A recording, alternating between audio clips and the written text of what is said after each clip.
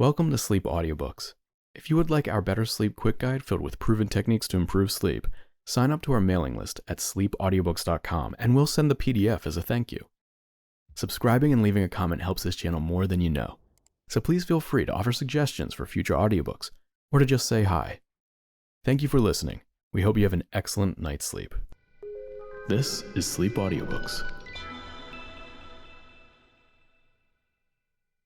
Around the Campfire by Charles Roberts. Recording by David Wales. Chapter 1.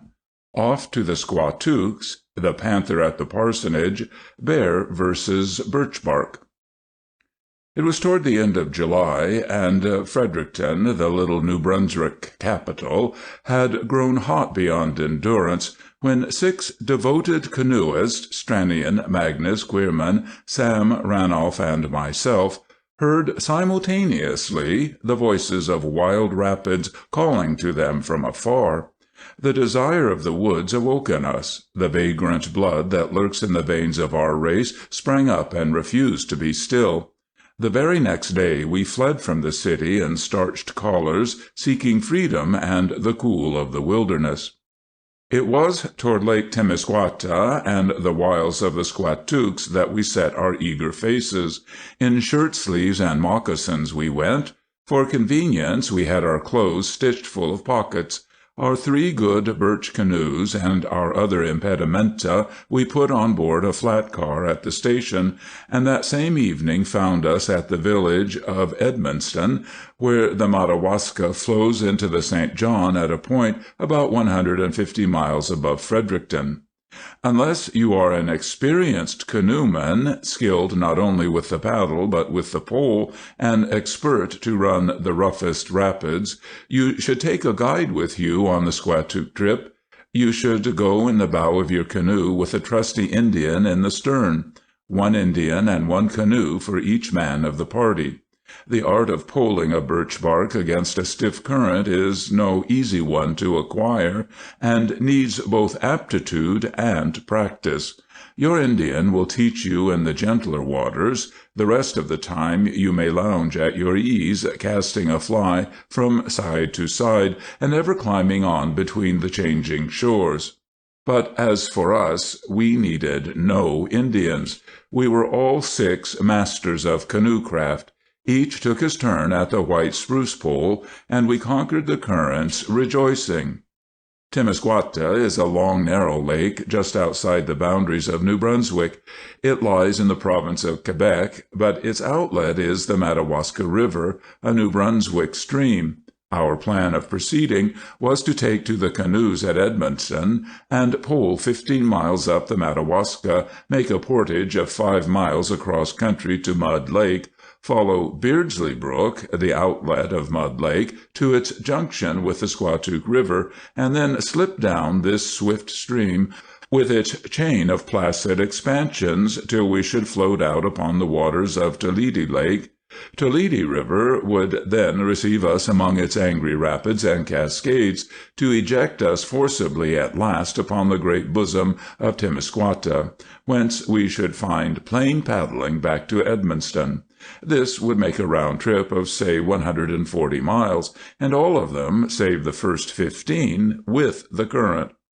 At Edmundston that evening we pitched our tent beside the stream, and next morning, though it was raw and threatening, we made an early start. In 1 canoe went Stranion and Queerman, in the second Sam and Ranulph, in the third Magnus and myself.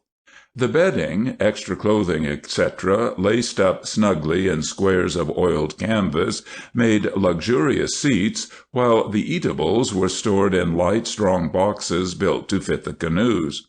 The first day out is usually uneventful, and this was no exception. When adventures are looked for, they pretty certainly fail to arrive. We reached the portage with an hour of daylight to spare, and there found an old log cabin, which saved us the necessity of pitching our tent. It was dry, well ventilated, abundantly uncivilized. What a supper Stranion cooked for us! And then what a swarm of mosquitoes and midges flocked in to bid us welcome. We hedged ourselves about with a cordon of slow fires of cedar bark, the smoke of which proved most distasteful to them, and almost equally so to us. And then, with a clear blaze crackling before the open door, and our blankets spread on armfuls of spruce boughs, we disposed ourselves luxuriously for pipes and yarns. Queerman drew a long blissful whiff through his corncob, blew a succession of rings, and murmured like a great bumblebee, "The world is vagabondia to him who is a vagabond." "Well, who'll tell us the first yarn?" inquired Sam, as his pipe drew freely. "Stranion begins," said Magnus quietly. Magnus was a man of few words, but when he opened his mouth, what he said went. He was apt to do more and say less than anyone else in the party. "Well, boys," said Stranion, "if Magnus says so, here goes. What shall I talk about?" "Who ever heard of Stranion talking about anything but panthers?" jeered Ranulph. "Well," assented Stranion, "there's something in what you say. The other night I was thinking over the various adventures which have befallen me in my devotion to birch and paddle. It surprises me to find what a lot of scrapes I've got into with the panthers. The brutes seem to fairly haunt me. Of course, fellows who go every year into the Squatook woods are bound to have adventures, more or less. You get cornered, maybe, by an old bull moose, or have a close shave with some excited bear, or strike an unusually ugly lynx, or get spilled out of the canoe when you're trying to run to Leedy Falls. But in my case it is a panther every time. Whenever I go into the woods, there is sure to be one of these creatures sneaking around. I declare it makes me quite uneasy to think of it, though I've always got the best of them so far. I'll bet you a trout there are one or two spotting me now from those black thickets on the mountain, and one of these days, if I don't look sharp, they'll be getting even with me for all the members of their family that I have cut off in their sins."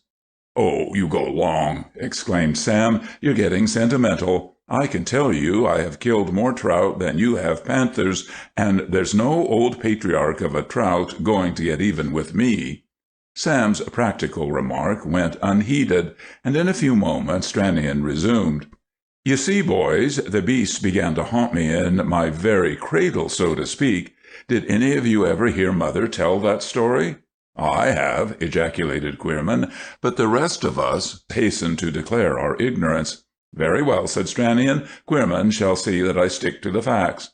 "Oh, boys, I've a heavy contract on hand, then," cried Queerman, but Stranion blandly ignored him and continued, "I'll call this tale The Panther at the Parsonage.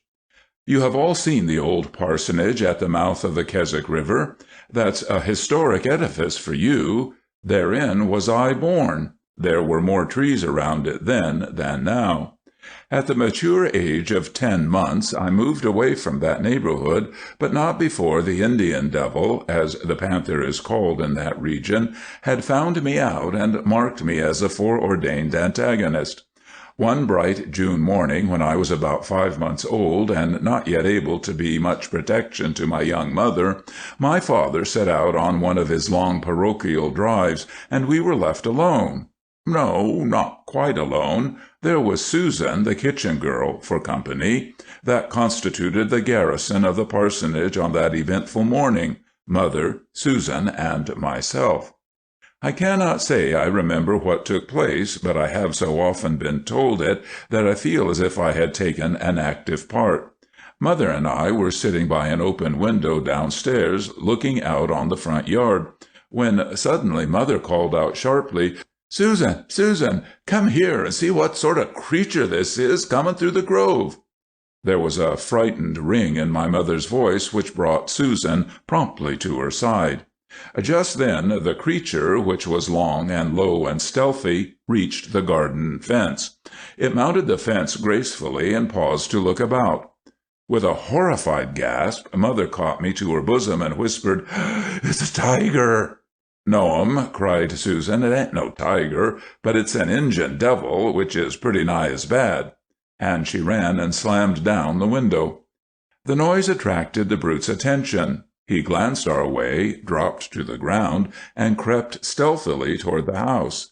"The attic!" cried Mother wildly. "All the windows downstairs are wide open." I need hardly assure you, boys, it didn't take those two women and me very long to get upstairs. As we reached the top, we heard a crash in the parlor, and Mother nearly squeezed me to death in her terror for me. But Susan exclaimed almost gleefully, "I declare if he ain't got in the wrong winder, parlor door shut." By this time we were on the attic stairs, and the door at the foot of the stairs, a solid old-fashioned country door, was safely bolted behind us. That door was the only means of access to the attic, and on the head of the stairs we all sat down to take breath. Then in Mother the anxious housewife began to reappear. "What has that horrid brute broke in the parlor, Susan?" she queried. "Oh, must have been them dishes on the little table by the winder, ma'am," responded the girl. And then we heard a clatter again as the beast, in springing out of the window, knocked the fragments of pottery aside. In a few moments he found another entrance. The soft pat-pat of his great furry feet could be heard on the lower stairs. He was evidently hungry and much puzzled at our sudden disappearance. We could hear him sniffing around in and out of the bedrooms, and at last that soft, persistent tread found its way to the attic door. How he did sniff about the bottom of that door till the blood of his prisoners ran cold with horror. Then he began to scratch, which was more than they could stand. Terror lent them invention, and Mother put me into a basket of old clothes while she helped Susan drag a heavy bedstead to the head of the stairs. This bedstead effectually blocked the narrow stairway, and when they had piled a chest of drawers on top of it, they once more felt secure. All this trouble was unneeded, however, as that door, opening outward, was an insurmountable barrier to the panther. In a few minutes he stole away restlessly. Then we heard some flower-pots, which stood on the window ledge of the front bedroom, go crash on the steps below. The Indian devil was getting out of the window. Now, the attic in which we had taken refuge was lighted by two windows, a small one in the gable looking out upon the barnyard, and the other, a very small skylight, reached by a sort of fixed step-ladder from the attic floor. As soon as Mother heard the animal's claws on the side of the house, she thought of the skylight and cried to Susan to shut it. The skylight had an outer shutter of wood, which was closed in winter-time to keep the heavy snowfall from breaking the glass. This shutter was now thrown back upon the roof, and the inner sash was raised a few inches for the sake of ventilation. Susan fairly flew up the ladder and pulled out the little stick that supported the sash. She had barely got the hook slipped into the staple when the panther's round head and big, light eyes appeared within a foot of her face. She gave a startled shriek and fell down the ladder. At this juncture the two women gave themselves up for lost, and Mother, seizing an old curtain pole which lay among the attic lumber, prepared to sell my infant life at a pretty high figure. All escape from the attic was blocked by the articles they had so carefully wedged into the stairway. This it would take them some time to clear. They never imagined that so fierce a brute as the panther could be stopped by an ordinary sash and glass, however strong. But the Indian devil is wary, and this one was suspicious of the glass. When, on attempting to put his head down through the skylight, he met with an obstacle where he did not see any, he thought he detected a trap. He sniffed all over each pane, stopping every moment to eye us angrily. Then he scratched, but very gingerly, at the sash, and only tore away some splinters. The sash was stout and new. At last he thrust his muzzle over roughly against the pane, and his nose went through the glass. Susan sank in a heap, while Mother, with deadly purpose, grasped her curtain pole, expecting instant attack. It was not to be so, however, for which the world is much to be congratulated. The panther cut his nose pretty severely on the broken glass, and shrank back, snarling viciously. He was more than ever convinced that the skylight was a trap, and would not trust his muzzle again in the opening. Observing the beast's caution, Mother plucked up new hope. She remembered having read that lions and tigers were afraid of fire, and forthwith she hit on a truly brilliant expedient. "Get up, Susan," she commanded, "and be of some use. Go and light that lamp on your washstand, and bring it to me." Susan obeyed with alacrity, cheered by the thought that there was anything left to do. When the lamp was brought, Mother laid the chimney aside and turned up the wick so as to give a flaring, smoky blaze. Then she handed the lamp back to Susan. "Take it," she said, "and set it on the top of the ladder right under the broken pane." This was too much for poor Susan. "Oh, I dasn't, never," she whimpered, backing hastily out of her mistress's reach. Mother regarded her with withering scorn, then turned and looked at me, where I lay close behind her in a basket of old clothes. Assuring herself that the panther could not get me in her absence, she seized the lamp and marched up the ladder with it. The panther growled most menacingly, and thrust his face down to the opening, but as the smoke and flame came under his nose, he snarled and drew back. On the very topmost step did Mother deposit the lamp, where it blazed right up through the broken pane. As she turned down the ladder, the panther's claws were heard above the shingles, beating a reluctant retreat. In a moment or two he was heard on the shed, and then Mother opened the skylight, reached out, and clapped down the wooden shutter. Susan's courage revived.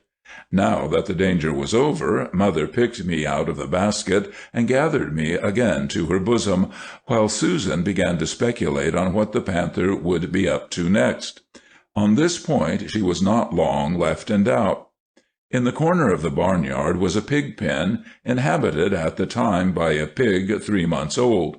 Presently the poor little pig set up a terrific squealing, and Mother and Susan rushed to the gable window.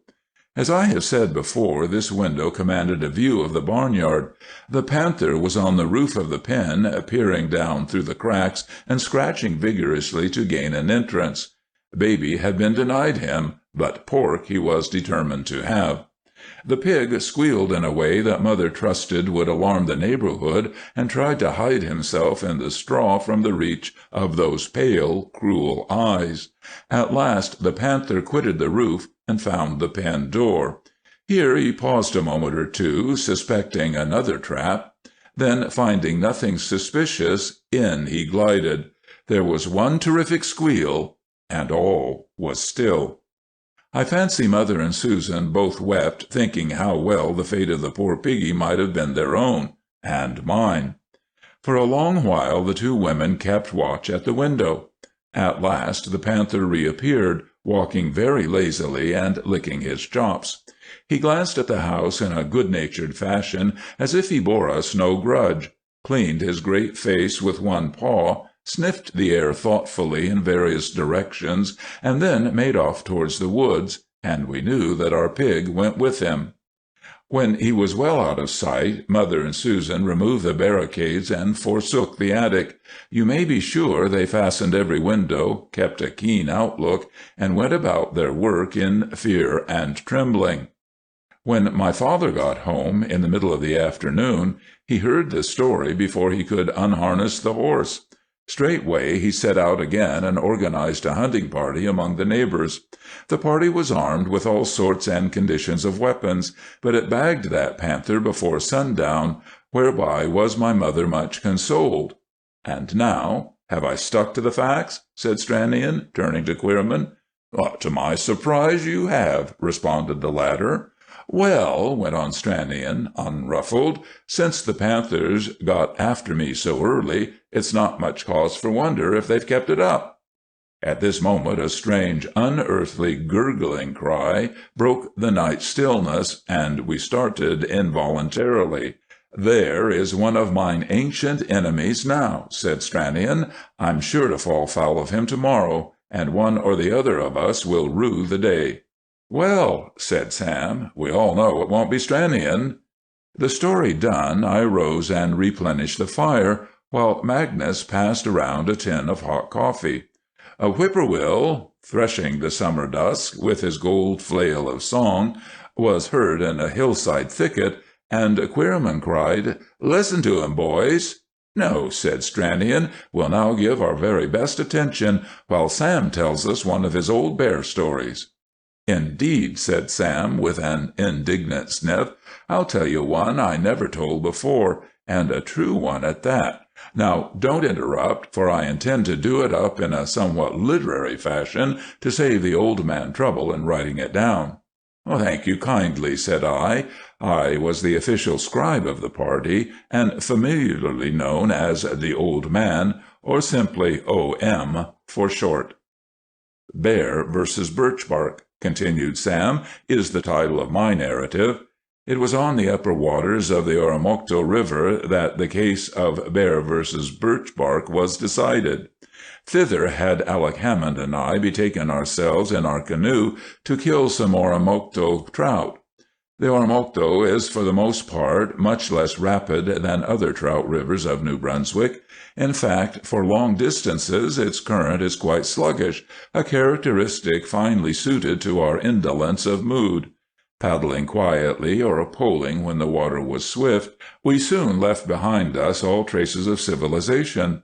Instead of beautiful open meadow shores shaded with here and there a mighty elm or ash, we entered the ruggedest part of the original wilderness, where the soil was too barren and stony to tempt even a squatter, and where the banks were clothed with dark hemlocks to the water's edge. Sometimes these somber woods gave back a space, and a wild confusion of many kinds of trees took their place. Pines, ash, birch, basswood, larch, and beech, mixed with fallen trunks and staring white boulders. Sometimes, again, in the midst of the most impenetrable forest, a delightful little patch of interval or dry waterside meadow would open up before us, inviting us to pitch our tent amid its deep, soft grasses.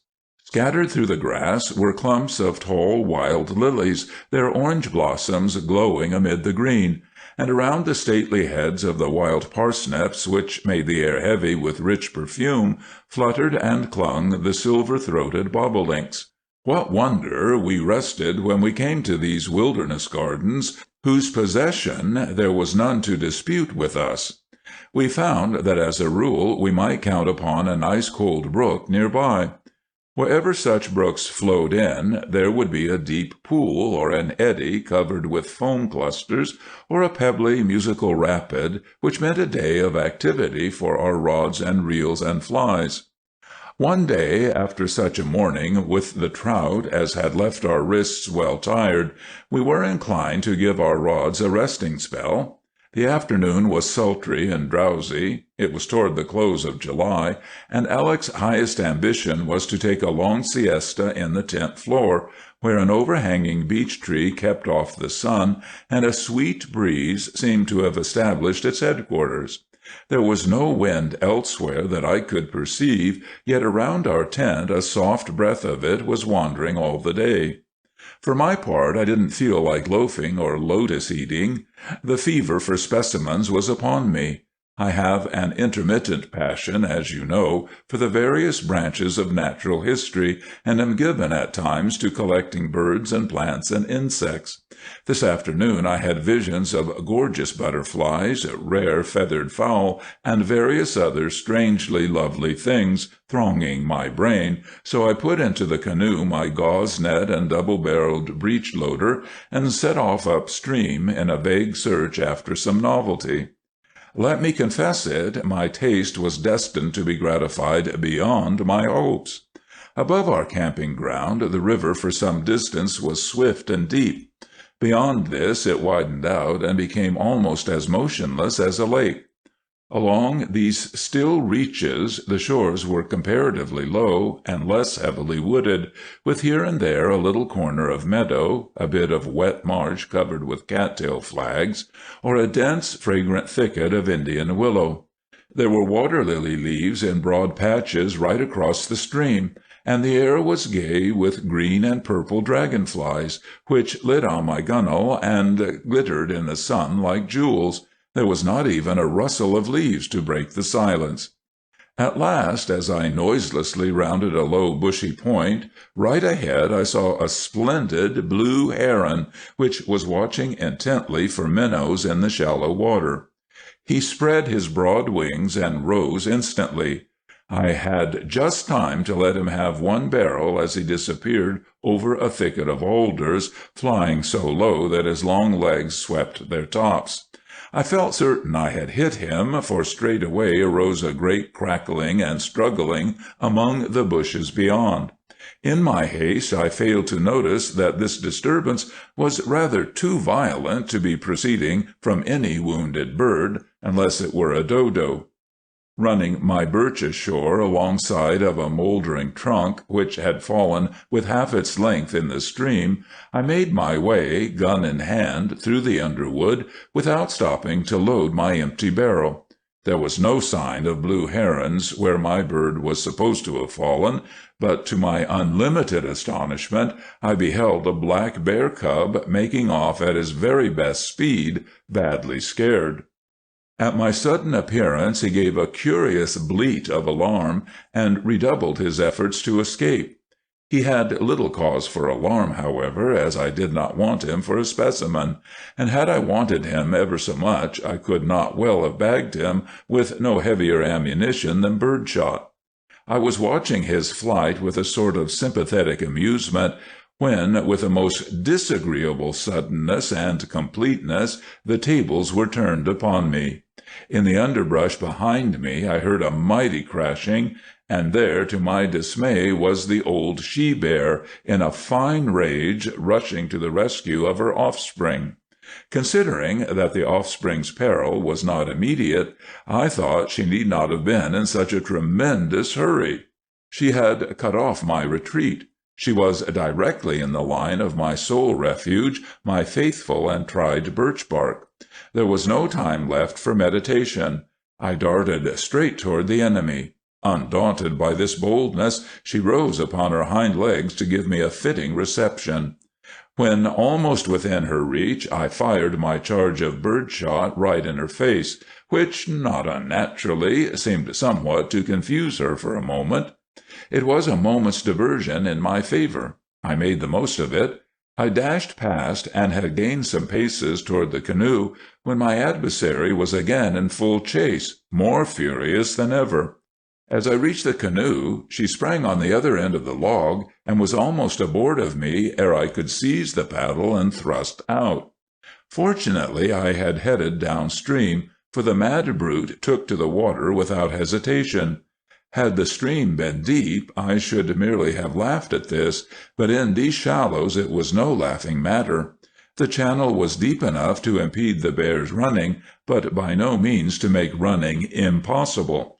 I felt that the question of speed between us was now a painfully doubtful one. My back bent to the paddle, the broad blade flashed through the water with all the force and swiftness I was master of. Close behind, though I could not spare time to look back, I could hear the animal plunging in pursuit, and I was drenched with the spray of her splashings. I was a skillful canoeist. I have won many races, but never was another canoe race I was so bent upon winning as this one. At last, snatching a glance over my shoulder, I saw that I had gained, though but slightly. It was well I had, for the tremendous pace was one which I could keep up no longer. I knew the deep water was still far ahead, and I knew, too, the obstinacy and tireless strength of my pursuer. There was, therefore, a grave uncertainty in my mind as to whether I could succeed in holding the lead much longer. I slackened a little, saving my strength all I could, but the bear at once made up her lost ground, and my breathing space was brief. At a little short of my best, but still at a killing pace enough, I found I could keep out of reach. But if a shoal should come in the way, or a sunken log, or any like obstruction, the game was up. With this chance in view, I had little leisure for watching my pursuer's progress. I could hear, however, and feel quite too much of it. After what seemed an age of this desperate racing, we came to a part of the stream where I expected a change in my favor. For a quarter of a mile I would have a fair current in a narrower and deeper channel. Here I gained ground at once. I relaxed my efforts a good deal, gave my aching arms a moment's rest, and watched the angry bear wallowing clumsily after me, able now neither to run nor swim. This ended the matter, I fondly imagined, and I drew a long sigh of relief. But I was far yet from being out of the wood. I had begun to hullo too soon. When the bear saw that I was about to escape, she took to the land, which just here was fairly open and unobstructed, and to my horror she came bounding after me along the water's edge, at a rate which I could not hope to rival. But in the pause I had recovered my breath and my strength. I shot onward, and my antagonist had a hard gallop before she overhauled me. I could mark now every bound of her great black form. The sharp, chattering laugh of a kingfisher startled me, and I noticed the bird fly off downstream, indignant. How I wished I might borrow his wings! Just then the bear, having got a little in advance of me, sprang for midstream, so sagaciously timing her effort that had I kept on she must inevitably have seized or upset me. But it was this I was on the watch for. In the nick of time I backed water with all my might, swerved aside, and darted past close behind her, so close that I could have clutched her shaggy hindquarters. I had no special reason for attempting this feat, however, so I sped on. And now began a second stretch of shoals. For the next half-mile it was much the same old story, save that I had gained a better start. There was one little variation, however, which came near making an end of the whole affair. In rounding a sharp turn I did just what I had been dreading, ran aground. It was only on the skirts of a sloping shoal, and I was off again before I had time to think, but the distance betwixt pursuer and pursued had grown painfully less in that moment. I could all but feel the animal's hot breath upon the back of my neck. The strain was terrible, but soon I began to take heart again. I thought to myself that surely I could hold out till clear of these last shallows, and after that I knew the shores were such as might be expected to baffle even this most indomitable of bears. When again we reached deep water, I was paddling a splendid stroke, and the bear, apparently as fresh and as wrathful as ever, was floundering along, perhaps 2 canoe lengths in the rear. By this time the camp was in sight, a good half-mile off. I saw Alec come lazily out of the tent, take a glance at the situation, and dart back again. Gun in hand he reappeared, and ran up the shore to meet us. Feeling that now I had matters pretty well in my own way, I waved him back, so he took his stand on the summit of a precipitous bluff, and awaited his chance for a shot. As soon as the bear found herself again compelled to swim, with a snort and a growl she turned shoreward to repeat her former maneuver. She took the opposite shore to that occupied by Alec. The banks were steep and crumbly, clothed along top with bushes and fallen trees and rocks, and a tangle of wild vines. Yet the unwearied brute managed to overcome these difficulties by her stupendous strength, and actually outstripped me once more. It was all she could accomplish, however, and just as she sprang for the canoe, the edge of the bank gave way beneath her weight, and in an avalanche of stones and loose earth she rolled head over heels into the river. I was far away before she could recover herself. I saw she was utterly disgusted with the whole thing. She clambered ashore, and on the top of the bank stood stupidly gazing after me. Then I laughed and laughed till my overstrained sides were near bursting. I could hear peals of mirth from Alec at his post on the bluff, and was calmed at last by a fear lest his convulsions might do him some injury. Reaching the landing place, I only waited to pull the canoe's nose up onto the grass, then threw myself down, quite exhausted. A moment later, the bear gave herself a mighty shaking, and, accepting her defeat, moved sullenly back upstream. As Sam concluded, Stranion rose and gravely shook him by the hand. "I congratulate you on winning your case," said he. "And now, being first night out, let's all turn in, or we'll be fagged tomorrow." It is hard to get to sleep the first night in camp, and I was awake for an hour after all the rest were snoring. I lay listening to the soft confusion of night sounds, till at last the liquid gabble of a shallow below the camp faded into an echo of cathedral bells, and while I was yet wondering at the change, I found the morning sun in my face, and saw Stranion holding out a tin of hot coffee. I sprang up and found myself the laggard of the crowd. "Come to breakfast," cried Stranion. "Lynch is here, and it's time we were over the portage." Tom Lynch was a lumberman whom we had engaged by letter to come with his team and drag and haul our canoes over to Mud Lake. His team was a yoke of half-wild brindle steers. The portage was 5 miles long, the way an unvarying succession of ruts, mud holes, and stumps, and Mr. Lynch's vocabulary, like his temper, was exceedingly vivacious. Yet the journey was accomplished by the middle of the afternoon, and with no bones broken. The flies and mosquitoes were swarming, but we inflicted upon them a crushing defeat by the potent aid of a slitheroo. This magic fluid consists of Stockholm tar and tallow spiced with pennyroyal and boiled to about the consistency of treacle. It will almost keep a grizzly at bay. By 3:30 in the afternoon we were launched upon the unenchanting bosom of Mud Lake, a pond perhaps 3 miles in circumference, weedy and swarming with leeches. It hardly exceeds 2 feet in apparent depth, but its bottom is a fathomless slime, stirred up vilely at every dip of the paddle. Its low, marshy shores, fringed here and there with dead bushes and tall, charred trunks, afforded us but one little bit of beauty, the green and living corner where Beardsley's Brook flows out. At this season the brook was very shallow, so that we had often to wade beside the canoes and ease them over the shallows.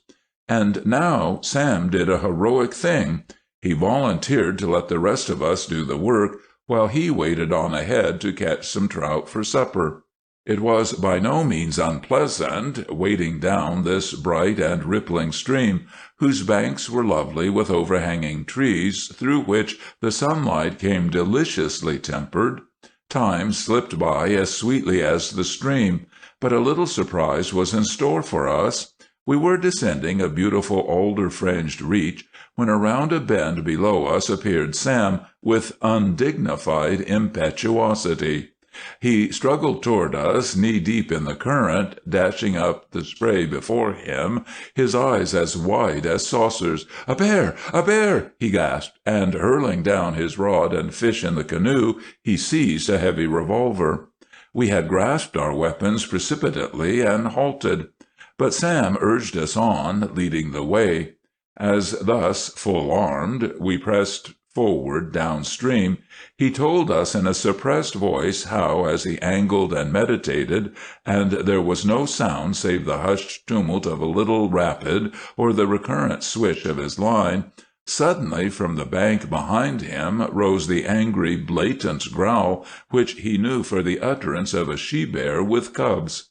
At this he had felt indignant and startled, and with a terrific yell had hurled a stone into the bushes as a hint that he was a bad man and not to be trifled with.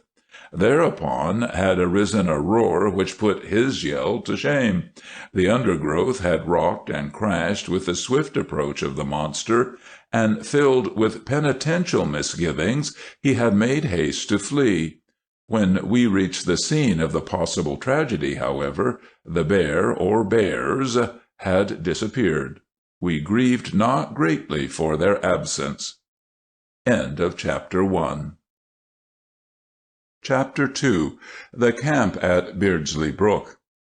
By this time, the stream, having taken in 2 or 3 small tributaries, had grown deep enough to float us in comfort. A little before dusk we reached a spot where some previous party had encamped and had left behind a goodly store of elastic hemlock boughs for bedding. We took the hint and pitched tent. Sam's trout were a dainty item on our bill of fare that night.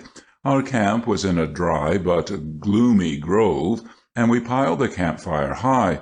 When the pipes were all well going, I remarked, "It's time Magnus gave us a story now." "Hear, hear," cried everyone but Magnus. "One of your own adventures, Magnus," urged Queerman. "Be content to be your own hero for once." "I'll tell you a story my uncle told me," said Magnus with a quiet smile, and the O.M. can enter it in his notebook as a tiger's plaything. My uncle, Colonel Jack Anderson, a retired officer of the English Army, was a reticent man. He had never explained to me the cause of a certain long red scar which, starting from the grizzled locks behind his ear, ran diagonally down his ruddy neck and was lost beneath his ever immaculate shirt collar. But one night an accidental circumstance led him to tell the story. We were sitting cozily over his study fire when his cat came stalking in with sanguinary elation, holding a mouse in her mouth. She stood growling beside my chair till I applauded her and patted her for her prowess. Then she withdrew to the middle of the room and began to play with her half-dazed victim till Colonel Jack got up and gently put her outside in order to conclude the exhibition. On his return my uncle surprised me by remarking that he could not look without a shudder upon a cat tormenting a mouse. As I knew that he had looked quite calmly on occasion into the cannon's mouth, I asked for an explanation. "Do you see this?" asked the colonel, touching the scar with his lean brown finger. I nodded attentively, whereupon he began his story. "In India once I went out on a hot, dusty plain near the Ganges with my rifle and one native servant to see what I could shoot. It was a dismal place. Here and there were clumps of tall grass and bamboos, with now and then a tamarisk tree. Parrots screamed in the trees, and the startled caw of some Indian crows made me pause and look around to see what had disturbed them. The crows almost at once settled down again into silence, and as I saw no sign of danger, I went on carelessly. I was alone, for I had sent back my servant to find my matchbox, which I had left at the place of my last halt. But I had no apprehensions, for I was near the post, and the district was one from which, as was supposed, the tigers had been cleared out some years before. Just as I was musing upon this fact, with a tinge of regret because I had come too late to have a hand in the clearance, I was crushed to the ground by a huge mass which seemed to have been hurled upon me from behind. My head felt as if it had been dashed with icy or scalding water, and then everything turned black. If I was stunned by the shock, it was only for an instant. When I opened my eyes, I was lying with my face in the sand. Not knowing where I was or what had happened, I started to rise, when instantly a huge paw turned me over on my back, and I saw the great yellow-green eyes of a tiger looking down upon me through their narrow black slits.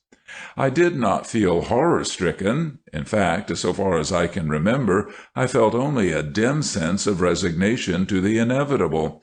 I also remember that I noticed with curious interest that the animal looked rather gratified than ferocious.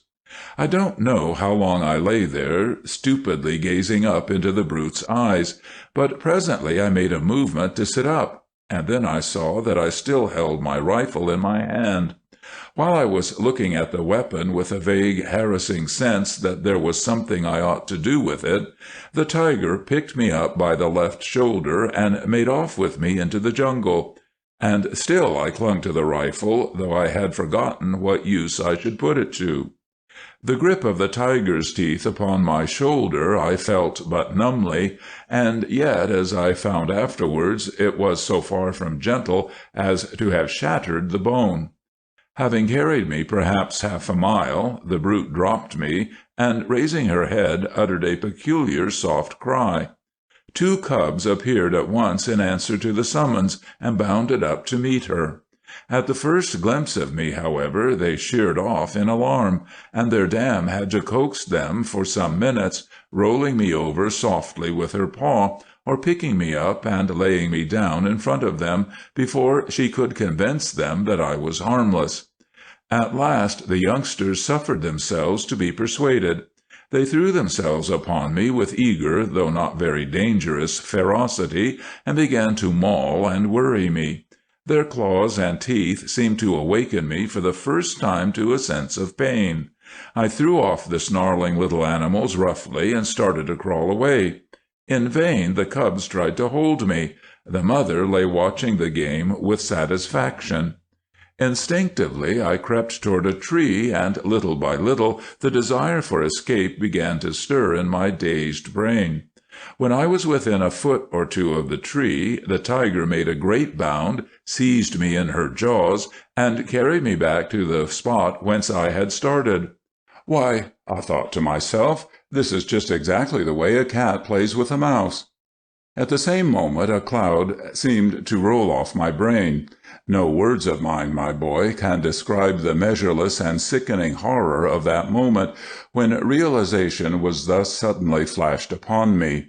At the shock my rifle slipped from my relaxing fingers, but I recovered it desperately, with a sensation as if I had been falling over a precipice. I knew now what I wanted to do with it. The suddenness of my gesture, however, appeared to warn the tiger that I had yet a little too much life in me. She growled and shook me roughly.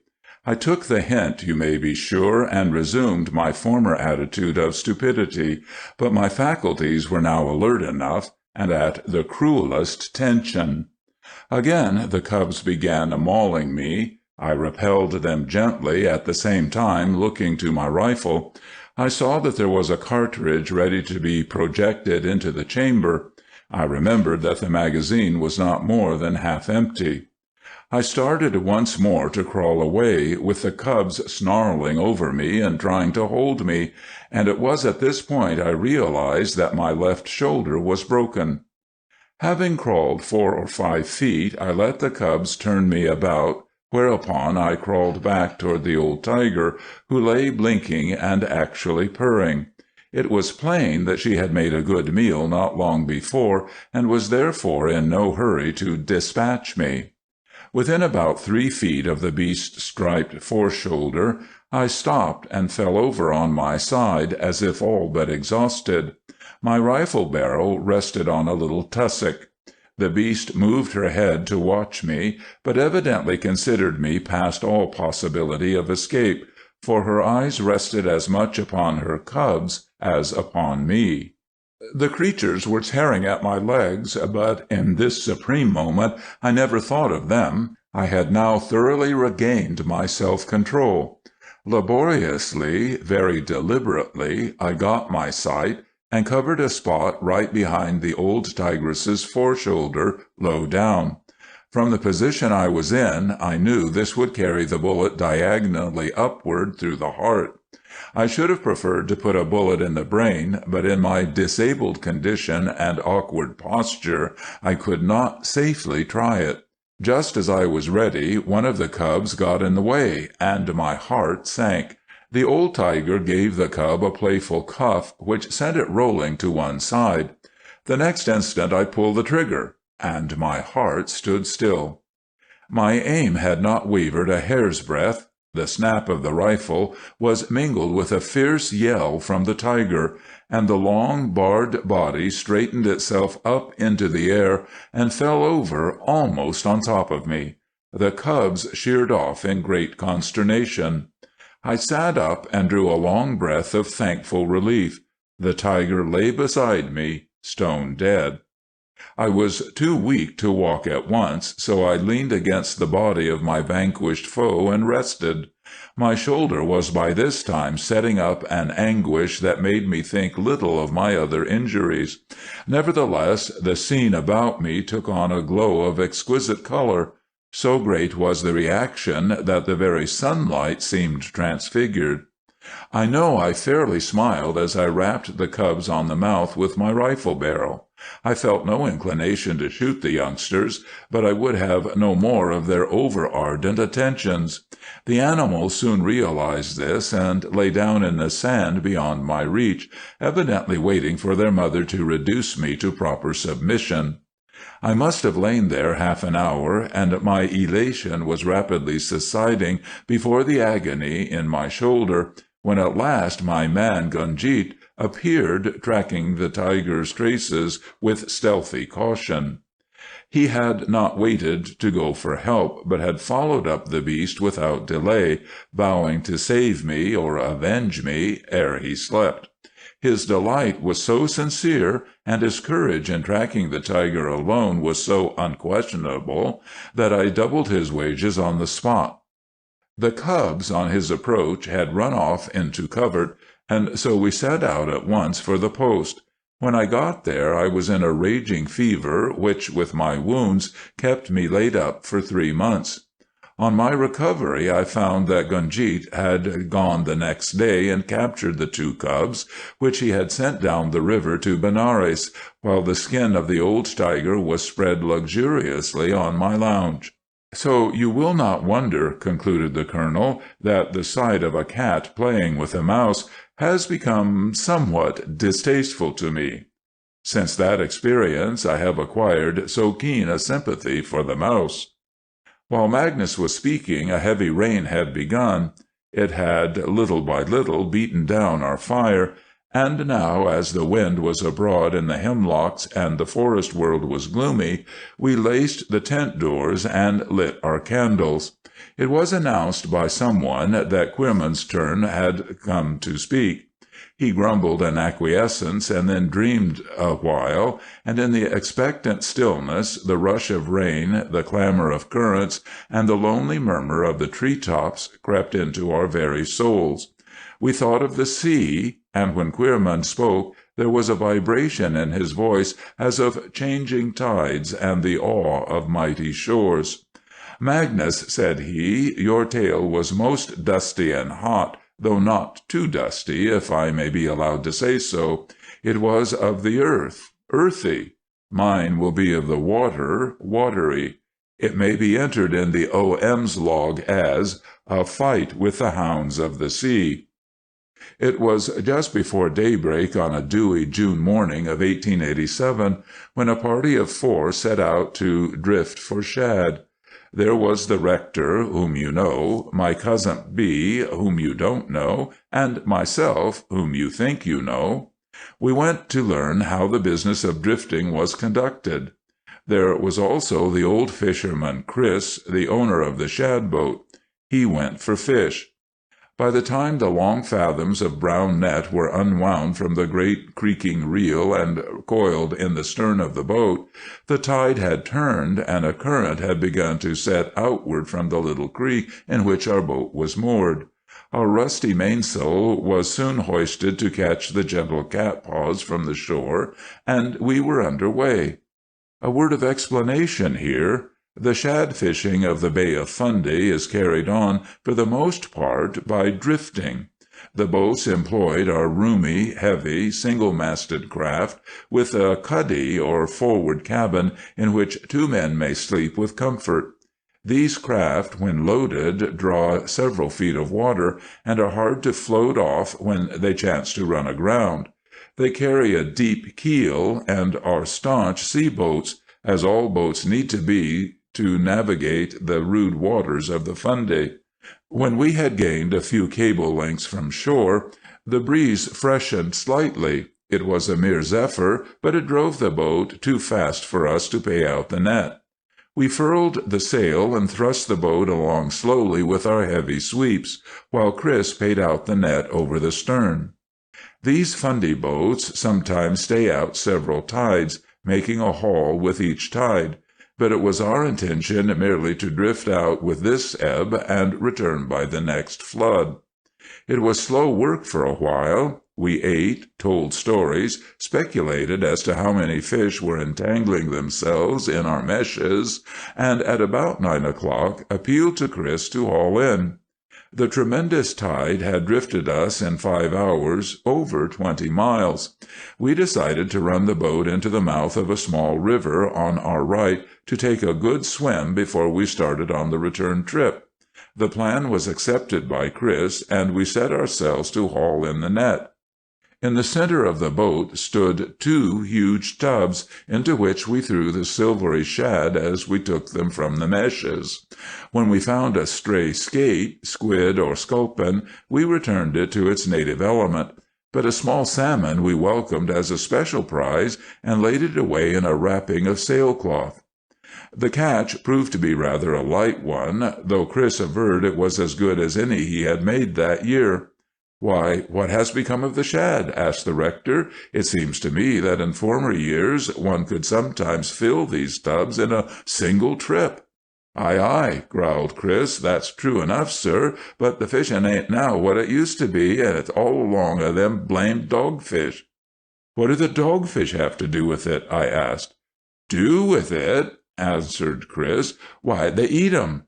They eat everything they can clap their eyes onto. They're thicker'n bees in these here waters the last year or 2 back." "They are a kind of small shark, I believe," put in the rector in a tone of inquiry.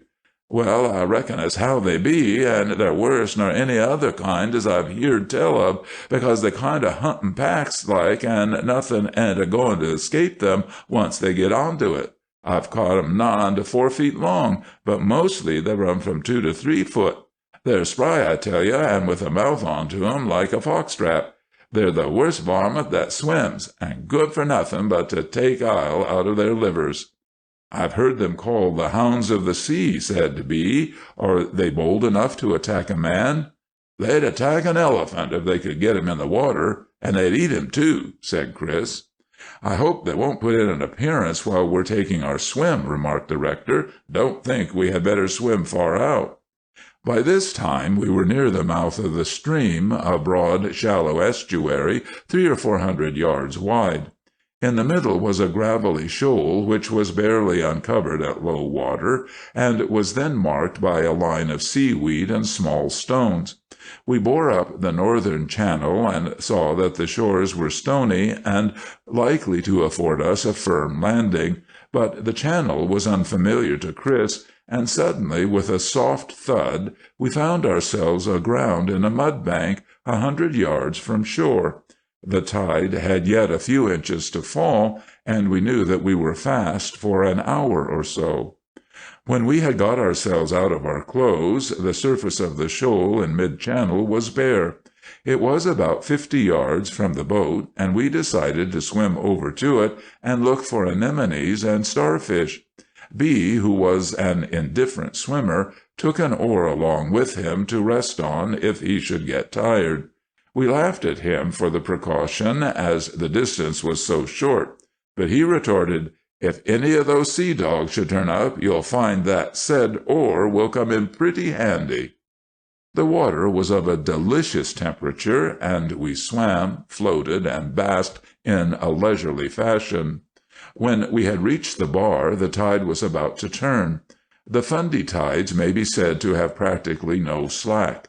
They have to travel so fast and so far that they waste no time in idleness. We hailed Chris, whom we had left in the boat, and told him the tide had turned. Chris rose from his lounging attitude in the stern and took a look at the water. The next moment he was on his feet, yelling, "All aboard! All aboard! Here's the dogfish a-comin'!" B and I took the water at once, but the rector stopped us. "Back!" he commanded. "They're upon us already, and our only chance is here in the shoal water till Chris can get the boat over to us." Even as he spoke, we noted some small black fins cutting the water between the boat and our shoal. We turned back with alacrity. The first thing Chris did was to empty both barrels of my fowling piece among the advancing fins. At once a great turmoil ensued, caused by the struggles of 2 or 3 wounded dogfish. The next moment their struggles were brought to an end. Their companions tore them to pieces in a twinkling. The rector shouted to Chris to try to throw us the boat-hook. It was a long throw, but Chris's sinews rose to the emergency, and the boat-hook landed nearly at our feet. The boat-hook was followed by a broken gaff, which struck the sand at the farther side of the shoal. Meanwhile, between us and the boat, the water had become alive with dogfish. Our shoal sloped so abruptly that already they could swim up to within 2 or 3 feet of us. We knew that the tide would soon bring them upon us, and we turned cold as we thought what our fate would be unless Chris could reach us in time. Then the battle began. B and I, with our awkward weapons, managed to stun a couple of our assailants. The rector's boat-hook did more deadly execution. It tore the throat out of the first fish it struck. At once the pack scented their comrade's blood, darted on the wounded fish, devoured it, and crowded after us for more.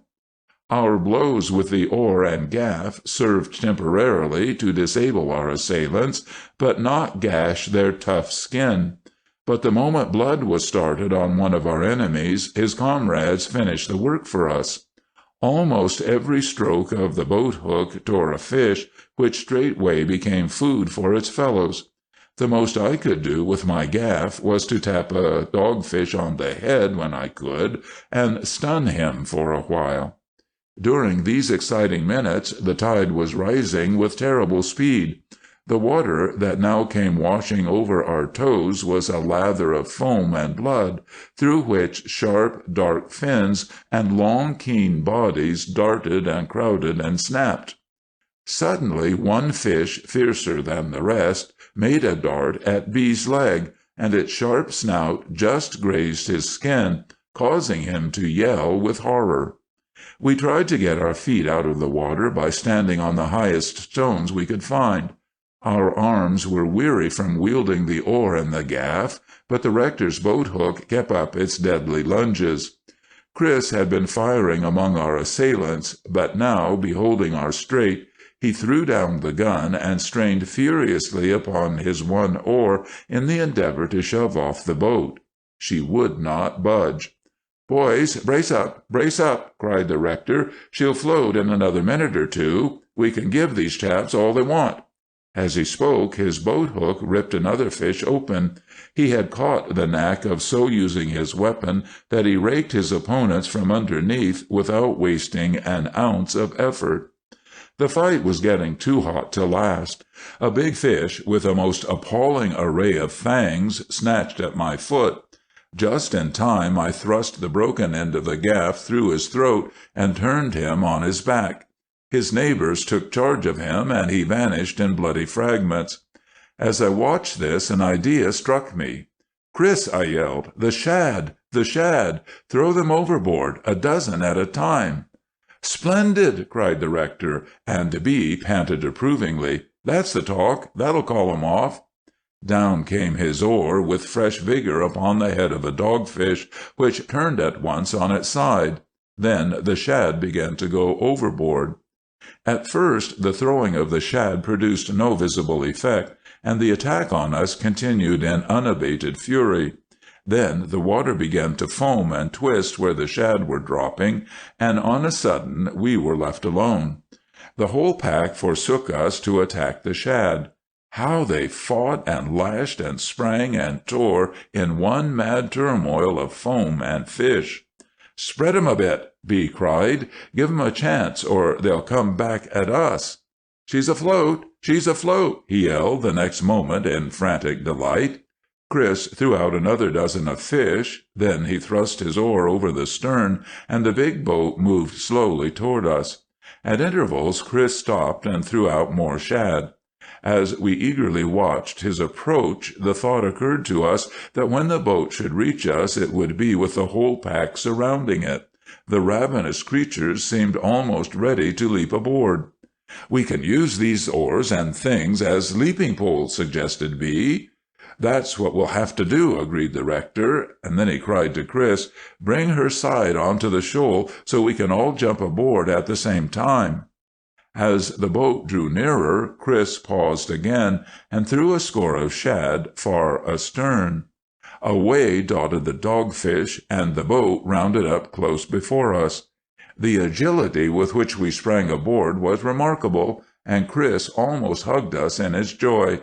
"Not another shad shall they get out of me," he declared triumphantly. "Well, I should rather think not," remarked the rector, "but they might as well have some more dogfish."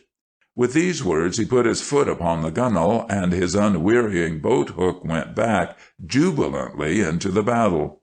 Rapidly loading and firing my shotgun, I picked off as many of our enemies as I comfortably could, and B, by lashing the boat's hatchet at the end of the gaff, made a weapon with which he played havoc among our foes. But the fray lasted not much longer. Innumerable as were yet the survivors, their hunger was becoming appeased, and their ferocity diminished. In a little while they sheered off to a safer distance. When we had time to think of our own condition, we found that our backs were painfully scorched by the blazing June sun. As with pain we struggled into our clothes, Chris trimmed our course toward home. "I reckon you know now about all you'll want to know about the ways of dogfish," he suggested. "They are certainly very bloodthirsty," said the rector, "but at the same time they are interesting. That they gave us a noble contest you can't deny." When Queerman relapsed into silence, Ranulph took up the parable without waiting to be called upon. "Queerman's story," said he, "reminds me of an adventure of my own which befell me at that same tide region which he has just been talking of. You know, I spent much of my illustrious boyhood about the Tantramar marshes, and overlooking the yellow headwaters of the Bay of Fundy. The name of my story is The Bull and the Leaping Pole, and the scene of it is within a mile of the spot whence Queerman and his crowd set out for shad. It will serve to show what agility I am capable of on a suitable occasion. The Bull and the Leaping Pole. Out on the Tantramar marshes, the wind, as usual, was racing with superfluous energy, bowing all one way the purple timothy tops, and rolling up long green waves of grass that shimmered like the sea under the steady afternoon sun. I reveled in the fresh and breezy loneliness, which nevertheless at times gave me a sort of thrill, as the bobolinks, stopping their song for a moment, left no sound in my ears save the confused swish of the wind. Men talk at times of the loneliness of the dark, but to my mind there is no more utter solitude than may be found in a broad, white glare of sunshine. Here on the marsh, 2 miles from the skirt of the uplands, perhaps half a mile from the nearest incurve of the dike, on a twisted, sweet-smelling bed of purple vetch, I lay pretending to read, and deliciously dreaming. My bed of vetch sloped gently towards the sun, being on the bank of a little winding creek which idled through the long grasses on its way to the Tantramar. Once a tidal stream, the creek had been brought into subjection by what the country people call a bateau, built across its mouth to shut out the tides, and now it was little more than a rivulet at the bottom of the deep gash which it had cut for itself through the flats in its days of freedom. From my resting place I could see in the distance a marsh hawk noiselessly skimming the tops of the grass, peering for field mice, or a white gull wandering aimlessly in from the sea. Beyond the dike rose the gaunt skeletons of 3 or 4 empty net reels, and a little way off towards the uplands stood an old barn used for storing hay. Beside me, among the vetch blossoms, hummed about by the great bumblebees and flickered over by white and yellow butterflies, lay my faithful leaping pole, a straight young spruce trimmed and peeled, light and white and tough. Some years before, fired by reading in Hereward of the feats of Wulfric the Heron, I had bent myself to learn to leap with the pole, and had become no less skillful in the exercise than eagerly devoted thereto.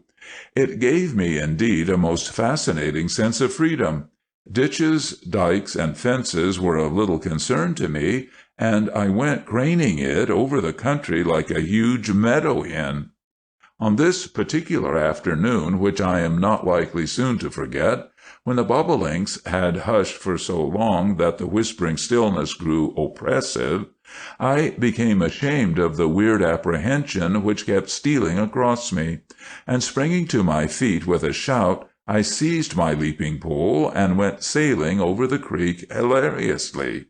It was a good leap, and I contemplated the distance with satisfaction, marred only by the fact that I had no spectators. Then I shouted again from full lungs, and turning instinctively for applause toward the far-off uplands, I became aware that I was not so much alone as I had fancied.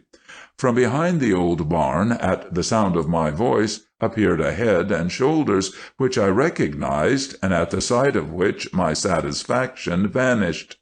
They belonged to Atkinson's bull, a notoriously dangerous brute, which only the week before had gored a man fatally, and which had thereupon been shut up and condemned to the knife. As was evident, he had broken out of his pen, and, wandering hither to the marshes, had been luxuriating in such plenty of clover as well might have rendered him mild-mannered.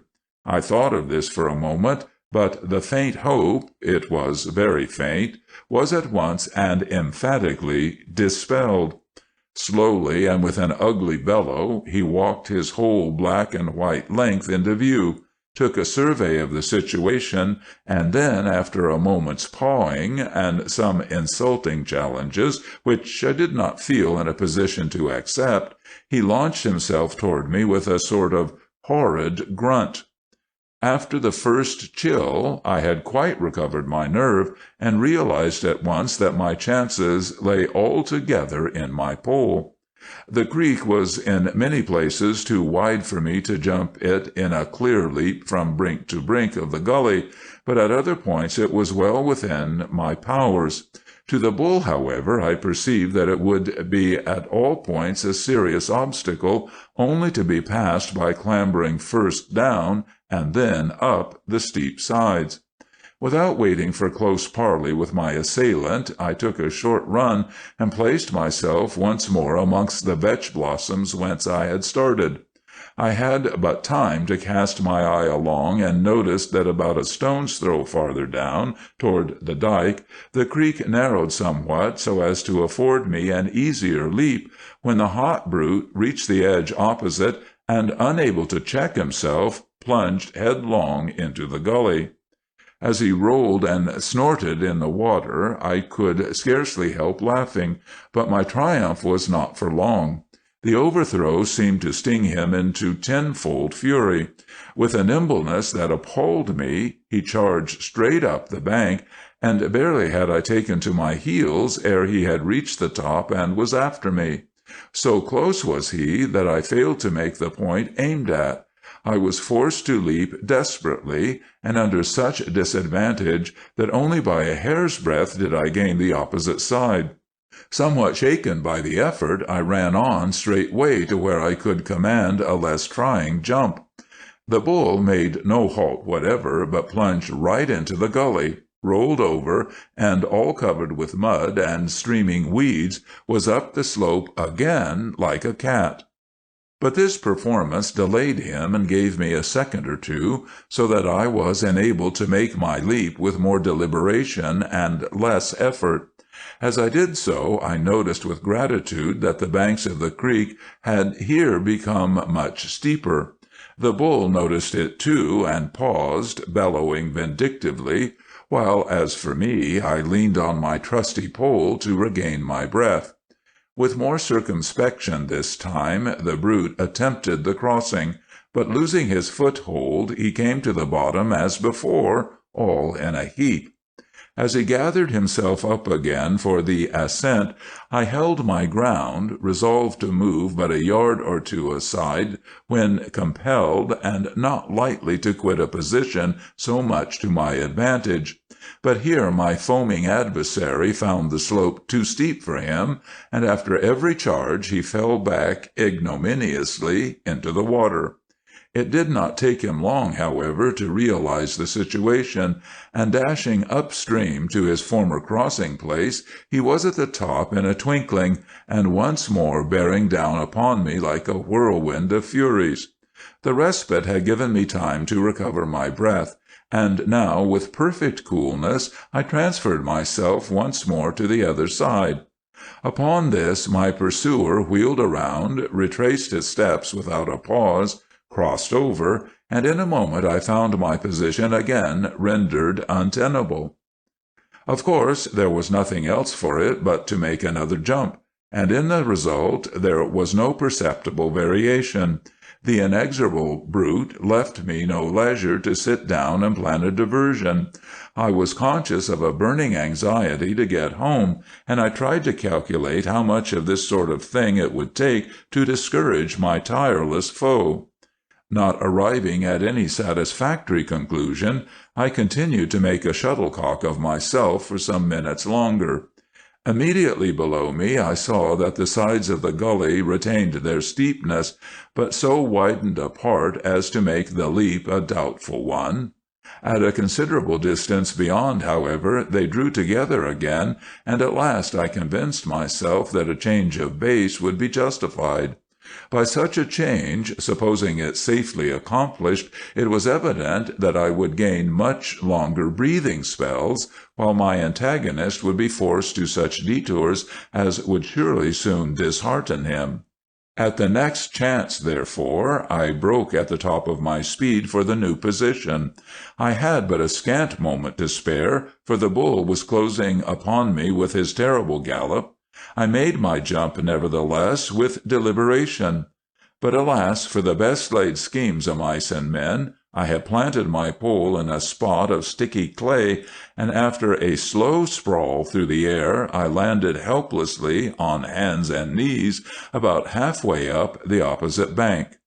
Seeing my mishap, the bull forgot his late-learned caution, and, charging headlong, brought up not a couple of yards below me. Without waiting to pull my pole out of the mud, I scrambled desperately to the top. It was a sick moment for me as the brute recovered his footing and made up the steep so impetuously that he almost conquered it. But I threw myself flat on my face and reached for the pole, knowing well that without it the game was pretty well up for me.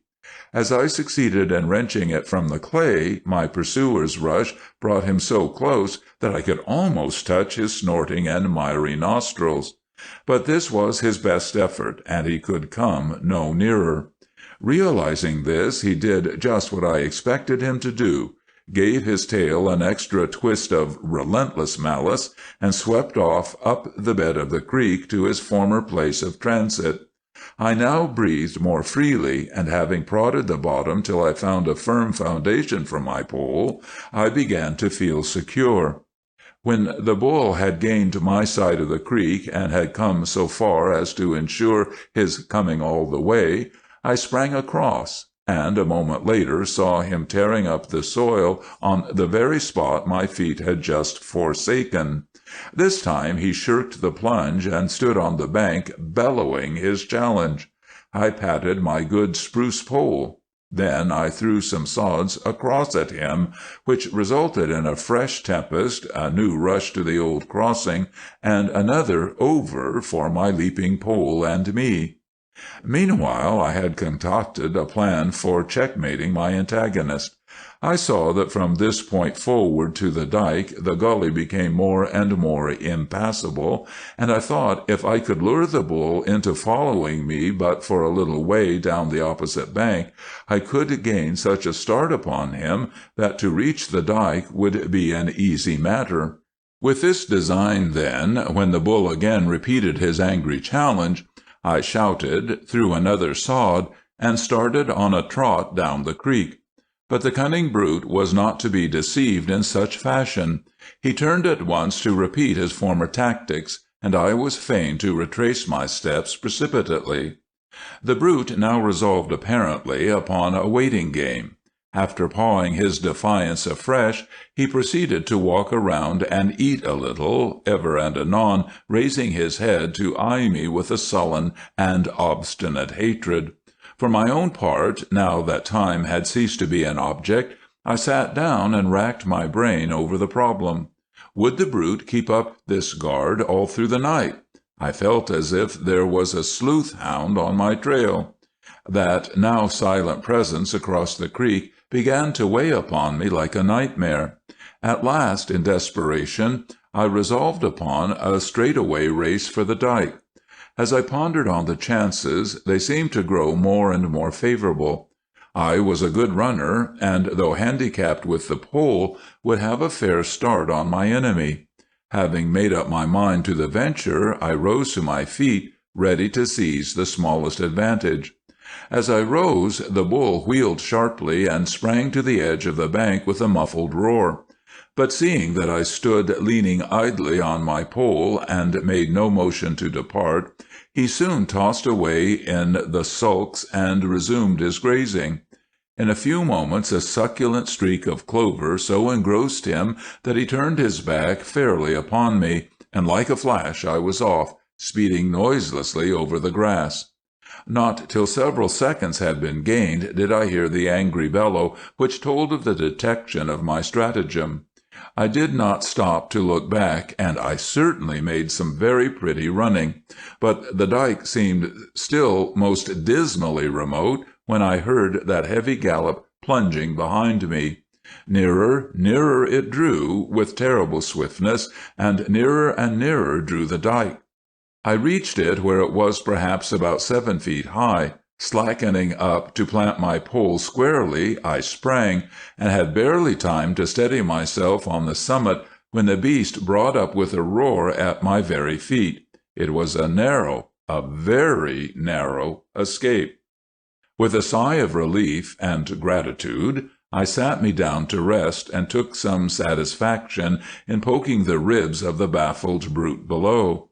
Then, lightly balancing my pole in one hand, I turned my face toward the Bito and made my way thoughtfully homeward. It was altogether too literally a hair's-breadth adventure. When Ranolf concluded, there was a general stir. Pipes were refilled, and a snack of biscuits, cheese, and liquids to taste was passed around. Then Stranion said, "It's your turn, O.M." "But it's bedtime," pleaded I, "and besides, as I have the writing to do, let others do the speaking." My arguments were received with a stony stare, so I made haste to begin. "Like Magnus," said I, "modesty forbids me to be my own hero. I'll tell you a story which I picked up last fall, when I was alleged to be pigeon shooting 20 miles above Fredericton. We will call the yarn, 'Saved by the Cattle.' I was talking to an old farmer whom I had chanced to come across, and who had passed me a cheery good day. After I had spoken of the crops and he had praised my new gun, I broached a subject of much interest to myself. "How do you account for the fact, if it is a fact," said I, slipping a cartridge into my right barrel, "that the caribou are getting yearly more numerous in the interior of New Brunswick, while other game seems to be disappearing? As for the wild pigeons, you may say they are all gone. Here I have been on the go since before sunrise, and that bird is the only sign of a pigeon I have so much as got a glimpse of." "Well," replied my companion, "as for the pigeons, I can't say how it is. In old times I've seen 'em so plenty round here you could knock 'em down with a stick. That is, if you were anyways handy with a stick. But they do say that caribou are increasing because the wolves had disappeared. You see, the wolves used to be the worst enemy of the caribou, because they could run 'em down nice and handy in winter, when the snow was deep and the crust so thin that the caribou were bound to break through it at every step. However, I don't believe there has been a wolf seen in this part of the country for 50 years, and it's only within the last 10 years or so that the caribou have got more plenty." We had seated ourselves, the old farmer and I, on a ragged snake fence that bounded a buckwheat field overlooking the river. The field was a new clearing, and the ripened buckwheat reared its brown heads among a host of blackened and distorted stumps. It was a crisp and delicious autumn morning, and the solitary pigeon that had rewarded my long tramp over the uplands was one that I had surprised at its breakfast in the buckwheat. Now, finding that my new acquaintance was likely to prove interesting, I dropped my gun gently into the fence corner, loosened my belt a couple of holes, and asked the farmer if he had himself ever seen any wolves in New Brunswick. "Not to say many," was the old man's reply, "but they say that troubles never come single, and so, what wolves I have seen, I saw them all in a heap, so to speak." As he spoke, the old man fixed his eyes on a hilltop across the river with a far-off look that seemed to promise a story. I settled into an attitude of encouraging attention and waited for him to go on. His hand stole deep into the pocket of his gray homespun trousers and brought to view a fig of blackjack, from which he gnawed a thoughtful bite. Instinctively he passed the tobacco to me, and on my declining it, which I did with grave politeness, he began the following story. When I was a little shaver, about 13 years old, I was living on a farm across the river some 10 miles up. It was a new farm which Father was cutting out of the woods, but it had a good big bit of interval, so we were able to keep a lot of stock. One afternoon, late in the fall, Father sent me down to the interval, which was a good 2 miles from the house, to bring the cattle home. They were pasturing on the aftermath, but the weather was getting bad, and the grass was about done, and Father thought the critters, as we called them, would be much better in the barn. My little 10-year-old brother went with me to help me drive them. That was the time I found out there were wolves in New Brunswick. The feed being scarce, the cattle were scattered badly, and it was supper time before we got them together. At the lower end of the interval, maybe 3 miles and a half from home. We didn't mind the lateness of the hour, however, though we were getting pretty hungry, for we knew the moon would be up right after sundown. The cattle, after a bit, appeared to catch on to the fact that they were going home to snug quarters and good feed, and then they drove easy and hung together. When we had gone about halfway up the interval, keeping along by the river, the moon got up and looked at us over the hills, very sharp and thin. "Ah," says Teddy to me in half a whisper, "don't she make the shadows black?" He hadn't got the words more than out of his mouth when we heard a long, queer, howling sound from away over the other side of the interval, and the little fellow grabbed me by the arm, with his eyes fairly popping out of his head.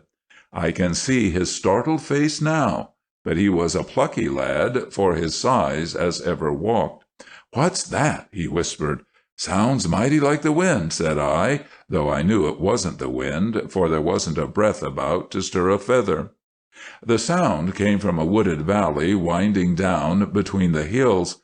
It was something like the wind, high and thin, but by and by getting loud and fierce and awful, as if a lot more voices were joining in. And I just tell you, my heart stopped beating for a minute. The cattle heard it, you'd better believe, and bunched together, kind of shivering. Then 2 or 3 young heifers started to bolt, but the old ones knew better and hooked them back into the crowd. Then it flashed over me all at once. You see, I was quite a reader, having plenty of time in the long winters. Says I to Teddy, with a kind of sob in my throat, "I guess it must be wolves." "I guess so," says Teddy, getting brave after his first start. And then, not a quarter of a mile away, we saw a little pack of gray brutes dart out of the woods into the moonlight.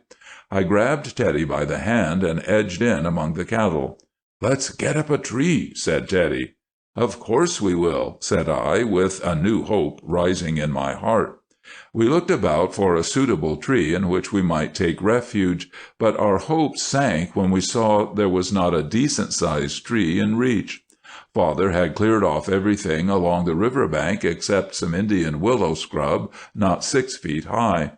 If the cattle now had scattered for home, I guess it would have been all up with Teddy and me, and Father and Mother would have been mighty lonesome on the farm. But what do you suppose the critters did?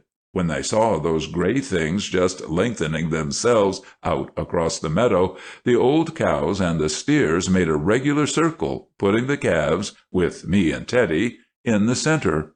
They backed in onto us pretty tight, and stood with their heads out and horns down, for all the world like a company of militia forming square to receive a charge of cavalry.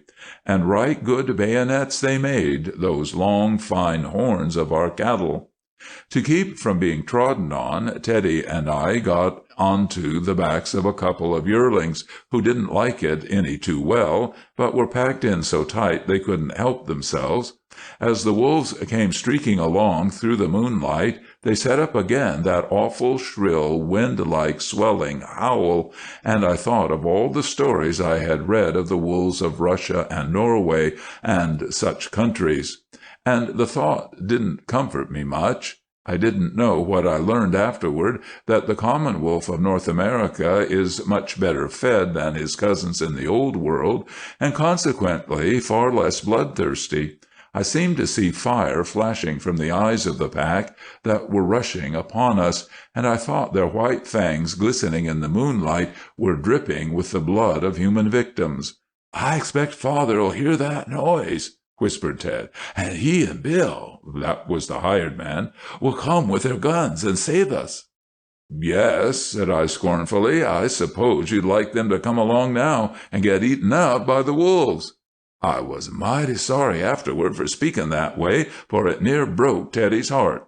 However, sobbing a bit, the little fellow urged in self-defense, "Why, there's only 5 wolves anyway, and Father and Bill could easily kill them." It was true, there were just 5 of the brutes, though my excited eyes had been seeing about 50, just such a pack as I had been used to reading about. However, these 5 seemed mighty hungry, and now they were right onto us. I guess they weren't used to cattle like ours. Father's old black and white bull was running the affair that night, and he stood facing the attack. The wolves never halted, but with their red tongues hanging out and their narrow jaws snapping like fox traps, they gave a queer, nasty gasp that it makes my blood run cold to think of, and sprang right onto the circle of horns. We heard the old bull mumble something away down in his throat, and he sort of heaved up his hindquarters and pitched forward without leaving the ranks. The next thing we saw, one of his long horns was through the belly of the leader wolf, and the animal was tossed up into the air, yelping like a kicked dog. He came down with a thud and lay snapping at the grass and kicking, while the other 4, who had been repulsed more or less roughly, drew back and eyed their fallen comrade with an air of disapproval. I expected to see them jump upon him and eat him at once, but they didn't, and I began to distrust the stories I had read about wolves. It appeared, however, that it was not from any sense of decency that they held back, but only that they wanted beef rather than wolf meat, as we found a little later. Presently one of the 4 slouched forward and sniffed at his dying comrade. The brute was still lively, however, and snapped his teeth viciously at the other's legs, who thereupon slouched back to the pack. After a moment of hesitation, the 4 stole silently in single file round and round the circle, turning their heads so as to glare at us all the time, and looking for a weak spot to attack. They must have gone round us 6 times, and then they sat down on their tails and stuck their noses into the air and howled for maybe 5 minutes steady. Teddy and I, who were now feeling sure our critters could lick any number of wolves, came to the conclusion the brutes thought they had too big a job on their hands and were signaling for more forces. "Let 'em come," exclaimed Teddy, but we were getting altogether too confident, as we soon found out. After howling for a while, the wolves stopped and listened. Then they howled again, and again they stopped and listened, but still no answer came. At this they got up and once more began prowling around the circle, and everywhere they went you could see the long horns of the cattle pointing in their direction. I can tell you, cattle know a thing or two more than they get credit for. Well, when the wolves came round to their comrade's body, they saw it was no longer kicking, and one of them took a bite out of it by way of an experiment. He didn't seem to care for Wolf, and turned away discontentedly. The idea struck Teddy as so funny that he laughed aloud. The laugh sounded out of place, and fairly frightened me. The cattle stirred uneasily, and as for Teddy, he wished he had held his tongue, for the wolf turned and fixed his eyes upon him, and drew nearer and nearer, till I thought he was going to spring over the cattle's heads and seize us. But in a moment I heard the old bull mumbling again in his throat, and the wolf sprang back just in time to keep from being gored. How I felt like hugging that bull! I cheered Teddy up and told him not to laugh or make a noise again. As the little fellow lifted his eyes, he looked over my shoulder, and instantly forgetting what I had been saying, shouted, "Here come Father and Bill!" I looked in the same direction and saw them, sure enough, riding furiously towards us, but the wolves didn't notice them and resumed their prowling. On the other side of the circle from our champion, the black and white bull, there stood a nervous young cow. And just at this time the wolf, who had got his eye on Teddy, seemed to detect this weak spot in the defense. Suddenly he dashed like lightning on the timid cow, who shrank aside wildly and opened a passage by which the wolf darted into the very center of the circle. The brute made straight for Teddy, whom I snatched from his perch and dragged over against the flank of the old bull. Instantly the herd was in confusion. The young cow had bounded into the open and was rushing wildly up the interval, and 3 of the wolves were at her flanks in a moment. The wolf who had marked Teddy for his prey leaped lightly over a calf or 2, and was almost upon us, when a red mooly cow, the mother of one of these calves, butted him so fiercely as to throw him several feet to one side.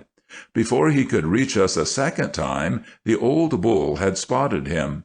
Wheeling in his tracks, as nimble as a squirrel, he knocked me and Teddy over like a couple of ninepins, and was on to the wolf in a flash. How he did mumble and grumble way down in his stomach! But he fixed the wolf. He pinned the brute down and smashed him with his forehead, and then amused himself tossing the body in the air. And just at this moment Father and Bill rode up and snatched us 2 youngsters onto their saddles. "Are you hurt?" questioned Father breathlessly, but he saw in a moment we were not, for we were flushed with pride at the triumph of our old bull. "And be they any more wolves, so's I can get a shot at 'em?" queried Bill. "Old Spot has fixed 2 of 'em," said I. "And there's the other 2 eatin' poor Whitey over there," exclaimed Teddy, pointing at a snarling knot of creatures 200 or 300 yards across the interval. Sure enough, they had dragged down poor Whitey, and were making a fine meal off her carcass. But Bill rode over and spoiled their fun. He shot 2 of them, while the other left like a gray streak. And that's the last I've seen of wolves in this part of the country. "That was a close shave," said I, "and the cattle showed great grit. I've heard of them adopting tactics like that." "Well," said the old farmer, getting down from the fence rail and picking up his tin can, "I must be moving. Good day to you." Before he had taken half a dozen steps, he turned round and remarked, "I s'pose now, if those had been Norway wolves or Russian wolves, the critters would have had no show." "Very little, I imagine," was my answer. Whether it was that my story had gone far toward putting everyone to sleep, I know not. The fact remains to be interpreted as one will, that no longer was there any objection raised when I proposed that we should turn in. That night, I think, no one of us lay awake over long. Before I dropped asleep, I heard 2 owls hooting hollowly to each other through the wet woods. The sound changed gradually to a clamor of wolves over their slain victim, and then to the drums and trumpets of an army on the march. And then I awoke to find it broad daylight, and Stranion beating a tin pan just over my head. End of Chapter 2.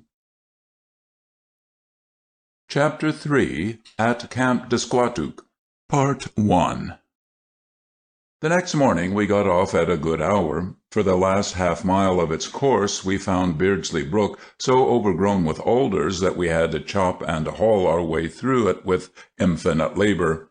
Here we wasted some time fishing for Sam's pipe, which had fallen overboard among the alders. The pipe was black, with crooked stem, plethoric in build, and so heavy that we all thought it would sink where it fell. As soon as the catastrophe occurred, we halted till the water, here about 2 feet deep, had become clear. Then, peering down among the alder stems, Ranulph spied the pipe on the sandy bottom, looking blurred and distorted through the writhing current. Long we grappled for it, poking at it with pole and paddle. We would cautiously raise it a little way towards the surface, but even as we began to triumph, it would wriggle off again, as if actually alive, and settle languidly back upon the sand. We all knew, without Ranulph's elaborate explanations, that its lifelike movement was due to its being so little heavier than the water it displaced, or to the uneven refraction of the light through the moving fluid, or to some other equally satisfactory and scientific cause. Finally, Sam, getting impatient, plunged an arm and shoulder and grasped the pipe victoriously. He came up empty-handed, and we beheld a huge tadpole, now thoroughly aroused, flaunting off downstream in high dudgeon. Ranulph remarked that the laws of refraction were to him obscure, and we continued our journey. The real pipe we overtook farther downstream, floating along jauntily as a cork. Once out upon the Squatook River our course was rapid, for the current was swift and the channel clear. There were some wild rapids, but we ran them victoriously.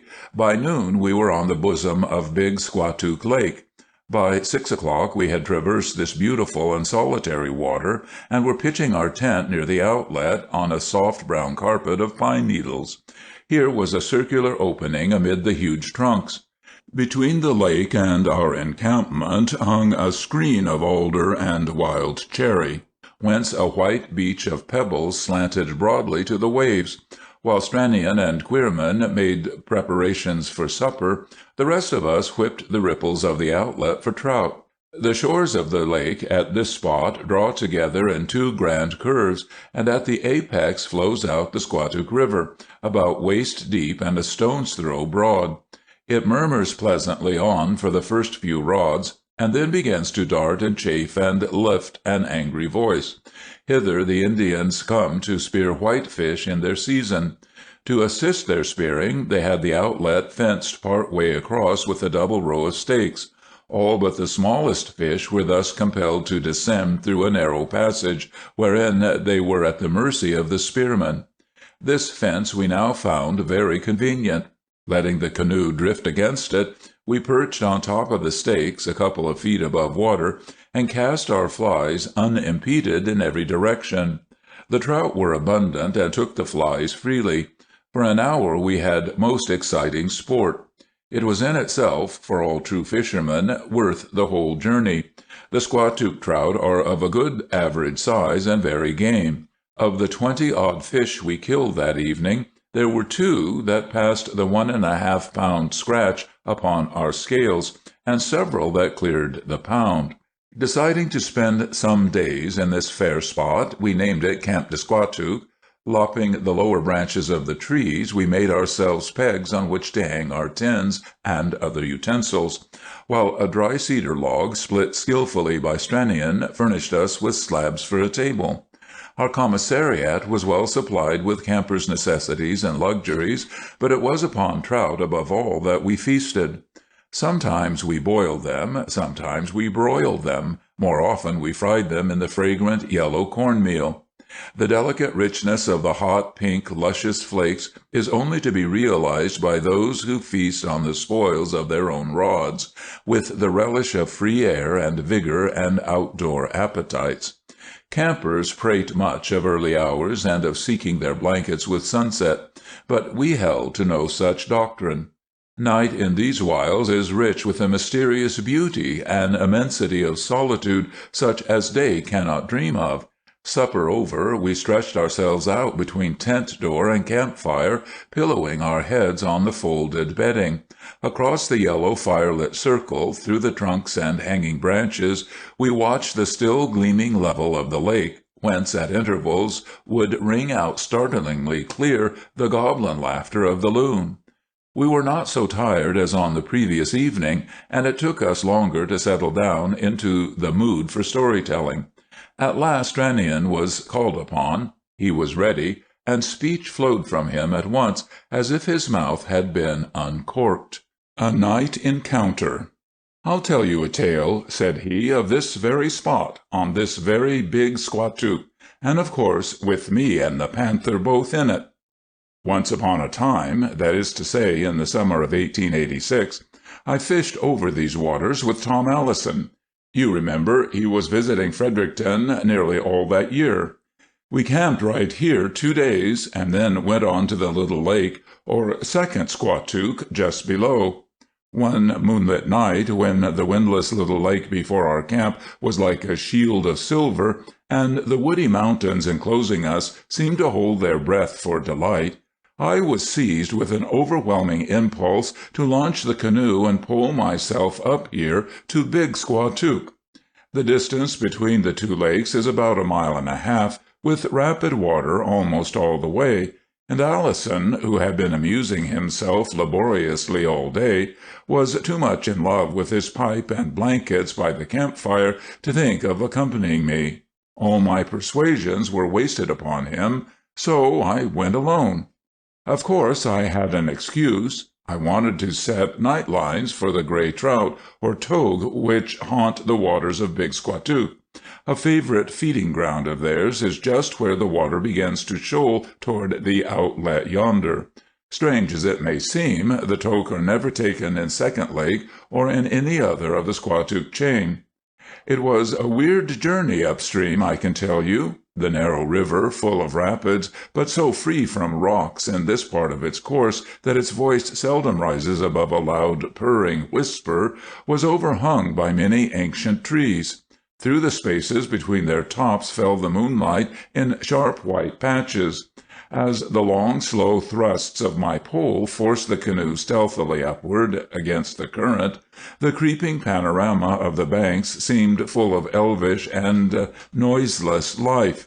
White trunks slipped into shadow, and black stumps caught gleams of sudden radiance, till the strangeness of it all began to impress me more than its beauty, and I felt a curious and growing sense of danger. I even cast a longing thought backward toward the campfire's cheer and my lazier comrade, and when at length, slipping out upon the open bosom of the lake, I put aside my pole and grasped my paddle, I drew a breath of distinct relief. It took but a few minutes to place my 3 night lines. This done, I paddled with slow strokes toward that big rock farther out yonder. The broad surface was as unrippled as a mirror, like it is now, save where my paddle and the gliding prow disturbed it. When I floated motionless, and the canoe drifted softly beyond the petty turmoil of my paddle, it seemed as if I were hanging suspended in the center of a blue and starry sphere. The magic of the water so persuaded me that presently I hauled up my canoe on the rock, took off my clothes, and swam far out into the liquid stillness. The water was cold, but of a life-giving freshness, and when I had dressed and resumed my paddle, I felt full of spirit for the wild dash home to camp, through the purring rapids and the spectral woods. Little did I dream just how wild that dash was to be. You know the whitefish barrier where you fellows were fishing this evening? Well, at the time of my visit, the barrier extended only to mid-channel, one half having been carried away, probably by logs, in the spring freshets. For this accident, doubtless very annoying to the Indians, I soon had every reason to be grateful. As I paddled noiselessly into the funnel and began to feel the current gathering speed beneath me, and noted again the confused, mysterious glimmer and gloom of the forest into which I was drifting, I once more felt that unwonted sense of danger stealing over me. With a word of vexation I shook it off, and began to paddle fiercely. At the same instant my eyes, grown keen and alert, detected something strange about the bit of Indian fence which I was presently to pass. It was surely very high and massive in its outer section. I stayed my paddle, yet kept slipping quickly nearer. Then suddenly I arrested my progress with a few mighty backward strokes. Lying crouched flat along the tops of the stakes, its head low down, its eyes fixed upon me, was a huge panther. I was completely at a loss, and for a minute or two remained just where I was, backing water to resist the current, and trying to decide what was best to be done. As long as I kept to the open water, of course, I was quite safe, but I didn't relish the idea of spending the night on the lake. I knew enough of the habits and characteristics of the panther to be aware the brute would keep his eye on me as long as I remained alone. But what I didn't know was how far a panther could jump. Could I safely paddle past that fence by hugging the farther shore? I felt little inclined to test the question practically, so I turned about and paddled out upon the lake. Then I drifted and shouted songs and stirred up the echoes for a good round hour. I hoped, rather faintly, that the panther would follow me up the shore.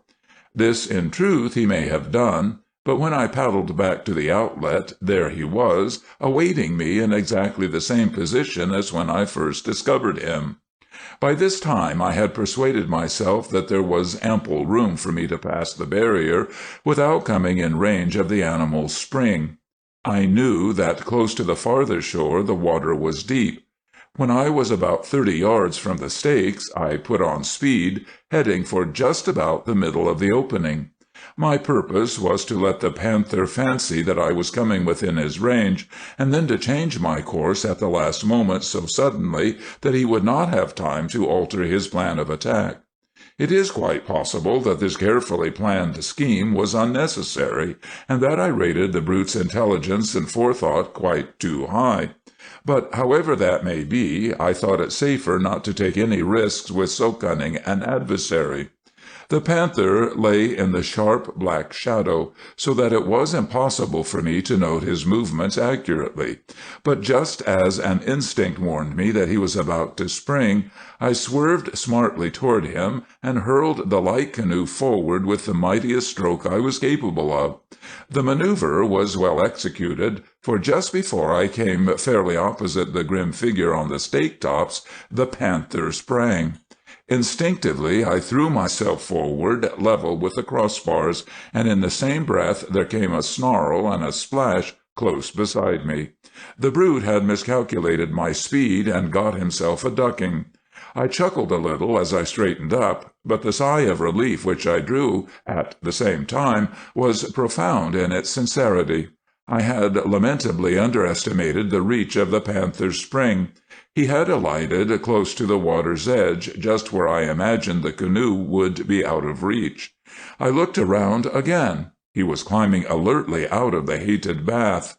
Giving himself one mighty shake, he started after me down along the bank, uttering a series of harsh and piercing screams. With a sweep of the paddle, I darted across current and placed almost the full breadth of the river between my enemy and myself.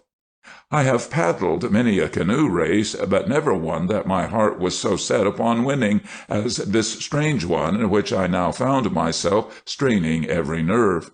The current of the Squatook varies greatly in speed, though nowhere is it otherwise than brisk. At first I gained rapidly on my pursuer, but presently we reached a spot where the banks were comparatively level and open, and here the panther caught up and kept abreast of me with ease. With a sudden sinking at the heart, I called to mind a narrow gorge a quarter of a mile ahead, from the sides of which several drooping trunks hung over the water. From one of these I thought the panther might easily reach me, running out and dropping into the canoe as I darted beneath. The idea was a blood-curdling one, and spurred me to more desperate effort. But before we neared the perilous pass, the banks grew so uneven and the underbrush so dense that my pursuer was much delayed and consequently fell behind. The current quickening its speed at the same time, I was a good 10 yards in the lead as my canoe slid through the gorge and out into the white moonlight of one of the wider stretches of the stream. Here I slackened my pace in order to recover my wind, and the panther made up his lost ground.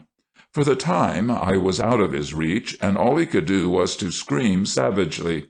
This, I supposed, was to summon his mate to the noble hunting he had provided for her, but to my inexpressible satisfaction no mate came. The beauty and the weirdness of the moonlit woods were now quite lost upon me.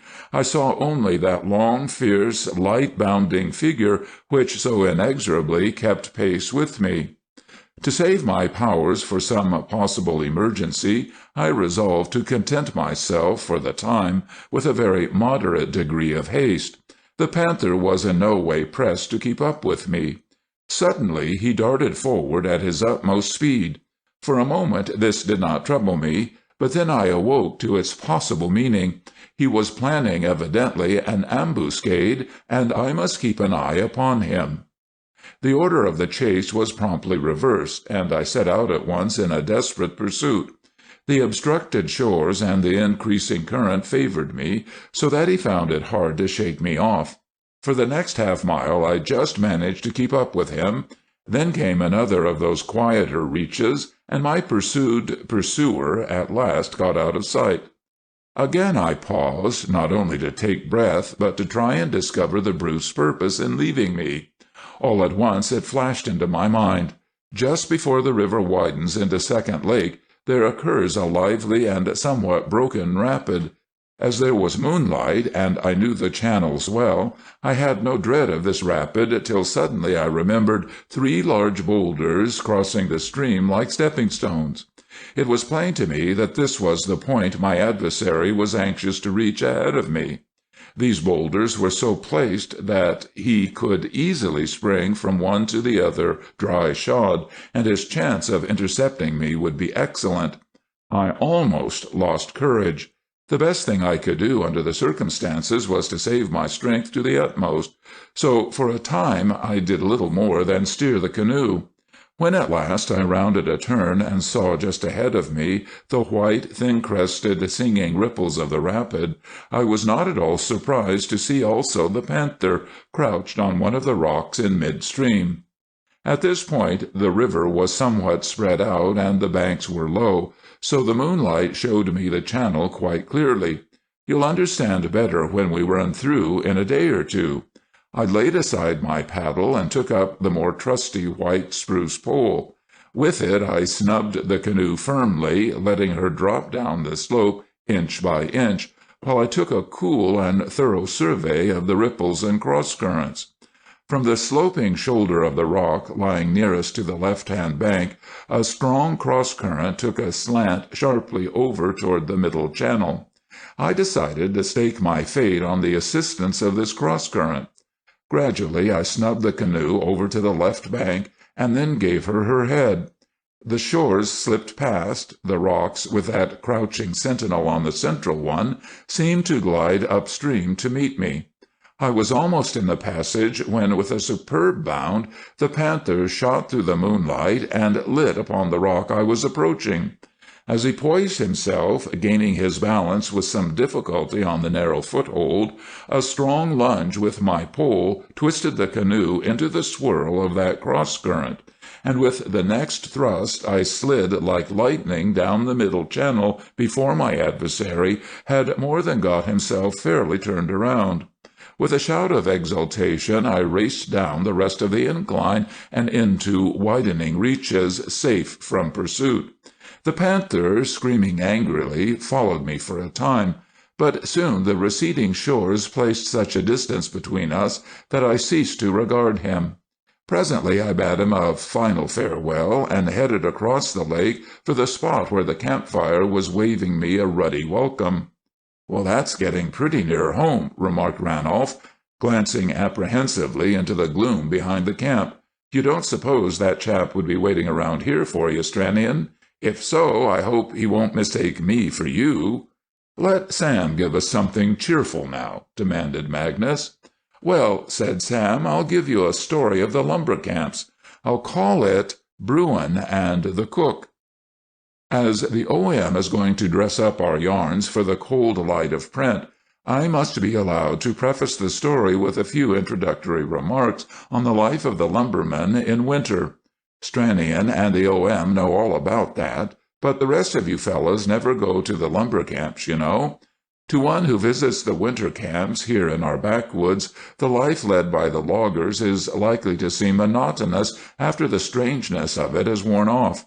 The sounds of the chopping, the shouting, the clanking of the teams afford ample warning to all the wild creatures of the woods, who thereupon generally agree in giving a wide berth to a neighborhood which has suddenly grown so populous and noisy.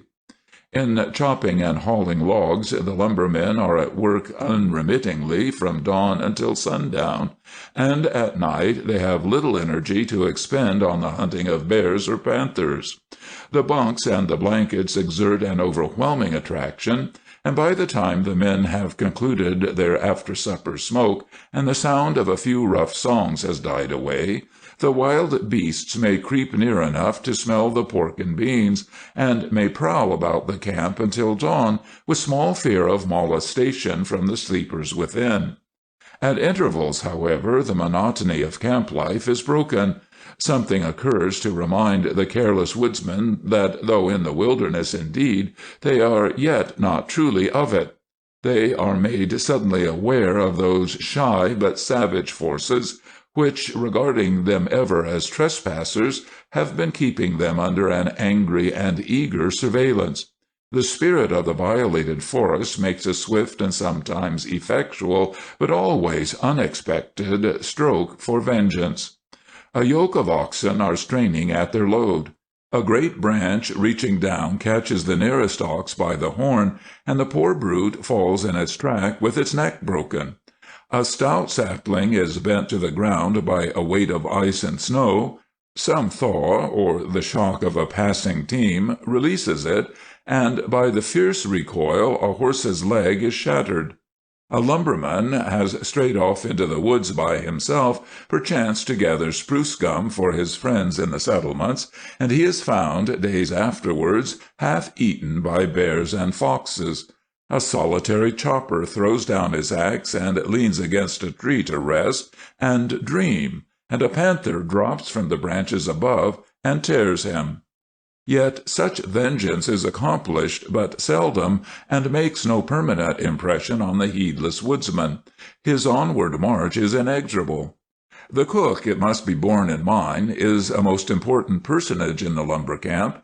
This I say of camp cooks in general, and I assert it in particular of the cook who figures as one of the heroes of my story.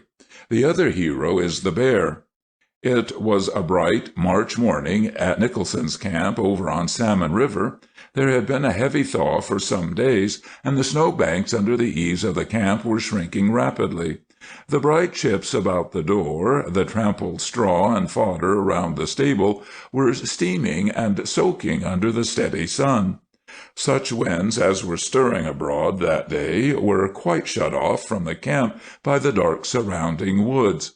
From the protruding stovepipe which did duty as a chimney, a faint blue wreath of smoke curled lazily. The cook had the camp all to himself for a while, for the teams and choppers were at work a mile away, and the cookee, as the cook's assistant is called, had betaken himself to a neighboring pond to fish for trout through the ice. The dishes were washed, the camp was in order, and in a little while all would be time to get the dinner ready. The inevitable pork and beans were slowly boiling, and an appetizing fragrance was abroad on the quiet air. The cook decided to snatch a wink of sleep in his bunk beneath the eaves. He had a spare half-hour before him, and under his present circumstances he knew no better way of spending it. The weather being mild, he left the camp door wide open, and, swinging up to his berth, soon had himself luxuriously bedded in blankets, his own and as many of other fellows' blankets as he liked. He began to doze and dream. He dreamed of summer fields, and then of a lively Sunday school picnic, and at last of the music of a band which he heard crashing in his ears. Then the cymbals and the big drum grew unbearably loud, and waking with a start, he remembered where he was, and thrust his head in astonishment over the edge of the bunk. The sight that met his eyes filled him with alarm and indignation.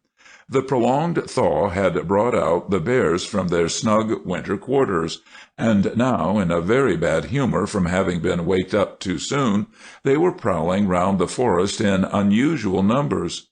Food was scarce. In fact, times were very hard with them, and they were not only bad-tempered, but lean and hungry withal. To one particularly hungry bear, the smell of our cook's simmering pork had come that morning like the invitation to a feast. The supposed invitation had been accepted with a rapturous alacrity. Bruin had found the door open, the coast clear, the quarters very inviting. With the utmost good faith he had entered upon his fortune. To find the source of that entrancing fragrance had been to his trained nose a simple matter. While Cook slept sweetly, Bruin had rooted off the cover of the pot, and this was the beginning of Cook's dream. But the pot was hot, and the first mouthful of the savory mess made him yell with rage and pain. At this point the trumpets and clarions grew shrill in Cook's dreaming ears. Then an angry sweep of the great paw had dashed pot and kettle off the stove in a thunder of crashing iron and clattering tins. This was the point at which Cook's dream had attained overwhelming reality. What met his round-eyed gaze as he sat up in his blankets was an angry bear dancing about in a confusion of steam and smoke and beans and kettles, making ineffectual snatches at a lump of scalding pork upon the floor.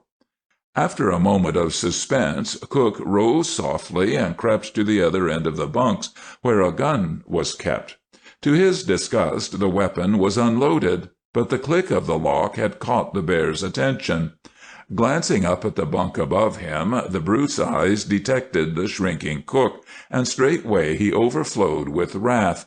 Here, evidently, was the author of his discomfort. With smarting jaws and vengeful paws, he made a dash for the bunk. Its edge was nearly 7 feet from the floor, so Bruin had to do some clambering. As his head appeared over the edge, and his great paws took firm hold upon the clapboard rim of the bunk, Cook, now grown desperate, struck at him wildly with the heavy butt of the gun. But Bruin is always a skillful boxer. With an upward stroke he warded off the blow and sent the weapon spinning across the camp. At the same time, however, his weight proved too much for the frail clapboard to which he was holding, and back he fell on the floor with a shock like an earthquake.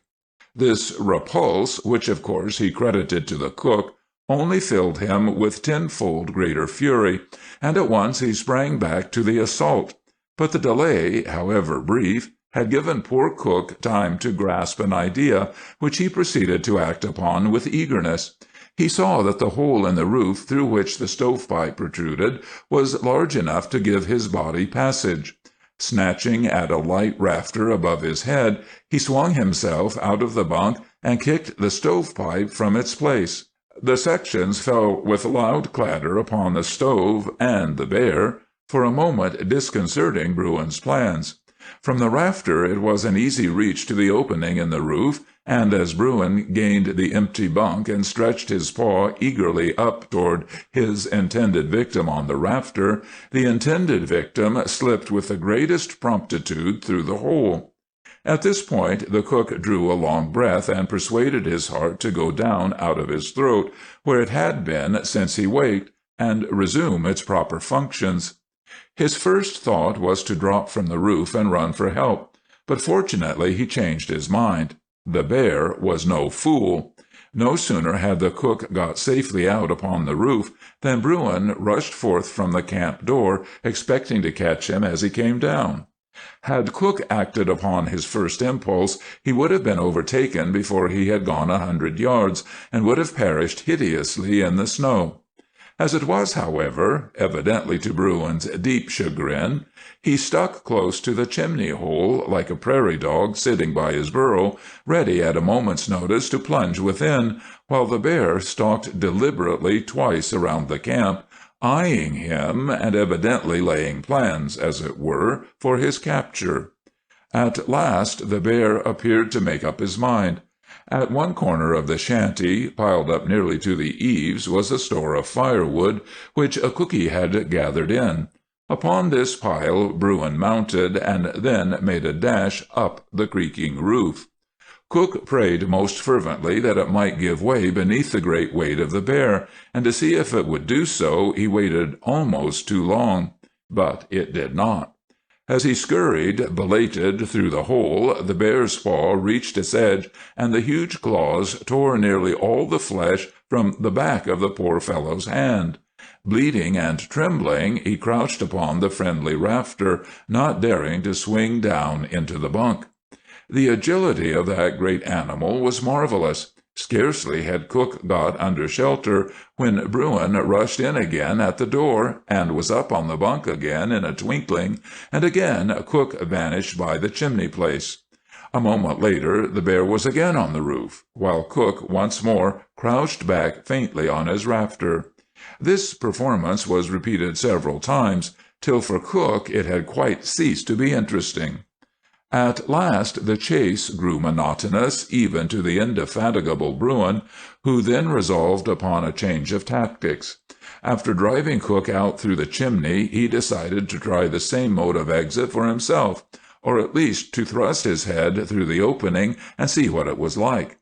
Embracing the woodwork with his powerful forepaws, he swung himself up on the rafter as he had seen Cook do so gracefully.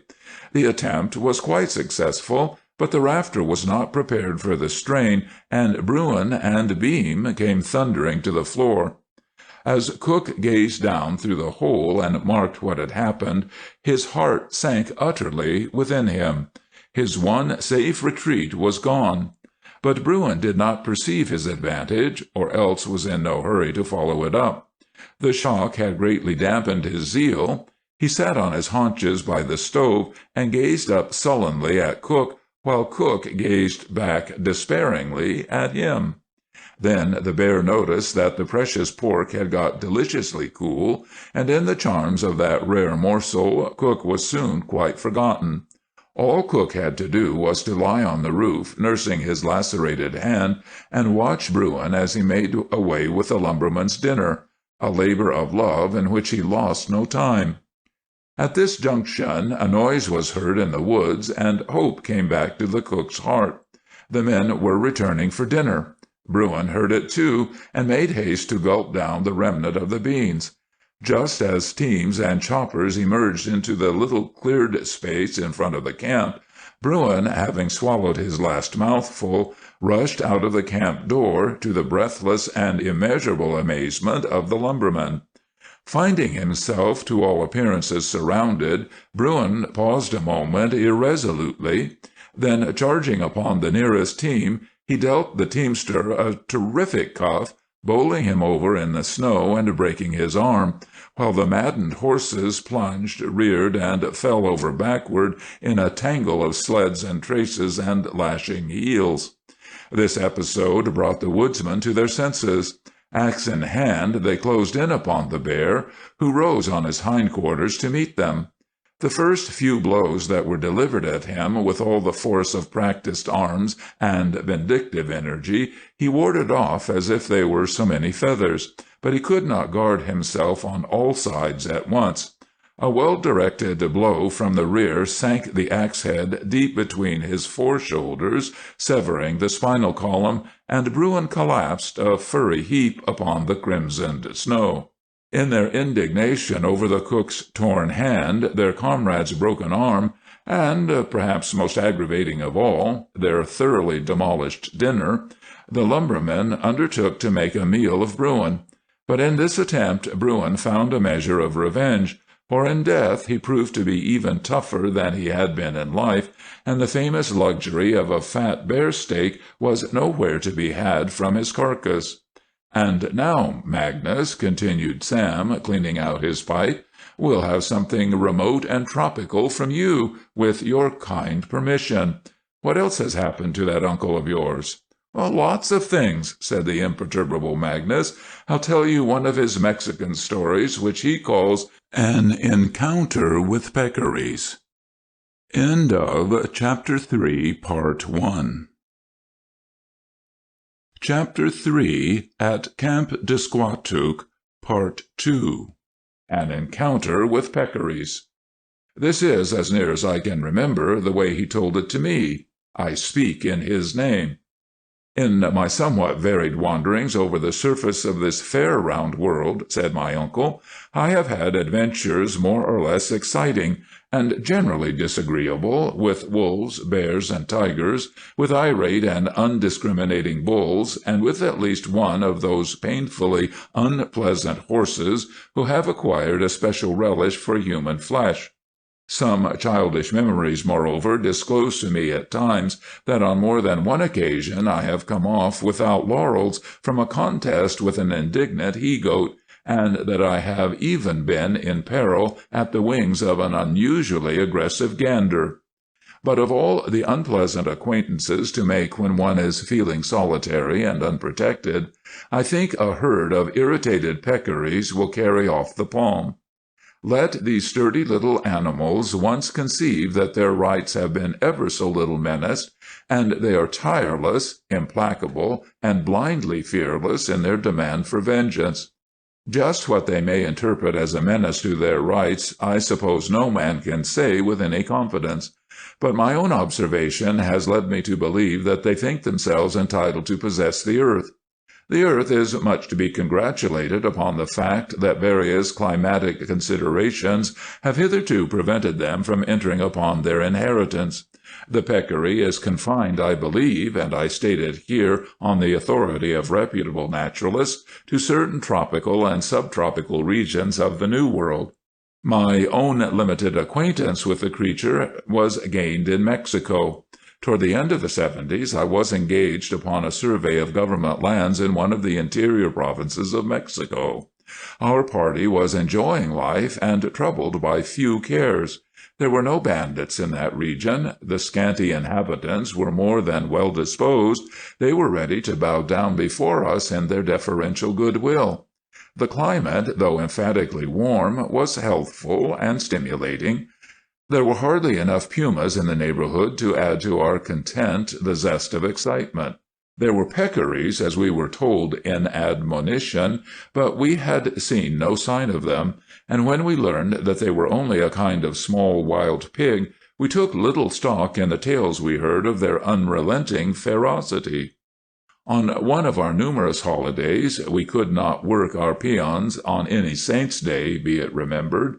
A rumor of a remarkable waterfall adorning a tributary of the stream which meandered past our camp had taken me a longish ride into the foothills of the Sierra. My journey was along a little frequented trail leading into the mountains, and the scenery was fascinating in its loveliness. I found the waterfall easily enough, for the trail led past its very brink, and I was more than rewarded for the trifling fatigue of my ride. A vigorous stream, rolling from a winding ravine in such a manner that it seemed to burst right out of the mountainside, leaped sparkling and clamoring into the air from a curtain of emerald foliage, and fell a distance of nearly 200 feet into a very valley of paradise. In this valley, down into the bosom of which I gazed from my height, the stream lingered to form a sapphire lakelet, around whose banks grew the most luxuriant of tree ferns and mahoganies and mesquites, garlanded with gorgeous bloomed lianas. I could hear the cries of parrots rising from the splendid coverts, and I thought what a delicious retreat the valley would be, but for its assortment of snakes, miasma, and a probable puma or two. I enjoyed this scene from my post, but I did not descend. Then I turned my face homeward, well content. The horse I rode requires more than a passing mention, for he played the most prominent and most heroic part in the adventure which befell me on my way home. He was a superb beast, a blood bay, whom I had bought in the city of Mexico from an American engineer who was leaving the country. The animal, who answered to the name of Diaz, had seen plenty of service in the interior of Mexico, and his trained instincts had kept me out of many dangers. I loved Diaz as a faithful friend and servant. As I descended from the foothills, the trail grew heavy and soft, making our progress slow. The land was open, a succession of rank meadows, with clumps of trees dotted here and there, and pools on either side of the trail. Suddenly, some distance in my rear, there arose a shrill, menacing chorus of grunts and squeals, at which I would fain have paused to listen. But Diaz recognized the sounds and bounded forward instantly with every sign of apprehension. Then I said to myself, "It must be those peccaries of which I've heard so much." In a moment or two I realized that it certainly was those peccaries. They swarmed out of the rank herbage and dashed after us, gnashing their jaws, and though Diaz was doing his best, the herd gained upon us rapidly. They galloped lightly over the soft soil, wherein Diaz sank far above his fetlocks. It took me but a moment to realize, when at last face to face with them, that the peccaries were just as dangerous as they had been represented, and another moment sufficed to show me that escape by my present tactics was impossible. I was armed with a light breech-loading rifle, a Remington, and a brace of Smith & Wesson were sticking in my belt. Wheeling in my saddle, I took a snap shot at the pursuing herd, and one of the animals tumbled in his tracks. His fellows took no notice of this whatever.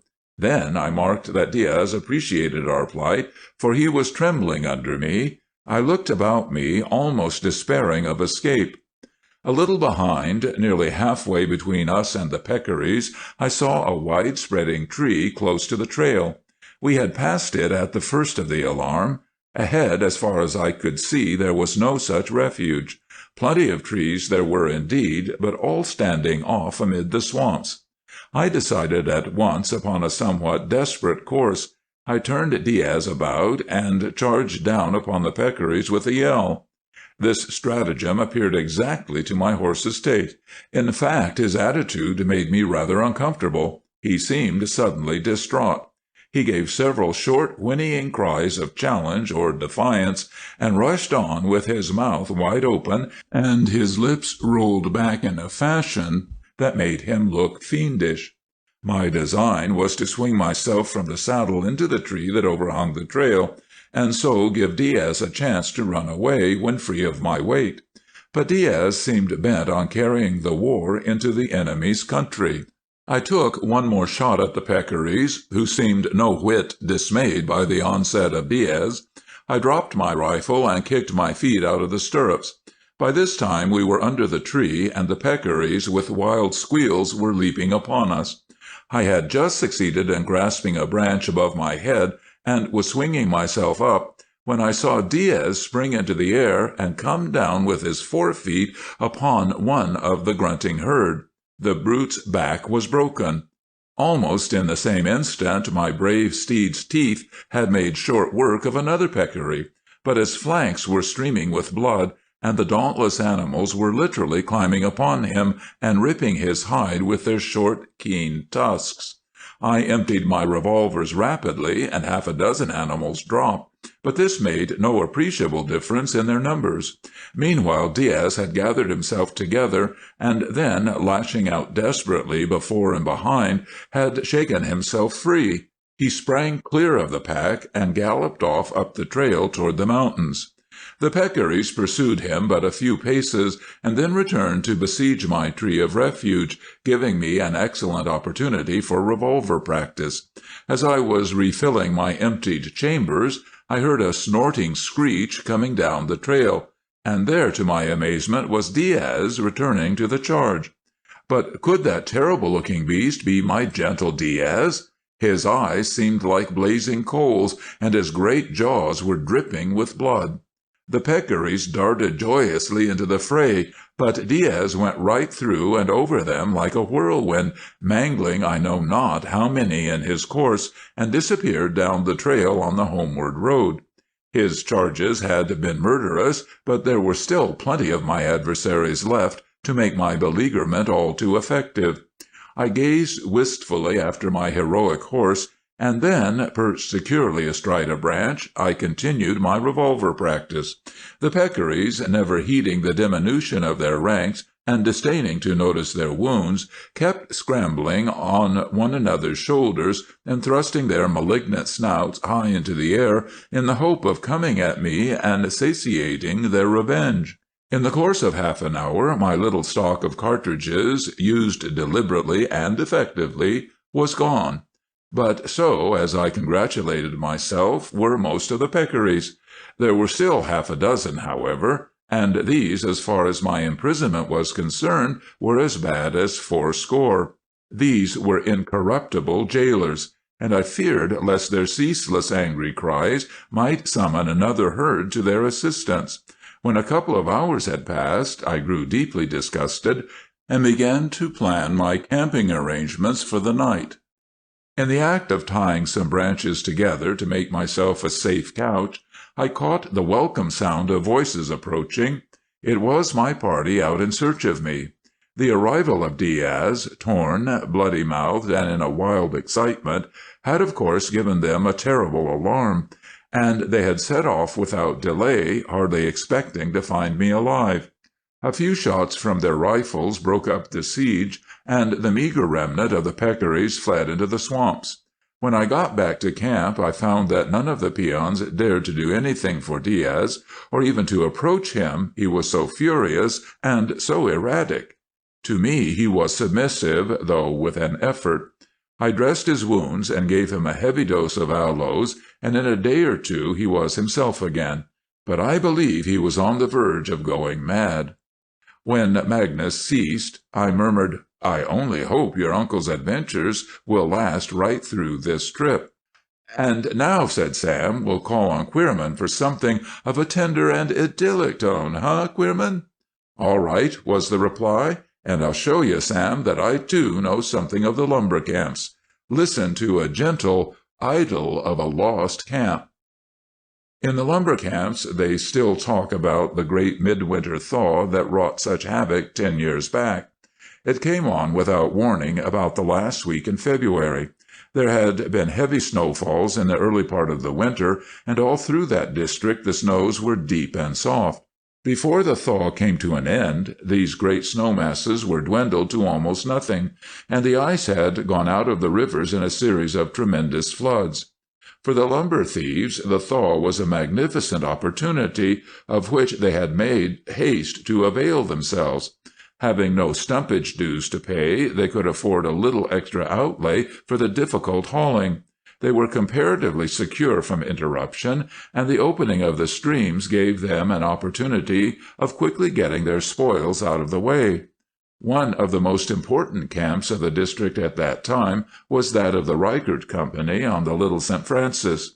On a Saturday morning, the 4th day of the thaw, word was brought into camp that the thieves were having a delightful time over on Lake Pikiwakanomi, on the company's timber limits. Steve Doyle, the boss of the camp, immediately called for volunteers to attempt the capture of the marauders. Every man at once came forward, with the exception of the cook, and the boss, in order to excite no jealousies, made his selection by lot. In half an hour the squad was ready to set out.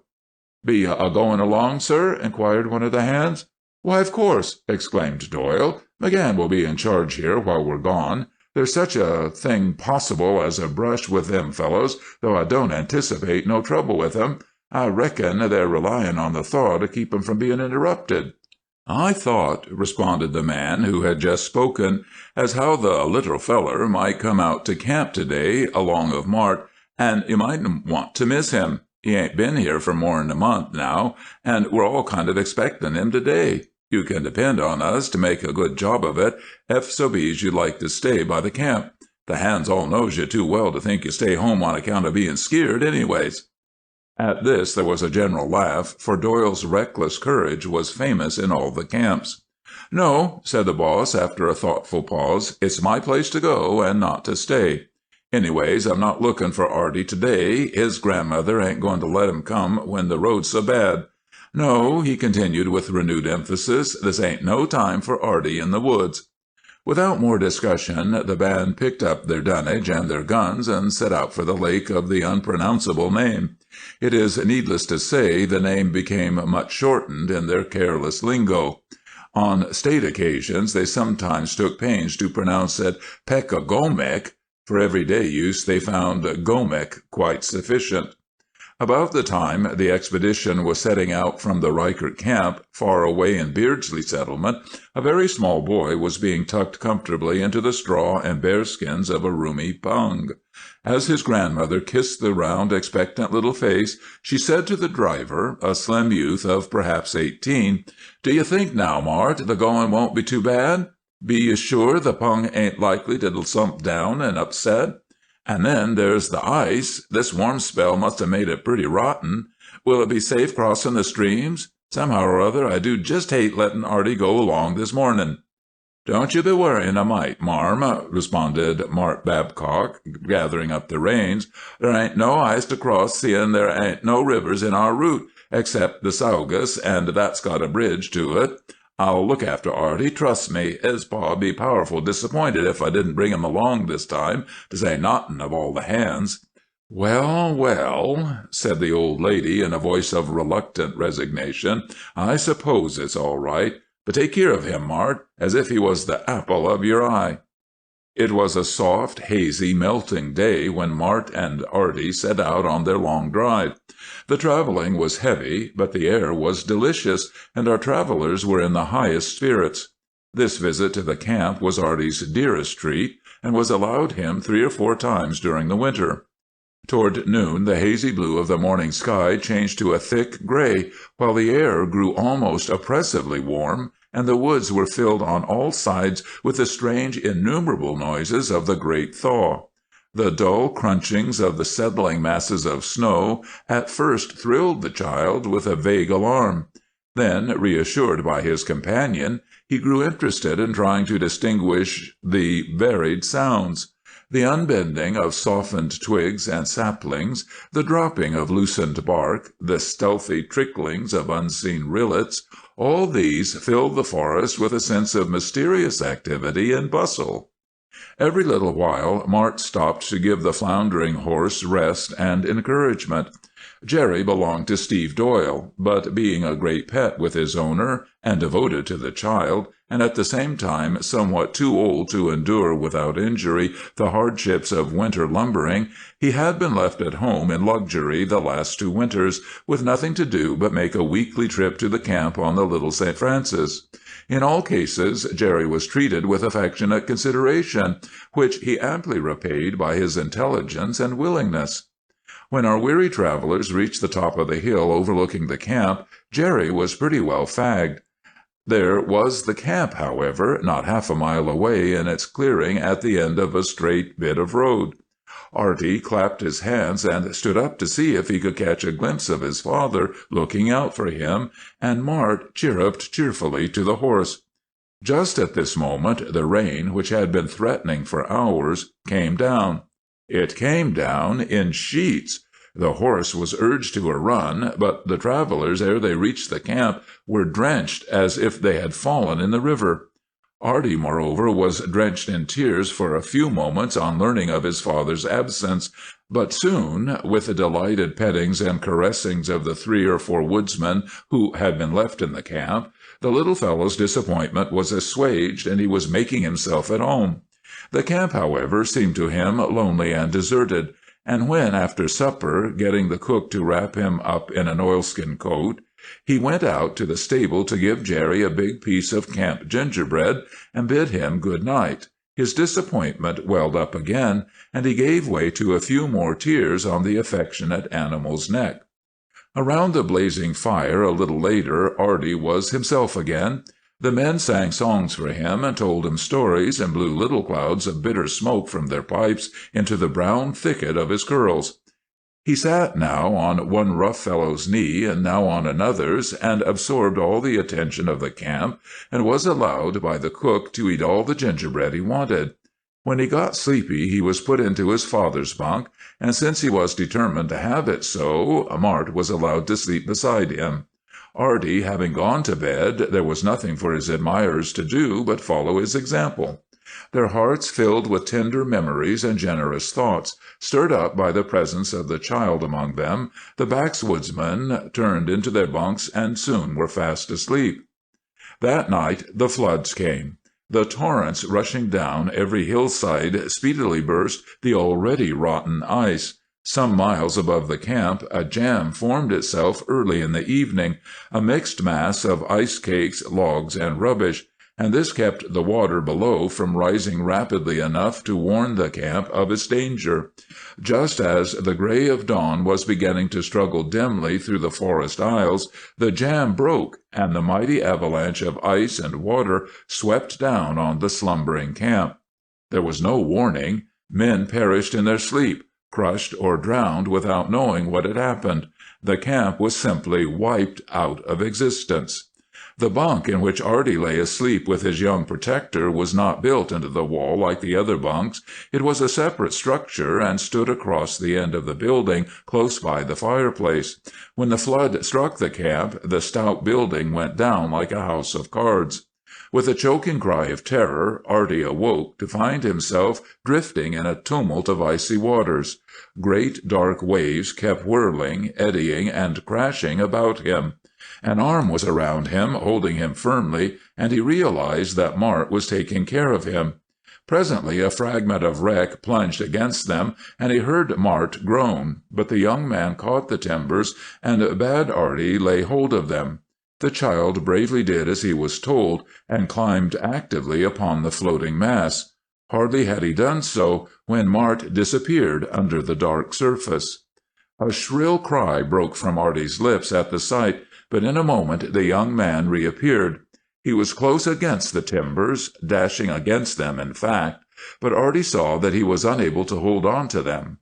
Throwing himself flat on his face, the plucky little fellow caught hold of his friend's sleeve and clung to it with all his tiny strength. Tiny as it was enough for the purpose, however, and Mart's head was kept above water. But his eyes were closed, and he did not notice the child's voice begging him to climb up onto the wreck. The waters subsided almost as rapidly as they had risen, though the stream remained a torrent, raging far above its wonted bounds. In a few minutes the timbers on which Artie had his refuge were swung by an eddy into shallow water. They caught against a tree and then grounded at one end. Artie began crawling towards shore, dragging Mart's body through the water without great difficulty. But when he got into the shallow part, it was another matter. He could not haul Mart's weight any farther. Resting the young man's head on the edge of the timbers, he paused to take breath, and looked about him in despair. Now he began to cry again. He had been too busy for lamentations while trying to save Mart. Presently he heard someone approaching, attracted by the sound of his voice. Looking up eagerly, he saw it was old Jerry picking his way through the shallow water. He called him by name, and the horse neighed joyfully in answer. The animal was sadly bedraggled in appearance, but evidently unhurt. He had swum ashore lower down the river, and was making his way back to where he expected to find the camp.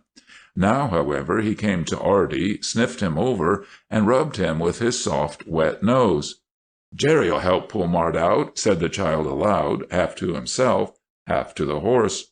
And laying hold of the young man's sleeve, he again began bravely tugging upon it.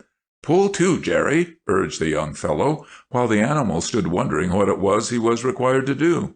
In a moment, however, he understood, and seizing the young man by the collar of his shirt, he speedily dragged him to land without much help from Artie. The affectionate creature recognized his driver and stood over him with drooping head, bewildered at his helplessness and silence. Mart opened his eyes and groaned slightly once or twice, but immediately relapsed into unconsciousness. Artie sat down by his side, his little heart overflowing with grief and fear. He kept crying for his father and his grandmother, and for Mart to open his eyes.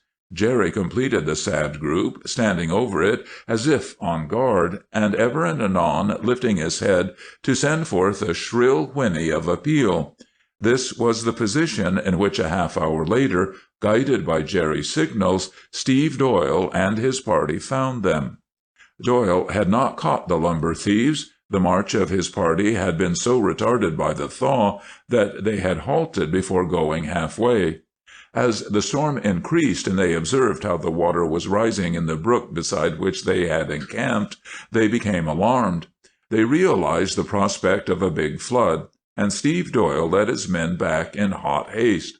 It was full daylight when they came out upon the devastated clearing where once had stood the camp. The horror of the lumbermen's hearts is not to be described. In a pile of wreckage, strangely mixed up with hay and straw from the stable, they found the cook with a leg and an arm broken, but still alive.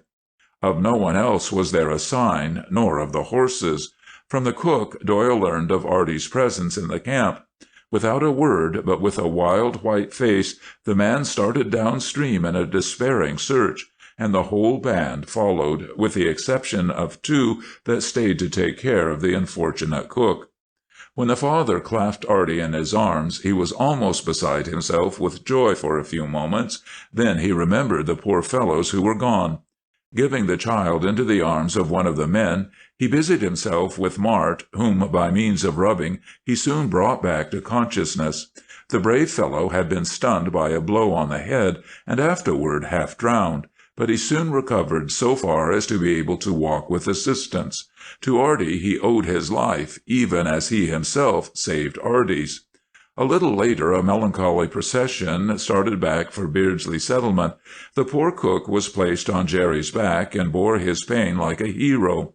Artie trudged by the side of McCann, to whose charge he was committed by his father, and Mart was helped along by 2 of his comrades. With these went 5 or 6 more of the hands to get them safely to the settlement. All the rest, under the leadership of Steve Doyle, set off down river on a search for the 3 missing men or their bodies, and the site of the camp was left to its desolation. As for Doyle's search, it proved fruitless, and the party returned heavy-hearted. Henceforth the scene of the catastrophe became known throughout that region as Lost Camp, and was sedulously avoided by the lumbermen. Next season the Reichert Company's camp on the Little St. Francis was built on higher ground some miles farther upstream. "That's a most depressing tale, Queerman," grumbled Ranolph. "I suppose it's my turn now, and thank goodness I've got something frivolous to tell." "Heave ahead, then," urged Stranion. "Your title?" I demanded. "This is the tale of The Cart Before the Steer," replied Ranolph. The Cart Before the Steer.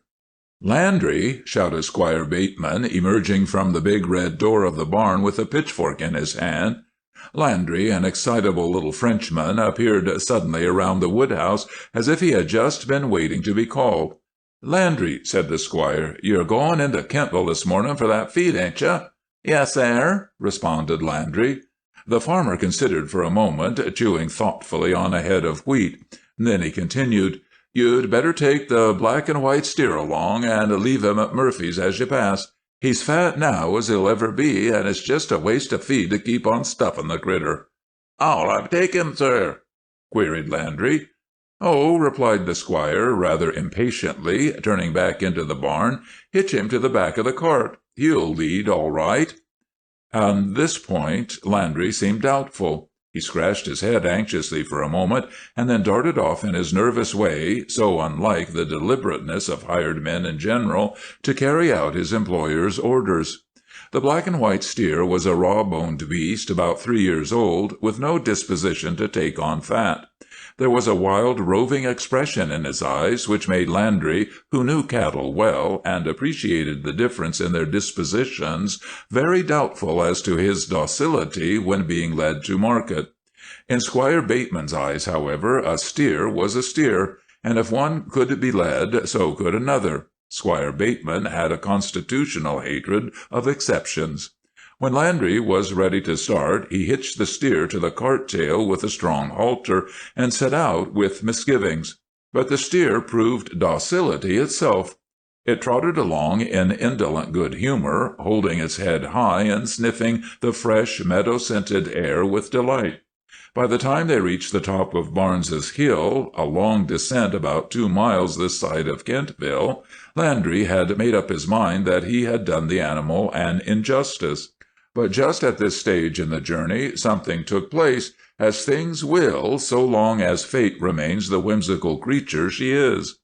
It chanced that a party of wheelmen from Halifax, on a tour through the Cornwallis Valley and the Evangeline regions, arrived at the top of the hill when Landry and his charge were about halfway down.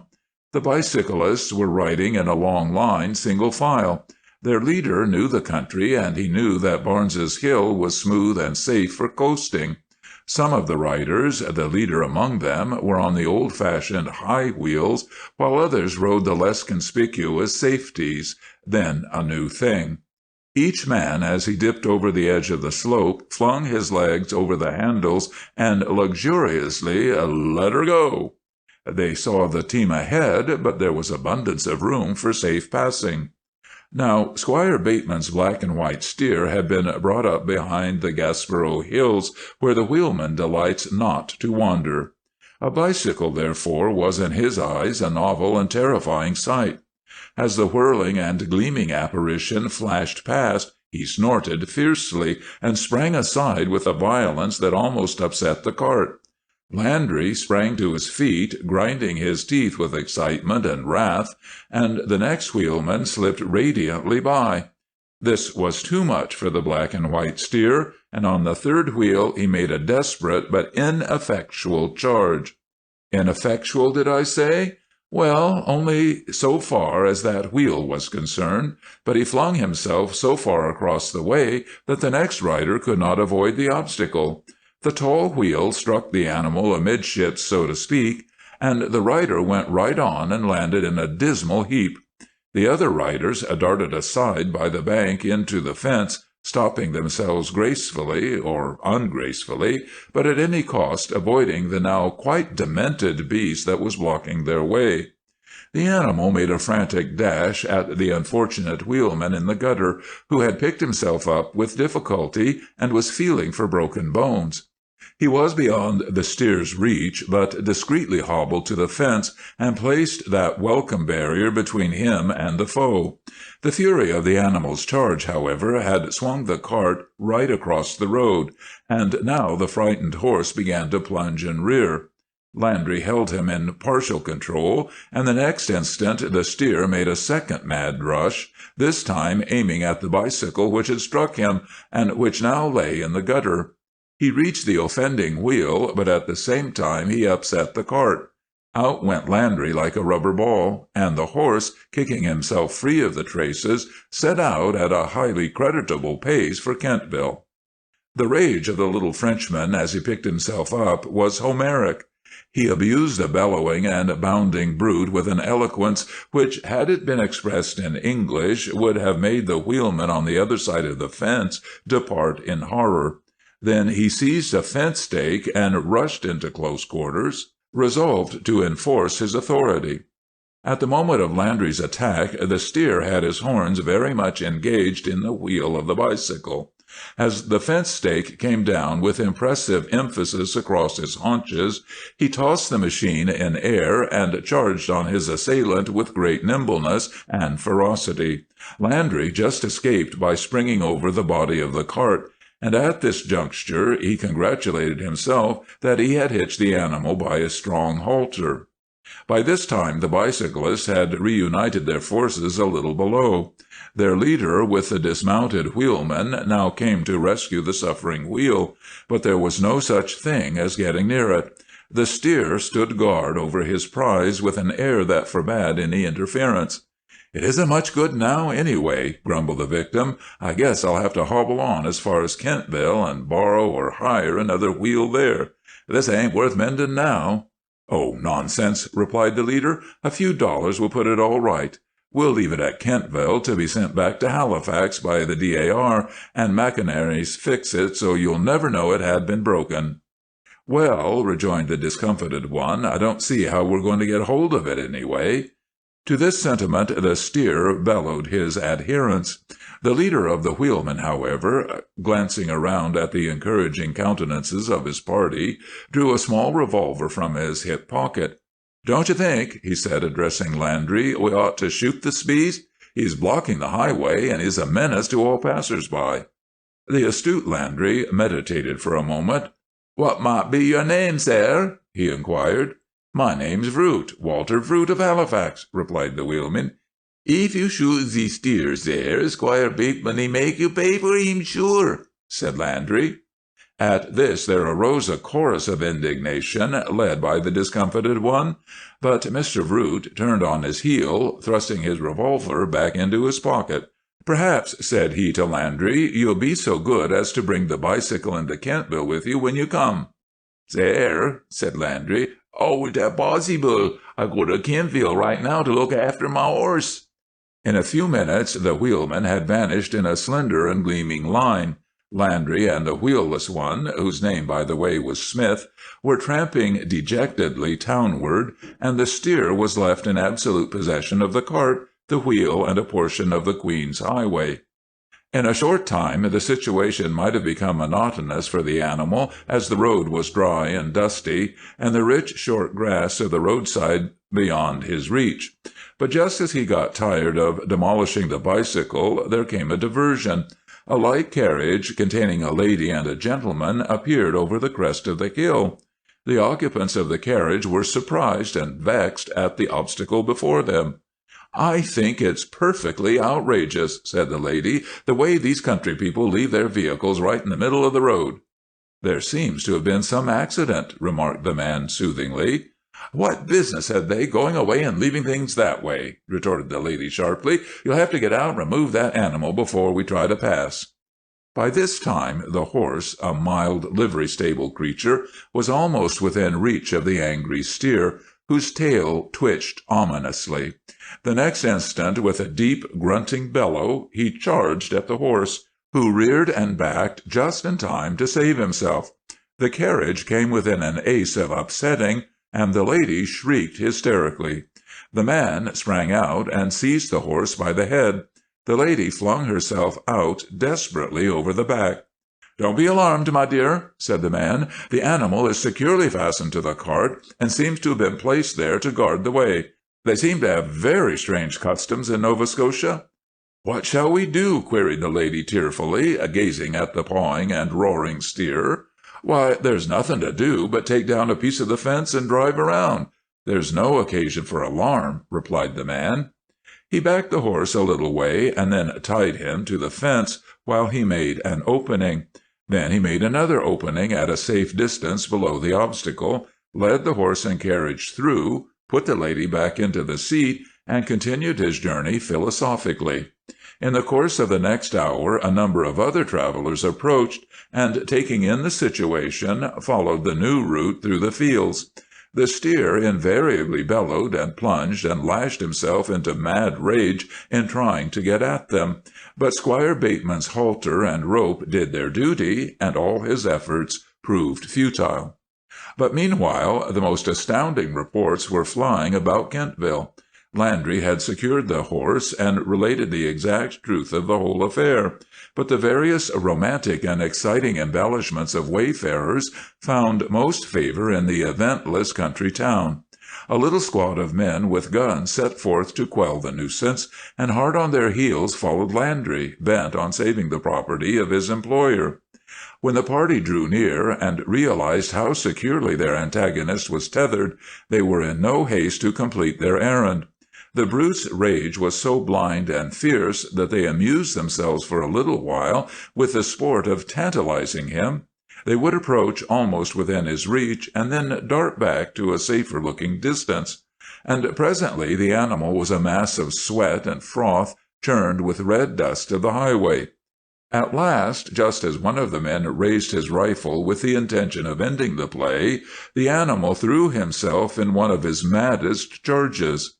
Landry had just come up. The instant the steer fell, he rushed forward, threw his coat over its head, and knotted the arms under its jaws.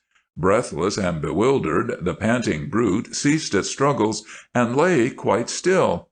In a moment or two it was lifted to its feet, the halter was unhitched from the cart tail, and Landry set out for Kentville, with the blindfolded steer following as gently as a lamb.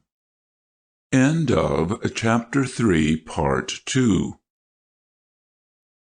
Chapter 4. More of Camp de Squatook. Part 1. On the following morning, we breakfasted in a very leisurely fashion, with a delightful sense of having all day before us. We spent the day in casting our flies at the outlet, and our success was a continual repetition of that of the previous night. Only Stranion grew tired. He could not hook as many fish as the rest of us, wherefore he grew disgusted and chose to sit on the bank deriding us. But as long as the fish were feeding, we heeded him not. Our heaviest trout that day just cleared 2.5 pounds. In the evening we took tea early. Before settling down, we made a little voyage of exploration to the top of a neighboring hill, and watched the moon rise over the vast and empty wilderness. Returning to the camp, we doffed our scanty garments, ran down the beach, and dashed out into the gleaming lake waters. It was such a swim as Stranion had told us of. After this we felt royally luxurious. We lolled upon our blankets with a lordly air, and the soughing of the pines was all about us for music. Then, in a peremptory tone, Sam cried, "Stranion!" "Sir, to you," was Stranion's polite response. "Stranion," continued Sam, "to you it falls to unfold to this appreciative audience the resources of your experience or your imagination. I would recommend now a judicious combination of the two." Thus irresistibly adjured, Stranion began. "This is the story of Lou's clarionet," said he. "Judge ye whether I speak from experience or imagination." It was a Christmas Eve service in the 2nd Westcock Church. The church at 2nd Westcock was quaint and old-fashioned, like the village over which it presided. Its shingles were gray with the beating of many winters. Its little square tower was surmounted by 4 spindling posts, like the legs of a table turned heavenward. Its staring windows were adorned with curtains of yellow cotton. Its uneven and desolate churchyard, strewn with graves and snowdrifts, occupied a bleak hillside looking out across the bay to the lonely height of Shepody Mountain. Down the long slope below the church straggled the village, half lost in the snow, and whistled over by the winds of the Bay of Fundy. 2nd Westcock was an outlying corner of the rector's expansive parish, and a Christmas Eve service there was an event almost unparalleled. To give 2nd Westcock this service, the rector had forsaken his prosperous congregation at Westcock, Sackville, and Dorchester, driving some 8 or 10 miles through the snows and solitude of the deep Dorchester woods. And because the choir at 2nd Westcock was not remarkable even for willingness, much less for strength or skill, he had brought with him his 15-year-old niece, Lou Allison, to swell the Christmas praise with the notes of her clarionet. The little church was lighted with oil lamps ranged along the white wall between the windows. The poor bare chancel, a red cloth-covered kitchen table in a semicircle of paintless railing, was flanked by 2 towering pulpits of white pine. On either side the narrow carpetless aisle were rows of unpainted benches. On the left were gathered solemnly the men of the congregation, each looking straight ahead. On the right were the women, whispering and scanning each other's bonnets, till the appearance of the rector from the little vestry-room by the door should bring silence and reverent attention. In front of the women's row stood the melodeon, and the 2 benches behind it were occupied by the choir, the male members of which sat blushingly self-conscious, proud of their office, but deeply abashed at the necessity of sitting among the women. There was no attempt at Christmas decoration, for 2nd Westcock had never been awakened to the delicious excitements of the church greening. At last the rector appeared in his voluminous white surplice. He moved slowly up the aisle and mounted the winding steps of the right-hand pulpit, and as he did so his 5-year-old son, forsaking his place by Lou's side, marched forward and seated himself resolutely on the pulpit steps. He did not feel quite at home in 2nd Westcott Church. The sweet old carol, "While shepherds watch their flocks by night," rose rather doubtfully from the little choir, who looked and listened askance at the glittering clarionet, into which Lou was now blowing softly. Lou was afraid to make herself distinctly heard at first, lest she should startle the singers. But in the second verse the pure, vibrant notes came out with confidence, and then for 2 lines the song was little more than a duet between Lou and the rector's vigorous baritone. In the third verse, however, it all came right. The choir felt and responded to the strong support and thrilling stimulus of the instrument, and at length ceased to dread their own voices. The naked little church was glorified with the sweep of triumphal song pulsating through it.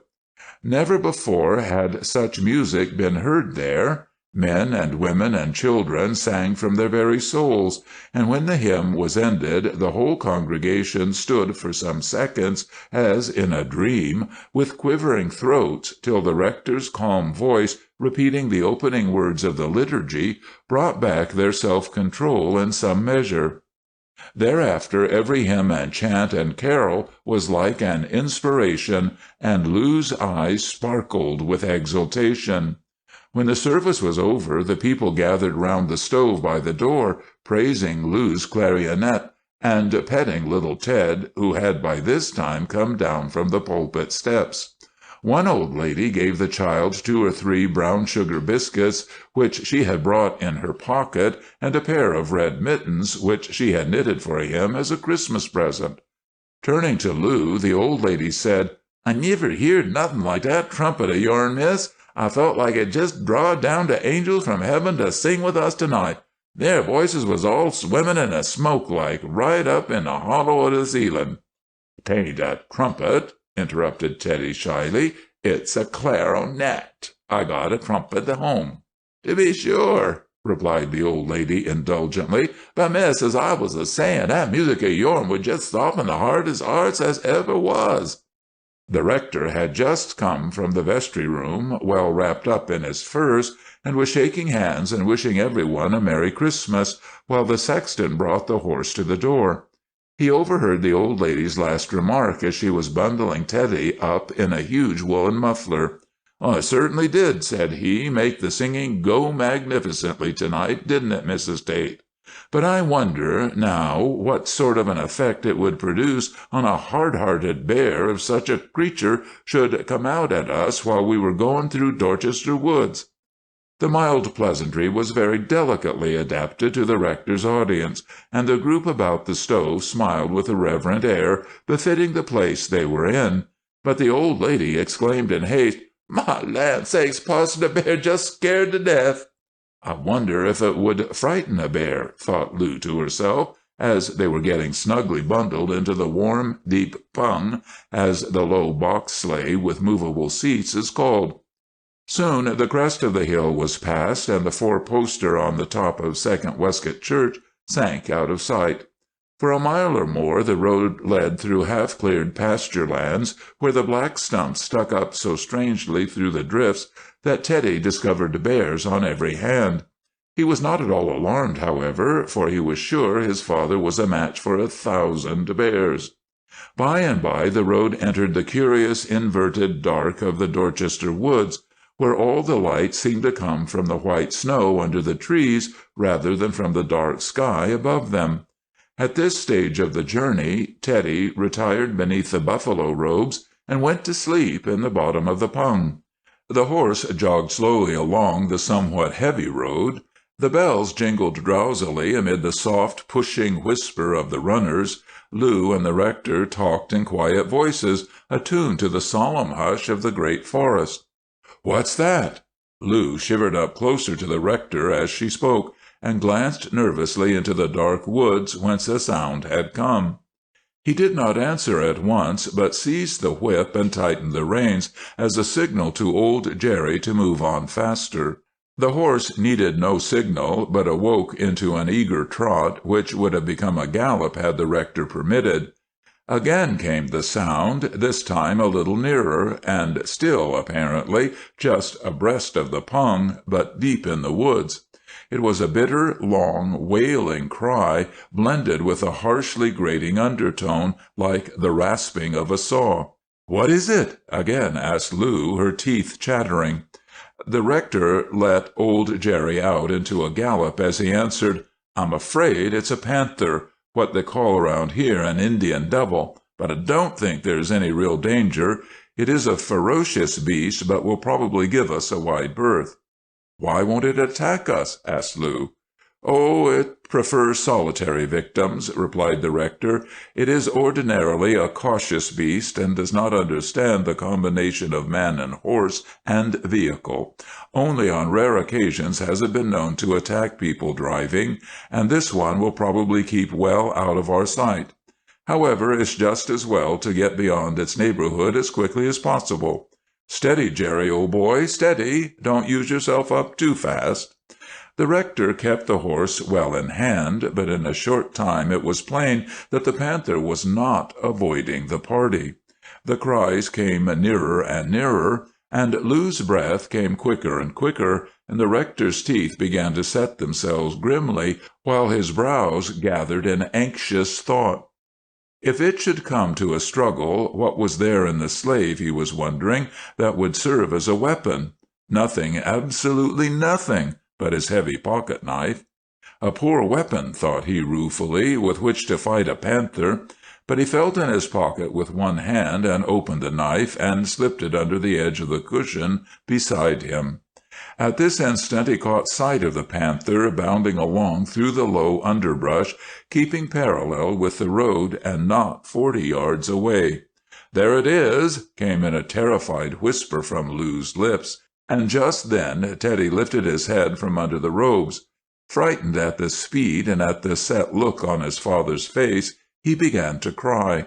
The panther heard him and turned at once toward the sleigh. Old Jerry stretched himself out in a burst of extra speed, while the rector grasped his poor knife fiercely, and the panther came with a long leap right into the road, not 10 paces behind the flying sleigh. Teddy stared in amazement, then cowered down in fresh terror, as there came an ear-splitting screech, wild and high and long, from Lou's clarionet. Lou had turned, and over the back of the seat was blowing this peal of desperate defiance in the brute's very face. The astonished animal shrank back in his tracks and sprang again into the underbrush. Lou turned to the rector with a flushed face of triumph, and the rector exclaimed in a husky voice, "Thank God!" But Teddy, between his sobs, complained, "What'd you do that for, Lou?" Lou jumped to the conclusion that her victory was complete and final, but the rector kept Jerry at his top speed and scrutinized the underwood apprehensively. The panther appeared again in 4 or 5 minutes, returning to the road and leaping along some 40 or 50 feet behind the sleigh. His pace was a very curious, disjointed India rubber spring, which rapidly closed up on the fugitives. Then round swung Lou's long instrument again, and at its piercing cry the animal again shrank back. This time, however, he kept to the road, and the moment Lou paused for breath, he resumed the chase. "Save your breath, child," exclaimed the rector, as Lou again put the slender tube to her lips. "Save your breath, and let him have it ferociously when he begins to get too near." The animal came within 20 or 30 feet again, and then Lou greeted him with an ear-splitting blast, and he fell back. Again and again the tactics were repeated. Lou tried a thrilling cadenza. It was too much for the brute's nerves. He could not comprehend a girl with such a penetrating voice, and he could not screw up his courage to a closer investigation of the marvel. At last the animal seemed to resolve on a change of procedure. Plunging into the woods, he made an effort to get ahead of the sleigh. Old Jerry was showing signs of exhaustion, but the rector roused him to an extra spurt, and there, just ahead, was the opening of Fillmore's settlement. "Blow, Lou, blow!" shouted the rector, and as the panther made a dash to intercept the sleigh, it found itself in too close proximity to the strange-voiced phenomenon in the pung, and sprang backward with an angry snarl. As Lou's breath failed from her dry lips, the sleigh dashed out into the open. A dog bayed angrily from the nearest farmhouse, and the panther stopped short on the edge of the wood. The rector drove into the farmyard, and old Jerry stopped, shivering as if he would fall between the shafts. After the story had been told, and Jerry had been stabled and rubbed down, the rector resumed his journey with a fresh horse, having no fear that the panther would venture across the cleared lands. 3 of the settlers started out forthwith, and following the tracks in the new snow, succeeded in shooting the beast after a chase of 2 or 3 hours. The adventure supplied the countryside all that winter with a theme for conversation, and about Lou's clarionet there gathered a halo of romance that drew rousing congregations to the parish church, where its music was to be heard every alternate Sunday evening. "I should say," remarked Queerman, "that to experience and imagination you combine a most tenacious memory. Who would have dreamed that the shy Teddy, with his proclivity for the pulpit steps, would have developed into the Stranion that we see before us?" To this there was no reply. Then suddenly Magnus said, "Sam!" and Sam began at once. "This is all about Jake Dimble's wooden leg," said Sam. One evening in the early summer, I won't say how many years ago, Jake Dimble was driving the cows home from pasture. At that time Jake, a stout youth of 17, had no thought of such an appendage as a wooden leg. Indeed, he had no place to put one had he possessed such a thing, for his own vigorous legs of bone and muscle, with which he had been born and with which he had grown up in entire content, seemed likely to serve him for the rest of his natural life. But that very evening, amid the safe quiet and soft colors of the upland cow pasture, fate was making ready a lesson for him in the possibilities of the unexpected. In Westmoreland County that summer bears were looked upon as a drug in the market. The county, indeed, seemed to be suffering from an epidemic of bears. But so far these woody pastures of Second Westcock, surrounded by settlements, had apparently escaped the contagion. When, therefore, Jake was startled by an angry growl coming from a swampy thicket on his right, the thought of a bear did not immediately occur to him. He saw that the cows were running ahead with a sudden alertness, but he paused and gazed at the thicket, wondering whether it would be wise for him to go and investigate the source of the sound. While he hesitated, the question was decided for him. A large black bear burst forth from the bushes with a crash that carried a nameless terror into Jake's very soul. The beast looked so cruelly out of place, so horribly out of place, breaking in upon the beauty and security of the familiar scene. Jake had no weapon more formidable than the hazel switch he was carrying and the pocket-knife with which he was trimming off its branches. After one long, horrified look at the bear, Jake took to flight along the narrow cow-path. Jake was a notable runner in those days, yet the bear gained upon him rapidly. The cow-path was tortuous exceedingly, and away from the path the ground was too rough for fast running. At least Jake found it so. The bear did not seem to mind the irregularities. Jake envied the cows their fine head start. He wished he was with them. Then, as he heard the bear getting closer, he almost wished he was one of them. And then his foot caught in a root, and he fell headlong. As he fell, a great wave of despair went over him, and a thought flashed through his mind: "This is the end of me." His sight was darkened for an instant as he rolled in the moss and twigs between 2 hillocks. Then, turning upon his back, he saw the bear already hanging over him, and now a desperate courage came to his aid. Raising his heels high in the air, he brought them down with violence in the brute's face. The animal started back, astonished at this novel method of defense. When it advanced again to the attack, Jake met it desperately with his heels, and all the time he kept up a lusty shouting such as he hoped would soon bring someone to the rescue. For a few minutes, strange to say, Jake's tactics were successful in keeping his foe at bay. But presently the bear, growing more angry, or more hungry, made a fiercer assault and succeeded in catching the lad's foot between his jaws. The brave fellow sickened under the cruel grip of those crunching teeth, but he kept up the fight with his free heel. Just as he was about fainting with pain and exhaustion, some farmers who had heard the outcry arrived upon the scene, and the bear hastily withdrew. That night there was a bear hunt at Second Westcock, but it brought no spoils. Bruin had made an effective disappearance. As for Jake, his foot and the lower part of his leg were so dreadfully mangled that the leg had to be cut off just below the knee. When the lad was entirely recovered, being a handy fellow, he made himself a new leg of white oak, around the bottom of which, to prevent wear, he hammered a stout iron ring. The years went by in their usual surreptitious fashion, and brought few changes to Second Westcock.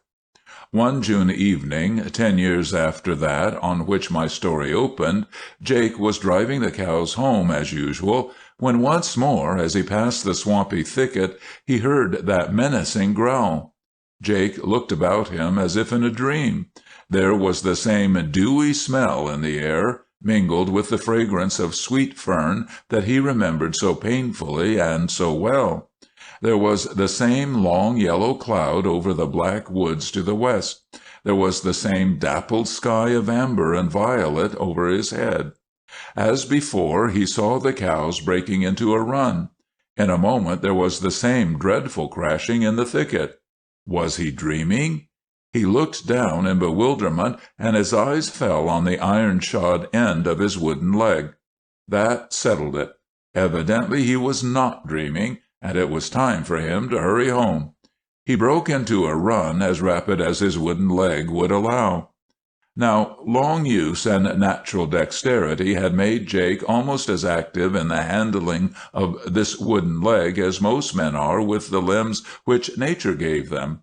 But with his original legs in their pristine vigor, he had found himself no match for a bear. What, then, could he expect in the present instance? Jake looked over his shoulder and beheld the bear hot on his tracks. He could have sworn it was the same bear as of old. He made up his mind to run no more, but to save his breath for what he felt might be his last fight. He gave a series of terrific yells, which, as he thought, might pierce even to the corner grocery under the hill, and threw himself flat on his back on a gentle hummock that might pass for a post of advantage. Jake was not hopeful, but he was firm.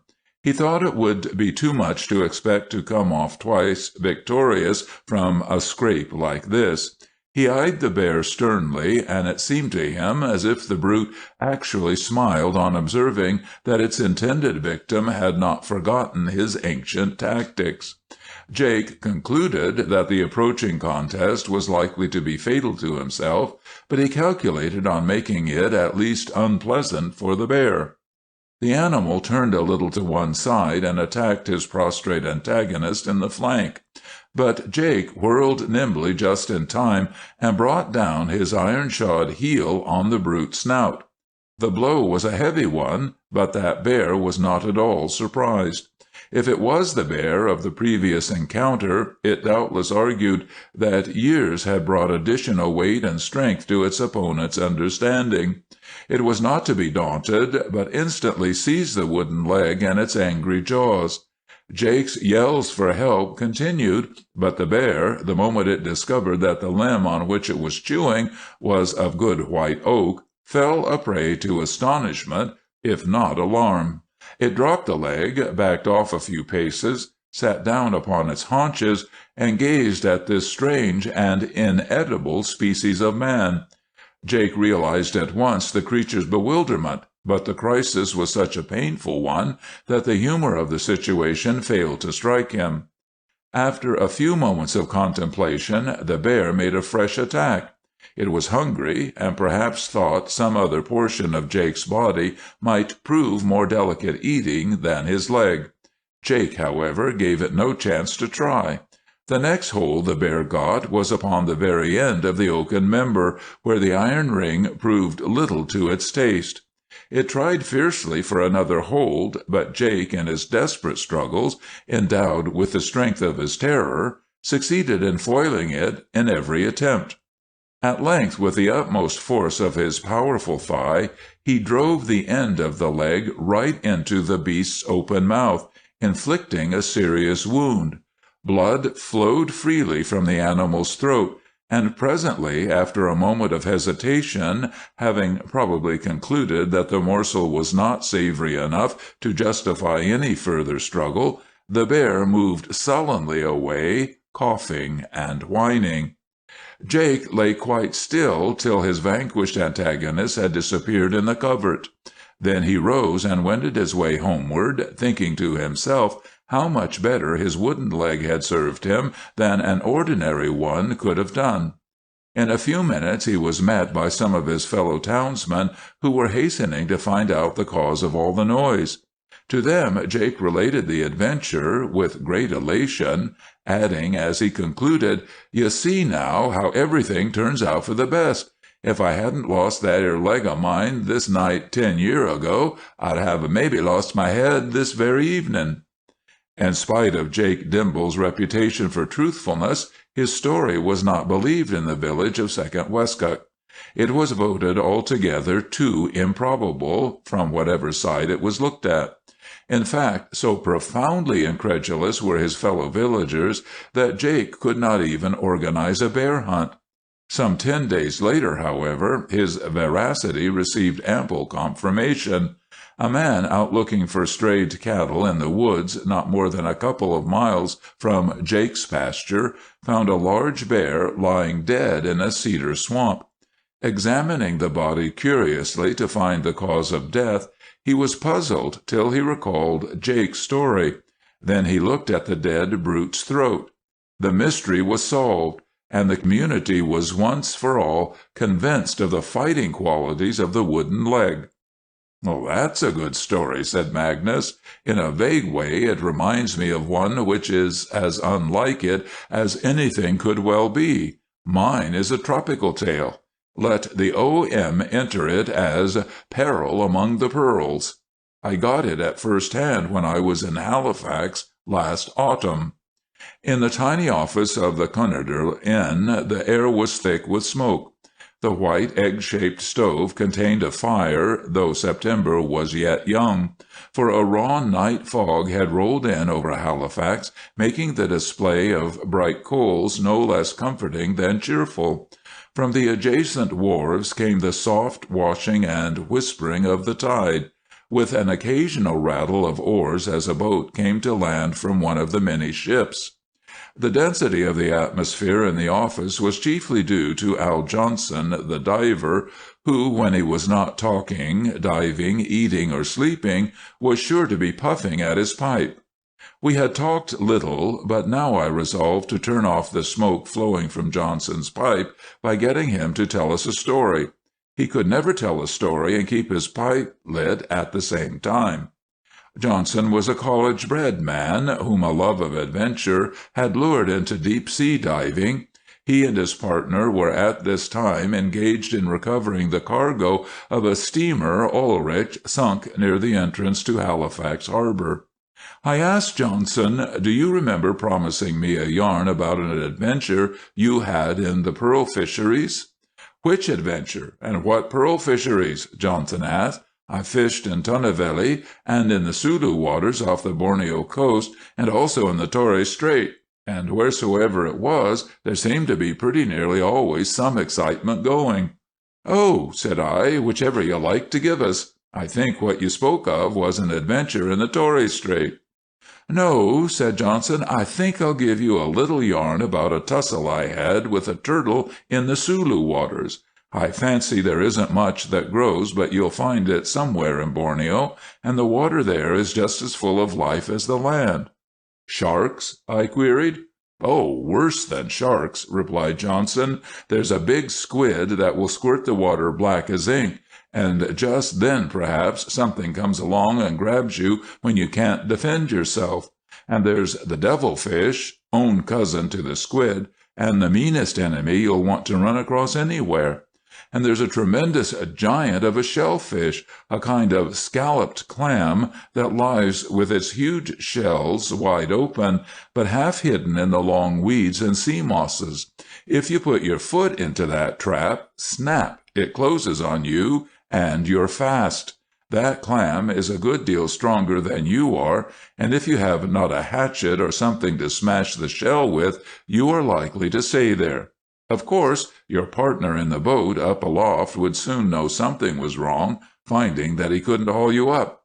Then he would go down after you and chop you loose, perhaps. But meanwhile it would be far from nice, especially if a shark came along, if another clam does not nab him, for one of these big clams has been known to catch even a shark. Many natives thereabouts do a lot of diving on their own account, and of course don't indulge in diving suits. I can tell you they are very careful not to fall afoul of these clam shells, for when they do, they're drowned before they can get clear." "You can hardly blame the clam, or whatever it is," said I. "It must be rather a shock to its nerves when it feels a big foot thrust down right upon its stomach." "No," assented Johnson, "you can't blame the clam. But besides the clam there is a big turtle that is a most officious creature, with a beak that will almost cut railroad iron. It is forever poking that beak into whatever it thinks it doesn't know all about, and you cannot scare it as you can a shark. You have simply got to kill it before it will acknowledge itself beaten. These same turtles, however, at the top of the water or on dry land, would in most cases prove as timid as rabbits. And then, as you say, there are the sharks, all kinds, big and little, forever hungry, but not half so courageous as they get the credit of being." "I suppose," I interrupted, "you always carried a weapon of some sort?" "Well, rather," said Johnson. "For my own part, I took a great fancy to the ironwood stakes that the natives always use, but they don't seem to me quite the thing for smashing those big shells with, supposing a fellow should happen to put his foot into one. So I made myself a stake with a steel top, which answered every purpose. More than one big shark have I settled with that handspike of mine, and once I found to my great advantage that it was just the thing to break up a shell with." "Ha ha!" laughed Best, who had been listening rather inattentively hereto. "So you put your foot in it, did you?" "Yes, I did," said Johnson, "and that is just what I'm going to tell you about. I was working that season with a good partner, a likely young fellow hailing from Auckland. He tended the line and the pump to my complete satisfaction. I've never had a better tender. Also, I was teaching him to dive, and he took to it like a loon. His name was Larry Scott, and if he had lived, he would have made a record. He was killed about a year after the time I'm telling you of, in a row down in New Orleans. But we won't stop to talk about that now. As I was saying, Larry and I pulled together pretty well from the start, and we were so lucky with our fishing that the fellows in the other boats began to get jealous and unpleasant. You must know that all kinds go to the pearl fisheries, and the worst kinds have rather the best of it in point of numbers. We were ready enough to fight, but we liked best to go our own way peaceably. So when some of the other lads got quarrelsome, we just smiled, hoisted our sail, and looked up a new ground for ourselves some little distance from the rest of the fleet. Luck being on our side just then, we chanced upon one of the finest beds in the whole neighborhood. One morning, as I was poking about among the seaweed and stuff, I came across a fine-looking bunch of pearl shells. I made a grab at them, but they were firmly rooted and refused to come away. I laid down my handspike, took hold of the cluster with both hands, and shifted my foothold so as to get a good chance to pull. Up came the bunch of shells at the first wrench, much more readily than I had expected. To recover myself, I took a step backward. Down went my foot into a crevice, slumped into something soft, and snap, my leg was fast in the grip that almost made me yell there in the little prison of my helmet. Well, as you may imagine, just as soon as I recovered from the start this gave me, I reached out for my handspike to knock that clamshell into flinders. But a cold shiver went over me as I found I could not reach the weapon. As I laid it down, it had slipped a little off to one side, and there it rested about a foot out of my reach, reclining on one of those twisted conch shells such as the farmers use for dinner horns. How I jerked on my leg trying to pull it out of the trap. That, however, only hurt the leg. All the satisfaction I could get was in the thought that my foot, with its big 20-pound rubber and lead boot, must be making the clam's internal affairs rather uncomfortable. After I had pretty well tired myself out, stretching and tugging on my leg, and struggling to reach the handspike, I paused to recover my wind and consider the situation. It was not very deep water I was working in, and there was any amount of light. You have no sort of idea, until you have been there yourself, what a queer world it is down where the pearl oyster grows. The seaweeds were all sorts of colors, or rather I should say they were all sorts of reds and yellows and greens. The rest of the colors of the rainbow you might find in the shells which lay around underfoot, or went crawling among the weeds, and away overhead darted and flashed the queerest-looking fish like birds in a yellow sky. There were lots of big anemones, too, waving, stretching, and curling their many-colored tentacles. I saw everything with extraordinary vividness about that time, as I know by the clear way I recollect it now. But you may be sure I wasn't thinking much just then about the beauties of nature. I was trying to think of some way of getting assistance from Larry. At length I concluded I had better give him the signal to haul me up. Finding that I was stuck, he would, I reasoned, hoist the anchor and then pull the boat along to the place of my captivity. Then he could easily send me down a hatchet wherewith to chop my way to freedom. Just as I had come to this resolve, a black shadow passed over my head, and I looked up quickly. It was a big turtle. I didn't like this, I can tell you, but I kept pretty still, hoping the newcomer would not notice me. He paddled along very slowly, with his queer little head stuck far out, and presently he noticed my air tube. It seemed to strike him as decidedly queer. My blood fairly turned to ice in my veins as I saw him paddle up and take hold of it in a gingerly fashion with his beak. Luckily, he didn't seem to think it would be good to eat, but I knew that if he should bite it, I would be a dead man in about a minute, drowned inside my helmet like a rat in a hole. It is in an emergency like this that a man learns to know what real terror is. In my desperation, I stooped down and tore with both hands at the shells and weeds for something I might hurl at the turtle, thinking thus, perhaps, to distract his attention from my air tube. But what do you suppose happened? Why, I succeeded in pulling up a great lump of shells and stones all bedded together. The mass was fully 2 feet long. My heart gave a leap of exultation, for I knew at once just what to do with the instrument thus providentially placed in my hands. Instead of trying to hurl it at the turtle, I reached out with it and managed to scrape that precious handspike within grasp. As I gathered it once more into my grip, I straightened up and was a man again. Just at this juncture, the turtle decided to take a hand in. I had given the signal to be hauled up at the very moment when I got hold of that lump of stones, and now I could feel Larry tugging energetically on the rope. The turtle left off fooling with the tube, and paddling down to see what was making such a commotion in the water, he tackled me at once. As it happened, however, he took hold of the big copper nut on the top of the headpiece, and that was too tough a morsel even for his beak, so that all he could do was to shake me a bit. With him at my head and the clam on my leg and Larry jerking on my waistband, you may imagine I could hardly call my soul my own. However, I began jabbing my handspike for all I was worth into the unprotected parts of the turtle's body, feeling around for some vital spot, which is a thing mighty hard to find in a turtle. In a moment the water was red with blood, but that made no great difference to me, and for a while it didn't seem to make much difference to the turtle either. All I could do was to keep on jabbing as close to the neck as I could and between the front flippers, and the turtle kept on chewing at the copper joint.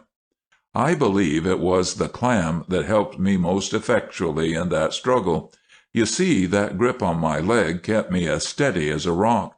If it hadn't been for that, the turtle would have had me off my feet and end over end in no time, and would probably have soon got the best of me.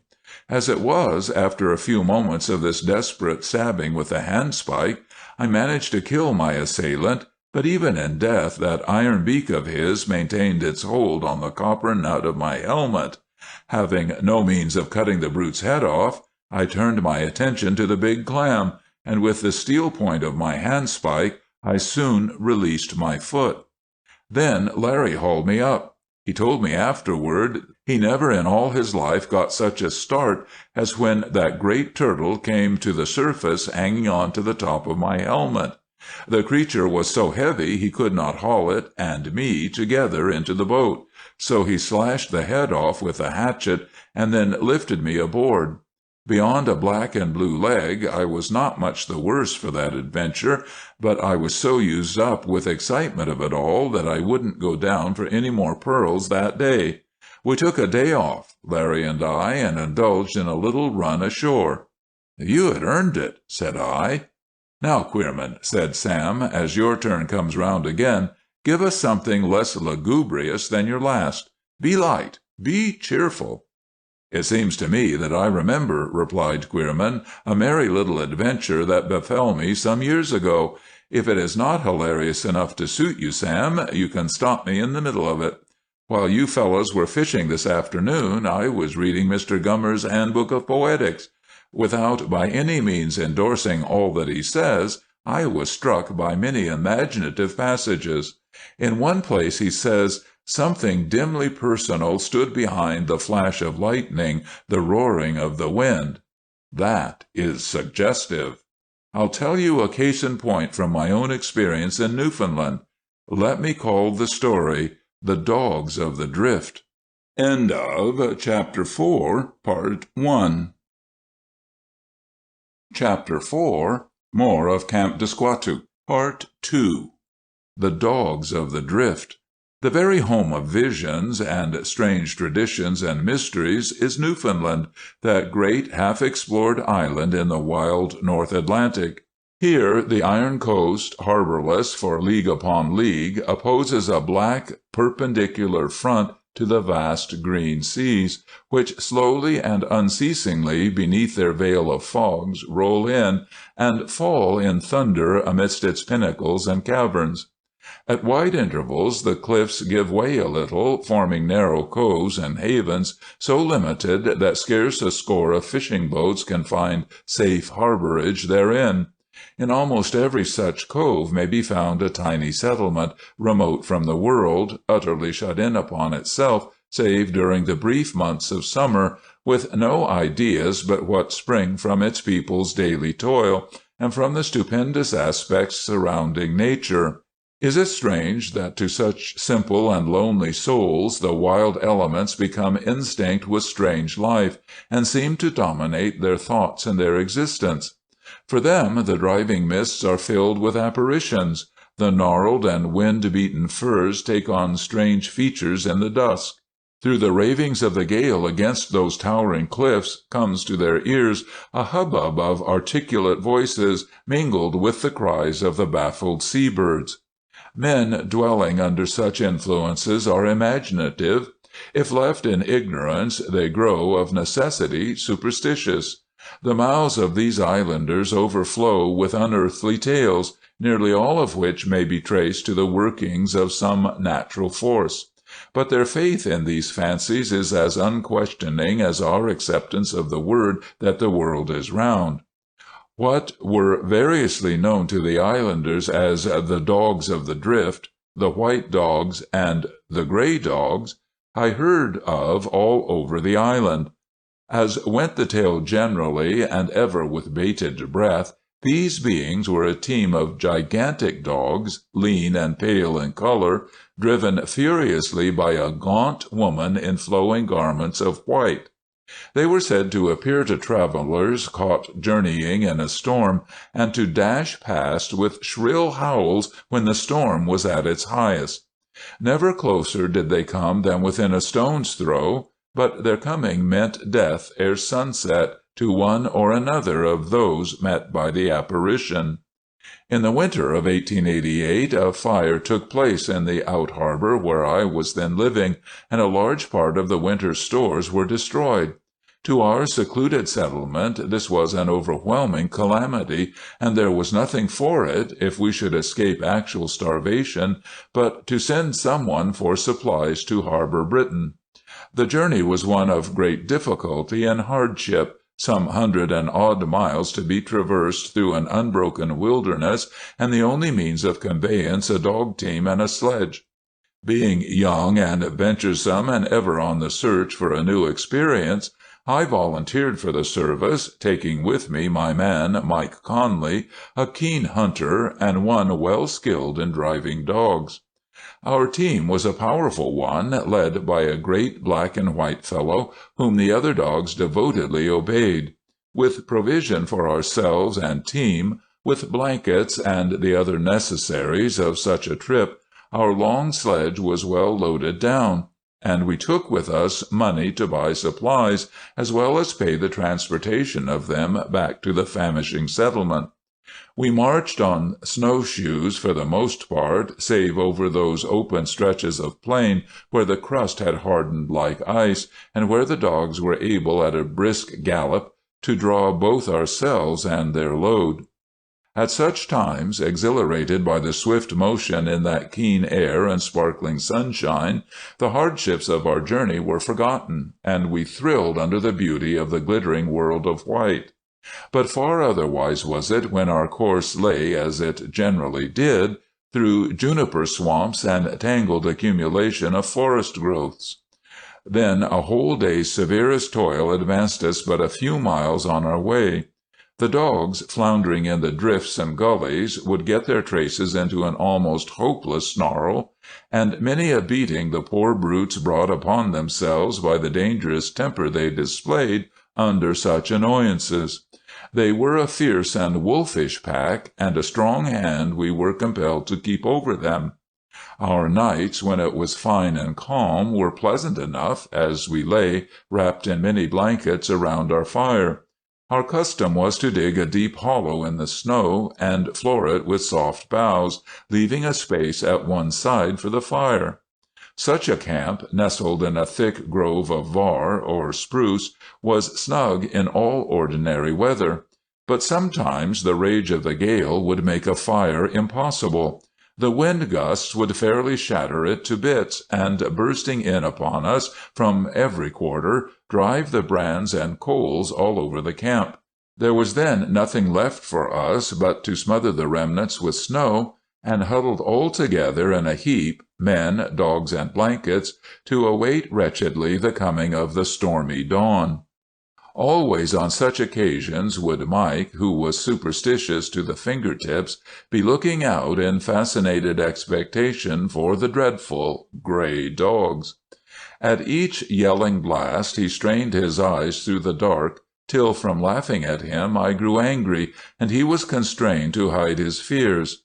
I represented to him that as long as he kept his eyes beneath his blanket, these dogs of the drift need have no terrors for him, even though they come the whole night long and career about the camp, for the portent only applied to those beholding it. This view of the case, however, was but little relief to him, as his fears were no less on my account than on his own.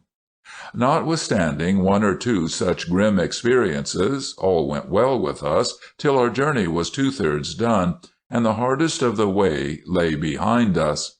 Then, as we floundered one afternoon through a deadwood swamp, Mike slipped between two fallen trunks and broke his left arm near the shoulder. This was a most unlooked-for blow, but the poor fellow bore it like a hero.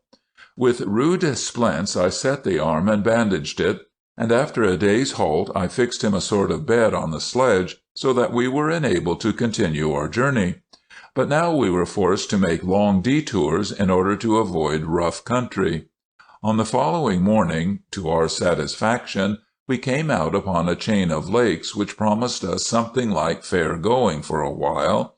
In a sheltered place on the shore we found a rude cabin occupied by two hunters who had their traps set in the surrounding woods. Neither the faces nor the manner of these men did I find prepossessing, but they received us hospitably, fed us well, and pressed us to stay with them overnight. Not unnaturally, they were curious as to the motives of our strange journey, and before I could give him a hint of warning, my garrulous and fearless Mike had put him in possession of the whole story. The greedy look of intelligence which passed furtively between them, upon learning we were on the way to purchase stores, aroused all my suspicions and set me sharply on my guard. Their hospitality now became doubly pressing. In fact, when they saw me bent on immediate departure, they grew almost threatening in their earnestness. At this, assuming an angry air, I asked them why they should so concern themselves about what was entirely my own business, and I gave them plainly to understand that I wanted no interference. Changing their tone at once and deprecating my warmth, they called to my notice the storm that was gathering overhead.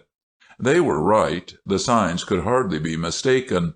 The little bursts and eddies of drift that rose fitfully from the lake's white surface, the long, whispering sob of gusts that woke at intervals behind the forest, the heavy but vague massing of clouds all over the sky, which at a little distance was confused with the earth by a sort of pearly haze, all portended a hurricane of snow before many hours. With reason on their side and the evident desire of my wounded Mike as well, our host urged delay till the storm should have spent its fury. But silencing Mike with a glance, I rejected politely but decidedly their proffered shelter, and made ready the team for a start. As soon as I had begun to tackle the dogs, the younger of our hosts suddenly took up his gun and left the cabin, saying he thought he'd better visit a few traps before the storm set in. He turned, I noticed, down the shore of the lake, parallel to the direction in which our own course lay. The older man speeded our departure with all seeming goodwill, announcing that he only waited to see us safely off, and would then follow his partner to examine the traps. Once under way, I retailed my suspicions to Mike, who, heedless as he was, had been putting this and that together during the last few minutes. Bitterly he bewailed his helplessness, and many and varied were the maledictions which from his couch in the blankets he hurled upon our prospective foes. At his suggestion we shunned the wooded shore, taking our course as nearly as possible down the middle of the lake. With my rifle in one hand and my long-lashed whip in the other, I urged the team to such a pace as it strained my running powers to keep up with. The snow was soft, and for the dogs as for myself, the work was too severe to last. But my aim was, if possible, to settle with the first ruffian, who had, it seemed likely, undertaken to head us off, before the second could overtake and join forces with him. But suddenly, with a whistle and a biting blast, the storm was upon us. For a moment the dogs cowered down in their tracks, and then we were fain to hug the shore for shelter. The shelter was not much, for the storm seemed to rage from all quarters, yet, breathless and blinded though we were able to make some headway. At a momentary lull between the gusts, we rounded a sharp headland and entered a long, narrow passage between the shore and a wooded island. "A likely place enough for the murderin' thief!" exclaimed Mike. But we plunged ahead.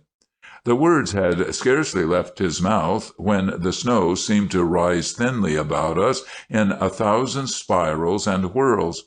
A tremendous wind drove down the channel and smote us in the face with a long, confused, yelping howl, which made my flesh creep with its resemblance to a cry of dogs.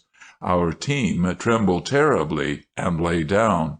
"The gray dogs!" came in a hoarse cry from Mike's lips.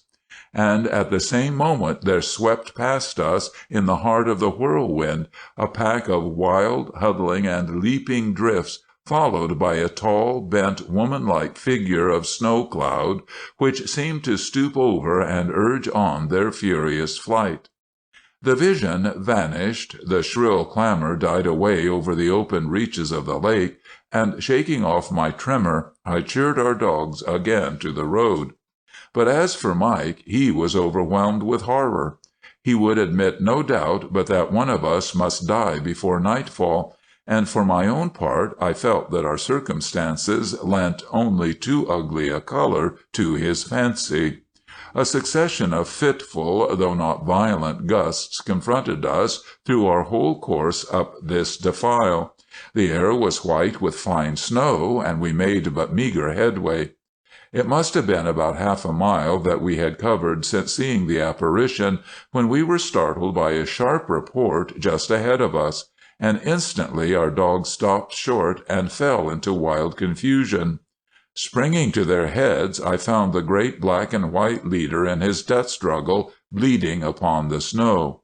"Cut the traces!" cried Mike, and though not comprehending his purpose, I stooped to do so.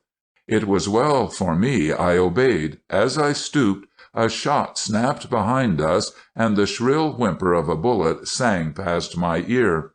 At the same moment, the gust subsiding, I saw our first assailant step boldly out of cover just ahead of us, and raise his gun to shoulder for a second shot. But I had severed the traces. There was a sort of fierce hiss from Mike's tongue, and with a yell the whole team sprang forward to avenge their leader. The ruffian, realizing at once his peril, discharged his gun wildly, threw it down, and fled for his life. But he was too late. In briefer space, I think, than it takes to tell it, the pack was upon him. He was literally torn to pieces. With whip and gunstock I threw myself upon the mad brutes, who presently, as if satisfied with their dreadful revenge, followed me back in submission to their places. As for the second scoundrel, he had taken swift warning and vanished. The dogs themselves seemed cowed by what they had done, and for my own part I was filled with horror. But no such weak sentimentality found the slightest favor with Mike. Rebuking me for having beaten them, he lavished praise and endearments upon the dogs. He reminded me, moreover, that they had saved the lives of both of us, or had, at the very least, saved myself from the necessity of taking blood upon my hands. Realizing this, I made hasty amends to the poor shivering brutes, comforting them with a liberal feast of dried dogfish. My present feeling toward them, as I look back upon the episode, is one of unmitigated gratitude. The rest of our journey was accomplished without more than ordinary trouble. A good deal of my spare energy I wasted in the effort to overturn Mike's faith, which stands still unshaken in the supernatural character of the dogs of the drift. With such terrible testimony in his favor, I could hardly have expected much success for my arguments, for as he concluded triumphantly, if the spectral team came down that channel as it plainly did, then the scoundrel lying in wait for us must have seen it as well as we, and did not he meet his doom before nightfall? "If that's what you call a merry tale," said Ranulph, "then the one I'm going to tell you of Newfoundland will make your eyes drop weeping tears. It concerns the fate of Ben Christie's bull caribou. Ben Christie was the first mate of the little coasting steamer Garnet of the Newfoundland Coastal Service. Born in one of those narrow out-harbors that wedge themselves in somewhere between the cliffs and the gray sea, his eyes had been bent seaward from the beginning. Inland all was mystery to him. alluring mystery. He had never been out of sight of the sea, except when the fog was too thick for him to distinguish it as he leaned over the vessel's rail. He had grown up with a codline in his hands. In his eyes, the alternation of fog and flashing sunlight; in his ears, the scream of the sea-fowl and the shattering thunder of the surf upon the cliffs. Of his native island he knew little but the seaward faces of her rocky ramparts, over which he had often climbed to gather the eggs of puffin and gannet. Of towns he knew but the wharves and waterfronts of St. John's and Halifax and Harbor Grace. But he was at home in his dory as it climbed the sullen purple-green slopes of the great waves on the banks, and he knew how to follow the seal and triumph over the perils of the floating fields. One day in Halifax, in a little inn on Water Street, Ben Christie saw the stuffed and mounted head of a well-antlered bull caribou. It fired his fancy, and from that day forth to shoot a bull caribou became his consuming ambition. When he had been serving as mate of the Garnet for about 2 years, the boiler of that redoubtable craft refused to perform its functions, and she was laid up in St. John's Harbor for repairs. Christie's opportunity had come. He furbished up his old muzzle-loading sealing gun, long of barrel and huge of bore, and took passage on a little coasting schooner bound for the west shore and the mouth of the Codroy River. Arriving at the Codroy, he remained in the settlement for a few days, looking for a suitable comrade to go with him into the interior. When his errand became known, which was right speedily, seeing that he could talk of nothing but bull caribou, he found plenty of practised hunters ready to accompany him on his quest, but none of these were quite to his liking. They all knew too much. They seemed to him to be impressed with the idea that he did not know anything about caribou hunting, and they talked about getting him the finest pair of horns on the barrens. Now, just what Ben wanted was to get those horns himself. He wanted to do the shooting himself and the hunting himself, and he did not want anyone around to patronize him and deride his mistakes. Ben was off on a holiday, and he felt himself entitled to make mistakes if he wanted to. At length he met a harum-scarum little Irishman named Mike Slohan, who said he doted on hunting, but couldn't hit anything smaller than a barn door, and wouldn't know, to use his own phrase, a spruce caribou from a bull partridge. Ben took him to his heart at once, and without delay the pair made ready for their expedition. Inextinguishable was the mirth of all the experienced hunters, and grievous were the mishaps they prophesied for our amateur Nimrods, till at last Ben's keen blue eyes began to flash dangerously, and they judged it prudent to check their jibes. Whatever Mike Slohan's inefficiency as a hunter, he was as fearless as a grizzly, and he understood to its minutest detail the art of camping out with comfort. He armed himself only with a little muzzle-loading shotgun, but in other respects the two went well equipped. When Mike declared that all was ready, he and Ben embarked in a canoe they had hired in the settlement and started gaily up the river. After ascending the main stream some 50 or 60 miles, they turned into a small tributary which flows into the Codroy from the northward. This stream ran between precipitous banks, often more than 100 feet in height. Its deep and gloomy ravine was chiseled through a vast tableland without landmark or limit, scourged by every wind that blows. This inexpressibly bleak region Mike declared to be the Barrens, where they would find the caribou. Into its depths they penetrated till their way was barred by fierce rapids, at the foot of which they made their camp in a warm and windless cove. It was well on in the autumn, a season when the bull caribou are very pugnacious, whence it came that Ben Christie had not long to wait before finding himself face to face with the object of his desire. The first day's hunting, however, was fruitless. Leaving the camp after a by no means early or hasty breakfast, Ben and Mike climbed the great wall of the ravine, and no sooner were they fairly out upon the level waste than they descried 3 caribou feeding about half a mile away. This to Ben seemed quite a matter of course. Nevertheless, he was exhilarated at the sight, and set out in hot pursuit, followed by the laughing Mike. They made no secret of their approach, but advanced in plain view, as if they were driving cattle in a pasture, and the caribou, being in a pleasant humor and willing to avoid disturbance, discreetly withdrew. After pursuing them for 3 or 4 miles, Ben gave up the chase, much disappointed to find the animals so wild. When the hunters started to return to the river, they were astonished to find no sign of a river or the course of one anywhere in the landscape. Mike at once concluded that they were lost, but Ben was not troubled. He had the sun to steer by and was amply satisfied. Indeed, he felt much at home on the barrens, where, as he said, there was plenty of sea room and a chap could breathe free. He shaped his course confidently for the camp, and fetched the river as unerringly as if it had been a port on the south shore. The barrens, which cover so large a portion of the interior of Newfoundland, vary somewhat in character in different parts of the island. Where Ben and Mike were investigating them, they were covered with wide patches of a sturdy, stunted shrub called locally skronnick.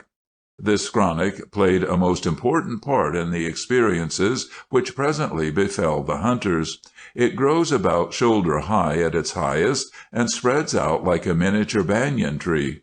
Its twisted stems are bare to a height of about 2 to 3 feet, and its top so densely matted as almost to shut out the light.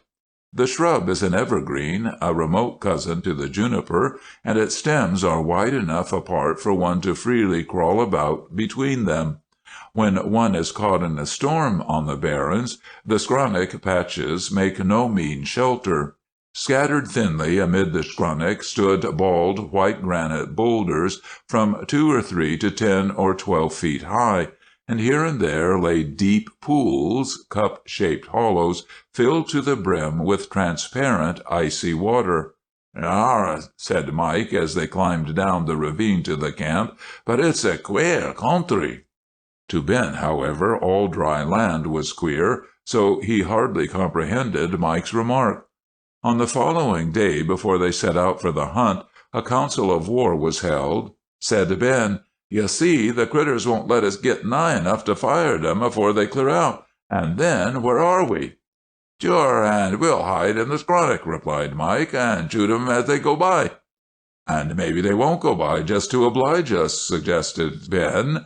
"I reckon we'd have to get down so they can't see us and crawl up on 'em." These tactics decided upon, the hunters mounted to the plain, enthusiastic and sanguine. Eagerly they scanned the bleak reaches. Not a caribou was there in sight. Ben's face fell, and he heaved a mighty sigh of disappointment, but Mike was not so easily cast down. "Come on," said he cheerily, "and we'll find the baits before you know where they are." With their guns over their shoulders, they picked their way through the skronnick for a couple of 100 yards, till suddenly, out from behind a boulder, not 20 paces in front of them, stepped a huge bull caribou. The caribou was solitary and in a very bad humor. He shook his spreading antlers and snorted ominously. "You shoot, he's yourn," shouted Mike in wild excitement, brandishing his gun at full cock over his head. Proudly, Ben raised his long weapon to his shoulder and pulled the trigger. There was no marked result, however, as he had forgotten to cock the gun. Just as he hastily remedied this oversight, the caribou charged madly. Ben fired and missed.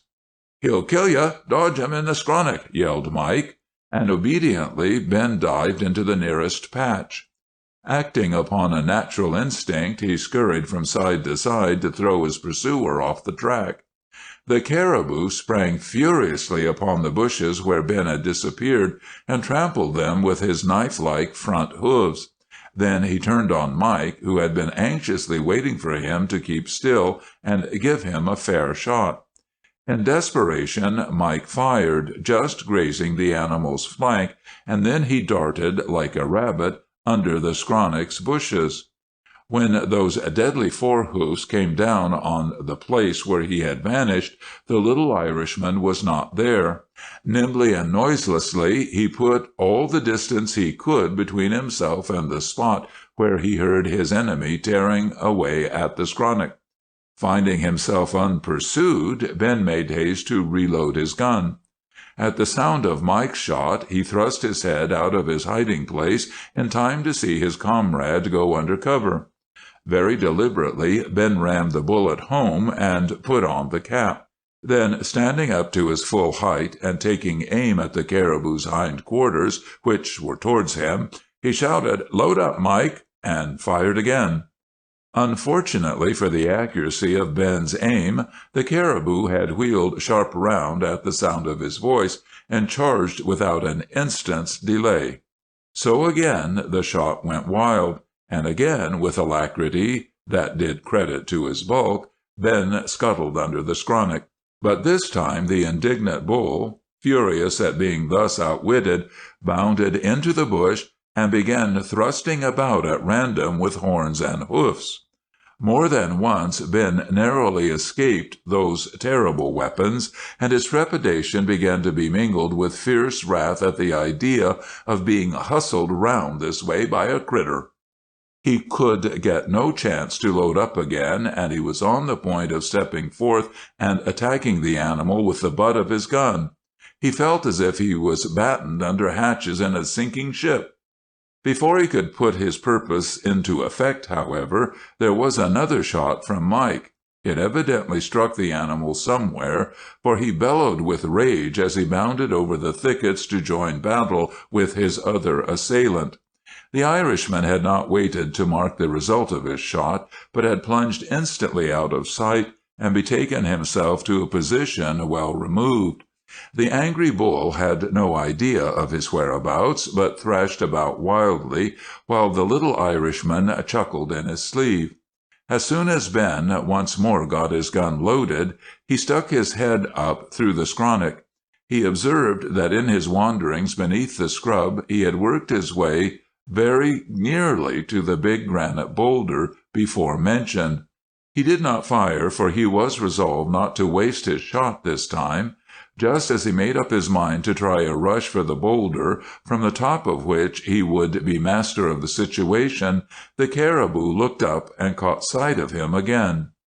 The animal's charge was so lightning-like in its rapidity that Ben could do nothing but dive once more beneath the kindly skronnick. As fast as he could, he worked his way toward the boulder, but in his haste the movement of the bushes betrayed him. One of the razor-edged hoofs came down within a foot or two of his face, and he shrank back swiftly, making himself very small.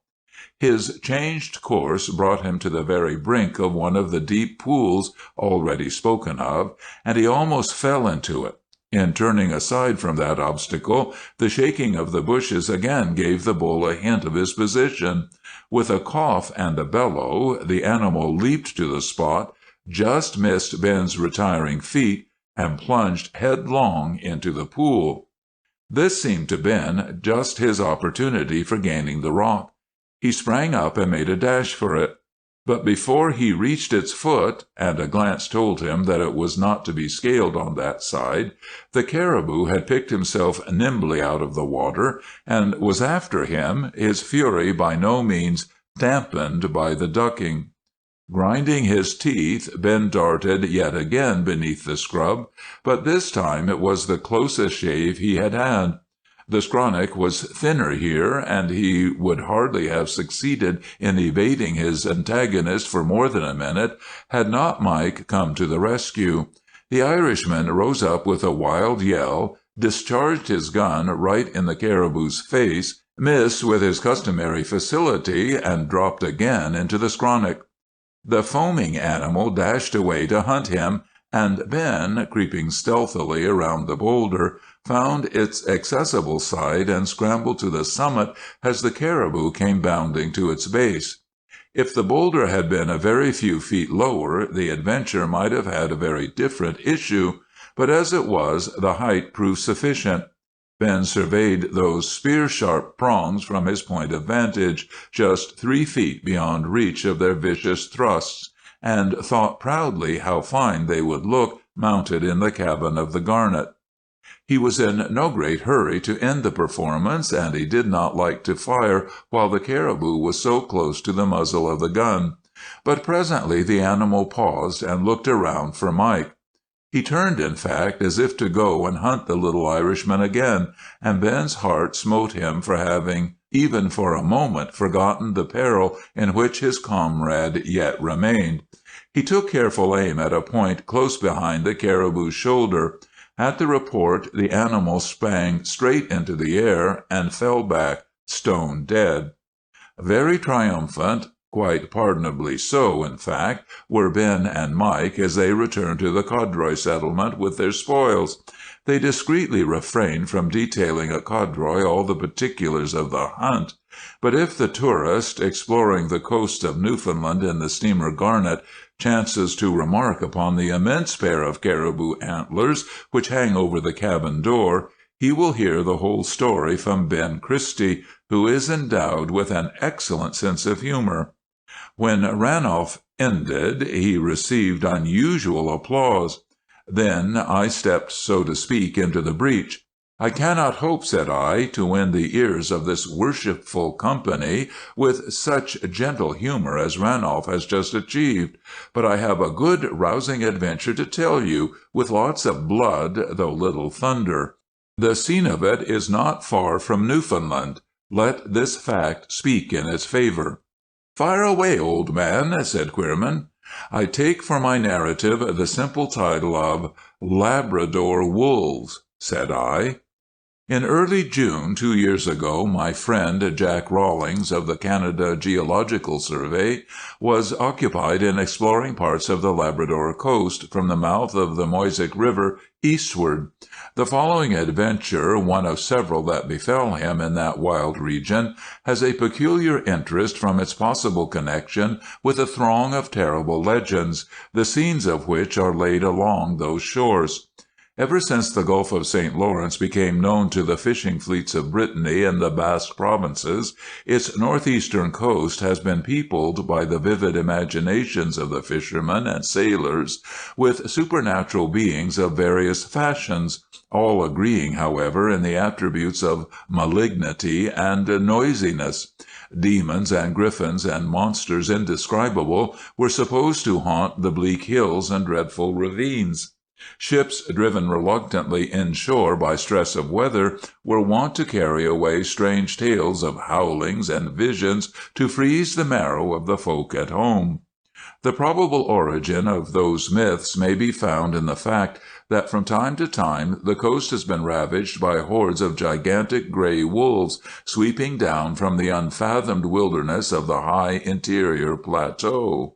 One of these visitations was in 1873, when many of the coast dwellers whose scanty settlements cling here and there in the lonely harbors were torn to pieces on the shore or shut up in their cabins till starvation stared them in the face.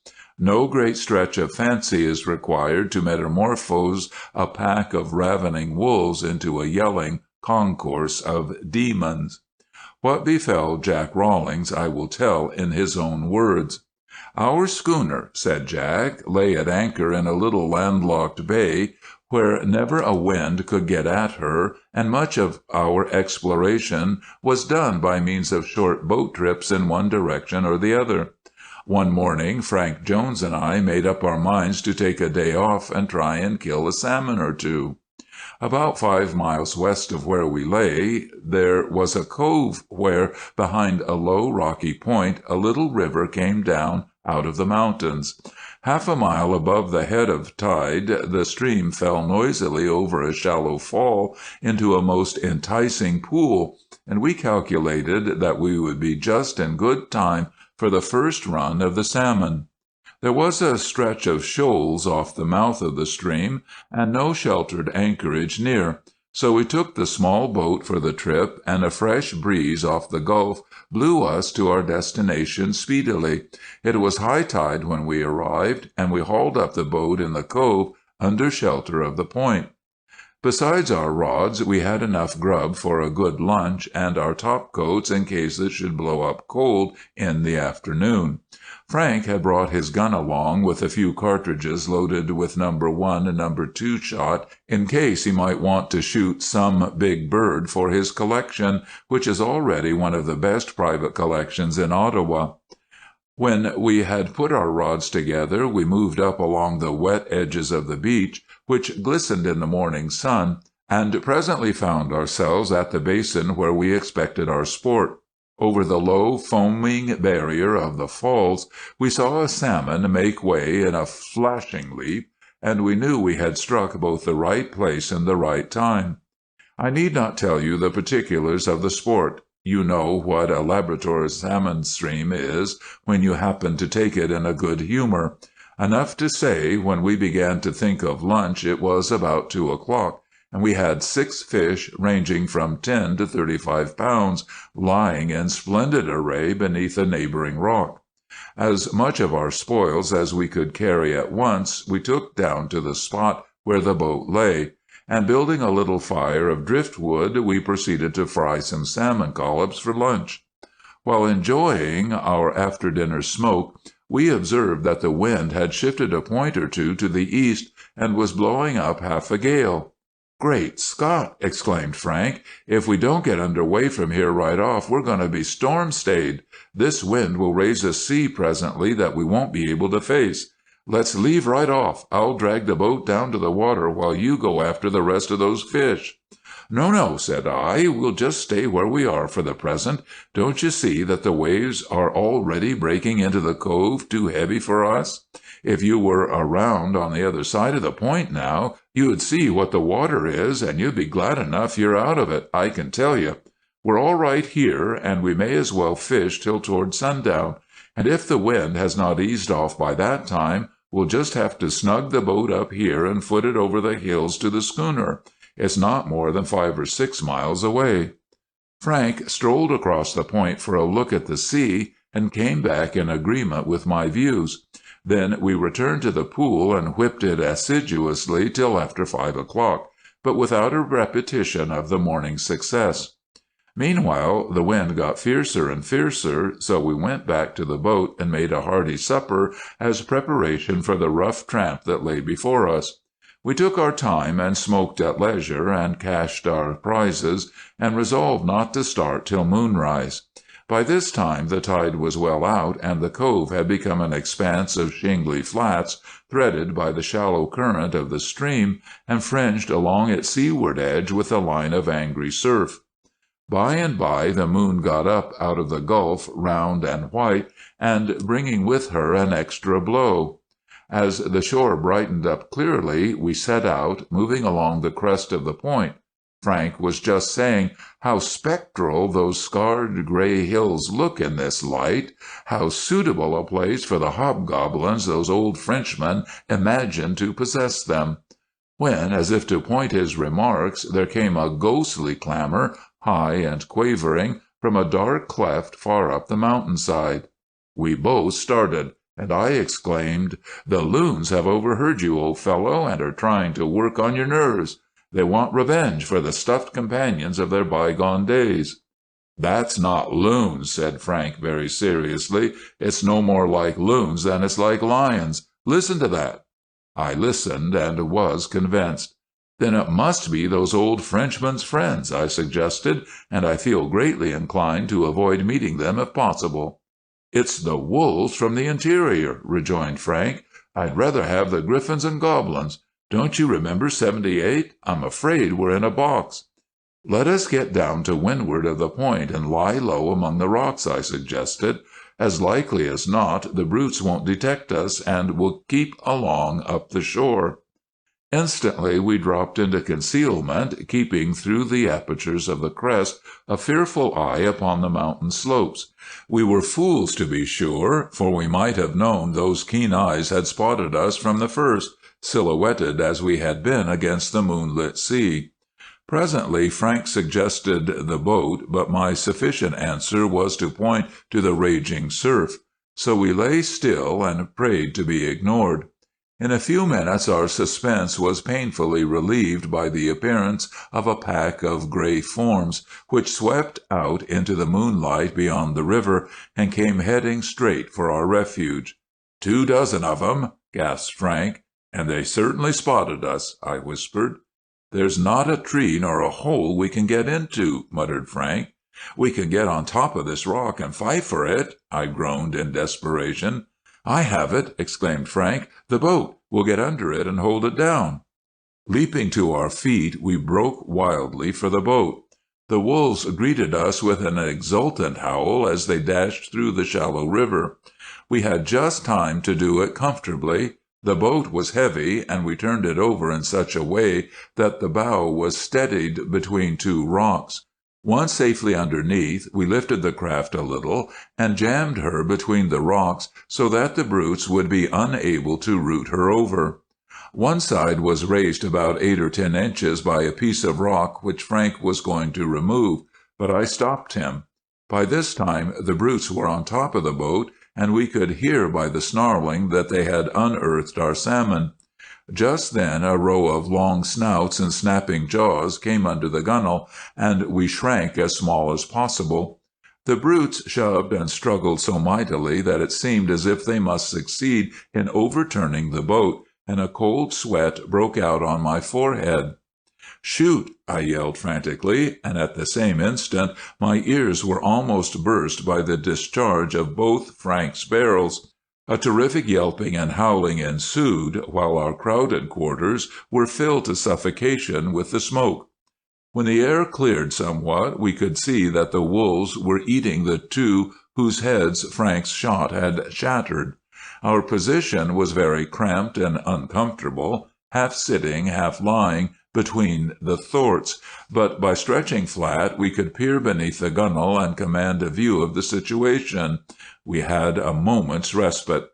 "Frank," said I, "we might as well be eaten as scared to death. Don't fire that gun again in here. It nearly blew my eardrums in. Club the brutes over the snout. All that's necessary is to disable them, and it seems their kind companions will do the rest."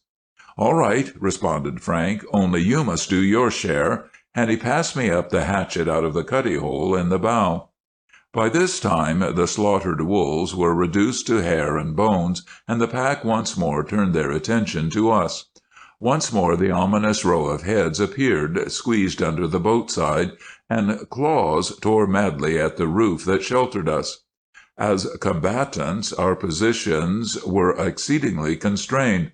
But so, too, were those of our assailants. A wolf cannot dodge well when his head is squeezed under a gunwale. Hampered as I was, I smashed the skulls of the two within easiest reach, barking my knuckles villainously as I wielded my weapon. I heard Frank, too, pounding viciously up in the bow. Then the attack drew off again, and the feasting and quarreling recommenced. I turned to make some remark to my companion, but gave a yell of dismay instead, as I felt a pair of iron jaws grab me by the foot and tear away the sole of my boot. In the excitement of the contest, my foot had gone too near the gunwale. The wolves were now growing too wary to thrust their heads under the gunwale. For a time they merely sniffed along the edge, and though we might easily have smashed their toes or the ends of their noses, we refrained in order to gain opportunity for something more effective. We must have waited thus for as much as 10 minutes, and the inaction was becoming intolerable, when the brutes, thinking perhaps we were dead or gone to sleep, made a sudden concerted effort to reach us. There must have been a dozen heads at once thrust in beneath the gunwale. One preternaturally lean wolf even wriggled his shoulders fairly through, so that he was within an ace of taking a mouthful out of my leg before I could have a fair blow at him with my hatchet. I think we either killed or disabled 4 at least in that assault. Thereupon the pack drew off a little and sat down on their haunches to consider. They could not possibly have been still hungry, having eaten 2 or 3 wolves and 100 pounds or so of nice fresh salmon, and we were in hopes they would go away. but instead of that they came back to the boat and set up a tremendous howling, which may have been a call for reinforcements or a challenge to come out and settle the trouble in a square fight. I asked Frank how many cartridges he had left. "Oh," he said, "a dozen or more at least." "Verily well," said I, "you'd better blaze away and kill as many as you can. I'll protect my eardrums by stuffing my ears full of rags. Try and make every shot tell." As the wolves were not more than 8 or 10 feet away, the heavy bird shot had the same effect as a bullet. 2 of the brutes were clean bowled over. Then the others sprang furiously about the boat. When Frank thrust forth the muzzle of the gun, it was seized and all but wrenched from his grasp. He bagged 2 more, then the rest moved round to the other side of the boat. But very soon the survivors appeared to make up their minds to a new departure, and after a little running hither and thither with their noses down, they suddenly crystallized, as it were, into a well-ordered pack, and swept away up the shore.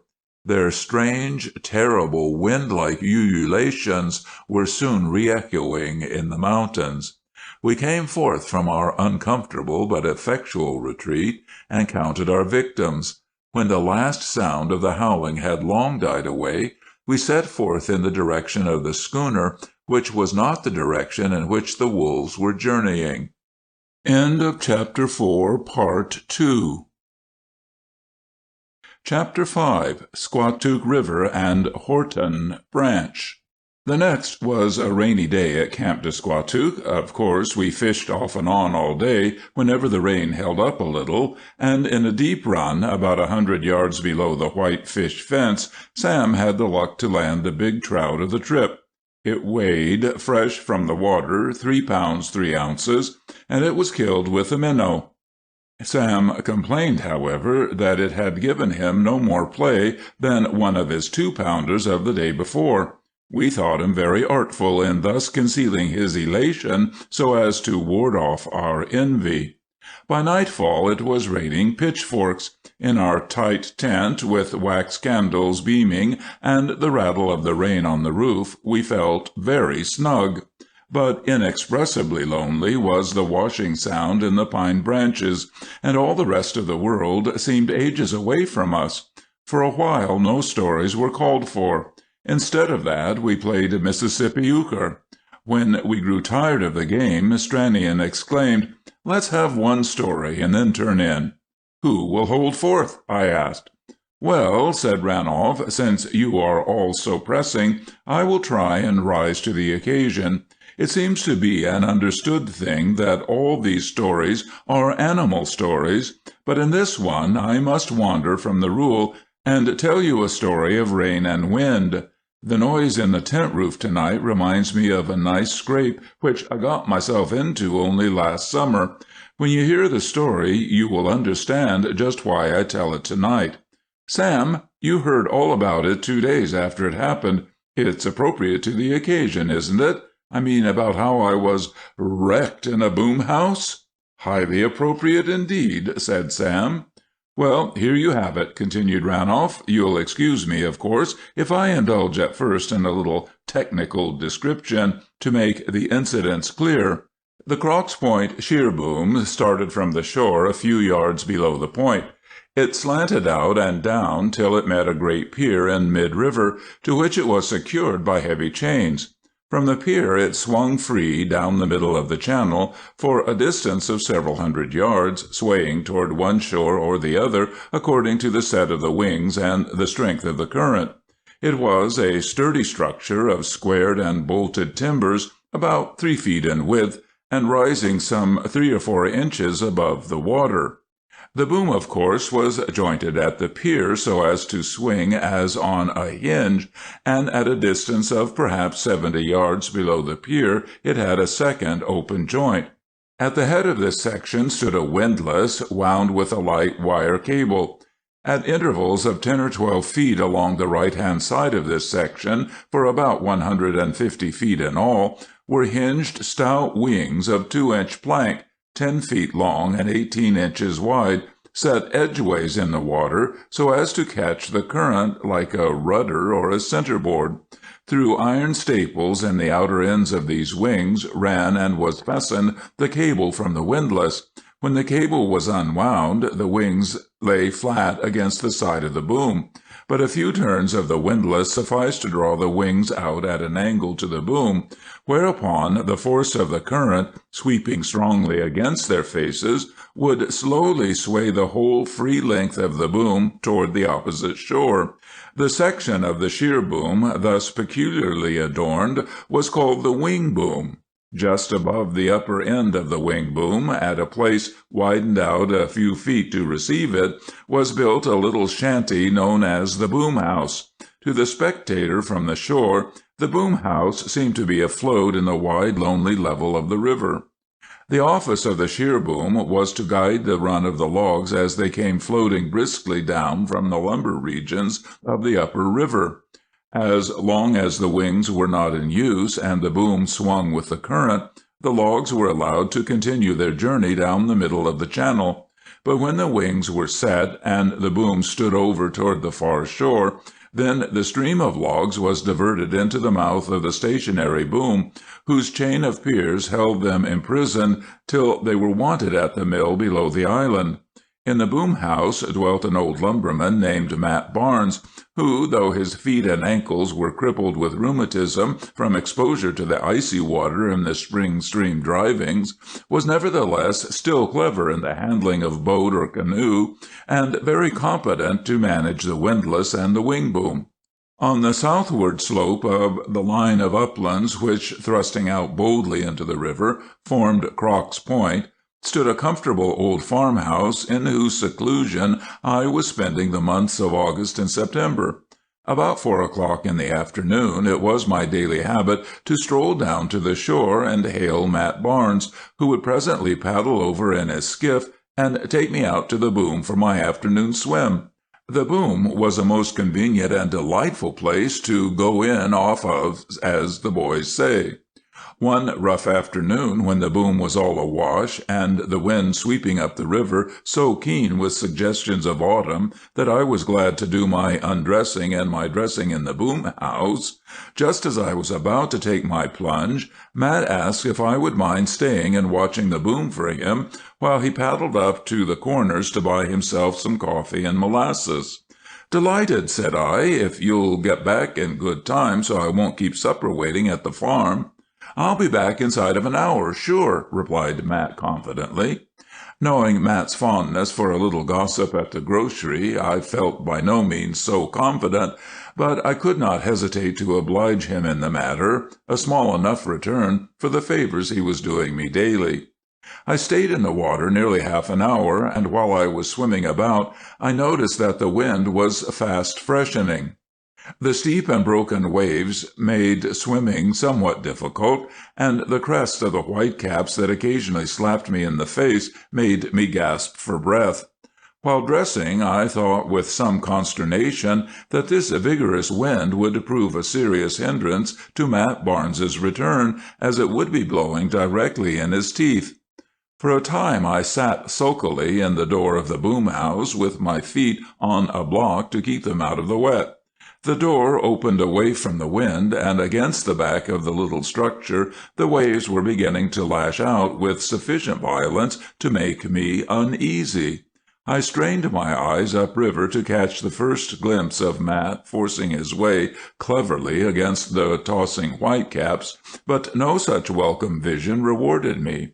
At last I was compelled to acknowledge that the storm had become too violent for him to return against it without assistance. I should have to wait in the boom house either till the wind abated, or till Mat should succeed in finding a pair of stout arms and a willing heart to come with him to my rescue.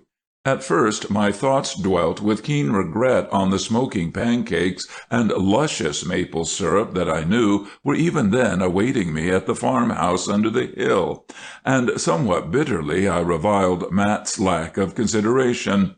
But as the sky grew rapidly dark, while it wanted yet a half-hour of sundown, and the wind came shrieking more madly down from the hills, and the boom house began to creak and groan and shudder beneath the waves that were leaping upon it, anxiety for my safety took the place of all other considerations.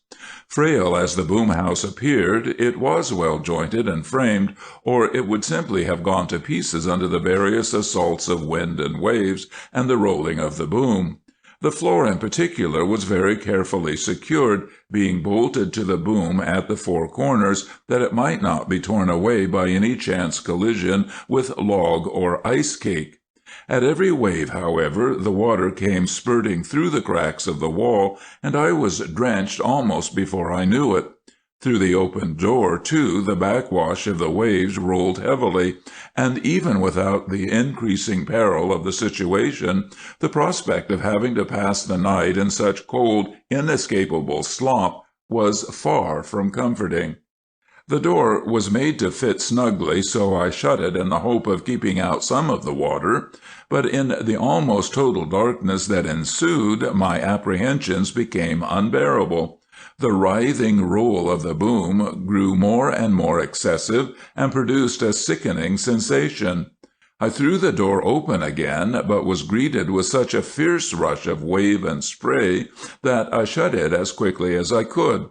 I had never before been on the boom house after dark, so I did not know what Mat was accustomed to do for light. After much difficult groping, however, I found a tin box, fortunately quite waterproof, in which were matches and a good long piece of candle. When I had succeeded in getting the candle to burn, I stuck a fork through it and pinned it to the driest spot I could find, which was the edge of Mat's bunk, away up close to the roof. Presently a spurt of water struck the veering and smoking flame, and again I was in darkness. Of course, I lost no time in relighting the candle, but within 10 minutes it was out again. I repeated the process and was prepared to keep it up as long as the matches would hold out. In fact, I was thankful for that little annoyance, as it gave me something to do, and diverted my mind somewhat from my own helplessness and from the imminent peril of the situation. There was absolutely nothing that I could do to help myself. To reach the shore by crawling along the boom would have been quite impossible. I should have inevitably been swept off before going 3 feet beyond the shelter of the boom house. In those choppy and formless seas, and in the bewildering darkness, I should have found it impossible to swim, or even to keep my mind clear as to the direction in which the shore lay. Though a strong swimmer and accustomed to rough water, I knew very well that in that chaos I should soon be exhausted, and either drowned or dashed against the boom. There was nothing to do but wait, and pray that the boom house might hold together till calm or daylight. It was a strange picture my faint candle revealed to me within the 4 narrow walls of my refuge. All the implements and accessories of Mat's somewhat primitive housekeeping had been shaken from their shelves or from the nails on which they hung, and were coasting about the floor with a tinny clatter as the boom twisted and lurched from side to side. 3 joints of rust-eaten stovepipe kept them in countenance, and from time to time I had to jump nimbly aside to save my shins from being broken by the careering little stove. Sometimes I would be thrown heavily against the wall or the door. At last I climbed into the bunk, where I crouched, dripping and shivering, both courage and hope pretty well drenched out of me. Being something of a slave to routine, when I found myself in what resembled a sleeping place, or might have resembled one under more favorable circumstances, I took out my watch to wind it. The hour was 9:30. From that hour till nearly midnight there was no change in the situation. Finding that the matches were running low, I occupied myself in protecting the light with the aid of the tin box already spoken of, and at last, strange as it may seem, I found myself growing sleepy. It was partly the result of exhaustion caused by my anxiety and suspense, but partly also, no doubt, a sort of semi-hypnotic bewilderment induced by the motion and by the monotonous clamor of the storm. As I sat there crouching over the candle, I must have dropped into a doze, for suddenly I felt myself hurled out of the bunk.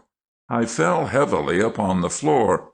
The boom house was in utter darkness. I staggered to my feet and groped for the candle. It was gone from the edge of the bunk. In my fall I had evidently swept it away. The motion of the boom had now greatly increased in violence, and it was impossible for me to stand up without clinging tightly to the edge of the bunk. In the thick dark, the stove crashed against my legs so heavily that I thought for a moment one of them was broken. I drew myself up again into the bunk, no longer feeling at the least degree sleepy. Presently I realized what had happened. The boom had parted at the joint where the wings began, and my section was swinging before the wind. The waves frequently went clear over the roof, and came pouring down the vacant stove hole in torrents, whose volume I could guess by their sound. The pitching, rolling, tossing, and the thrashing of the waves were appalling, and I fervently blessed the sound workmanship that had put together the little boom house so as to stand such undreamed-of assaults. But I knew it could not stand them much longer. Moment by moment I expected to find myself fighting my last battle amid a crash of mad waters and shattered timbers.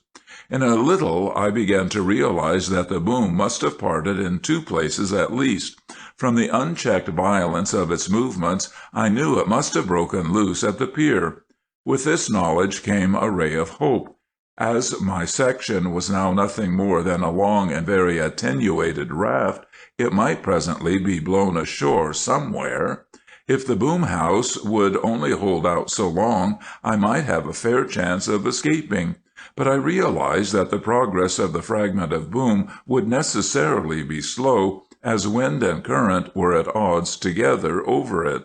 Cooped up in that horrible darkness and clinging on to the edge of the bunk desperately with both hands, the strain soon became so intolerable that I began to wish the boom house would go to pieces and put me out of my misery. None the less, however, did my heart leap into my throat when at length there came a massive thud, a grinding crash, and the side of the boom house opposite the bunk was stove in. At the same time, the marvelously tough little structure was twisted half off its foundations and bent over as if a giant hand had crushed it down. I at once concluded that we had gone ashore on the point. I tried to get the door open that I might have some chance of saving myself, but the twisting of the frame had fastened it immovably. Madly I wrenched at it, but that very stability of structure which had hitherto been my safety proved now my gravest menace. I could not budge the door, and meanwhile I was being thrown into all sorts of positions, while the boom ground heavily against the obstacle with which it had come in contact. The boom house was half full of water. A fierce indignation now seized me at the thought of being drowned thus like a rat in a hole. Reaching down into the water, my hands came in contact with the little stove. I raised it aloft and brought it down with all my strength against the door. The stove went to pieces, bruising and cutting my hands, but the door was shattered and a wave rushed in upon me. Holding my breath, I was tearing at the remnant of the door, in doubt as to whether I should get free in time to escape suffocation, when the boom gave a mightier heave, and the upper part of the boom house crashed against the obstacle with a violence that tore it clear of its base. The next instant I was in deep water, striking out blindly. When I came up, providentially I rose clear of the shattered boom house. I could see nothing, and I was almost choked, but I kept my presence of mind and battled strenuously with the boiling seas, which tossed me about like a chip. In a second or two I was dashed against a pile of timbers. Half stunned, I yet made good my hold, and instantly drew myself higher up on the pile. As soon as I had recovered my breath sufficiently to realize anything, I perceived that I was on one of the piers. The upper portion of the great structure was open, and I speedily crawled down among the rocks with which these piers are always ballasted.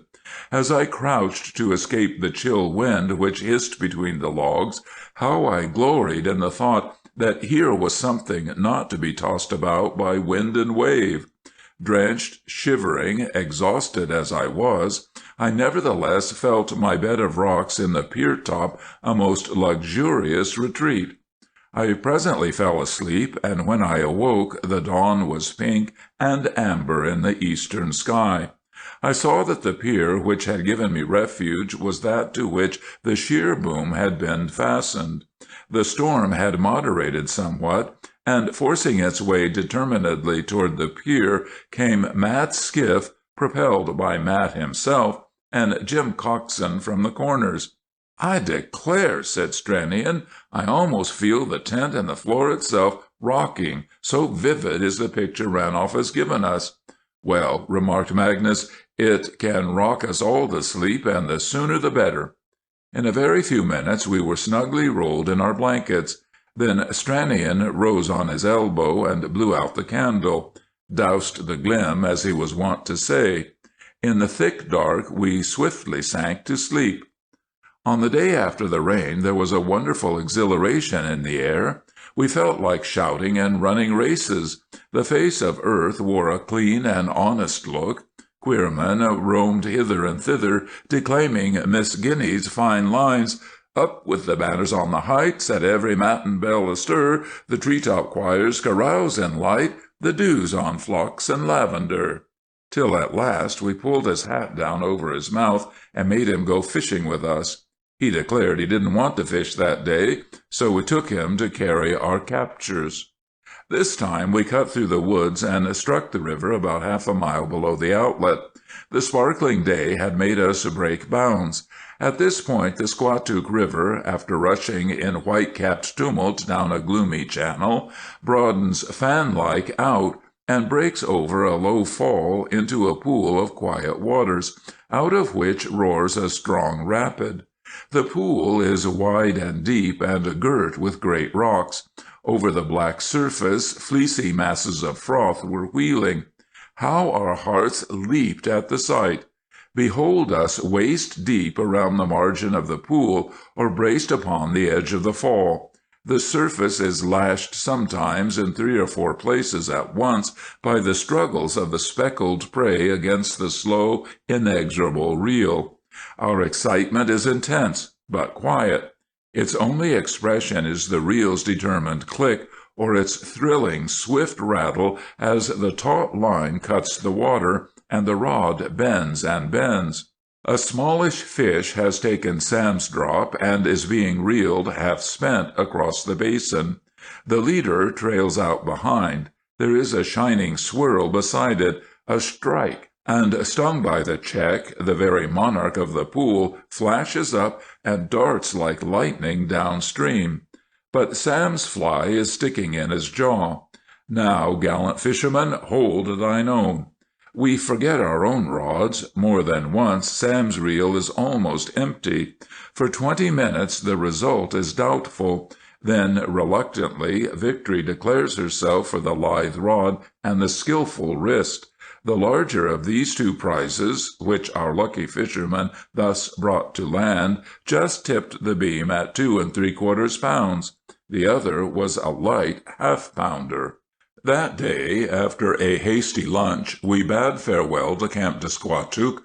The morning's fishing had been so good that we resolved to keep its memory unblurred. A sudden desire seized us for fresh fields and pastures new. We struck tent, packed the canoes, and paddled out joyously from the landing. Through the whitefish barrier we slipped smoothly and swiftly onward down the racing current. Almost before we could realize it, we were in the wild sluice above the fall. There was a clear channel at one side, and we raced through the big ripples with a shout and a cheer. But alas for high spirits and heedlessness! Sam and Ranulph were in the rear canoe.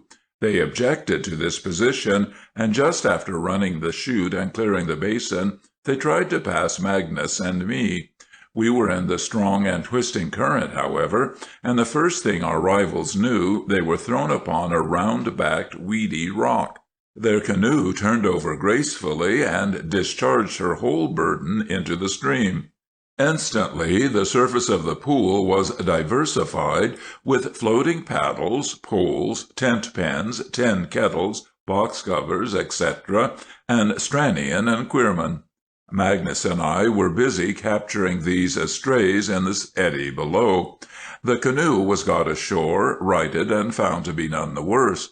Our heavy valuables, guns and the like, were lashed to the canoe, and hence got no worse than a wetting, but our axe and various spoons and forks were gone from our sight forever. The oatmeal was a part of our lading, and the tobacco as well. For this last we felt no anxiety, congratulating ourselves that it was in a waterproof tin.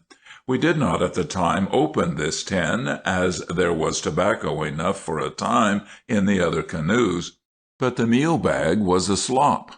Henceforth we were to have no porridge, only beans, beans, beans, to go with our trout and canned knickknacks. And this meant nothing more nor less than dinner 3 times a day, instead of the old appetizing sequence of breakfast, dinner, and dinner. After a brief delay, we continued our journey. An exciting afternoon it proved throughout, leaving us well tired at evening. Taking care to preserve a discreet distance between the canoes whenever the current grew threatening, we slipped on swiftly between ever-varying shores. Rounding a sharp turn, we would see before us a long slope of angry water, with huddling waves and frequent rocks, and at the foot of the slope 3 or 4 great white ripples forming and roaring in the sun. Then a brief season of stern restraint, strong checkings, strenuous thrustings, sudden bold dashes, and hair's breadth evasions, a plunge and a cheer, and drenched from the crest of that last ripple, we would look back on the raging incline behind us. This sort of thing took place 3 times within 2 hours. We passed without stopping through Second Lake and under the majestic front of Sugarloaf Mountain, which is matchlessly reflected in the deep, still waters. The mountain towers from the water's edge, its base in a cedar swamp, its lofty conical summit, which topples towards the lake as if it had received a mighty push from behind, veiled and softened with thick bushes and shrubbery. Some time after sundown we reached the mouth of a tributary stream known as the Horton Branch. This was a famous trout water, and we determined to fish it thoroughly on the morrow. By the time we had the tent pitched, a few trout caught in the gathering dusk, and a mighty dinner cooked and eaten, our eyes were filled with sleep. We cared not for stories that night, but smoked brief pipes and then turned in. In the morning, after an early breakfast, we poled up to the Big Jam, a distance of nearly 6 miles. The Big Jam is a sort of dam formed of logs and tree trunks and a long accumulation of debris. Just beneath it lies one of the finest trout pools I have ever fished, which is saying not a little. The poling up Horton Branch was delightful, a stiffish current, but few rocks. Arrived at the pool, we made a great haste to put our rods together. So tempting were the eddies. Never surely shall I forget that morning's fishing. All the flies in our books seemed equally killing. Those Big Jam trout were insatiable. We soon grew hard to please, and made it a rule to return at once to its native element every fish that did not approach 3/4 of a pound.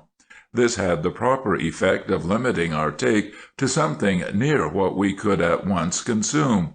A few fine fish we packed in salt, in a sort of basket of birch bark, which Stranion ingeniously constructed.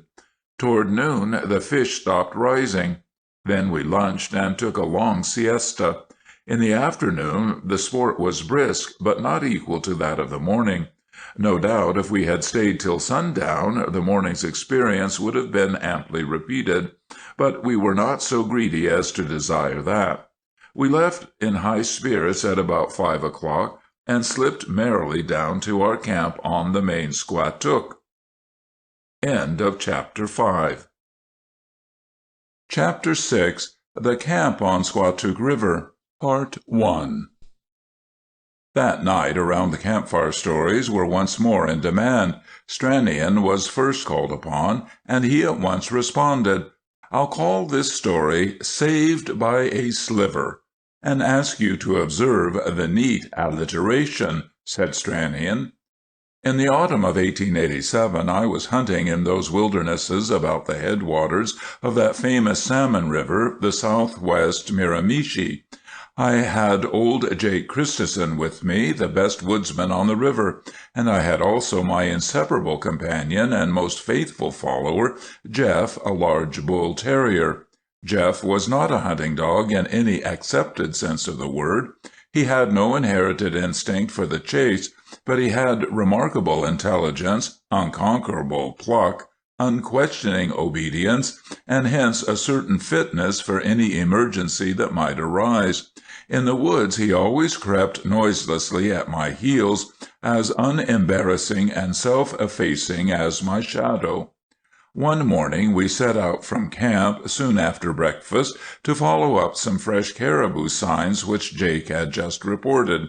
We had gone but half a mile into the thickets when the woodsman discovered that he had left his hunting knife by the campfire, where he had been using it to slice the breakfast bacon. To go without his hunting knife could not for a moment be thought of, so he turned back hurriedly to get it, while I strolled on at a leisurely pace with Jeff at my heels.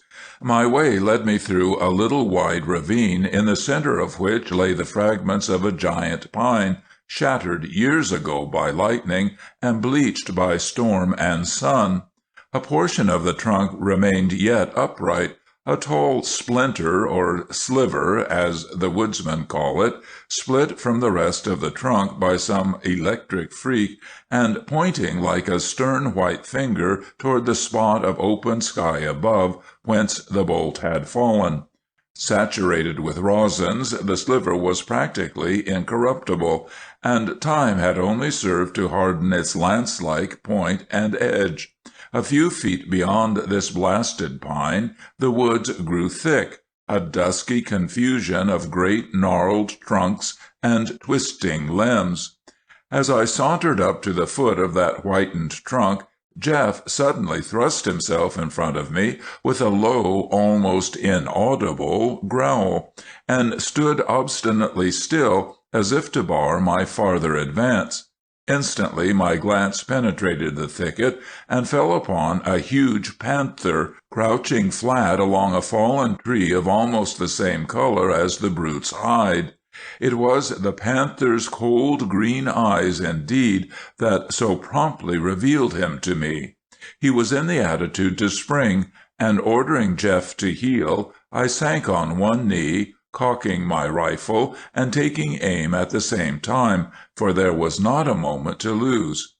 Even as I pulled the trigger, the animal dashed upon me in the very face of the flash. The suddenness of the assault, of course, upset my aim, but by good chance the ball went through the animal's fore shoulder, breaking the bone. I was hurled backward into a hollow under the fallen fragments of the pine tree, and I felt the panther's teeth go through my left arm. Thrusting myself as far as possible beneath the shelter of the log, I reached for the long knife at my belt. Just as I got it out of its sheath, the panther, with an angry cry, dropped my arm and turned half round, while keeping his place upon my prostrate body. My faithful Jeff had come to the rescue of his master, and had sunk his terrible teeth into the root of the panther's tail. The snarling beast doubled back upon himself and struggled to seize the dog between his jaws, but Jeff was too wary and active for this, and the panther would not leave his post of vantage on my body.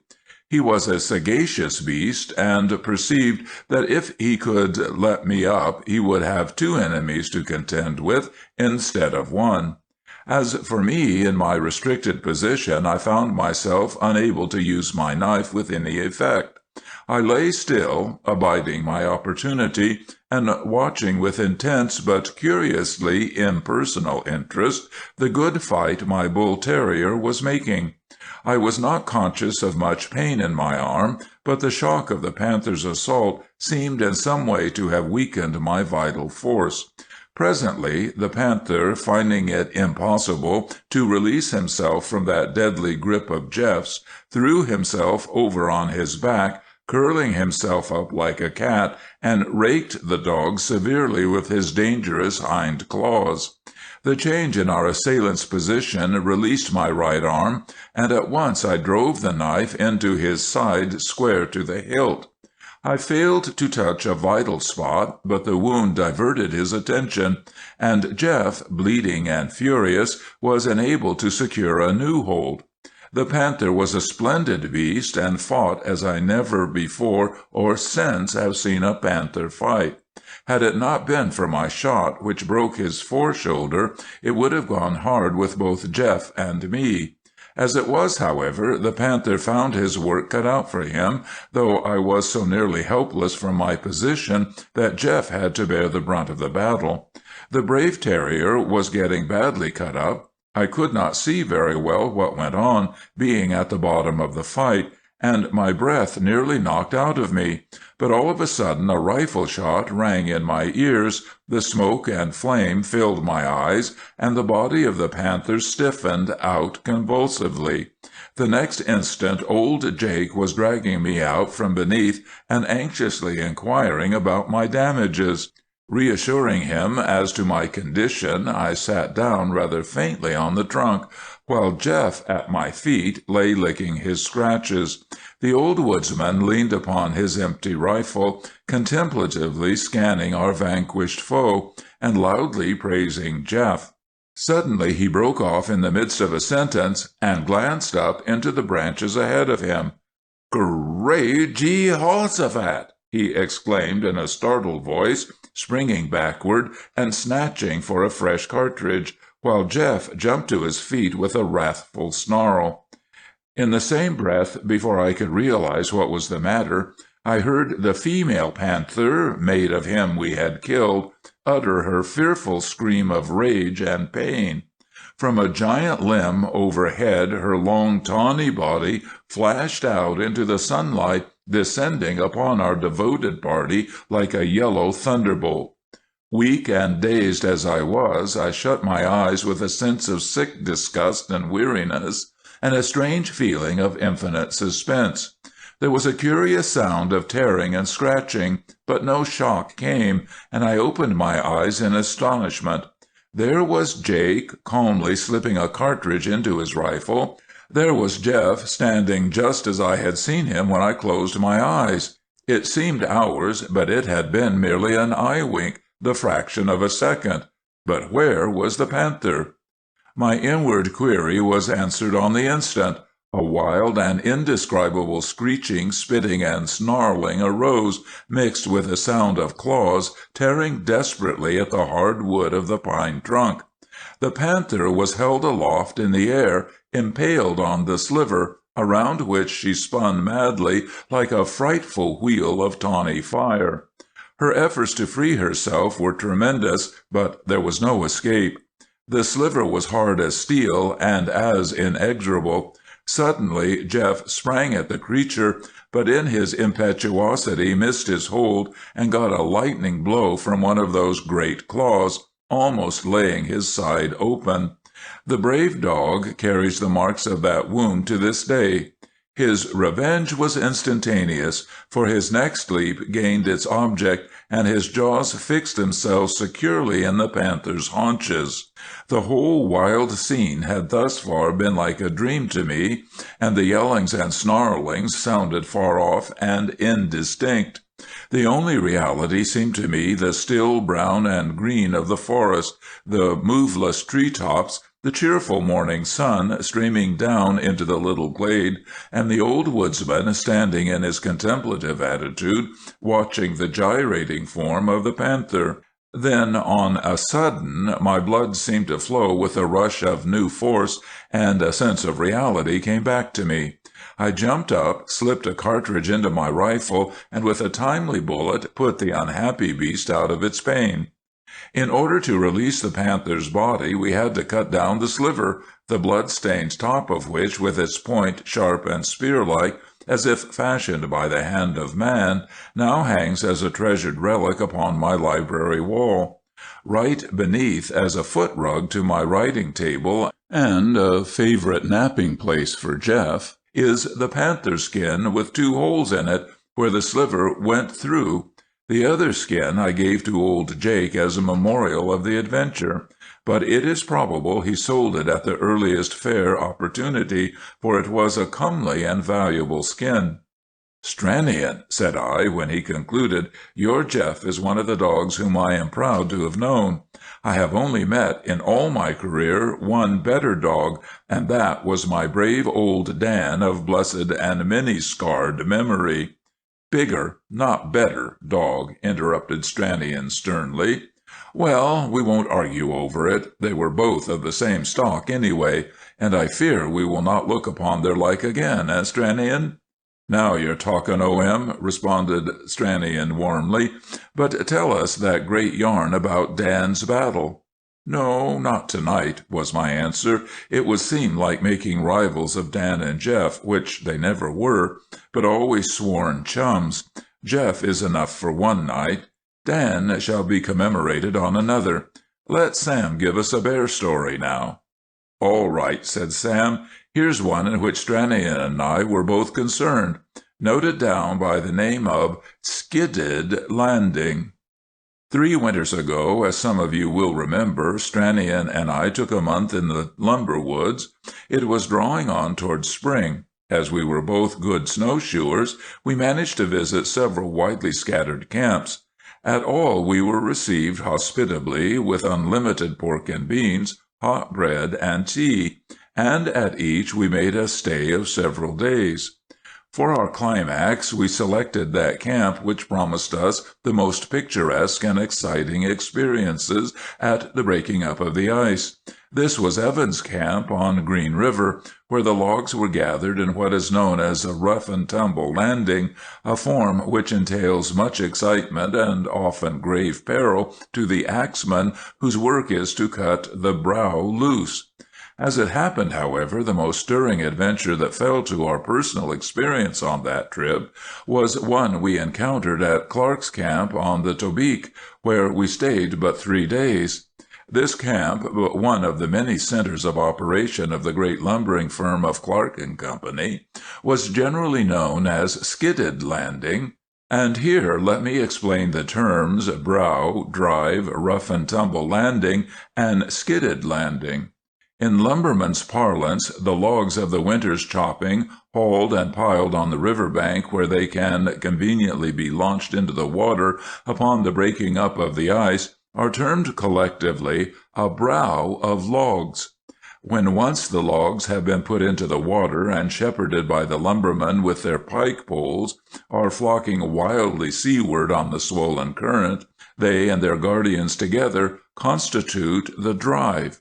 The task the lumbermen are now engaged upon is termed stream driving, and laborious, perilous work it is, especially on those rivers which are much obstructed by rapids, rocks, and shoals. A brow of logs is a landing when the logs are piled from the water's edge. A landing may be either a rough and tumble or a skidded landing. The rough and tumble, which good woodsmen generally regard as a shiftless affair, is made by driving a few heavy timbers into the mud at the water's edge, at the foot of a sloping bank. These form a strong and lofty breastwork. Into the space behind are tumbled the logs helter-skelter from the top of the bank as they are hauled from the woods. All through the winter the space keeps filling up, and by spring the strain on the sustaining pile is sometimes tremendous. When the thaw comes and the river rises, the ice goes out with a rush. Then the accumulation of logs has to be set free. This is done by cutting away the most important of the sustaining timbers, whereupon the others snap, and the logs go roaring out in a terrific avalanche. It is easy to realize the perils of cutting out this kind of landing. If the landing has been unskillfully or carelessly located, the peril of the enterprise is greatly increased. The skidded landing is a much more businesslike affair. In this kind of structure, the logs are placed systematically. First, a layer of logs is deposited parallel with the river's edge. Across these, at right angles, are laid a few light poles, technically termed skids. On these, another layer of logs parallel to the water, and so on to the completion of the structure. With this species of landing, to release the logs is a very simple matter. There is nothing to do but quietly roll them off, layer by layer, into the stream, which snatches them and hurries them away. From this it will be seen why we did not elect to stay long at Skidded Landing, but while we were there something happened in this fashion. On the second day of our stay in the camp, it chanced that Stranion was lazy.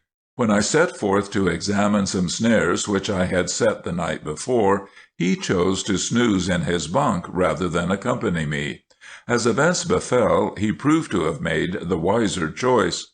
Of course, I took my gun with me. I was thinking of small game exclusively. During our wanderings hitherto we had seen nothing larger than a fox, and both barrels were loaded with cartridges containing No. 4 shot. But with unaccountable thoughtlessness I neglected to take any heavier ammunition in my pocket.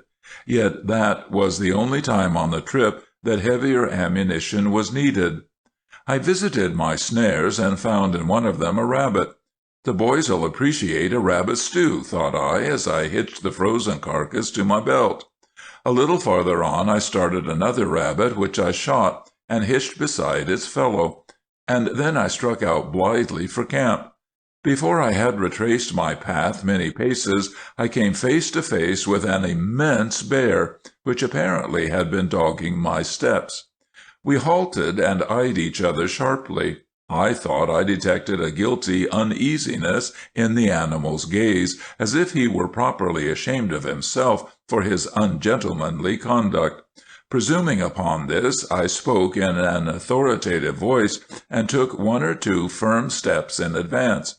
I expected the animal to step aside deferentially and let me pass, but I had forgotten that this was a hungry season for bears.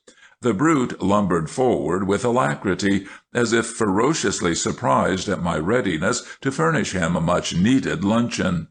In my trepidation I did not let him get near enough before I fired my solitary cartridge. Had I let him come to close quarters, the heavy birdshot would have served the full purpose of a bullet. But no, I was in too much of a hurry. The charge had room to scatter before it reached my assailant, and the pellets only served to cut him up badly about the head, without in the least interfering with his fighting capacity. With something between a grunt and a howl of pain and fury, he dashed upon me, and I, dropping my cherished weapon in a panic, made a mighty bound to one side and darted toward the open river. I wanted free play for my snowshoes and no risk from hidden stumps. In the woods the snow was soft enough to give me some advantage over my pursuer. I gained on him when doing my utmost, but being gaunt from his long fast and very light in proportion to his prodigious strength, his progress with that awkward gallop of his was terrifyingly rapid. Moreover, I had vividly before my mind's eye the consciousness of what would be my instant fate should I trip on a buried stump or root, or plunge into some snow-veiled bush that would tangle my snowshoes. Once out upon the river, I breathed more freely, but the bear was hard upon my heels. Here the snow was more firmly packed, and he traveled faster. I ceased to increase the little distance between us. After 2 piercing yells for help, I saved my breath for the race before me. I was really not very far from the camp, but the trees and a high point intercepted my cries, and the wind blew them away, so they failed to reach Stranion's ears. Nevertheless, it happened that Stranion grew restless about the time of my first meeting with the bear. He strolled down to the landing, which was perhaps 300 yards from the camp, seated himself upon a spruce log, and began to dig off with his pocket-knife the perfumed amber-like globules of gum. He was engaged in this innocent, if not engrossing occupation, when he caught sight of me racing desperately around the jutting point immediately above the landing. At the sight of my terror, he sprang to his feet and was about to rush back to camp for his gun, but straightway the bear appeared, and so close behind me that he knew there was no time to get the weapon. The emergency was upon him. He knew something had to be done at once. Fortunately, he was ready of resource. He dropped down and crawled swiftly to the edge of the landing. The track I was following led along close under the front of the landing, then turned the corner sharply and ran straight up to the camp. The bear was now gaining on me. He was not more than 30 or 40 feet behind. I was beginning to realize that he must catch me before I could reach the camp. Coming to this conclusion, I was about to put forth all my remaining breath in one despairing shriek for help, then to turn and make what fight I could with my sheath knife, which had already been used to cut away the dangling rabbits, when out of the corner of my eye I caught sight of Stranion on the top of the logs. I took one look at his face and saw its look of readiness. He grinned encouragingly, but put his finger on his lips for silence. At the sight of him I felt new vigor flow through all my veins. With fresh speed I raced along past the front of the landing, turned the corner, and bounded up the slope. Reaching the hard track, I kicked my feet clear of the snowshoes and started to climb up the logs to join Stranion. At this moment Stranion found his opportunity. The bear came plunging along on my tracks, immediately beneath the face of the logs, and now with the stake which he had snatched up, Stranion pried mightily upon the two front logs of the top tier. The great timbers rolled swiftly over the edge. One of them, the heaviest, was just in time. It caught the animal over the hindquarters and crushed him to the ice. When Stranion's triumphant shout proclaimed the success of his attack, I threw myself down between two logs and lay there gasping, while Stranion returned to the camp, got his gun, and put the wounded animal out of his pain. Later in the day, much later, Stranion and I together went over the ground I had traversed with such celerity. We recovered the rabbits, and also, after a persistent search in the snow, the gun which I had so basely abandoned. "I think that is a pretty straight account of what happened," said Stranion, "and now we will hear something from Magnus's uncle." "No," said Magnus, "I'll tell you something my cousin Rob Raven told me about a time he had with a mad stallion." "There is perhaps no beast," said Bob, "more terrible, more awe-inspiring than a stallion that has gone mad. Such an animal, bursting all the fetters of his inherited dread of man, seems inspired with a frightful craving to take vengeance for the immemorial servitude of his kind. As a rule, he has no quarrel with anything but humanity. Often with other horses he associates amicably, and toward the cattle and lesser animals that may be with him in the fields he displays the indifference of disdain. But let man, woman, or child come within his vision, and his homicidal mania breaks into flame. I have had several disagreeable encounters with vicious horses, but only once was I so unfortunate as to fall in with one possessed by this homicidal mania. My escape was so narrow, and the experience left so deep an impression upon my mind, that I have felt ever since an instinctive distrust for this most noble of domestic animals. One autumn, when I was about 18, I was taking a tramp through the eastern townships of Quebec, preparatory to resuming work at college. I reached the little village of Maybury one day at noon, and dropped into the village inn for luncheon. The village was in a state of excitement over a tragedy which had taken place that very morning, and which was speedily detailed to me by every one with whom I came in contact. The most authentic account, as it appeared, was that given me by the proprietor of the inn. "You see," he answered eagerly, in response to my question as to the cause of the general excitement, "a boy at old Joe Cook was bringing up on his farm was just been killed by a mad horse. The boy come out from Liverpool last June 2 year ago with a lot more poor little beggars like him, and old Joe kinder took a fancy to him and was bringing him up like he was his own son. The horses is most running at pasture now in the back lots yonder, and Atkinson's stallion, which has always had the name of being kind as a lamb, is pasturing with the rest. But he seems somehow to have got mad all of a sudden. This morning early, as Cook's boy was coming home from driving the cows out onto the uplands, he found the horses all crowding round the gate leading onto the meadows. He knowed some of 'em might try and shove through if he didn't take keer, so he'd just kind of shoot 'em off with a stick. They all scattered away, saving only Atkinson's stallion, and he, wheeling round with a kind of screech as 'd make the marrer freeze in your bones, grabbed the boy right by the back of the neck and shook him like old Tige there'd shake a rat. I guess the poor boy's neck was broken right off, for he never cried out nor nothin'. Steve Barnes was just then a-comin' up the meadow road, and he seen it all. He yelled and run up as fast as he could, but afore he could get to the fence the stallion had jumped on the boy 2 or 3 times, and was a-standin' lookin' at him curious like.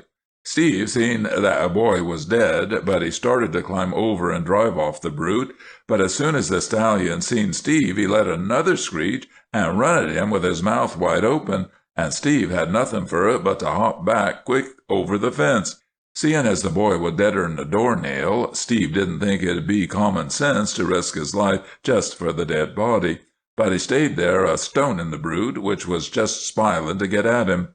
After about an hour the other horses came back, and the stallion forgot about the boy and went off with them way back behind the hills, and Steve got the body and carried it home.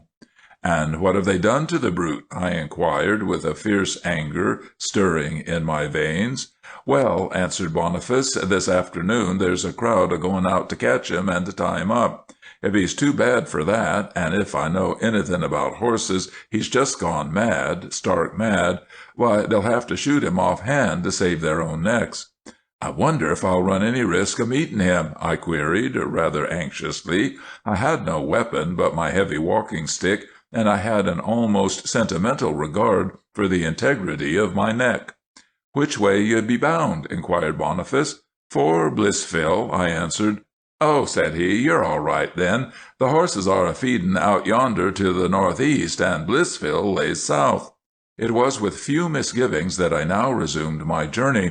In the tonic autumn air my spirits rose exultantly, and I walked with a brisk step, whistling and knocking off the golden tops of the hawkbit with my cane. The country about Maybury is a high, rolling plateau, for the most part open pasture ground, with here and there a shallow wooded ravine, and here and there a terrace of loose boulders with bramble thickets growing between. I was soon beyond the cultivated fields, past the last of the fences.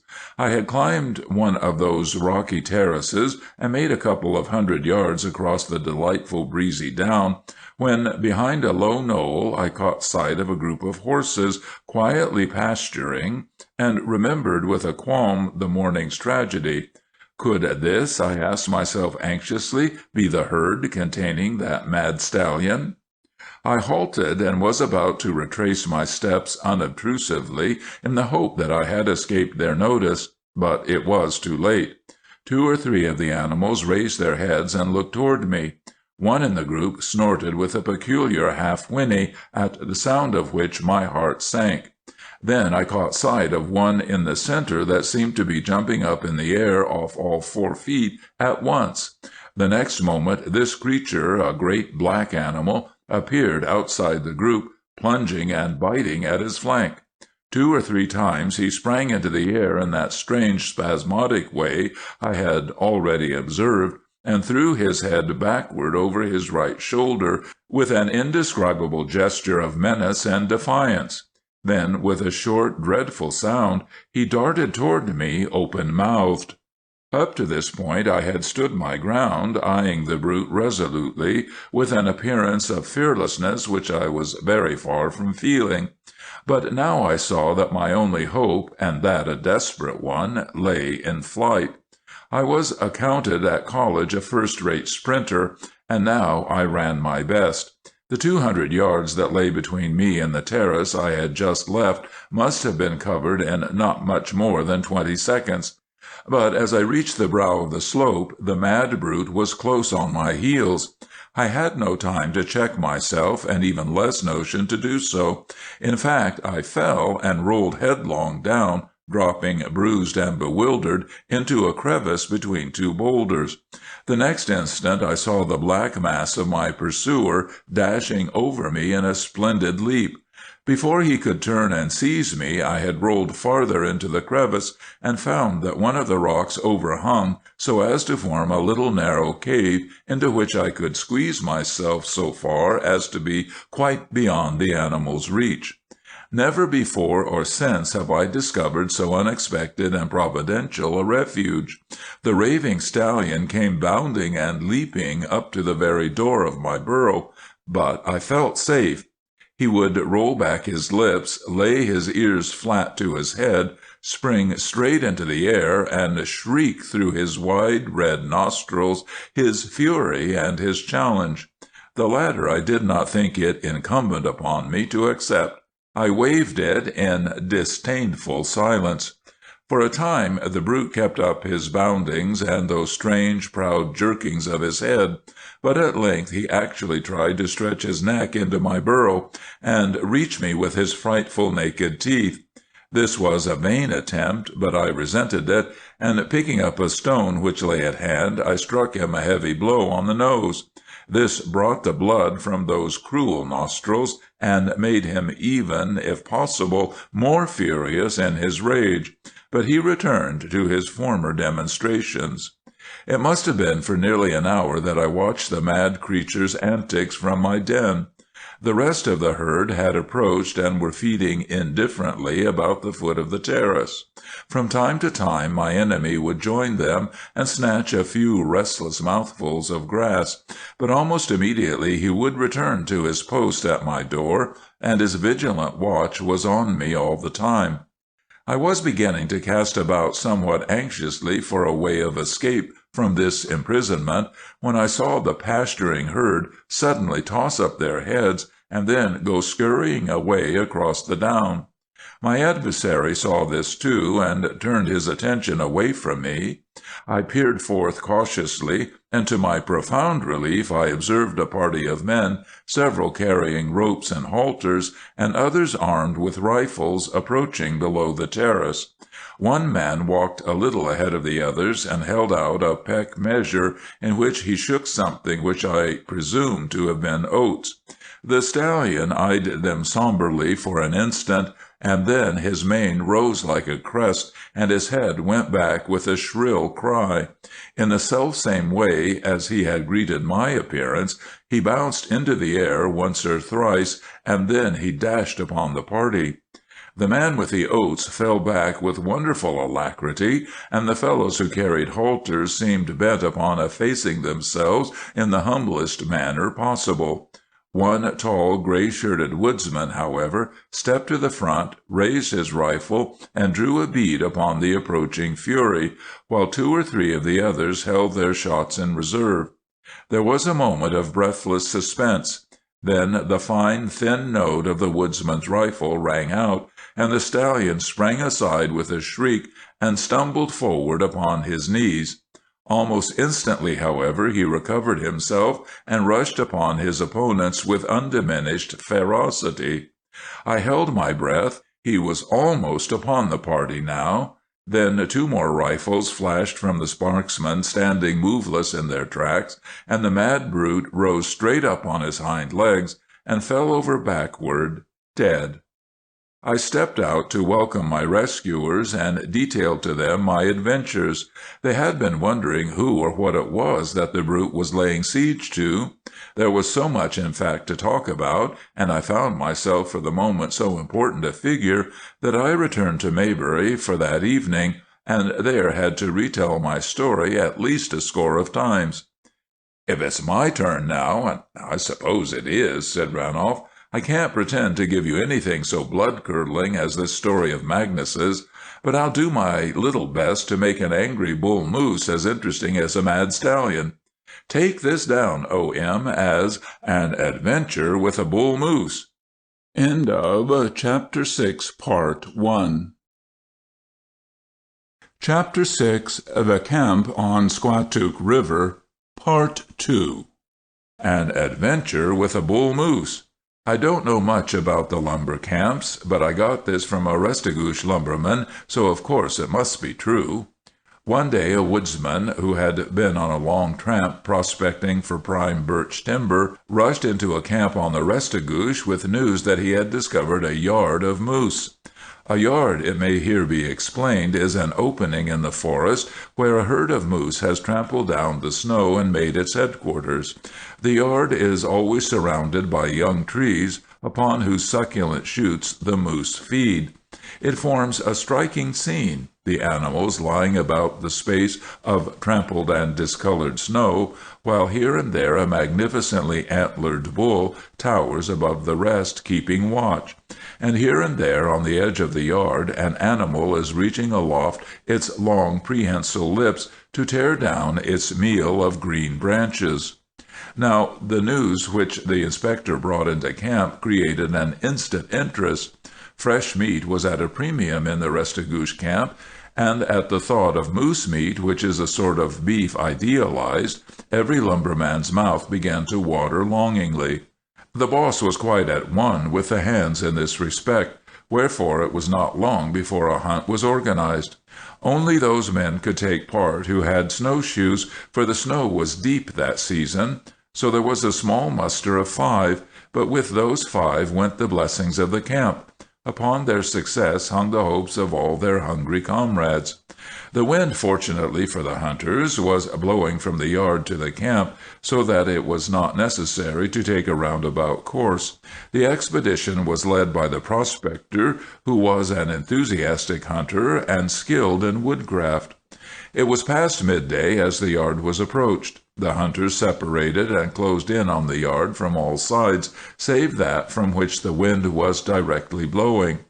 The leader, whose name was Story, had the longest way to go, in order that by the time he could get into position all the others might be ready and waiting.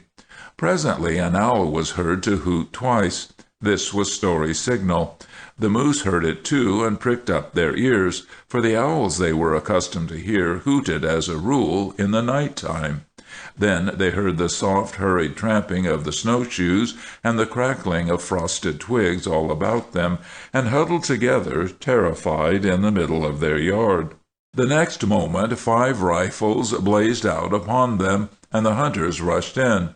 2 of the creatures fell at the volley, and 2 more, fat young cows, were knifed by the nimble huntsman, and the rest of the herd dashed wildly off, running up the wind, where they scented no danger.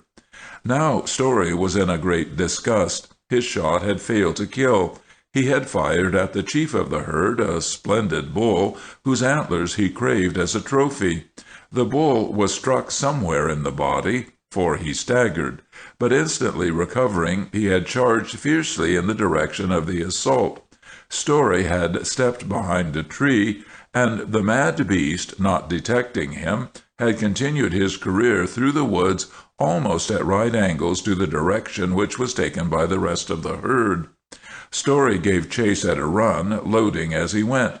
The bull was already out of sight, but his track was ample guide. The hunter knew he had hit the animal hard, and looked for a speedy triumph.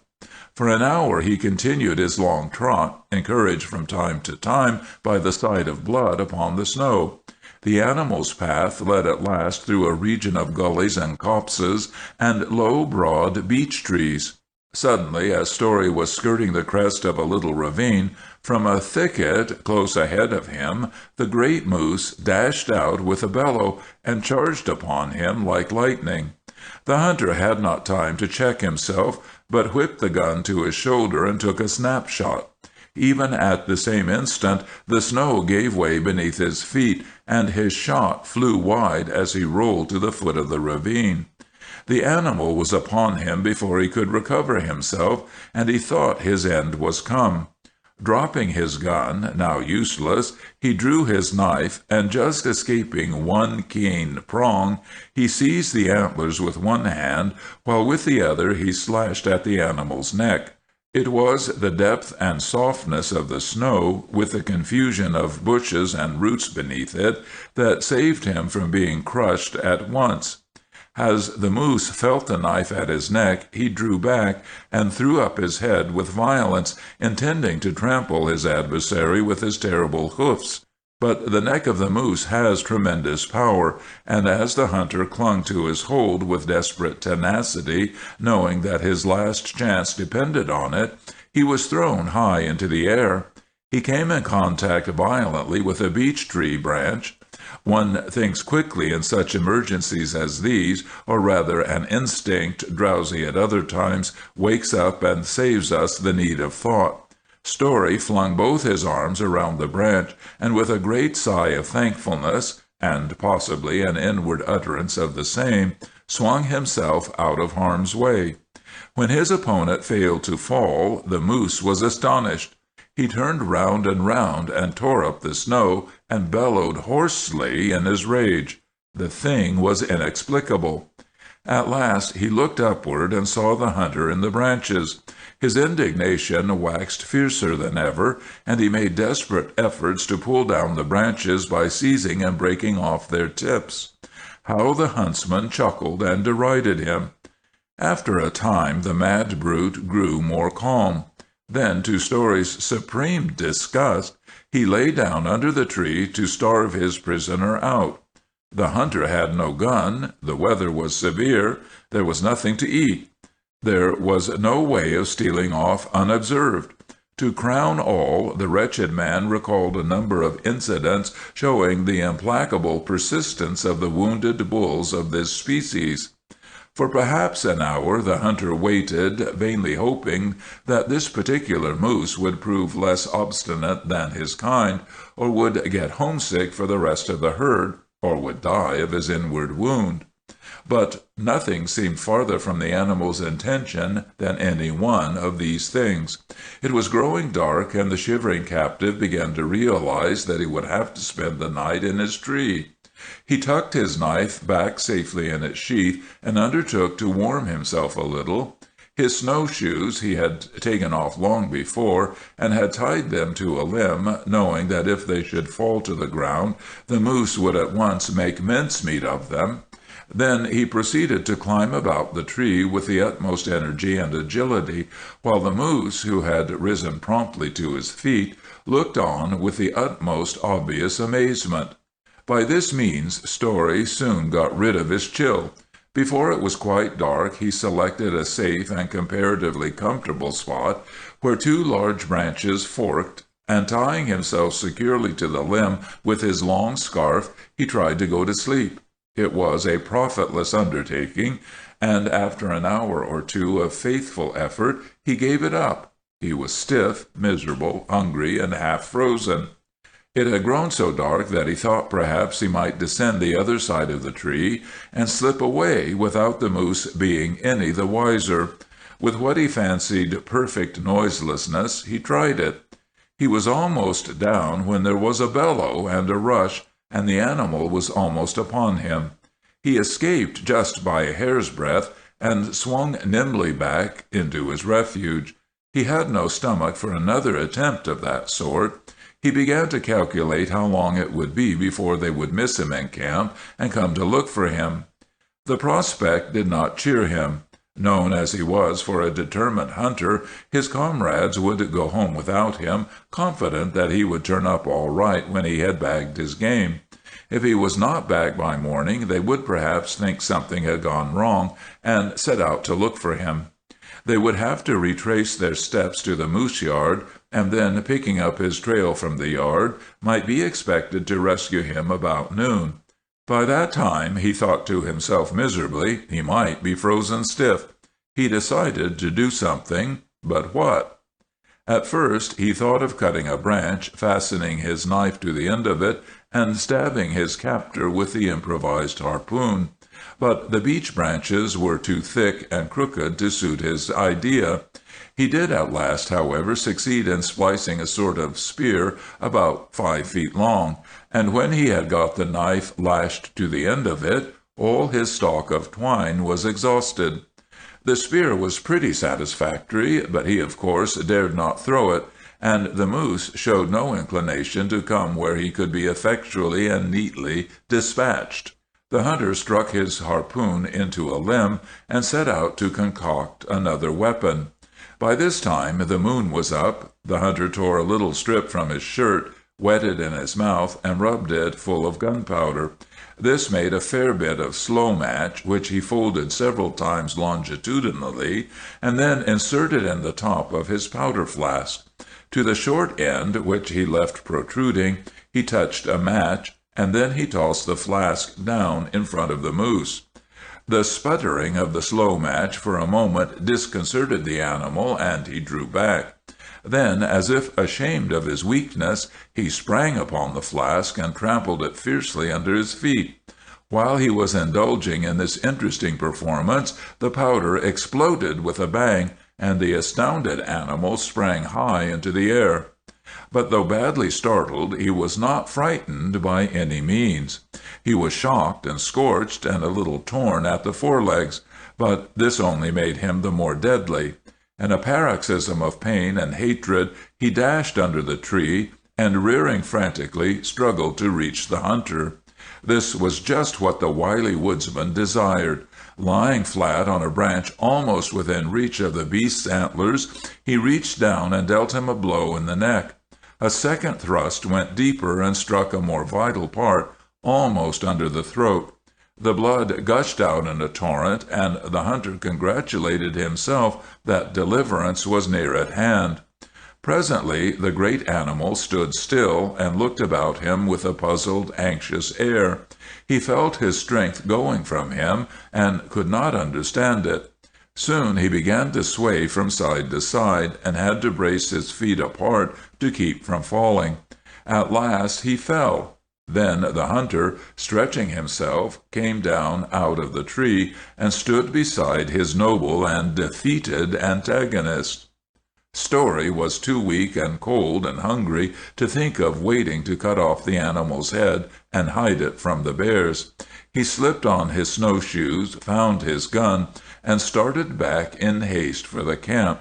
Before daylight he had reached the yard, and there, to his intense delight, he met a party of his comrades who had set out in the night to look for him.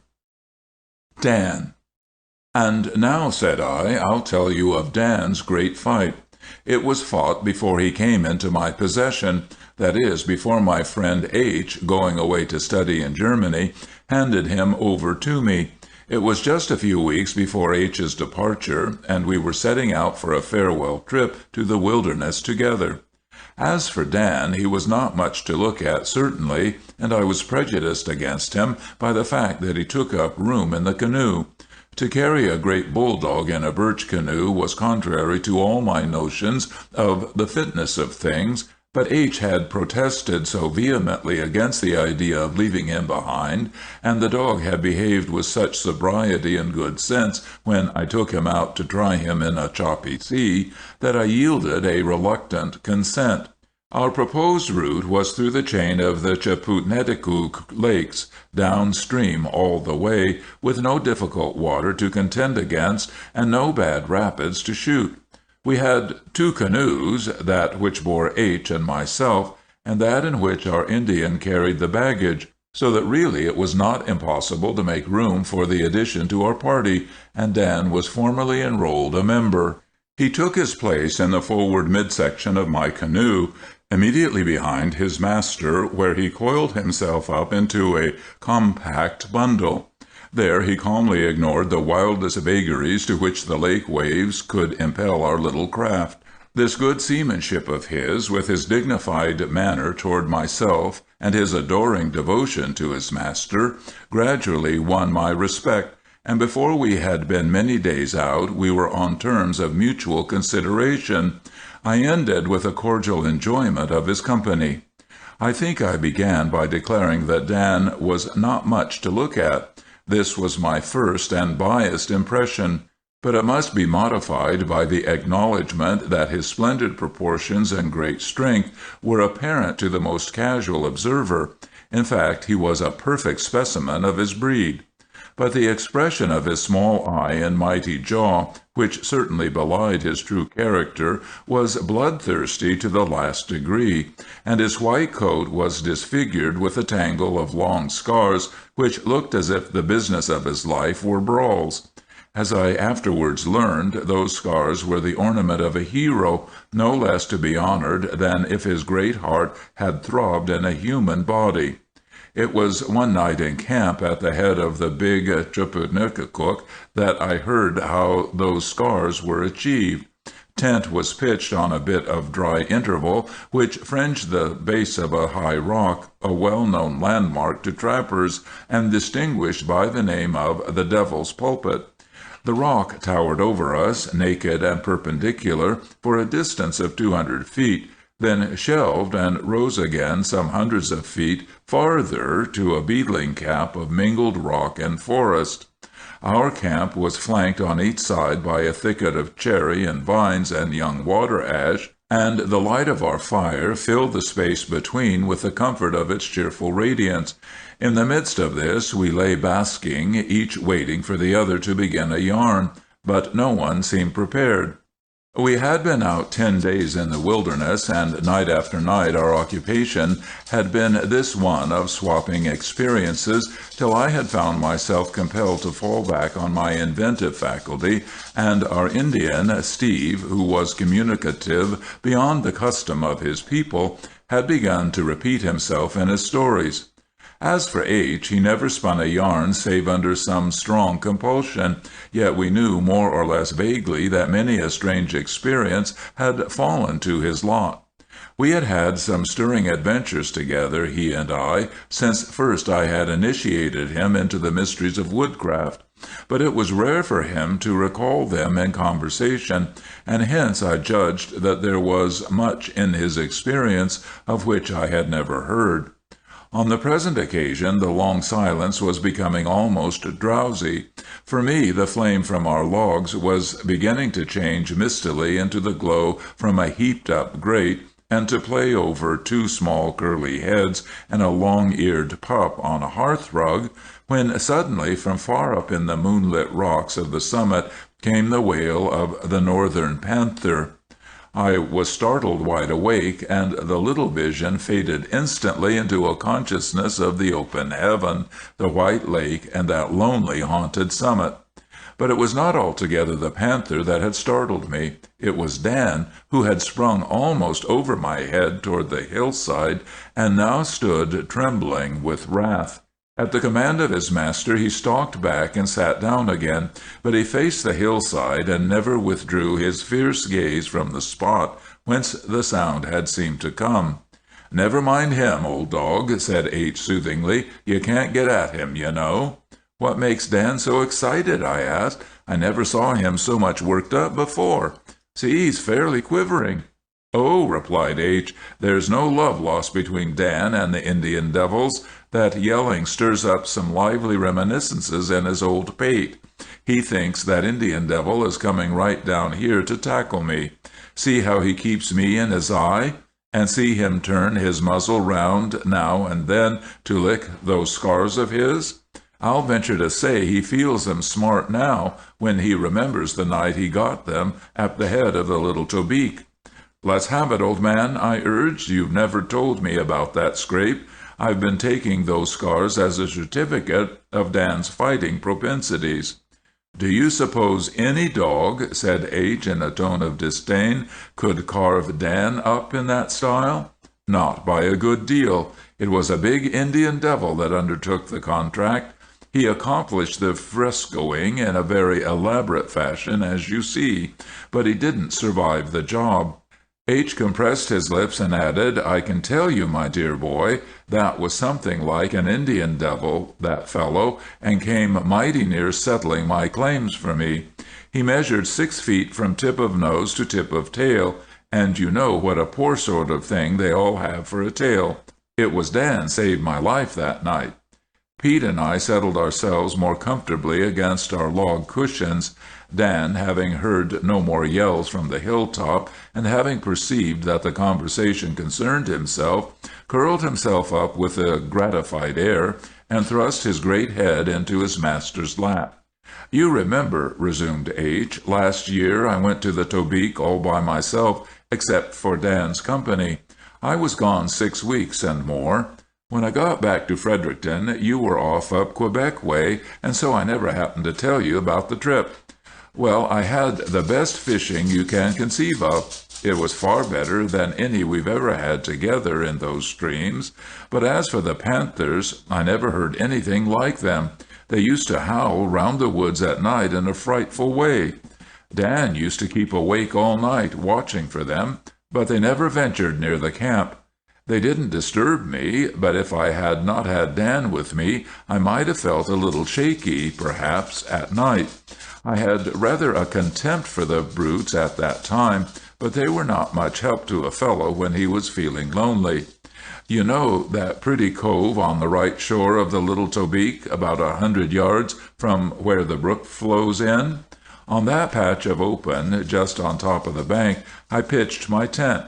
By the time the camp was fixed and the fish fried for supper, it was getting pretty well past sundown. It was a gorgeous moonlit night, as bright as day. There wasn't a mosquito about. I tell you, I felt pretty nice as I lifted the pink flakes of fried trout onto my plate and fixed a dish for Dan. I was getting out the hardtack when I saw a whopping big trout jump just by the mouth of the brook. It was bigger than any I had caught so far, and I could not bear to lose the chance of taking him while he was feeding. I set down my plate, telling Dan to watch it, seized my rod, tied on a cast of white and gray millers, and struck hurriedly through the bushes toward the other side of the cove, where I thought I could get a fair cast. You know what sort of a place that shore is, all banks and boulders and thickets and little gullies. And some of those gullies are hidden by fallen trees or grown over with weeds and vines. You have to keep your eyes open or you are liable to tumble into these pitfalls. I was in a hurry and plunged right ahead. I wanted to catch that trout and get back to my supper. At last, about 60 or 70 yards from the camp, I dodged round a thick fir bush and saw right in front of me something that brought me up mighty short, I can tell you. Not 10 feet away, crouched along the top of a white boulder, lay a huge Indian devil just ready to spring. I felt queer right down to my boots, but kept my eyes fixed on those of the brute, which gleamed like 2 emeralds in the moonlight. My right hand reached for my belt, and I stealthily drew my old sheath knife. At the same time I whistled sharply for Dan. The brute was on the very point of springing when I whistled, but the shrill sound startled him and deterred him for a moment. He glanced uneasily from side to side, half rising. Then he drew himself together again for his spring. Before he could launch himself forth, I hurled the butt of my fishing rod full in his face and sprang aside. I saw the long body flash toward me, and at the same instant I crashed through a tangle of underbrush and sank into one of those gullies. Instinctively I threw out my left arm to save myself. My grasp caught a tree root on the edge of the hole. The next instant I felt the panther's teeth sink into my arm. I didn't know how deep that hole was, but I wanted to be at the bottom of it right away. At the risk of stabbing myself, I slashed desperately above my head with my free right hand. It was not a breath too soon, for at that very instant the brute had reached down with the amiable intention of clawing my head. The knife went through his paw, which he snatched back, snarling fiercely, but he kept his grip on my arm. Then I heard Dan come tearing through the brush. I lunged again, blindly of course, and this time the blade went through the panther's jaw and into my own flesh.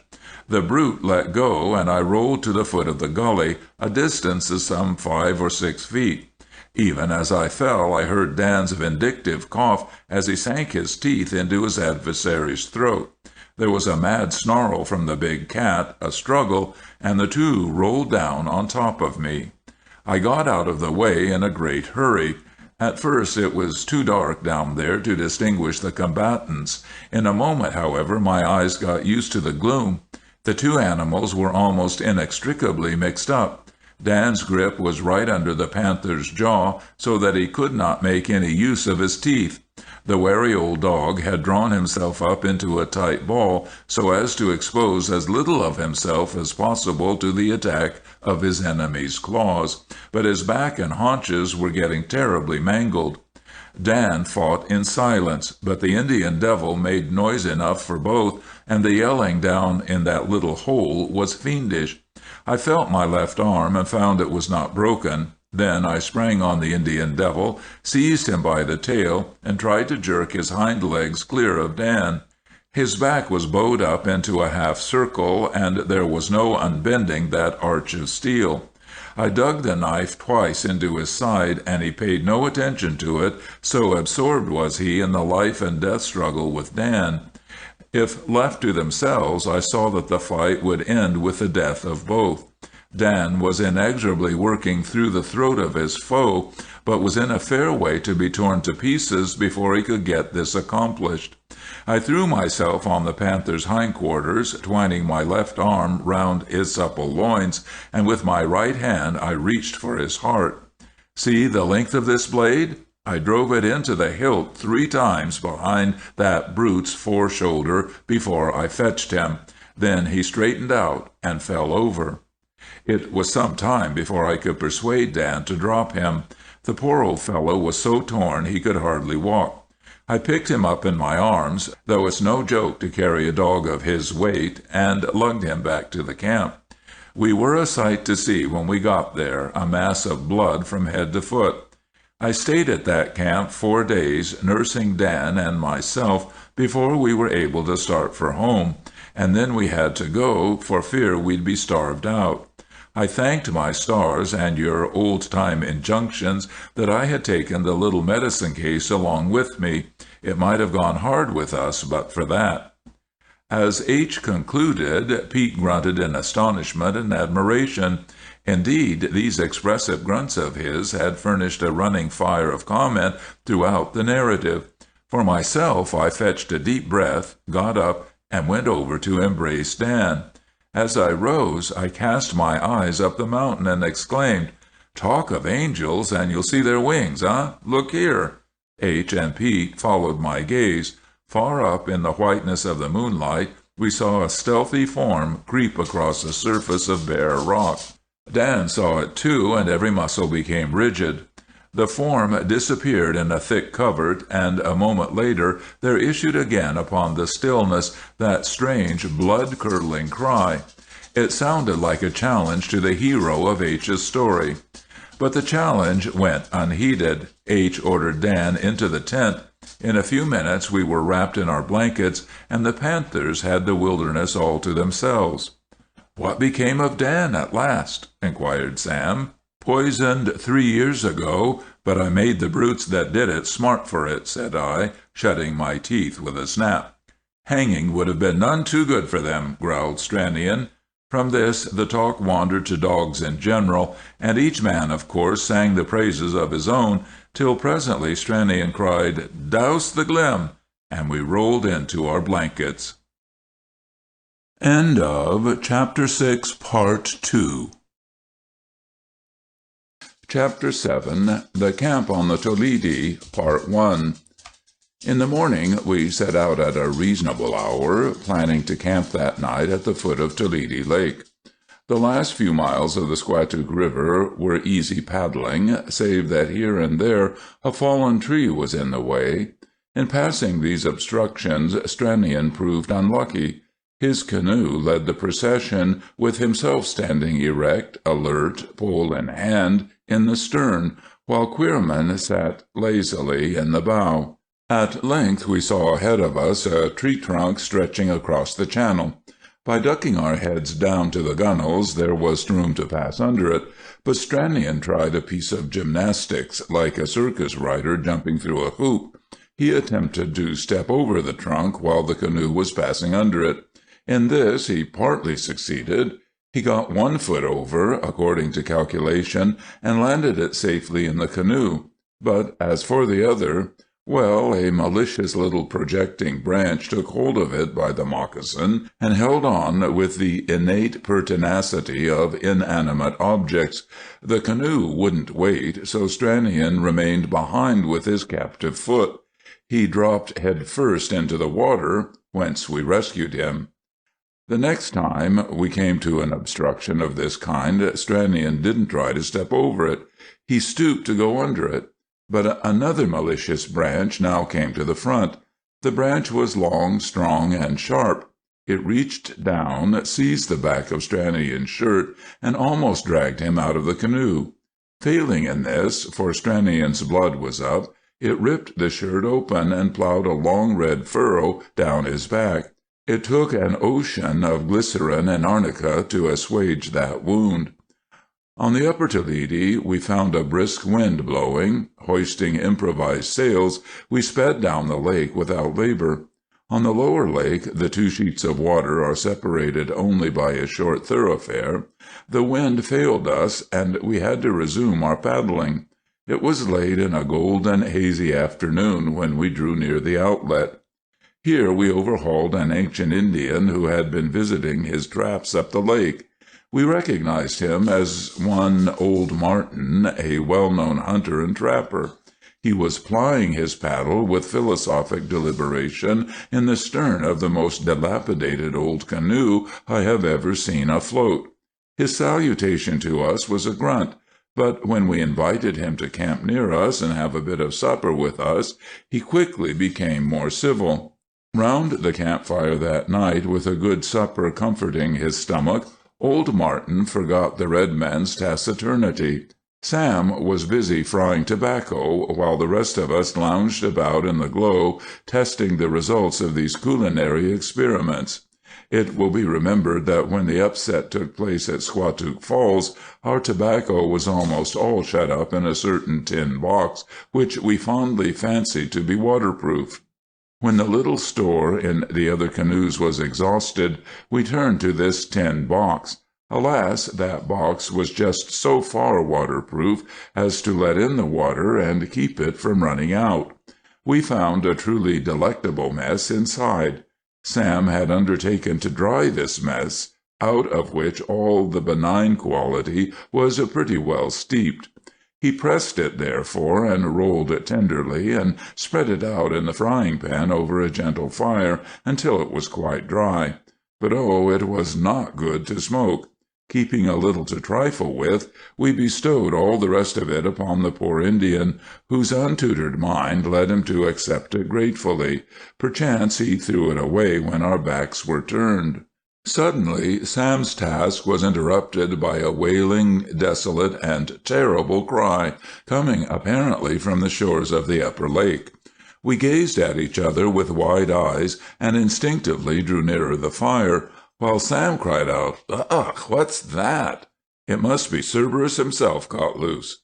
Old Martin grunted, "Glooskap's hunting dog. Big storm by and by, maybe." He looked awed, but not afraid.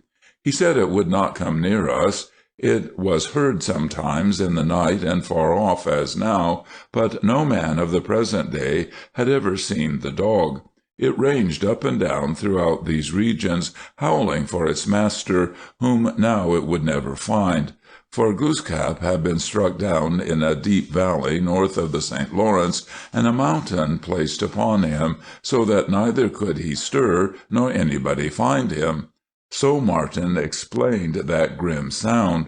We learned afterwards that the cry was one of the rarer utterances of the loon, but had anyone told us so that night, we would not have believed him.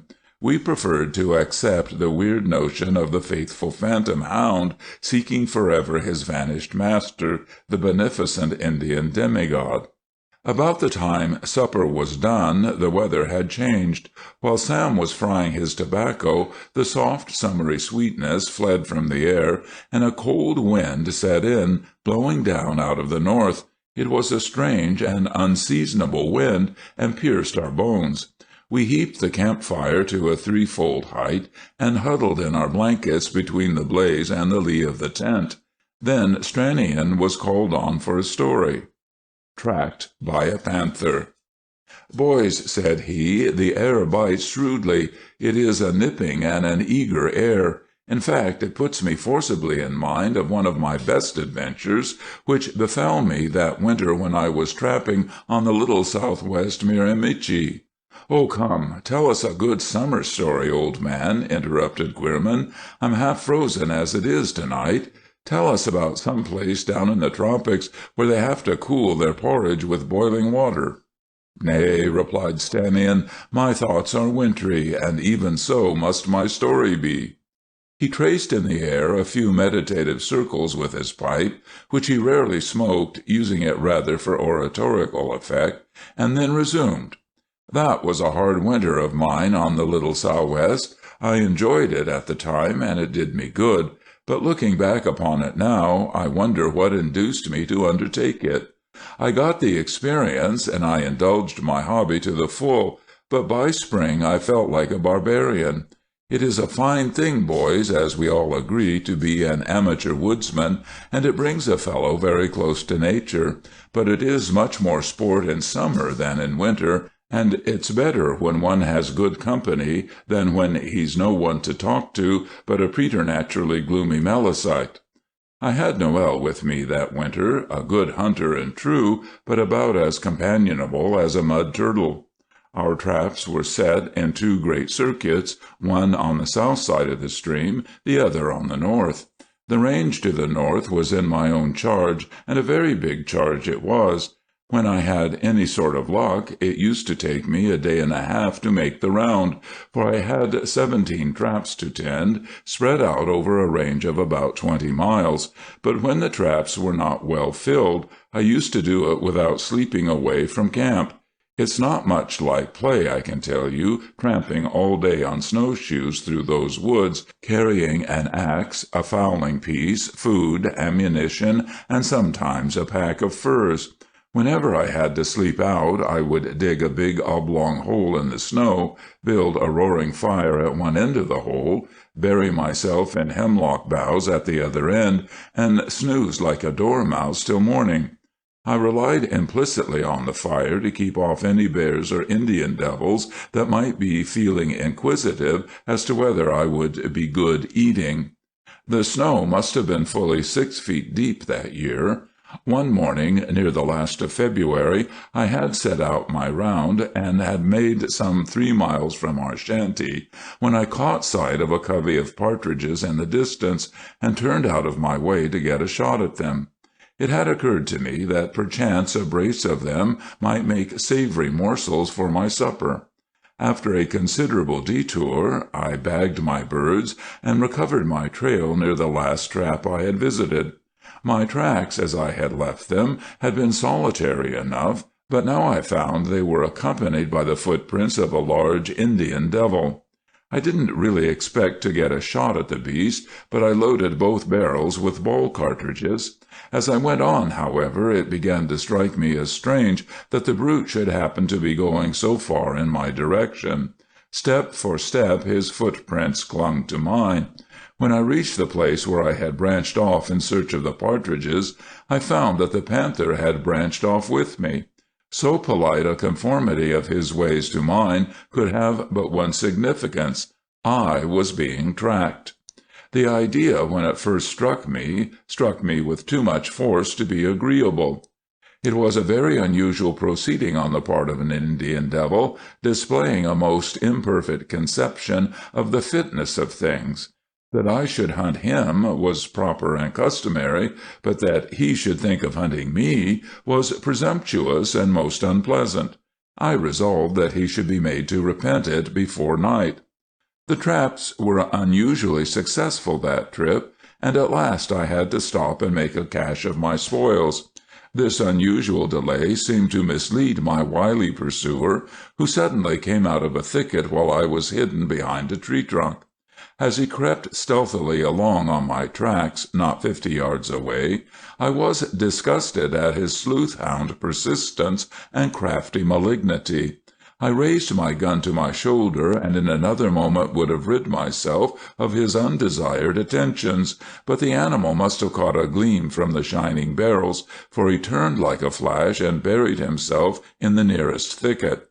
It was evident that he did not wish the matter forced to an immediate issue. As a consequence, I decided that it ought to be settled at once.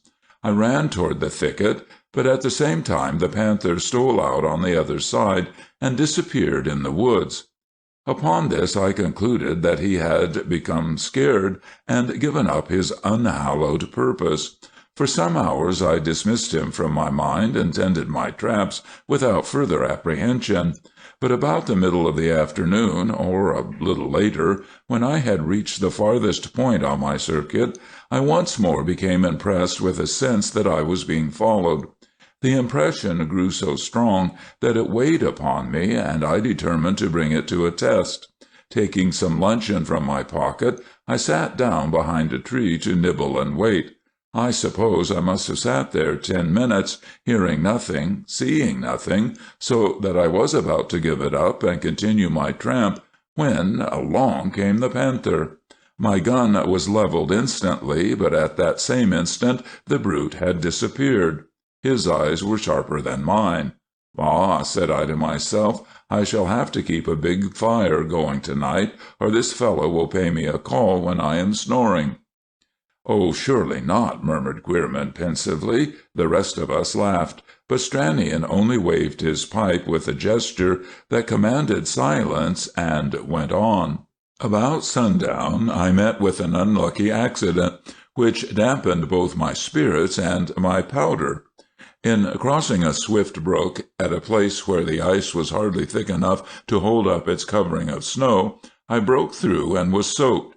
After fishing myself out with some difficulty, I found my gun was full of water which had frozen as it entered.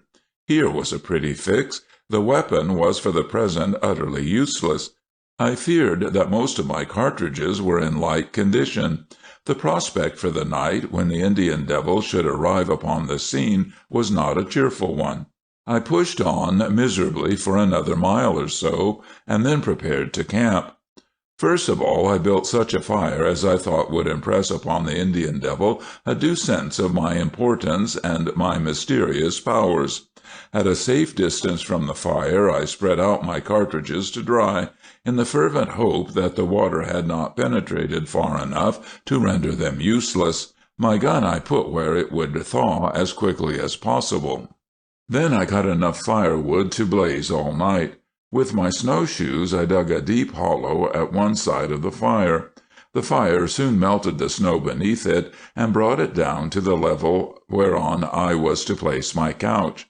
I may say that the ground I had selected was a gentle slope, and the fire was below my bed, so that the melting snow could run off freely.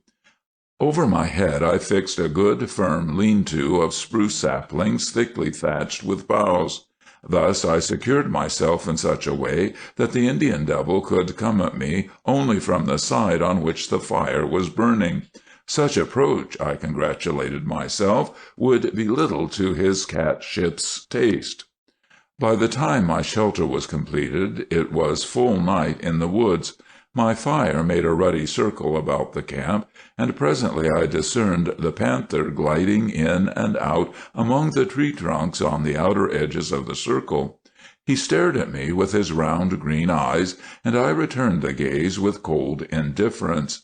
I was busy putting my gun in order. I would not encourage him, lest he might grow too familiar before I was ready for his reception.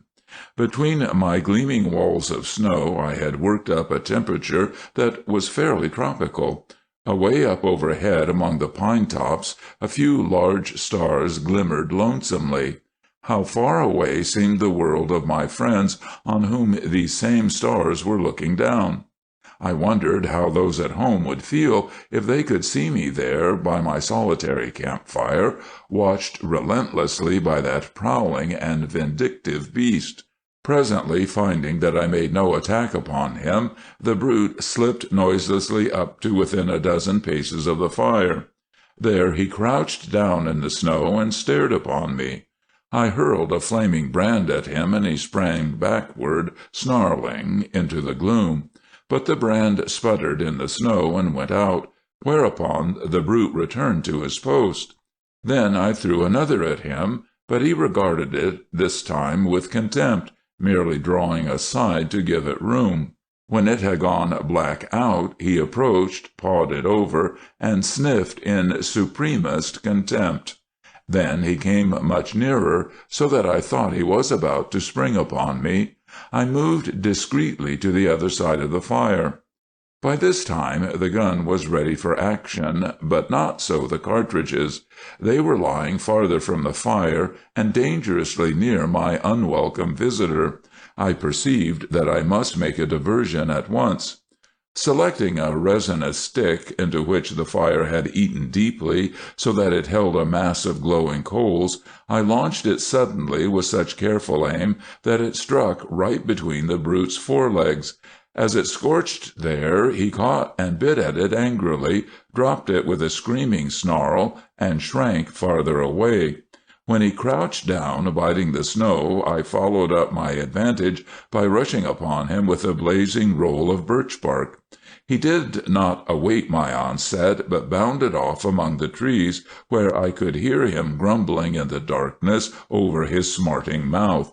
I left the bark blazing in the snow, while I went back to see to my precious cartridges.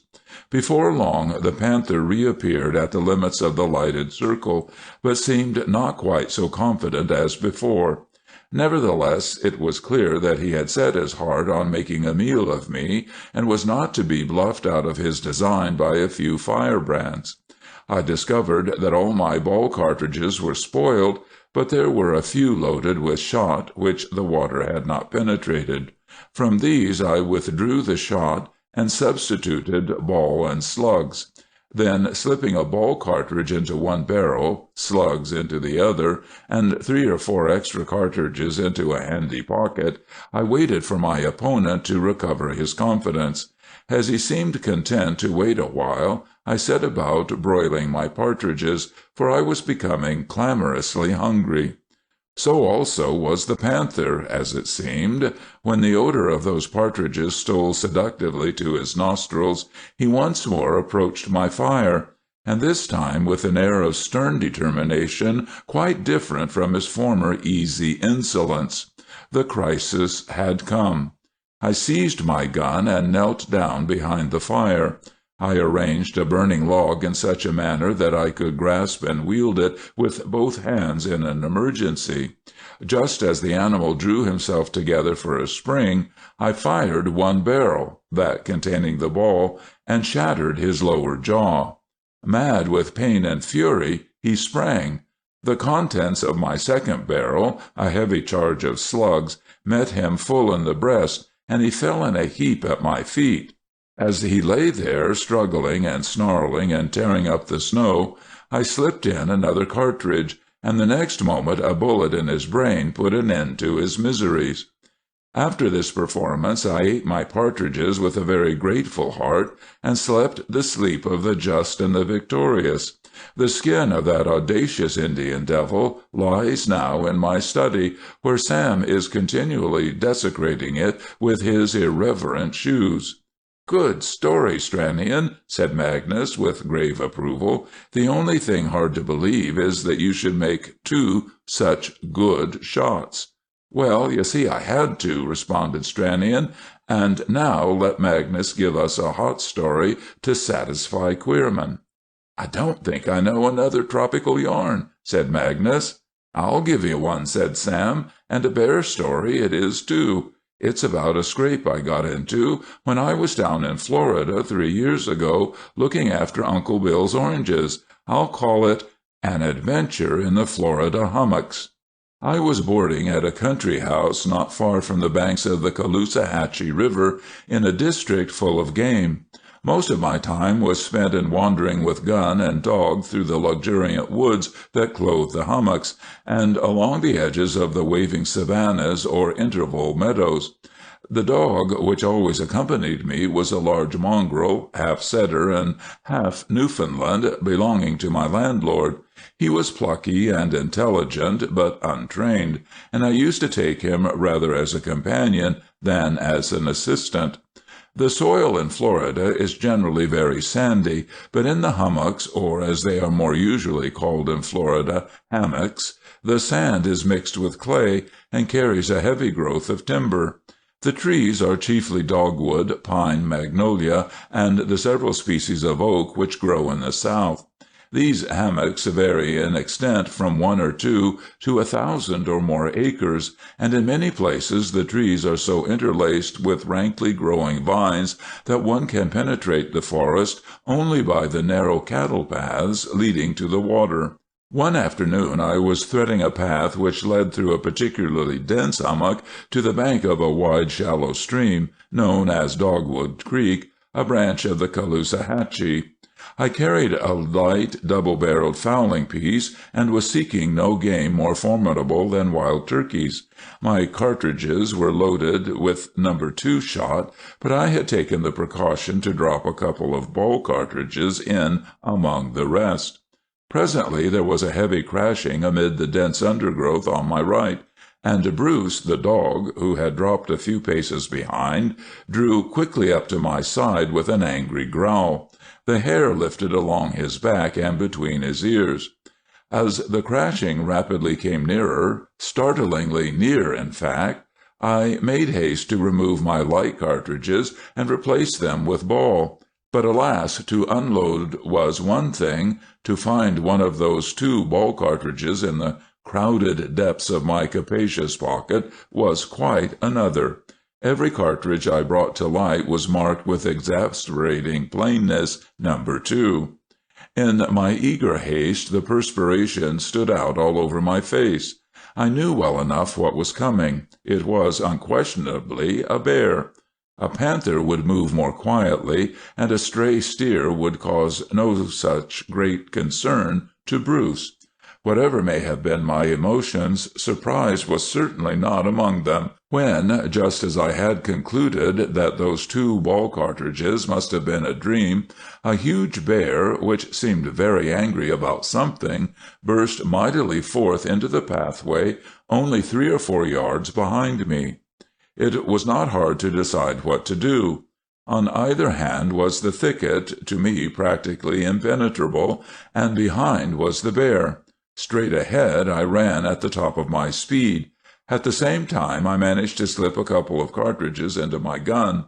They were just whatever ones came to my hand, but devoutly I hoped against hope that they might prove, when tested, to be those which were loaded with ball. For perhaps 200 or 300 yards the running was distinctly in my favor, but then the pace began to tell on me. At once I slackened speed, and my pursuer closed in upon me so swiftly that I concluded to try a snap shot. Facing about with a sharp yell, I expected the bear to rise on his hind legs and give me a fair chance for a shot. But I had miscalculated my own momentum. The bear indeed rose as I expected, but at the same instant I tripped on a root and fell headlong. The gun flew up in the air in a wonderful way and disappeared in the undergrowth. To recover it was, I knew, impossible. Almost before I touched the ground I was on my feet again and running faster than ever. But what refuge there was for me to run to I knew not, and how the affair was going to end I dared not guess.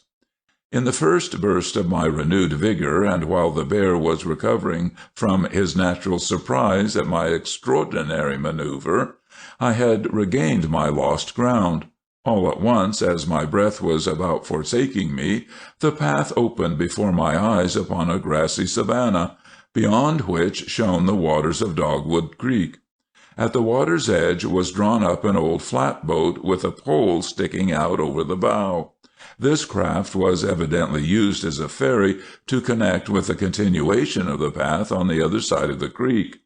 I darted forward, thrust the punt off, and flung myself into it.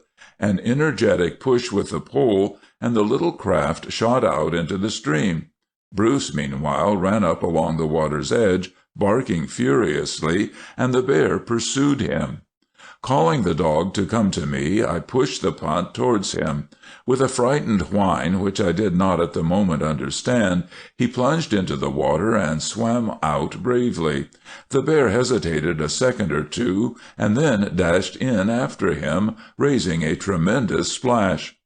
When Bruce was within a couple of yards of the boat, I was enlightened as to the cause of his reluctance to take the water.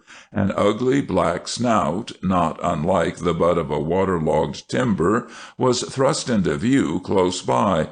Then another a few feet below the desperately swimming animal, then another and yet another, till the sullen, whitish surface of the creek was dotted thickly with the heads of alligators.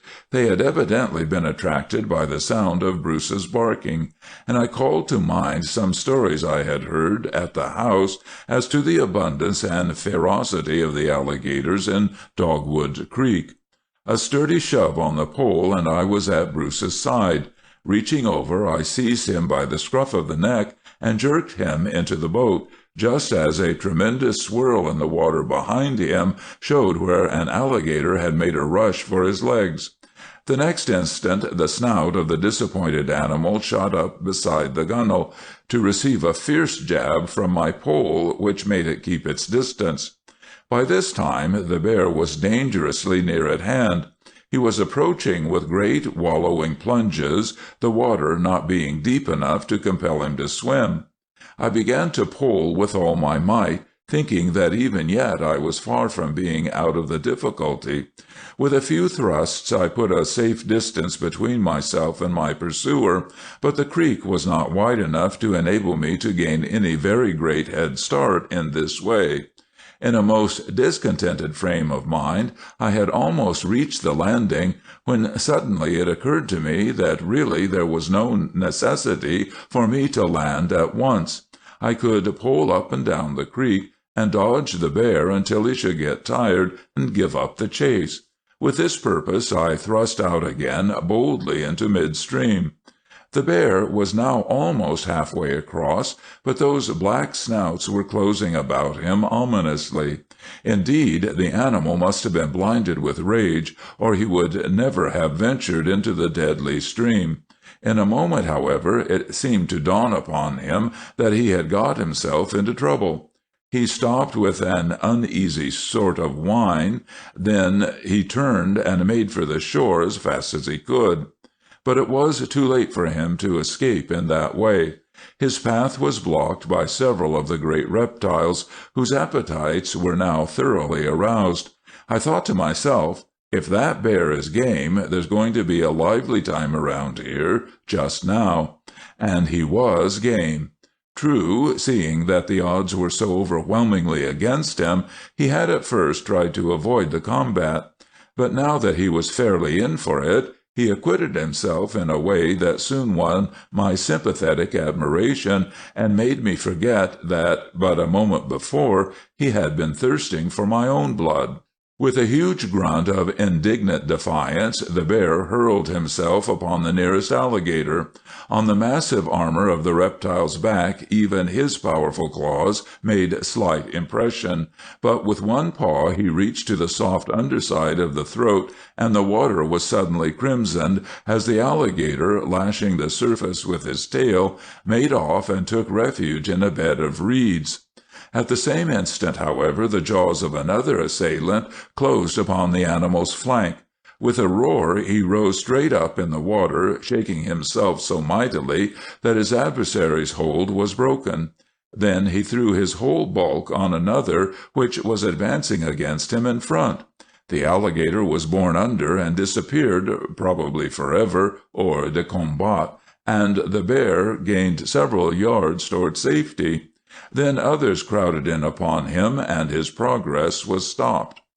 Up to this time my sympathies had naturally been with the alligators, to whom I owed my release from an embarrassing situation. Now, however, I felt myself going over to the side of the bear. I hated to see the splendid, though to me very objectionable brute, thus at the mercy of a horde of ravening reptiles. Again, shaking off his assailants, the bear seemed merely bent on selling his life as dearly as possible. Rising on his hindquarters, he faced toward the center of the stream, where his foes were most numerous. What tremendous buffeting blows he dealt, and how the strong, knife-edged hooks of his claws searched out the unarmored spots on his adversaries!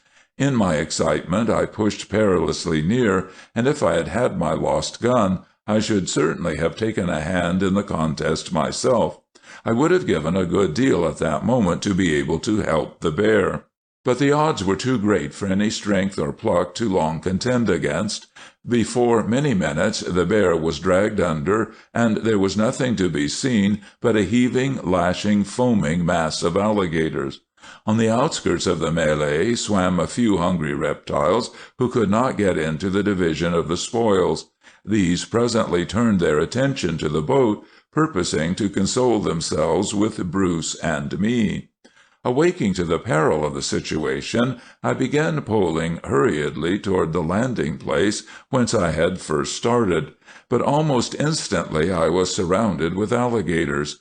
Excited and enraged from their battle with the bear, they were much more formidable than at ordinary times.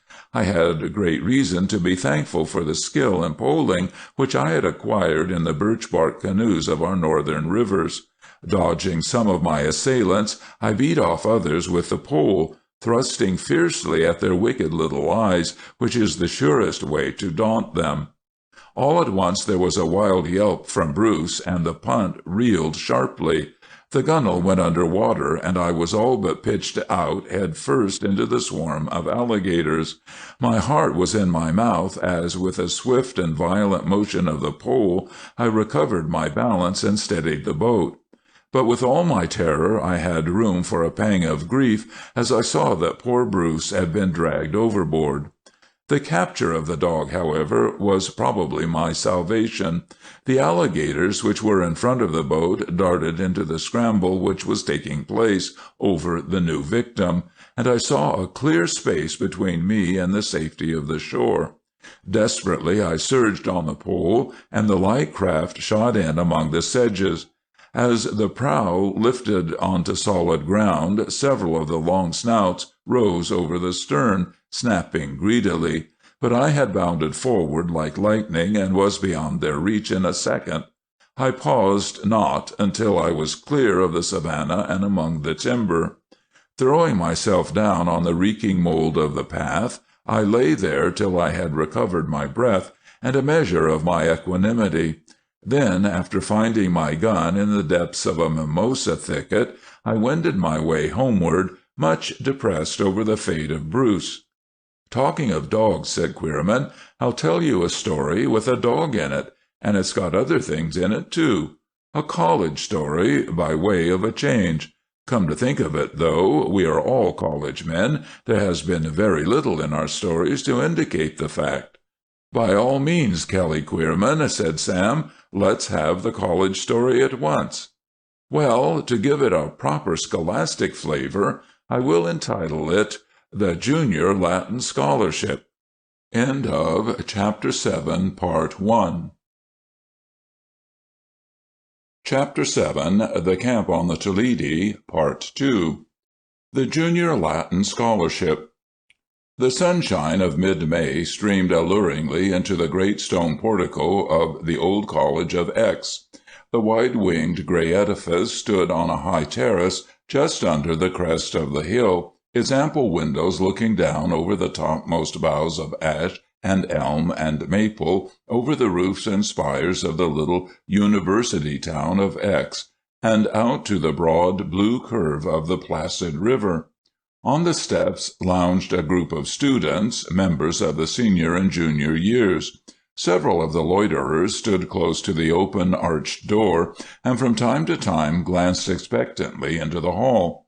A large black dog, a cross between Spitz and Newfoundland, lay in the center of the hall, assiduously licking at a small but angry wound on his leg. At the farther end of the hall now appeared one of the professors. He stepped in front of the notice board and pinned a slip of white paper to the green baize-covered surface. In a moment the portico was cleared, and the men crowded in to read the announcement. They did not rush noisily, as freshmen or even sophomores might have done, but their eagerness was tempered with dignity. The seniors in particular were careful to be properly deliberate, for announcements were expected by both classes, and this might prove to be merely a junior list. It was a junior list. Leaning on each other's shoulders, the juniors clustered around the board, while the seniors lingered on the outskirts and inquired with polite interest about the results. They were mindful that these juniors would very soon be seniors, and were therefore to be treated with a good deal of consideration.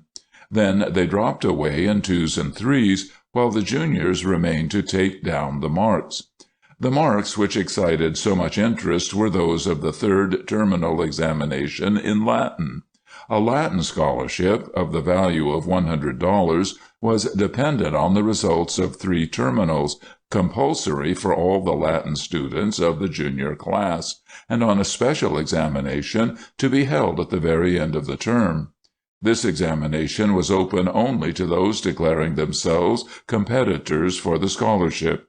It was generally expected throughout the college that the winner would be Bert Knollys, who, without effort, had gained a slight lead in the first 2 terminals, and whose ability in classics was unquestioned. At the top of the present announcement stood Knollys' name, with percentage of 86. The second name on the list was of J.S. Wright, with 83 to his credit. "Wright's pulling up. 5 more points will put him ahead," was the remark of one man who had been figuring on his pad. Wright, a sharp-featured, sandy-haired fellow in the center of the group, nodded his approval of this calculation. At the same moment a slim youth of barely middle height, with laughing gray eyes and crisply waving hair, ran up and peered eagerly through the throng of his comrades. Having deciphered his standing, he was turning away as abruptly as he had come, when someone said, "You'd better look out, Knollys. Wright is after you with a sharp stick." "I don't doubt Jack can beat me if he tries," responded Knollys. "Hold on a minute, Bert. I want to talk with you a bit," exclaimed a tall junior by the name of Will Allison, extricating himself quickly from the crowd. "Next hour, old man," cried Knollys, darting away. "I've got to catch Dawson in the laboratory right off, and can't wait a second." Allison, who was Knollys' most intimate friend, crossed the hall and joined a senior who was lounging in a window overlooking the terrace. "It's my firm belief, Jones," said he discontentedly, that cad, Jack Wright, is going to play Bert false." "How so, pray?" inquired the senior, in a tone of very moderate interest. "Why, by going into the special exam, of course," replied Allison. "And why shouldn't he, as well as Knollys, go into the special examination?" asked Jones. "Oh, I thought everyone knew about that," exclaimed Allison somewhat impatiently.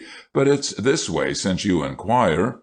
Wright took the scholarship for our class last year, the second-year Greek, you know. Well, Knollys was way ahead on the average of the terminals, and would have had a walkover. As every man in the class knows, he can wipe out all the rest of us in classics without half trying. But Wright went to him and made a poor mouth about being so hard up that he'd have to leave college if he didn't get the scholarship. Bert has none too much cash himself, but in his generous way he agreed not to go in for the special exam.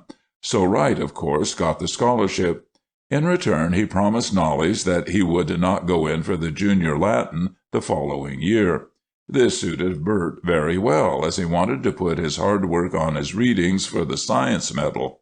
Under these circumstances, you see, he has been taking it rather easy in the Latin, and I have reason to believe that Wright has been working extra hard at it. Mark my words, he'll go in at the last moment and catch Bert napping. But there's not another man in college that I would suspect of such a caddish trick." "Well, for my part," said the senior, "I don't greatly care which gets it. I grant you that Wright's a cad, but I'm disappointed in Knollys." "Indeed! Poor Knollys," murmured Allison. "Yes," continued the senior loftily, ignoring the sarcasm, "in my opinion, Knollys funks." "It seems to me, Jones," retorted Allison, "you forget certain incidents that took place when Bert Knollys was a freshman and you a sophomore." "Oh," said the senior, calmly looking over Allison's head, "the worm will turn, but what I'm thinking about is his refusal to play football last fall. He's quick and sharp and tough, just the man the team wanted for quarterback, if only he had the nerve. Said he was too busy to train. Indeed." And Jones sniffed contemptuously as he turned away to join some members of his own class, leaving Allison in a fume of indignation. At this moment Jack Wright, chancing to stroll past the big black dog, gave the animal a careless kick. The dog sprang at his assailant with a ferocious snarl. Much startled, Wright evaded the attack by dodging into a knot of his classmates, and the dog lay down again, growling angrily. "Bran doesn't seem to be quite himself," remarked a senior, eyeing him narrowly. "He'd be an ugly customer to handle if he started to run amuck," commented another senior, chuckling at Wright's discomfiture. "I wonder where he got that bite on his leg." This was something which nobody knew, and the incident was promptly forgotten by all but Jack Wright, who thenceforth gave the animal a wide berth. As soon as Knollys came out of the laboratory, Will Allison told him his suspicions in regard to Wright, and urged him to put his energies upon the Latin. But Knollys was always slow to believe that a comrade could be guilty of treachery. "I don't think Wright is really such a bad lot, old man," said he, "only his manner is unfortunate, and he isn't popular." Just 3 days later appeared on the notice board the announcement that B. Knollys and J. S. Wright were competitors for the Junior Latin Scholarship. The examination was to take place on the following morning. Bert Knollys was hurt and indignant. His friends were furious, and Wright looked craftily triumphant over the prospect of so neatly getting ahead of a rival. Knollys was by no means prepared for such a contest as he knew Wright was capable of giving him, but his anger nerved him to the utmost effort. Returning in hot haste to his home in the outskirts of town, he shut himself into his little study. All through the afternoon he toiled mightily over book and lexicon. About tea-time he took a short walk, and then settled down for a night of solid grind. He was bound that he would win if it was in him. Toward 2 o'clock, however, eyes and brain alike grew dim, and the meaning began to mix themselves most vexatiously. He sprang up, snatched his cap, let himself out of the house noiselessly, and set forth to wake his wits by a brisk run. For the sake of the freer air, he took a path traversing the hilltop toward the college. The path ran through the open pastures and reached at length a rocky ridge just back of the cottage of Dr. Adams, the professor of classics. Here Jack Wright was boarding. As Knollys swung past along the ridge, he glanced downward to the professor's study window, and as he did so a light appeared therein. He halted instinctively, and the next moment his lip was curling with astonished contempt as he saw Jack Wright seat himself before the study table and stealthily search the drawers. The top of the ridge was so near the window that Knollys, where he leaned against the fence, could see all that went on, as if he had been in the room. At last, after going through almost every drawer with frequent guilty listening pauses, Wright found what he wanted, an examination paper. After making a hurried copy of it, he returned it to its place, and then, with his lamp turned very low, he stole out of the room. Bert Knollys' first thought was to go at once to Dr. Adams, lay his complaint, and have Wright's room searched before he could have time to destroy the stolen copy. Then it occurred to him that this would lead inevitably to Wright's expulsion, and not improbably to his ruin. He therefore dismissed the idea. He hastened back home, tried to study, but found the effort vain. went to bed, and fell asleep without having arrived at any solution of the problem. In the morning he was equally undecided.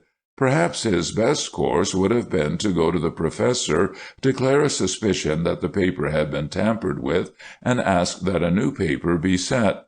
But he failed to think of this way out of the difficulty, and at last, tired of worrying over it, he made up his mind to do nothing. He went into the examination, wrote an unusually good paper, and came out feeling that there was yet a chance for him, in spite of Wright's previous knowledge of the questions. But on the day following was posted the announcement that Wright was the winner by a lead of 3 marks on the average for the 4 examinations. The affair was a grievous disappointment to Bert Knollys, and meant the upsetting of all his plans for the summer. He had counted on the scholarship money to enable him to take a long vacation trip with Will Allison. This scheme he had now to abandon, and Allison could not refrain from reproaching him for his misplaced confidence in Jack Wright. Furthermore, he was accused of petty jealousy by many students outside of his own class, and his popularity, undermined by Wright's skillful insinuations, rapidly dwindled away. Smarting under the injustice, and seeing no satisfactory way to remove the misunderstanding, Knollys grew moody and depressed. The days slipped by quickly, and commencement was close at hand. One warm afternoon a number of the students were in the baseball field, where a practice match was in progress. The college 9 was strenuously preparing for the great commencement day match. Knollys, Allison, Jones, and a few others were lying under the fence on the farther side of the field, while most of the spectators were grouped as close as possible to the players. Jack Wright was at the bat. Suddenly, in the gate of the college barnyard above the ball field, appeared Bran, the dog. The hair lifted along his backbone and on his neck, and a light froth showed about his half-bared teeth. He was a sinister and menacing figure as he stood there, a strange trouble in his wild red eyes. After glaring uneasily from side to side for several minutes, he gave utterance to a yelping snarl and darted down the hillside toward the field. The group under the fence observed him at once. "What's the matter with the dog?" exclaimed Jones, in a tone of apprehension. "And look at Bran!" shouted someone else. The pitcher stopped in the very act of delivering the ball, and every eye went in the one direction. The dread truth was evident at once. On all sides arose the appalling cry, "He's mad! Mad dog! Mad dog!" and players and spectators scattered in sickening panic. As it were in the twinkling of an eye, the field was empty. But no, it was not quite empty. Turning in wild terror, and starting to run as he turned, Jack Wright tripped, fell, and snapped his ankle. He got up and saw himself alone in the wide, sunny field. The dog had just entered the gate and was making straight for him with foaming, snapping jaws. He strove to flee, but the shattered ankle gave way beneath him, and with a piercing cry of horror, he dropped in a heap, burying his face in his hands. Knollys, like all the rest, had sprung over the fence at the first alarm, but at that despairing cry he sprang back again. There was no hesitation, no waiting to see what the others would do. Swift as a deer, he sped out across the shining and deadly expanse. As he ran, he stooped to snatch up a bat which lay in his path. It was a question which would win in the awful race, and the crowd of fugitives, checking their flight, watched in spellbound silence. The dog arrived first, but only by a foot or two. As it sprang at Wright's prostrate body, Knollys reached out with a fierce lunge and caught it between the jaws with the end of the bat. Biting madly at the wood, the animal rose on its hind legs, and in a flash Knollys had both hands clenched in a grip of steel about its throat. For a few seconds the struggle was a desperate one. The animal's strength was great, and Knollys had all he could do to hold him at arm's length. Then Will Allison arrived, panting and conscience-stricken for his tardiness. He was followed by 2 or 3 others who had broken the spell of their panic. A couple of well-directed blows from the bat in Allison's hands stunned the dog, and it was then speedily dispatched. Breathing somewhat quickly, but otherwise quite cool, Knollys looked down upon Jack Wright's ghastly face. "Glad I was in time, Wright," said he. "Bert," cried Wright in a shaking voice, "you won that scholarship. I just cribbed the whole paper." To thank his rescuer, he felt, was not within the power of words, but reparation was in part possible, and his one thought was to make it. "We won't talk of that now," answered Knollys. "I know all about it, Jack. I saw the whole thing, and we just won't say anything more about it, old fellow." But Wright had fainted from the pain and the shock, and did not hear the forgiveness in Bert's voice. The next day a letter went from Wright's sick-bed to the president of the college. Wright wanted to tell everything, but on Bert's advice he merely confessed that he had cribbed without saying how, and resigned his claim to the scholarship. At commencement, therefore, it was announced by the president that the Latin scholarship had been won by B. Knollys. Many conflicting rumors, of course, went abroad among the students, but to no one except Will Allison was the whole truth told. As for Wright, a new point of view seemed all at once to have opened before his eyes. The loftier standard which he now learned to set himself, he adhered to throughout the rest of his course, and then carried forth with him into what have proved very creditable and successful relations with the world. "Queerman has grown didactic," said I. "That is surely not the tone for a canoe trip. Ranolph, it's your turn to take the platform. Let us have something that is simple, unmedicated adventure." "I'll tell you a bicycle story," said Ranolph, "an unromantic tale of a romantic land. It is all about a bull and a bicycle in the land of Evangeline." A bull and a bicycle. It was in the autumn of 1889, while the old high wheels were still in use, that I rode through the Evangeline land with a fellow wheelman from Halifax. We rolled lazily along a well-kept road and sang the praises of Nova Scotia's scenery and air. Ahead of us, across a wide flashing water, the storied expanse of Minas, towered the blue-black bastion of Cape Blomidon, capped with rolling vapors.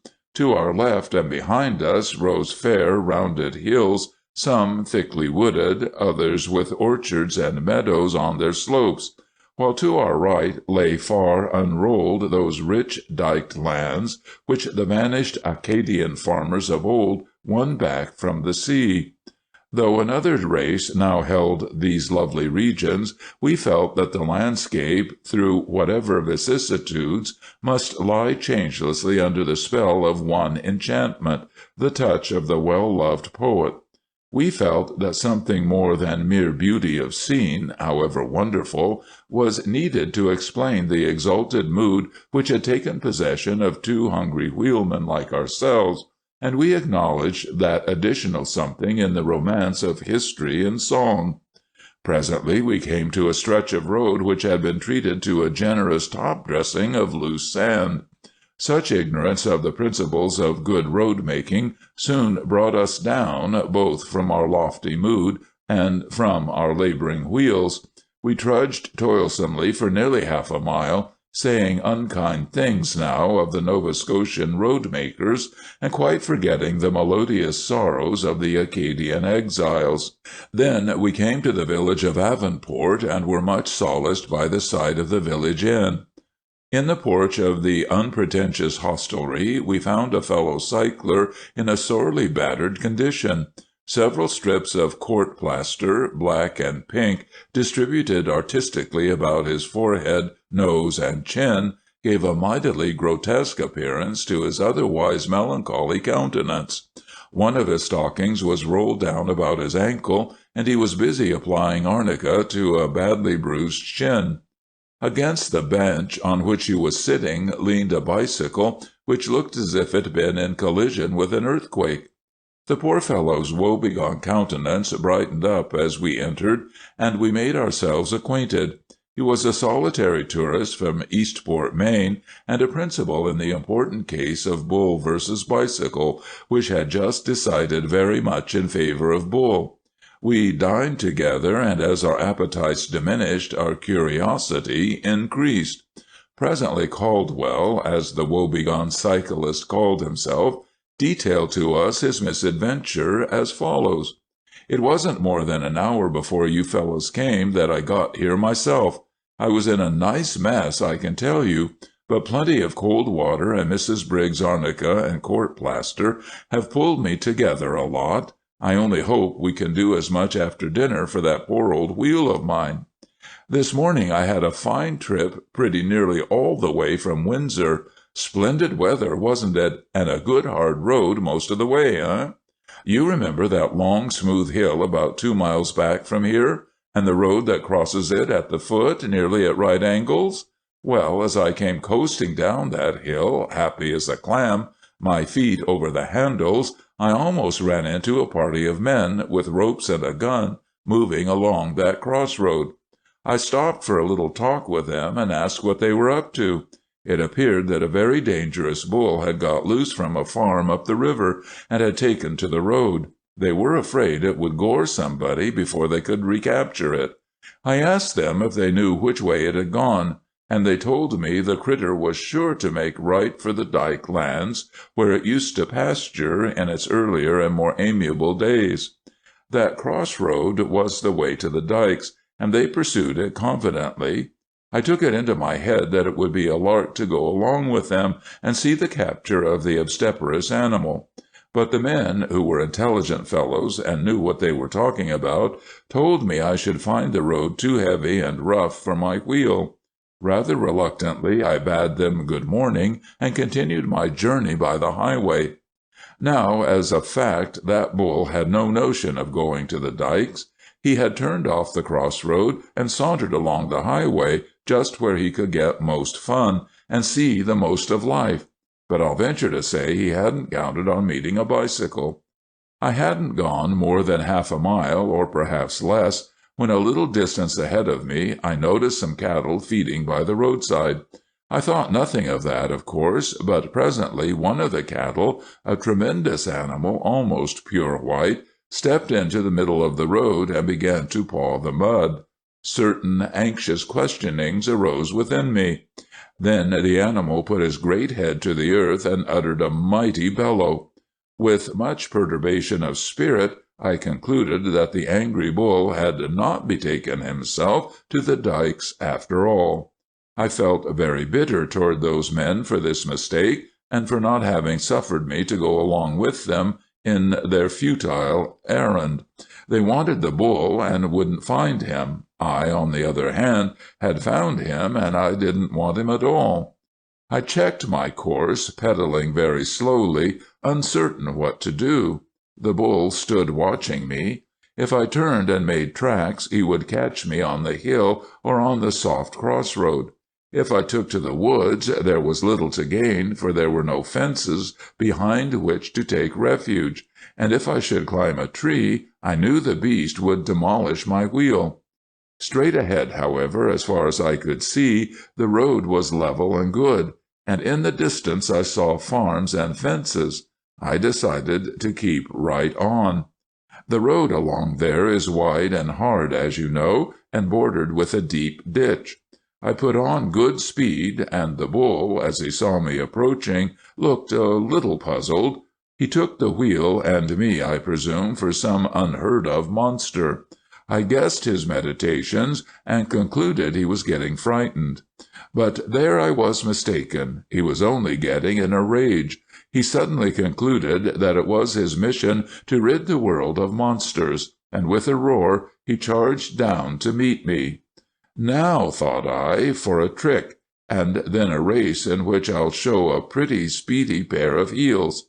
I rode straight at the bull, who must have had strange misgivings, though he never flinched. At the last possible moment I swerved sharply aside and swept past the baffled animal in a fine triumphant curve. Before he could stop himself and turn, I was away down the road at a pace that I knew would try his mettle. But the brute had a most pernicious energy. He came thundering and pounding along my track at a rate that kept me quite busy. I stayed ahead easily enough, but I did not do much more than that for fear of getting winded. There's where I made the mistake, I think. I ought to have done my utmost in order to discourage and distance my pursuer. I didn't allow for contingencies ahead, but just pedaled along gaily and enjoyed the situation. Of course, I kept a sharp lookout in order that I shouldn't take a header over a stone, but I felt myself master of the situation. At last, and in an evil hour, I came to where they had been mending the road with all that abominable sand. Let us pass over my feelings at this point. They were indescribable. My wheel almost came to a standstill. Then I called up fresh energies and bent forward and strained to the task. I went ahead, but it was like wading through a feather bed, and the bull began to draw nearer. A little in front, the fences began. The first was a high board fence with a gate in it, and a hay road leading by a rough bridge into the highway. My whole effort now was to make that gate. The perspiration was rolling down my face, half blinding me. My mighty pursuer was getting closer and closer, and I was feeling pretty well pumped. It was as much as a bargain which would win the race. I dared not look behind, but my anxious ears kept me all too well informed. I reached the bridge and darted across it. Immediately I heard my pursuer's feet upon it. I had no time to dismount. I rode straight at the gate, ran upon it, and shot over it head first in a magnificent header, landing in a heap of stones and brambles. In a glow of triumph, which at first prevented me feeling my wounds, I picked myself up and beheld the furious beast in the act of trying to gore my unoffending bicycle. At first he had stopped in consternation, naturally amazed at seeing the monster divided into two parts. The portion which had shot over the gate he perceived to be very like a man, but the other part remained all the more mysterious. Presently he plunged his horns tentatively into the big wheel, whereupon my brave bicycle reared and struck him in the eye with a handle and set the little wheel crawling up his back. At this the bull was astonished and alarmed, so much so that he backed off a little way. Then, seeing that the bicycle lay motionless on the ground, he charged upon it again, maltreating it shamefully and tossing it up on his horns. This was too much for me. I ran up, reached over the gate, and laid hold of my precious wheel. By strange good fortune I succeeded in detaching it from the brute's horns and hauling it over the gate. Then I pelted the animal with sticks and stones till he got disgusted and moved away. As soon as he was safely off the scene, I opened the gate and limped sorrowfully down to this place, dragging my wheel by my side. Do you think we can do anything with it? The first thing necessary, said I, is to have an examination and make a diagnosis of its injuries. This we forthwith proceeded to do, and found the matter pretty serious. After spending an hour in tinkering at the machine, we had to give up the job. Then we set forth on a visit to the village blacksmith, who, after being regaled with a full account of Caldwell's misadventure, addressed himself to his task with vast goodwill. He was a skillful man, and before nightfall the wheel was in better traveling shape than its unlucky owner.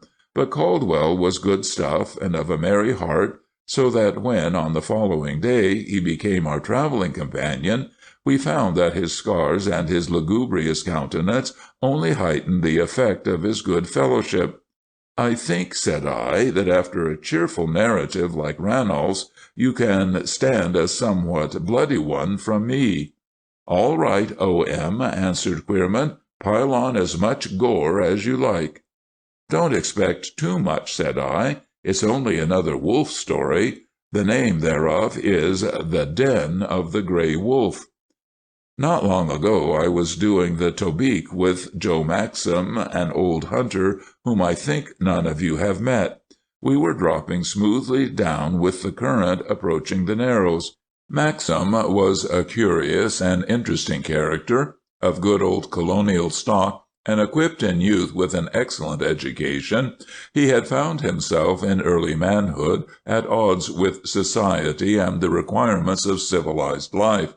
Perhaps through some remote ancestor there had crept into his veins a streak of Indian or other wandering blood.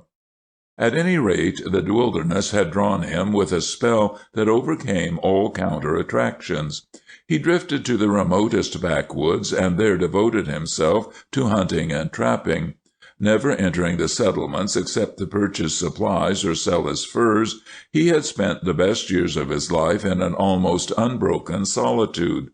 Yet the few sportsmen who penetrated to his haunts and sought his skillful services found that seclusion had failed to make him morose. He was kindly and not uncompanionable, and though in appearance one of the roughest of his adopted class, he preserved to a marked degree the speech and accent of his earlier days. "You were speaking just now," said he, "of the wolves coming back to New Brunswick. Well, they're here off and on most of the time, I reckon. It was not far from here that I had a scrimmage with them about 20 years back." At this point a murmurous roaring began to make itself heard on the still air, and before I could ask any more questions about the wolves, Maxim exclaimed, "We can't go through the Narrows tonight, not light enough with this head of water. Better camp right here." "Agreed," said I, and we slid gently up along the side of a projecting log. Presently we had the tent pitched on a bit of dry, soft sward that sloped ever so little toward the waterside. Behind the tent was a thicket of spruce that sheltered us from the night wind, and in front laughed softly the river as it hurried along its shining trail beneath the full moon to bury itself in the chasms of the dark hill range which separated it from its sovereign, the wide St. John. After supper, when the campfire was blazing cheerfully, Maxim told me about the wolves. "Well," said he, in a reminiscent tone, "it was in those hills yonder, very near the Narrows, I struck the wolves. I knew there were a good many of them round that winter, as I'd come across lots of their tracks. There was a bounty then of $15 on a wolf's snout. That was 20 years ago, and I was keeping my eyes pretty well peeled. My lookout was all in vain, however, till along one afternoon I caught sight of one of the skulking vermin dodging behind some bushes not far from here, but on the other side of the river. It was only a snapshot I got at the beast, but I wounded it, and you better believe I lost no time following up the trail. By the way he bled, I could see that he was hard hit. He led me a way up, nigh the top of the mountain, then took a sharp turn to the river, and pretty soon I came out onto a little level place, a sort of high platform, in front of a big, bare slope of rock. In the foot of that rock there was a hole just about big enough for a man to crawl into on his hands and knees, and into that hole led the trail of my wolf. "Got him fast enough," said I to myself, "but how to get at him? There's the rub." As I stood there considering, another wolf slid by me like a long gray shadow and sneaked into the den. Without putting the gun to my shoulder, I gave him a shot, which fetched him in the hindquarters just as he disappeared. "That's good for $30, said I to myself, loading up again, and hoping some more would come along. They didn't come, so pretty soon I gave them up and went and examined the hole. I could see that it narrowed down rapidly, and I hardly knew what to do. I wanted that $30, but I didn't want to crawl into that little dark hole after it, with maybe a couple of yet lively wolves waiting at the other end to receive me. "Why didn't you leave them there and go back for them next day? By that time, if they were really hard hit, you'd have found them dead enough," was my comment. "There wouldn't have been much of them left for me by the morrow," said Maxim. "I knew well enough the other wolves would scent the blood and come along, and help themselves to snouts and all in the night. So by and by I made up my mind to crawl in and risk it. Standing my gun up against the rock and taking my knife in my right hand, I started in. "Ugh!" said I, "it makes me shiver to think of it." "It was nasty," assented Maxim, "but then I counted on one of the vermin at least being dead, and I didn't think there'd be much fight left in the other. But that hole narrowed down mighty sudden, and the first thing I knew, I had to crawl flat on my stomach to get along at all. And presently I found it tight squeezing even that way. Of course, I held my right hand with the knife in it well to the front, ready to protect my head and face. Just as the hole got so tight for me that I was about concluding to give up the job, I heard a terrific snarl right in my ear, and a wolf jumped onto me. His fangs got me right in the jaw. You can see the scars here now, and I thought I was about fixed. But I slashed out desperately with my big knife and caught my assailant somewhere with a deadly thrust. He yelped and sprang out of the way. I felt the blood streaming over my face and knew I was badly bitten. I'd had enough of that enterprise, but when I tried to back out the way I had come, I found I couldn't work it. When it dawned upon me that I was stuck in that trap, a cold sweat broke out all over me. I was stuck, and no mistake. Then I wriggled a little farther in, and at this the wolf was on to me again. This time my face escaped, and his fangs went into my shoulder, but the next moment my knife edge found his throat, and down he came in a heap. Then I lay still a bit to get my breath and consider the situation. The one thing clear was that I had got myself into a tight place, and I began to wriggle for all I was worth in order to get out of it. After twisting and tugging and straining for perhaps 10 solid minutes, I was forced to acknowledge to myself that I had not gained 1 inch. Then I made up my mind that my only hope lay in squeezing myself all the way in. Once inside the cave, I thought, it would be comparatively easy work to wriggle out head first. In this direction I gained a few inches, perhaps a foot or more, and by this time I felt so exhausted that I wanted to lie still and take a sleep, which I knew, of course, would be madness. Intending to rest but a moment, I must nevertheless have fallen into a doze. How long I lay there I don't know, but it must have been getting well along past sundown when I was awakened by a sound that brought my heart into my throat and made every hair stand on end. It was the howl of a wolf outside. I interrupted the story at this point with an involuntary "ah." "Yes," said Maxim, acknowledging my sympathy. "I could face any number of the vermin and not lose hold of myself, but the idea of them coming along behind and eating me gradually, feet first, was too much. I think that for a moment or two I must have been clean crazy. At any rate, I found strength enough in that minute or two to force my way right on and into the cave without knowing how I did it, and I found afterwards that the struggle had peeled off not only most of my clothes, but lots of the flesh on my hips and shoulders as well. As soon as I realized that I was inside the den, I felt around for the 2 dead wolves and stuffed them head first into the hole I had just come through.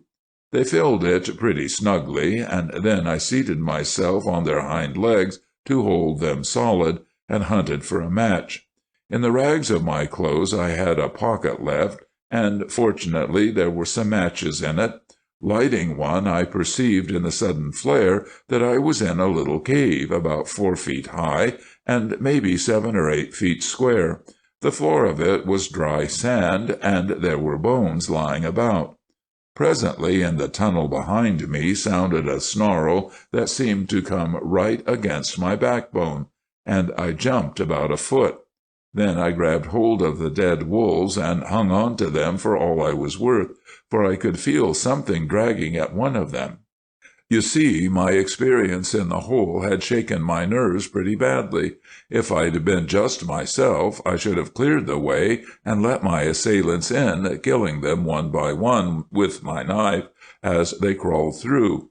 As it was, however, I gave a yell that scared the brute in the tunnel, so that he backed out in a hurry, and then I heard 2 or 3 of them howling outside.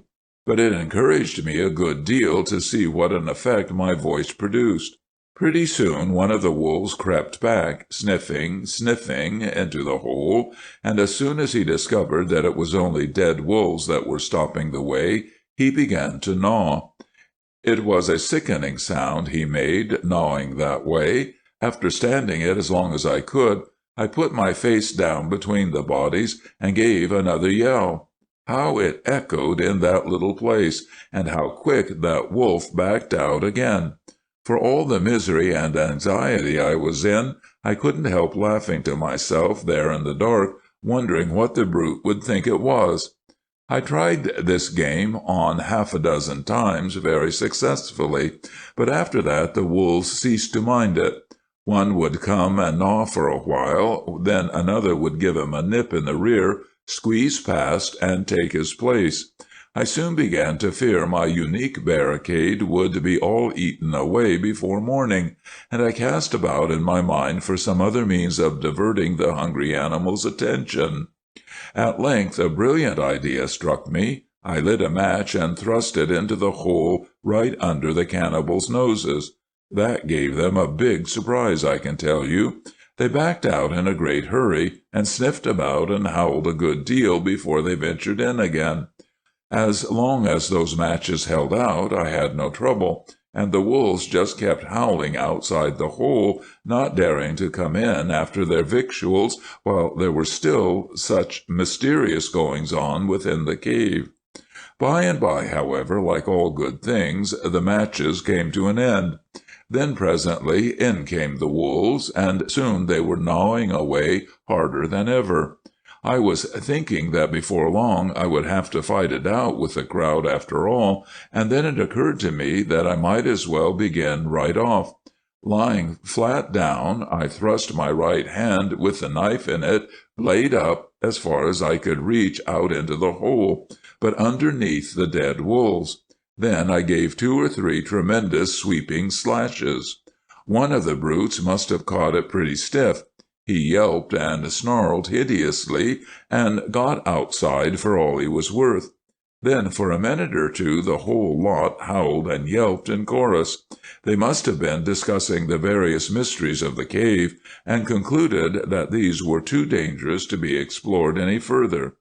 For presently all was silent, and by an occasional yelp in the distance I knew that the animals had betaken themselves elsewhere. I know it was a crazy thing to do, but just as soon as I made up my mind the wolves were gone, I dropped to sleep right across the entrance of the den. When I awoke, I was so still, and my wounds pained so, that I could hardly move, but I knew I had to brace up and get out of that before another night should come. I pulled away the bodies and saw it was broad daylight. I took my knife and chipped away for a long while at the walls and roof of the tunnel, finding the rock very soft and crumbly.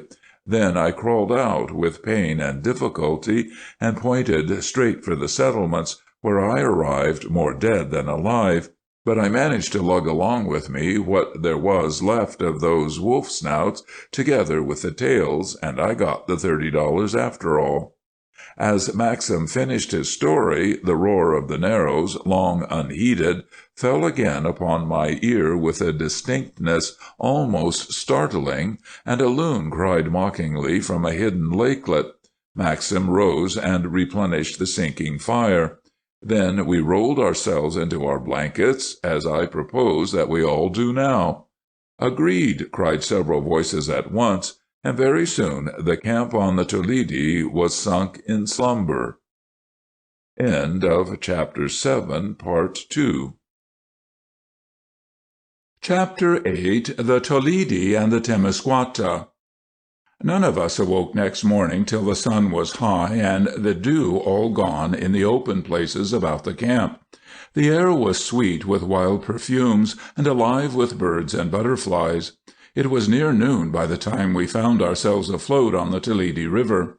This is a larger stream than the Squatook and much more violent. The Toledi Falls are less than half a mile from the lake, and most travelers portage around them rather than risk the difficult passage. Indeed, the mighty plunging swells, the succession of leaps, the roar and tumult between those rocky walls render the passage by no means enticing when looked at in cold blood. But we knew the channels and were resolved to run it. It is no use attempting to tell just how we did it. I only know we all yelled with fierce delight as we darted into the gorge, and I imagine our eyes stuck out. Our muscles were like steel, and we tingled to the fingertips. Then came a few wild moments when every man did his level best without knowing exactly how, for the white surges clashed deafeningly about us, and with cheers we swept into the big eddy below the falls, drenched but safe. What cared we for a wetting in that clear sunshine? The passion of travel was on us, and we could not stay to fish. All the rest of the run down to Temiscouata is like a dream to me. Few rocks, few shoals, a straight channel, and always that tearing current. At 4 in the afternoon, a last mad rapid hurled us out into the wide expanse of Temiscouata. There was a sharp wind on the lake, which is 30 miles long, and at this point about 3 miles wide. In the heavy seas, with our deep-laden canoes, we had a rough and really perilous passage, and it was not far from 6 o'clock when we reached the other shore. There, near the outskirts of the little village of Détour du Lac, we pitched tent for the night. After supper we took a run through the village and had a chat with some of the habitants. We procured, moreover, some native Madawaska tobacco, which we smoked once and never smoked again. Around the fire that night we felt a sense of depression because our trip was drawing to an end. At last Magnus cried, "Shake off this gloom, boys! A story, Stranion!" "All right, here's something light and bright," answered Stranion promptly. "Let us call it Chopping Him Down." There is nothing that so cheers the heart of the lumberman as to play a practical joke on one whom he calls a greenhorn, or in other words, anyone unused to the strange ways and flavor of the lumber camps. As may be imagined, the practical jokes in vogue in such rough company are not remarkable for gentleness. One of the harshest and most dangerous, as well as most admired, is that known as chopping him down.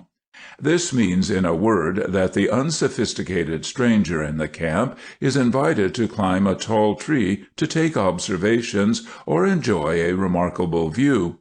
No sooner has he reached the top than a couple of vigorous axemen attack the tree at its base, while the terrified stranger makes fierce haste to descend from his too lofty situation.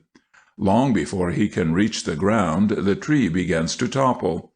The men shout to him to get on the upper side, which he does with appalled alacrity, and with a mighty swish and crash down comes the tree. As a general rule, the heavy branches so break the shock that the victim, to his intense astonishment, finds himself uninjured, though frequently he is frightened out of a year's growth. There are cases on record, however, where men have been crippled for life in this outrageous play, and in some cases the boss of the camp forbids it. But it is not only the greenhorn who is subject to this discipline of chopping down. Even veterans sometimes like to climb a tree and take a view beyond the forest, and sometimes on a holiday or a Sunday some contemplative woodsman will take refuge in a treetop to think of his sweetheart or else to eat a sheet of stolen gingerbread. If his retreat be discovered by his comrades, he is promptly chopped down with inextinguishable jeers. I have mentioned stolen gingerbread. This bread is a favorite delicacy in the camps, and the cook who can make really good gingerbread is prized indeed. It is made in wide, thin, tough sheets, and while it is being served to the hands, some fellow occasionally succeeds in hooking a whole sheet while the cook's back is toward him. But in that same instant every man's hand is turned against him. He darts into the woods, devouring huge mouthfuls as he runs.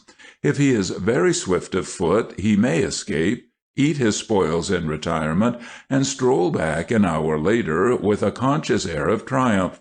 More often he has to take to a tree. Instantly all hands rush to chop him down. He climbs no higher than is necessary, perches himself on a stout limb, and eats at his gingerbread for dear life. He knows just what position to take for safety, and often, ere the tree comes down, there is little gingerbread left to reward its captors.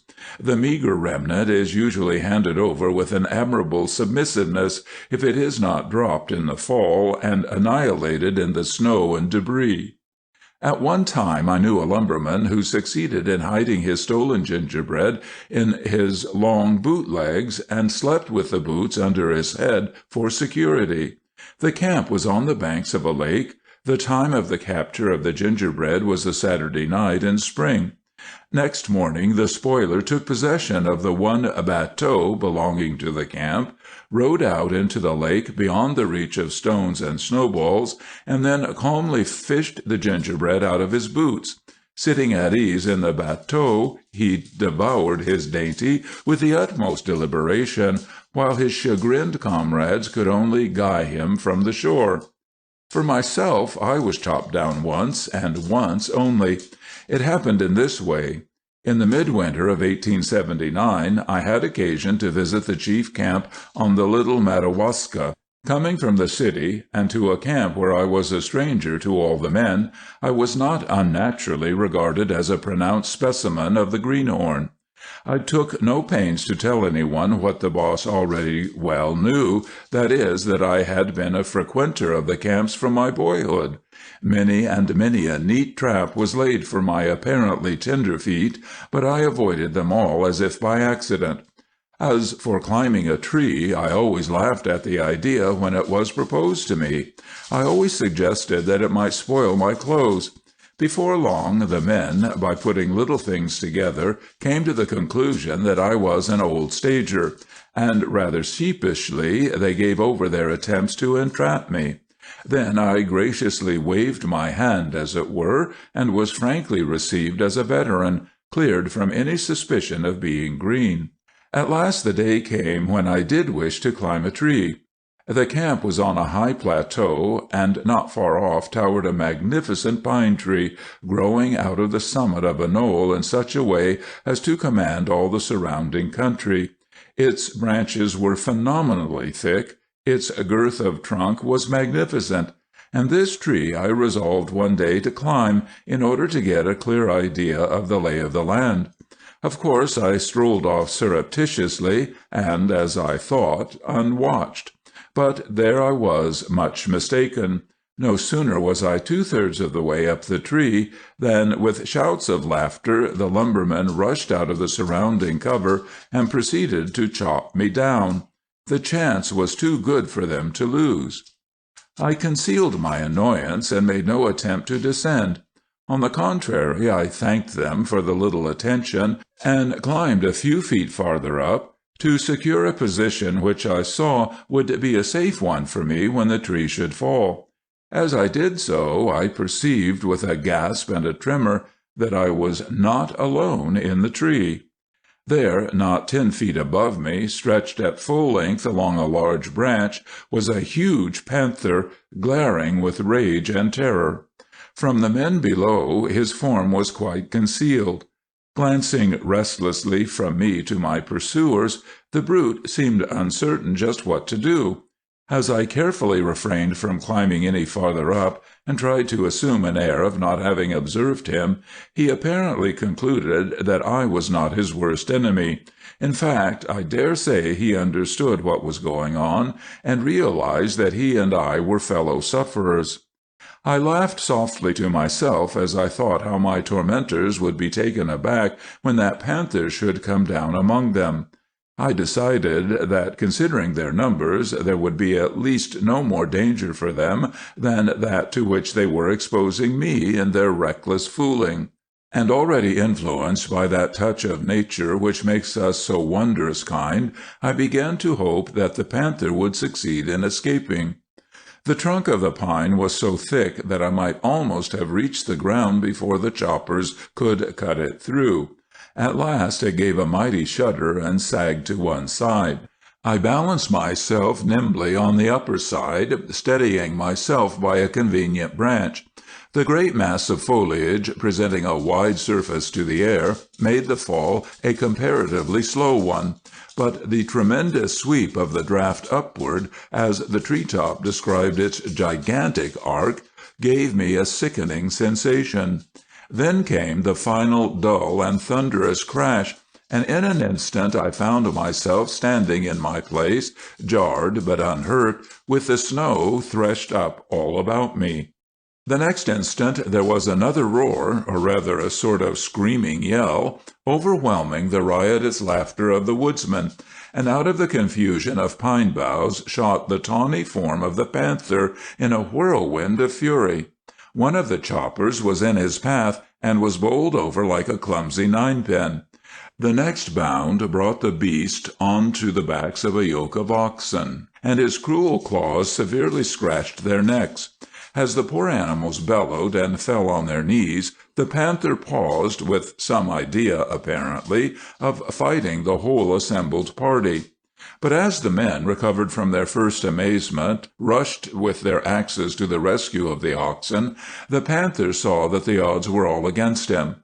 He turned half round and greeted his enemies with one terrific and strident snarl, then bounded off into the forest at a pace which made it idle to pursue him. The owner of the oxen hurled an axe after him, but the missile flew wide of its mark. As the excitement subsided, and I saw that the chopper who had been knocked over was none the worse for his tumble, I chaffed my tormentors unmercifully. For their part, they had no answer ready. They seemed almost to think that I had conjured up the panther for the occasion. I thanked them most fervently for coming to my rescue with such wholehearted goodwill, and promised them that if ever again I got into a tree with a panther, I would send for them at once. Then I set myself to doctoring the unfortunate oxen, whose lacerated necks and shoulders we soon mended up with impromptu plasters, and the owner of the oxen gratefully vowed to me, if ever I see any of the chaps a-layin' for you again, and any of my critters is around, I'll tip you the wink, sure. "Here goes for another lumberman's yarn," began Sam, when Stranion ceased. "It's brief, so bear with it." A rude awakening.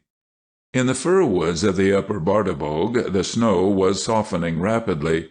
The spring thaws had come on several weeks earlier than they were expected.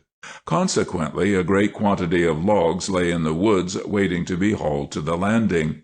The hands at Bober's camp were working with feverish energy in the effort to get all their logs out before the snow roads should go utterly to pieces.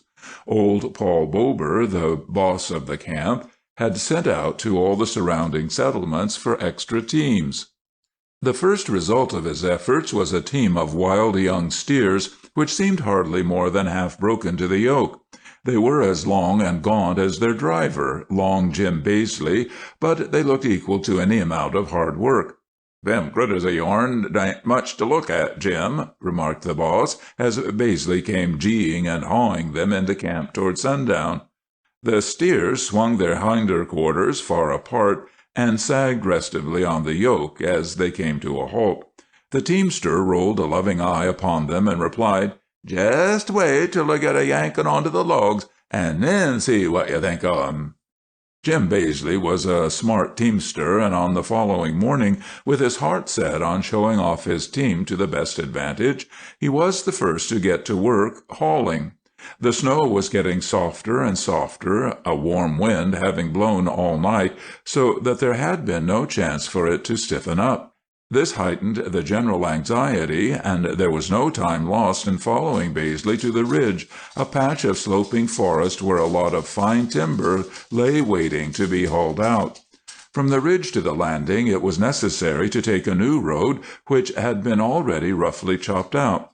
As Baisley with his lean cattle started out for the landing with a couple of huge timbers chained together behind them, one of the hands shouted to remind him that he was the first to go over the new road.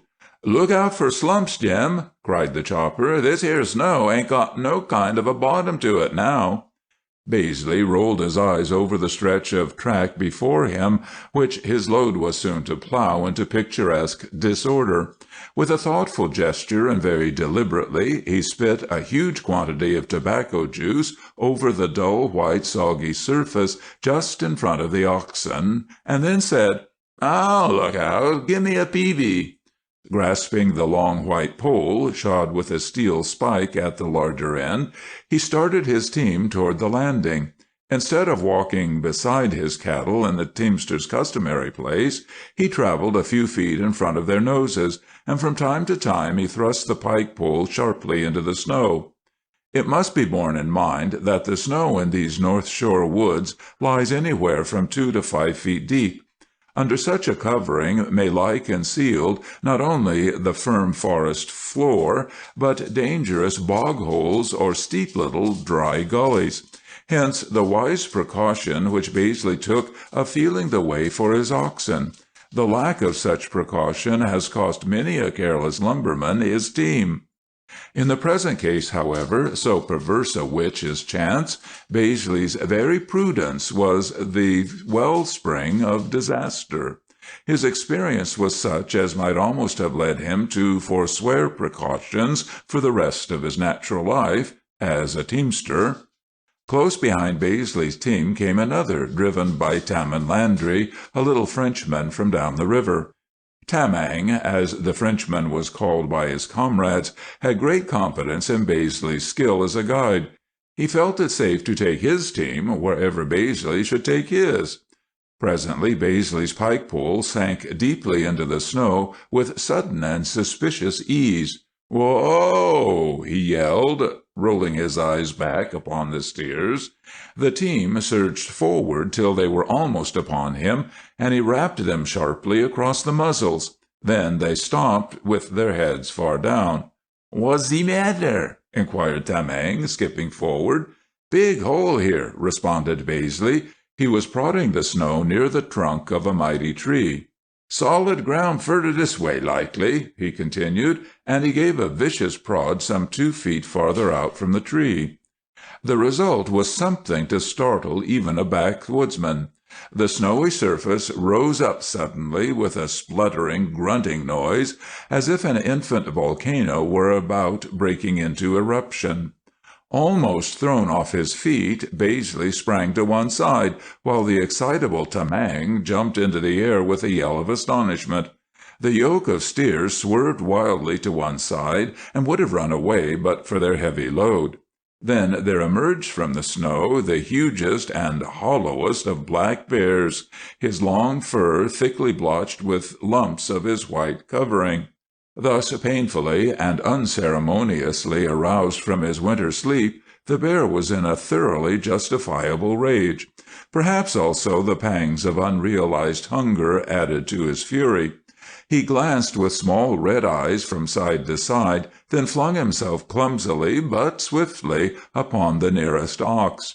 With mad bellowing, the team plunged in among the trees, and in their terror, so great was their strength that the great timbers they were hauling danced after them like jackstraws.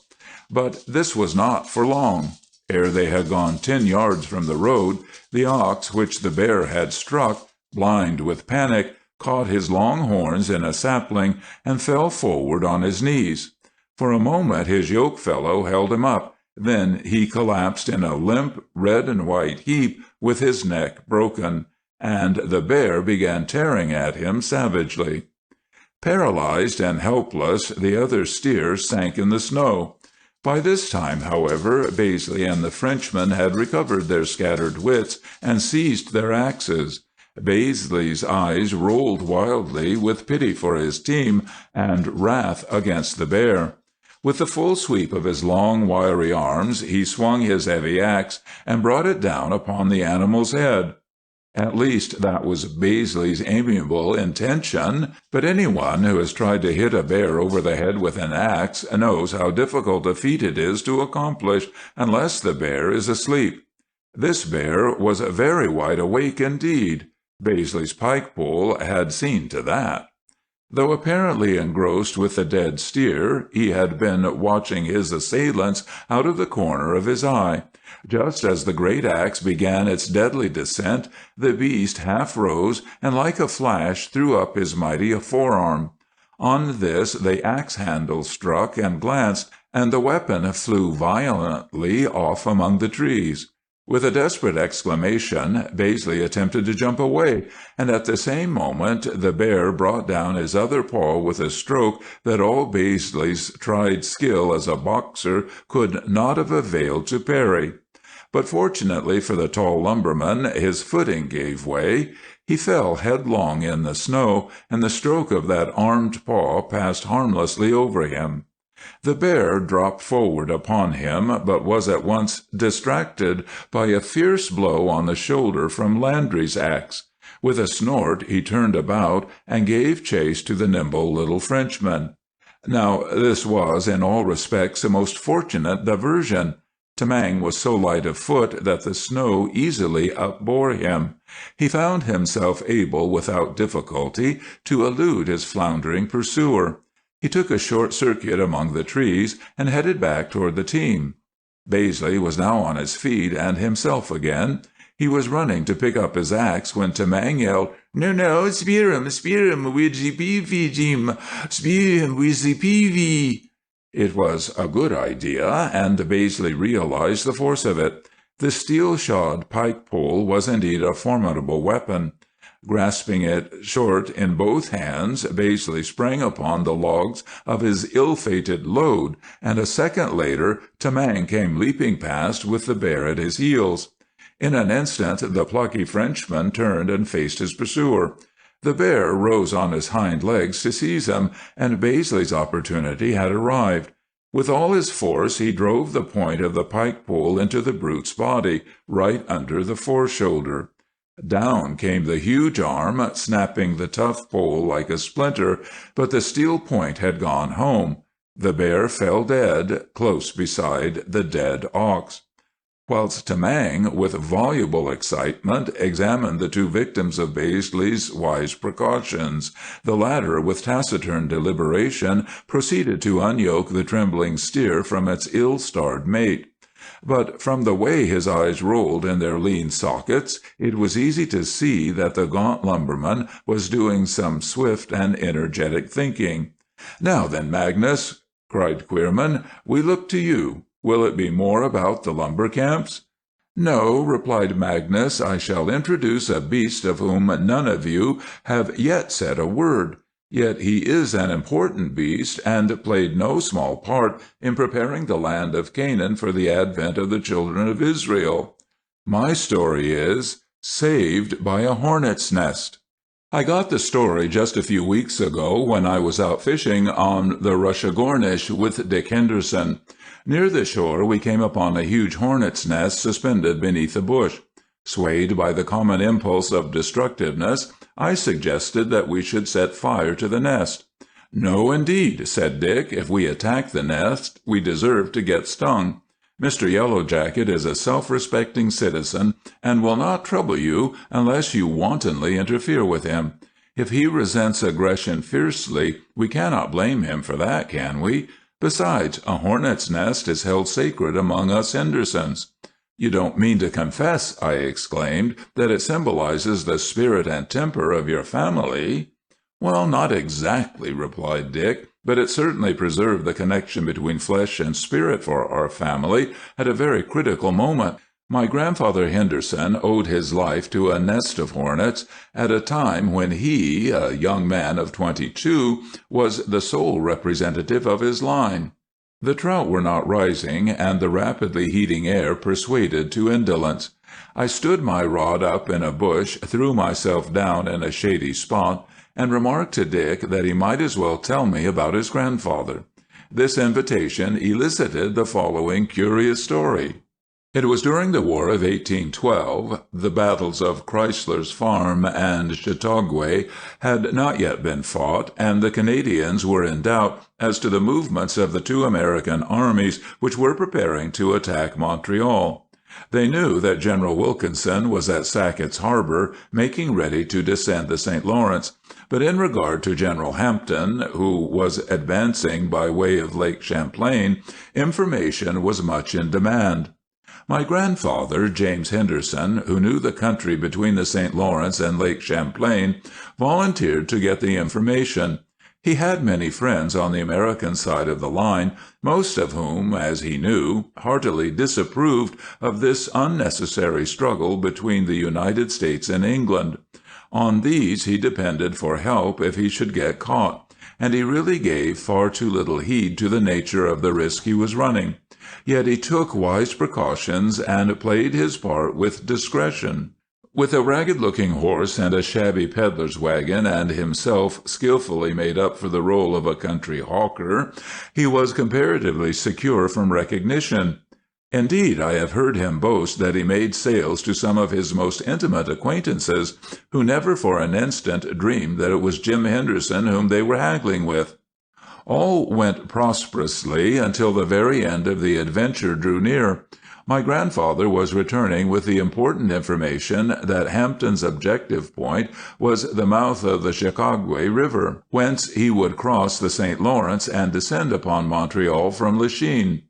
At Smith's Corners, a little rudimentary village about 10 miles from the Canadian border, my grandfather stopped for a bite of dinner. Jake Smith, the landlord of the little inn, was a trusted friend, and to him my grandfather revealed himself in obedience to a sudden impulse. It was the first time on the whole journey that he had given the slightest clue to his true personality. Well for him that he yielded to this impulse, else even the friendly hornet's nest, to which we are coming presently, would not have availed to save him. Jake Smith was a stirring fellow, who under ordinary circumstances would have liked nothing better than running a spy to earth. But when that spy was Jim Henderson, the case was different. My grandfather had stood his horse and wagon in on the spacious barn floor, and was having a wash in a little bedroom opening off the kitchen. The bedroom door was partly closed. Suddenly, through the crack of the door, he caught sight of a small party of American militiamen, at whose heels followed two huge brindled mastiffs, or part mastiffs, probably a cross between mastiff and bloodhound. Henderson, confident in his disguise, was just slipping on his coat with the idea of going out and speaking to the soldiers, when the leader's voice, addressing the landlord at the kitchen door, arrested him. "Where's that peddler chap that drove in here a few minutes ago?" inquired the officer, puzzled at seeing no sign of the wagon.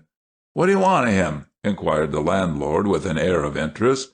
"We'll show you presently," said the officer, "and we'll want you too if we catch you trying to shelter a spy. Where is he?" "I don't shelter no spies," growled Jake Smith ambiguously, "and I'd advise you to keep your jaw for your own men." The officer was about to make an angry reply, but changed his mind. "That peddler," said he firmly, "is a spy, and it is your duty to assist in his capture. Is he in this house?" Now Smith knew better than to try to persuade the soldiers that Henderson had driven away. He saw they had certain knowledge of the spy's presence, so he exclaimed, "A spy, is he? Well, I reckon you've about got him, then. He's drove his team in on the barn floor out of the sun, and most likely—" But the whole squad were off for the barn.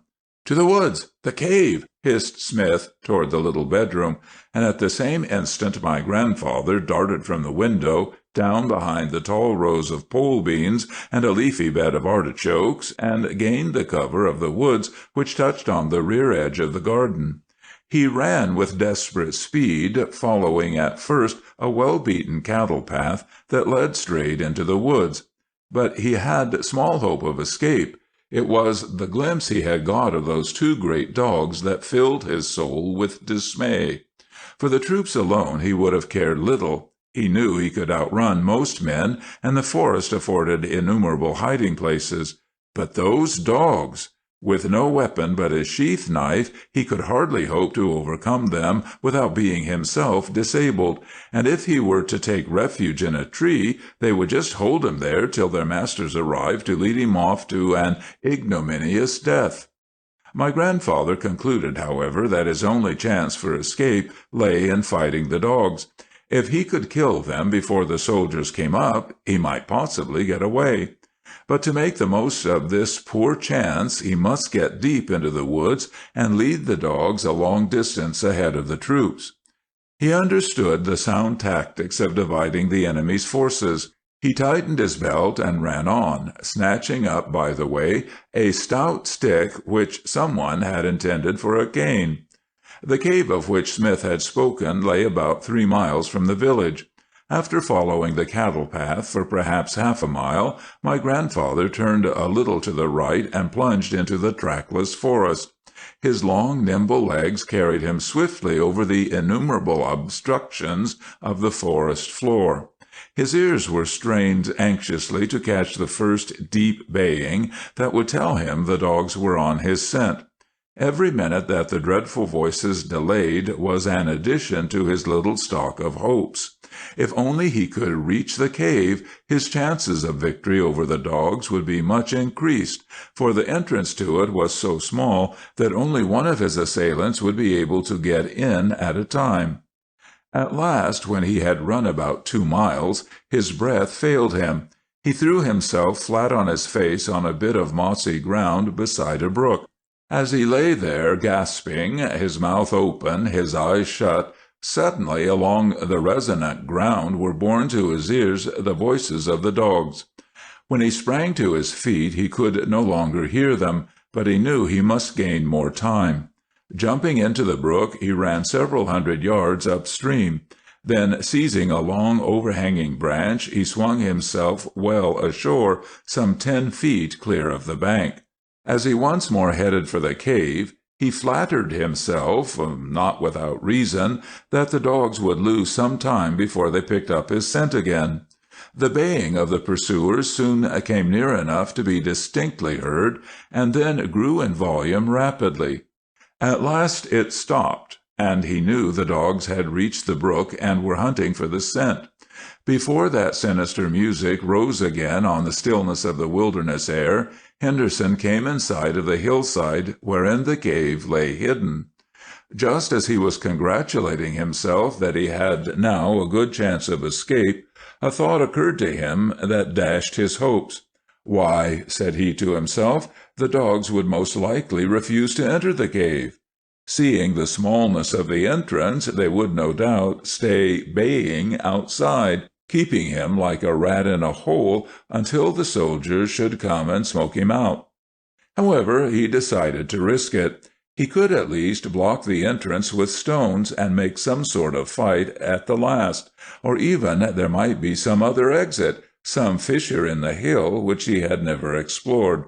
At any rate, he was too much exhausted to run any farther.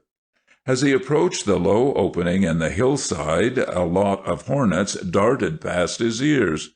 Having a dread of hornets, he glanced about nervously, and imagined at first they were denizens of his cave. But in a moment he saw the nest.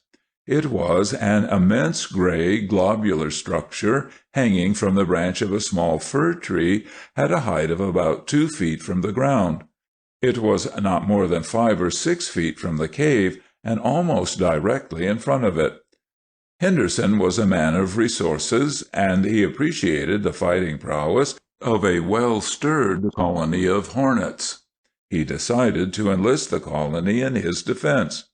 The hornets were taking no notice of him whatever, being intent on business of their own. Henderson took a long piece of string from his trousers pocket, and in the most delicate fashion possible made one end fast to the branch which supported the nest.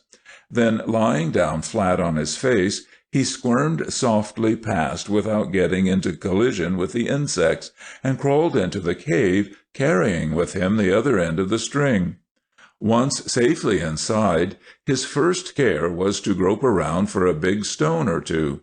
These he soon procured, and with their aid the entrance was blocked. Then he took off his coat. He laid his ear to the crevices in his barricade. The dogs were getting so near that he could hear now the crashing of their heavy forms as they bounded through the underbrush. Holding his coat ready to stop up if necessary the small openings he had left for observation, he began jerking sharply on the string which connected him with the hornet's nest. He could hear the furious buzzing which instantly arose as the hornets swarmed forth to resent the disturbance. He could see how the air grew yellow all about the nest, but it did not occur to the angry insects to seek for their disturber in the cave. Henderson jerked again and yet again, and the enraged swarm grew thicker. At this moment the dogs came into view. Very deadly and inexorable they looked as they bounded along, heads low down, their dark, muscular bodies dashing the branches aside and bearing down the undergrowth. Now, realizing perhaps that they had run their prey to earth, they raised their heads and barked in a tone very different from that of their baying. Unfalteringly they dashed straight upon the barricade, and one of them, as he sprang past, struck the nest a ruder shock than any that my grandfather's string had been able to give it. In that same instant the exasperated hornets were upon the dogs. A sharp chorus arose of angry and frightened yelpings. Yet for a few seconds the brave brutes persisted in their efforts to force an entrance to my grandfather's retreat. This gave the hornets a fair chance. They settled upon the animal's eyes, ears, and jaws, till flesh and blood, even dog flesh and blood, could endure the fiery anguish no longer. Both dogs rolled over and over, burrowing their noses in the moss and trying with their paws to scrape off their bitter assailants. But the contest was too unequal. Presently both dogs stuck their tails between their legs and darted off in mad panic through the woods. Gradually their yelpings died away. My grandfather then and there registered a vow that he would never again break up a hornet's nest. He slackened the string till it lay loose and inconspicuous amid the moss, but he did not exactly care to go out and detach it from the branch. Then he lay down and rested, feeling pretty confident that the soldiers would not find their way to his retreat now that they were deprived of the assistance of the dogs. As for the dogs, he knew that their noses were pretty well spoiled for a day or two. That night, when he felt quite sure the hornets had gone to bed, my grandfather crept out of his refuge, stole softly past his little protectors without disturbing them to say farewell, and struck across the forest in the direction of the Canadian border. A little later the moon got up, and by her light he made good progress. Soon after daybreak he reached the banks of the Chateauguay, and about an hour later he fell in with a scouting party of the Glengarry Fencibles, who took him to the headquarters of de Salaberry, the Canadian commander. As for the ragged old horse and the peddler's wagon, they remained at Smith's Corners, a keepsake for Jake Smith.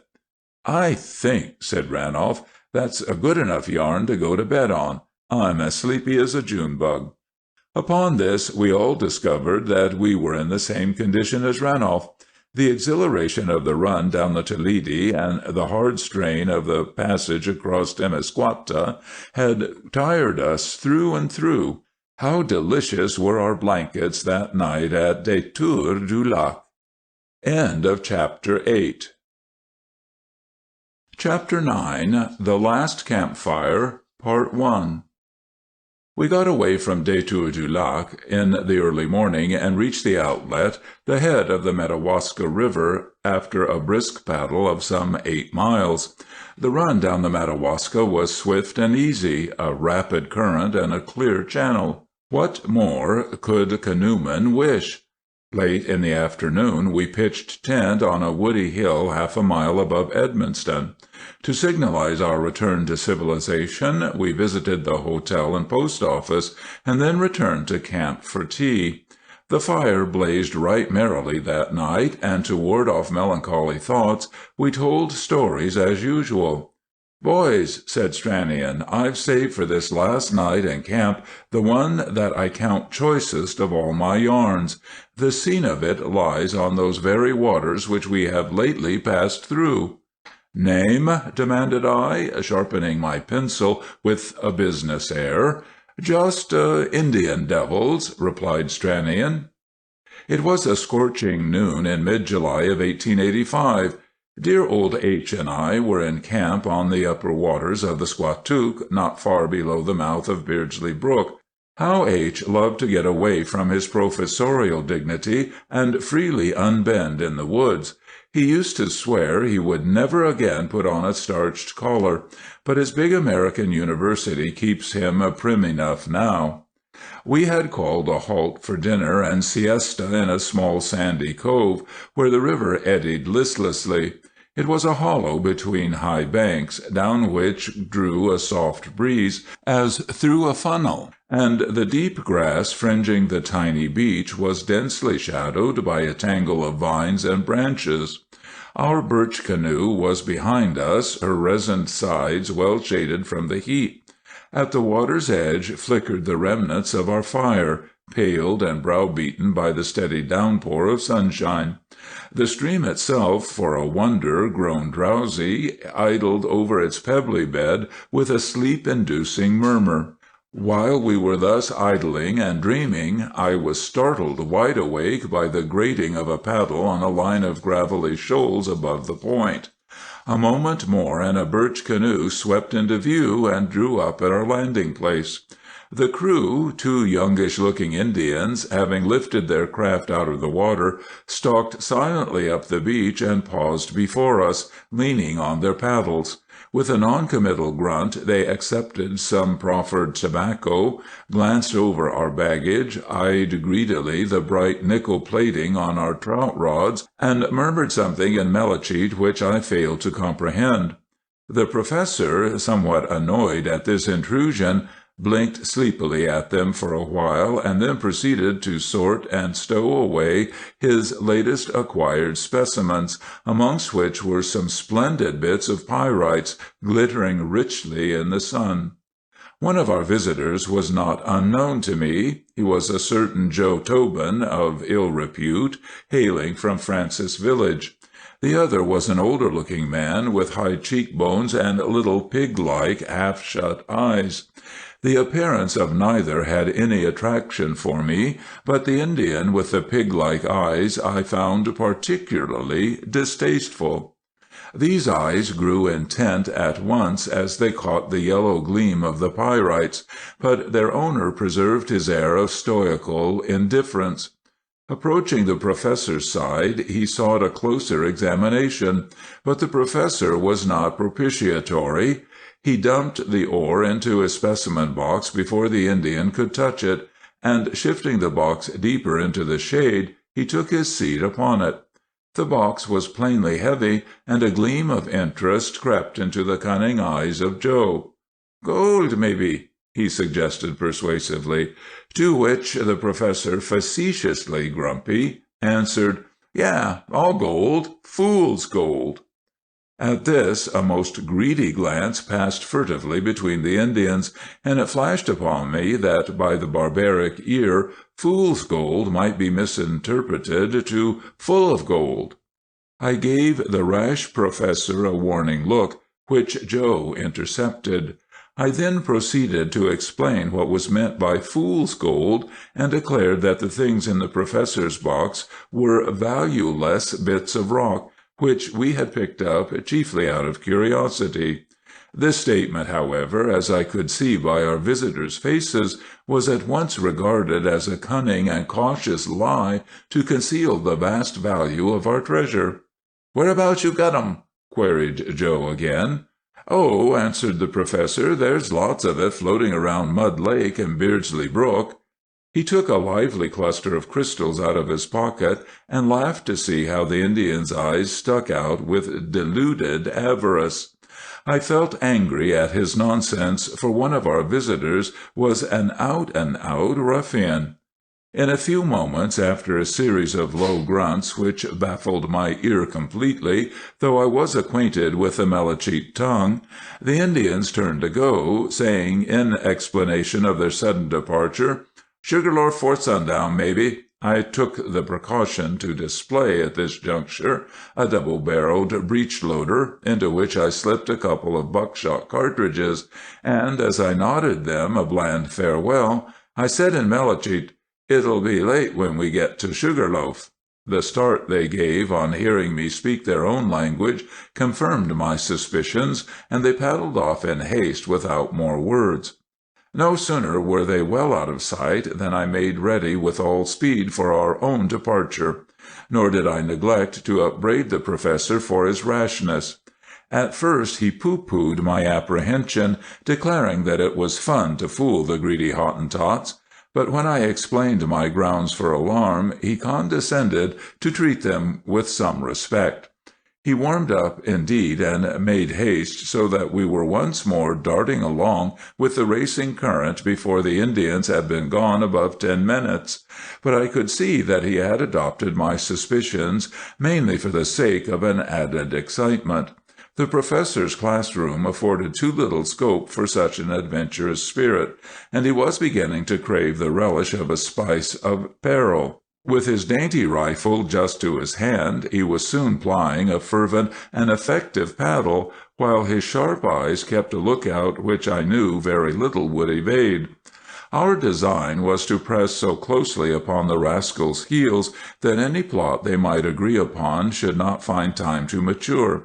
We knew they would never calculate upon our following them so promptly, still less would they dream of the speed that we were making. In a fair race we flattered ourselves that we could beat most Indians, and we rather counted on overtaking and passing this couple before they could accomplish aught against us. There was one point in the stream, however, which I remembered with misgivings. 3 or 4 miles ahead of us were the rapids which, you remember, we had such fun with a few days ago. I suggested to H. that there, if anywhere, those Indians would lie in wait for us, knowing that our hands would be well occupied in navigating the canoe. Those 5 miles soon slipped by. As we shot down the roaring channel, we saw in the reach beyond the last turmoil a canoe thrust in among the alders. "Ah!" exclaimed the professor in a tone of deepening conviction, and he shifted his grip upon his rifle. An instant more, and we were in the surges. Just then I saw the professor start, half raising his rifle to the shoulder, but the canoe was taking all my attention, and I dared not follow his glance to shoreward. Our delicate craft seemed to wallow down the roaring trough. The stream was much heavier than we found it the other day, I can tell you. At the foot of the first chute, a great thin-crested ripple slapped over us. I had understood the professor's gesture, and as we plunged down the next leap, I chuckled to myself. Sold this time! Like a bird, the true little craft took the plunge. One more blinding dash of spray, a shivering pause, and darting forward arrow-like, she dipped to the last and steepest descent. At this instant, from the bank overhead came a spurt of blue smoke and a report followed by a twinge in my left shoulder. Another report, scarcely audible amid the fall's thunder, and cleaving the last great ripple, we swept into gentler currents. Crack, crack, crack, went the professor's little rifle as he fired over his shoulder at the place where the smoke puffs clung. I said, "Push on before they can load again." Dropping my paddle as we passed their empty canoe, I put 2 charges of buckshot through her birchen sides. Then, satisfied that the mending of this breach would keep our enemy wholesomely occupied for some time, we pushed forward swiftly in grim triumph. A few miles farther on I stopped and informed the professor that I was wounded. At this he turned about in such sudden concern that he barely missed upsetting the canoe, but he presently remarked, "By the healthy vigor you've displayed in running away the last half hour, I don't imagine the wound can be serious." On examination we found that a bullet had nicked the top of my shoulder, though not so deeply but that cold water and some strips of sticking plaster went far toward giving relief from pain. But the muscular action of paddling caused the scratch to become inflamed, and so when at about 4 in the afternoon we swept out on the smooth waters of the lake, I gave up the stern paddle to the professor and played invalid a while in the bow. A light breeze to which we hoisted our sail took us pleasantly down the lake, and about 6:30 we landed near the outlet. We tented just where Camp de Squatook stood a few days ago.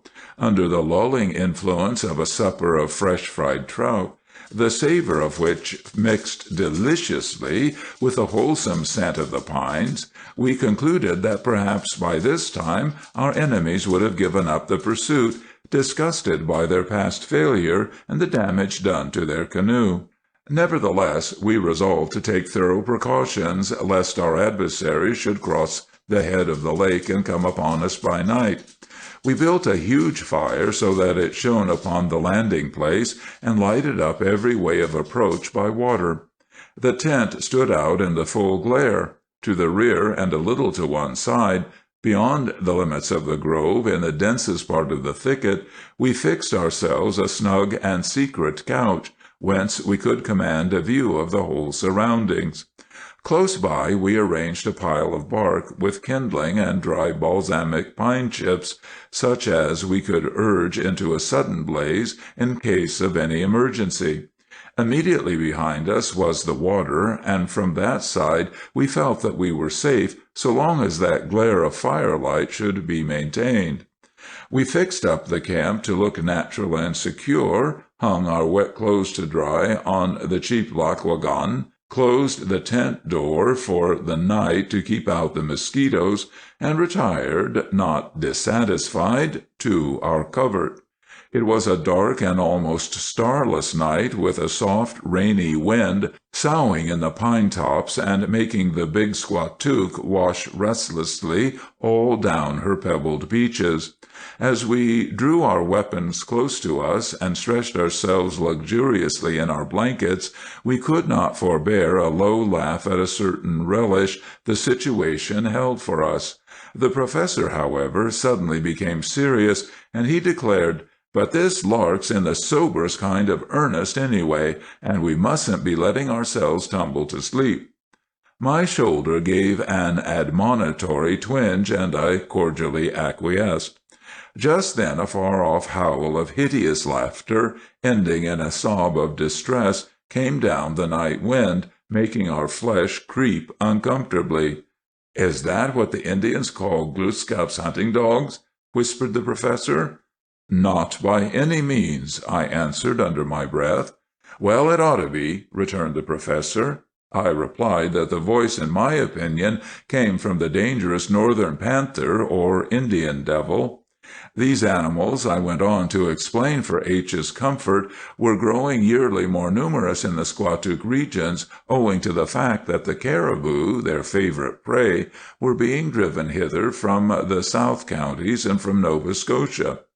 Just then the cry was repeated, this time a little nearer, and the professor began to inquire whether it was Indian or Indian devil about which we should have most call to concern ourselves. His hope, but half expressed, was plainly for a whack at both. I assured him that so long as the Indian devil kept up his serenading, we had little need to be troubled, but should the scent of our fried trout be blown to his nostrils and divert his mind from thoughts of love to war, then would it behoove us to be circumspect. As we talked on thus in an undertone, which was half drowned by the washing of the waves, the panther's cry was heard much nearer than before, and it was not again repeated. This put us sharply on our guard. Hour after hour passed till we began to find it hard to keep awake. Only the weirdness of the place, the strange noises which stole towards us from the depths of the forest, dying out within a radius of a couple of 100 yards from the firelight, together with our anxiety concerning the movements of the panther, kept us from falling asleep. The professor told some stories of the skill of Western Indians in creeping upon guarded posts, and I retorted with examples of the cunning and ferocity of these northern Indian devils. Once we were started into renewed vigilance by what seemed like a scratching or clawing on the bark of some tree near at hand, but we heard no more of it. When, as near as we could guess, it must have been well past midnight, we began to be concerned at the lowness of our fire. It had fallen to a mere red glow, lighting up a circle of not more than 20 yards around the camp. As for our covert, it was now sunk in the outer darkness. We considered the needs and risks of replenishing the fire, and concluded that the risks were so far greater than the needs that our better plan was to stay where we were till morning. If our enemies were upon our tracks, then for either of us to approach the light would be to betray our stratagem, besides furnishing a fair and convenient target, while we felt tolerably sure that the panther was in some not distant tree, waiting to drop, according to his pleasant custom, upon anyone that should come within his reach. These considerations made us once more satisfactorily wakeful, and with straining our sight through the blackness, our nerves got painfully on the stretch. A bird stirred in the twigs above us, and the professor whispered, "What's that?" Then there was a trailing rustle of the dry leaves near our feet, and with a sharp click and a jump of the pulse, I brought my gun to full cock. But two little points of green light close together, which met my eyes for an instant, told me that it was only a wood mouse which we heard scurrying away. The professor whispered, "What was it disturbed the mouse? He seemed in a hurry about something when he ran against us that way."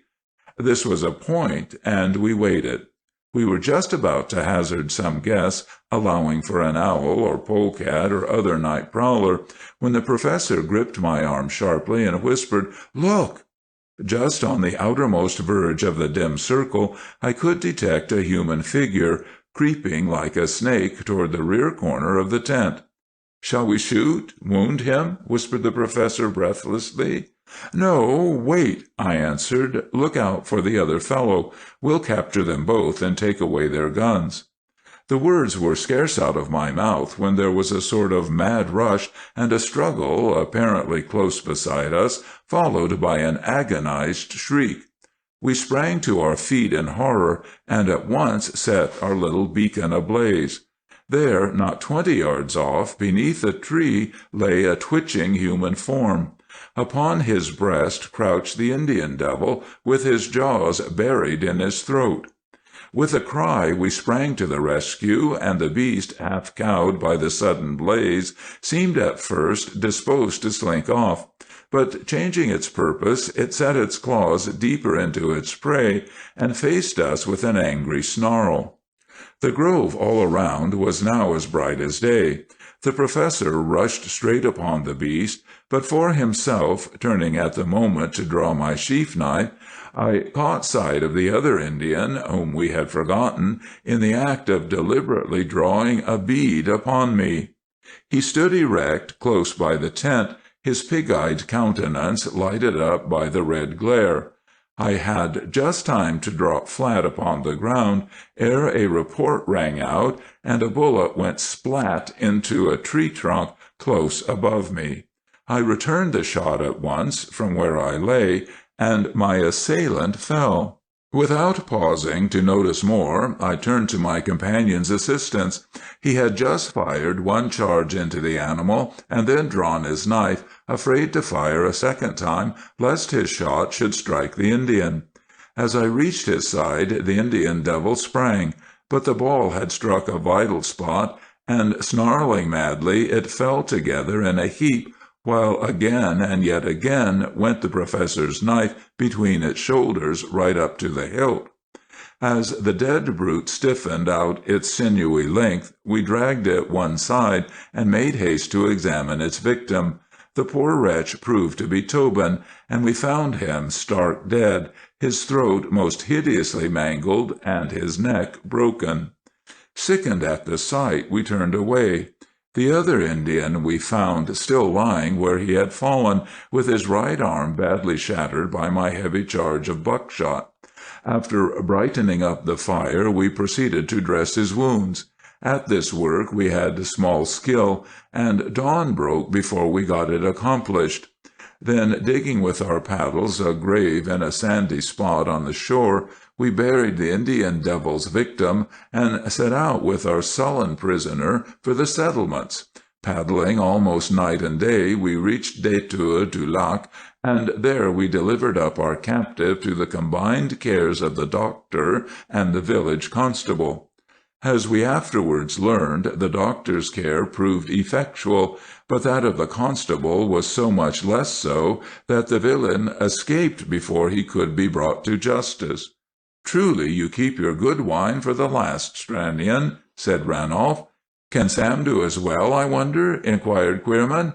"No, he can't," said Sam positively, "but he can give you something humorsome, at least to relieve this tragic strain. It's about a bear, of course. I'm very glad my bears hold out so well. This story is called Bruin's Boxing Match. End of Chapter 9, Part 1.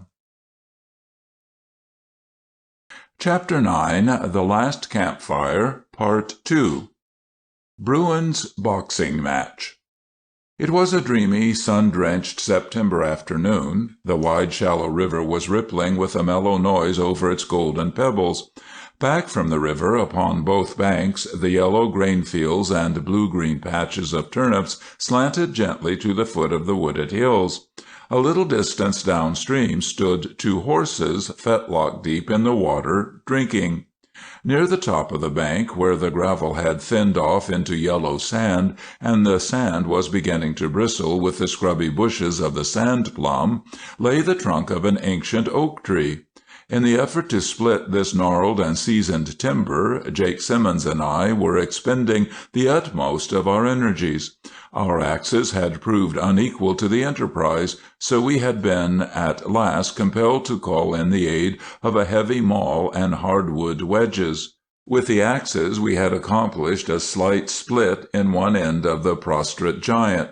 An axe blade held this open while we inserted a hardwood wedge, which we drove home with repeated blows of the maul till the crack was widened, whereupon, of course, the axe dropped out. The maul, a huge long-handled mallet, so heavy as to require both hands to wield it, was made of the sawed-off end of a small oak log, and was bound around with two hoops of wrought iron to keep it from splitting. This implement was wielded by Jake with a skill born of years in the backwoods. Suddenly, as Jake was delivering a tremendous blow on the head of the wedge, the maul flew off its handle and pounded down the bank, making the sand and gravel fly in a way that bore eloquent witness to Jake's vigor. The sinewy old woodsman toppled over, and, losing his balance, sat down in a thicket of sand plums. Of course I laughed, and so did Jake, but our temperate mirth quieted down, and Jake picked himself up out of the sand plums, went to recapture the errant maul. As he set it down on the timber and proceeded to refit the handle to it, he was all at once quite overcome with merriment. He laughed and laughed, not loudly, but with a convulsive inward spasms, till I began to feel indignant at him. When mirth is not contagious, it is always exasperating. Presently he sat down on the log and gasped, holding his sides. "Don't be such an old fool, Jake," said I rudely, at which he began to laugh again, with the intolerable relish of one who holds the monopoly of a joke.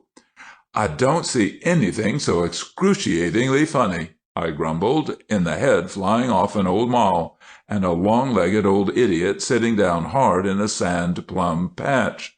That maul might just as well as not have hit me on the head, and maybe you'd have called that the best joke of the season." "Bless your sober soul," answered Jake, "it ain't that I'm laughing at." I was not going to give him the satisfaction of asking him for his story, so I proceeded to fix a new wedge and hammer it with my axe. Jake was too full of his reminiscence to be chilled by my apparent lack of interest.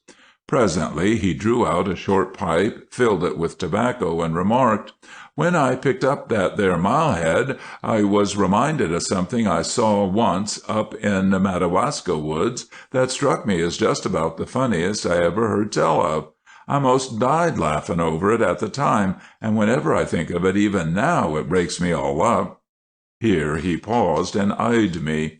"But I don't believe you'd see anything funny in it, because you didn't see it," he continued in his slow and drawling tones, "so I reckon I won't bother telling you." Then he picked up the handle of the maul as if to resume work. I still kept silence, resolved not to ask for the story.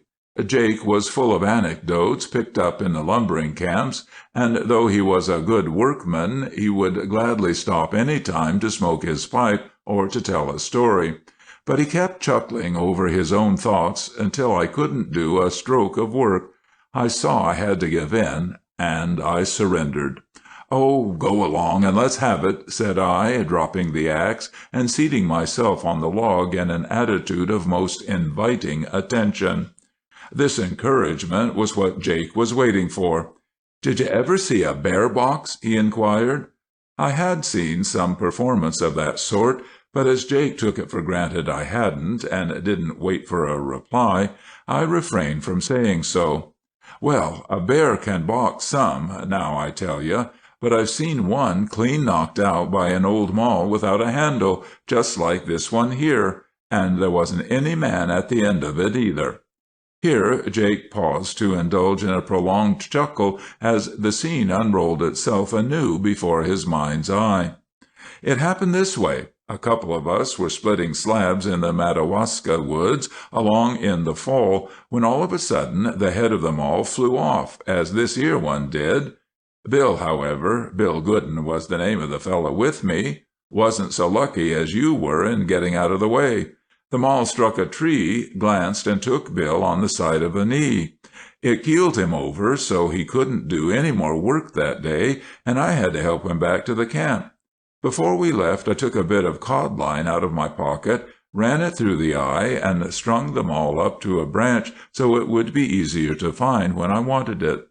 It was maybe a week before I went for that maul, a little more than a week, I should say.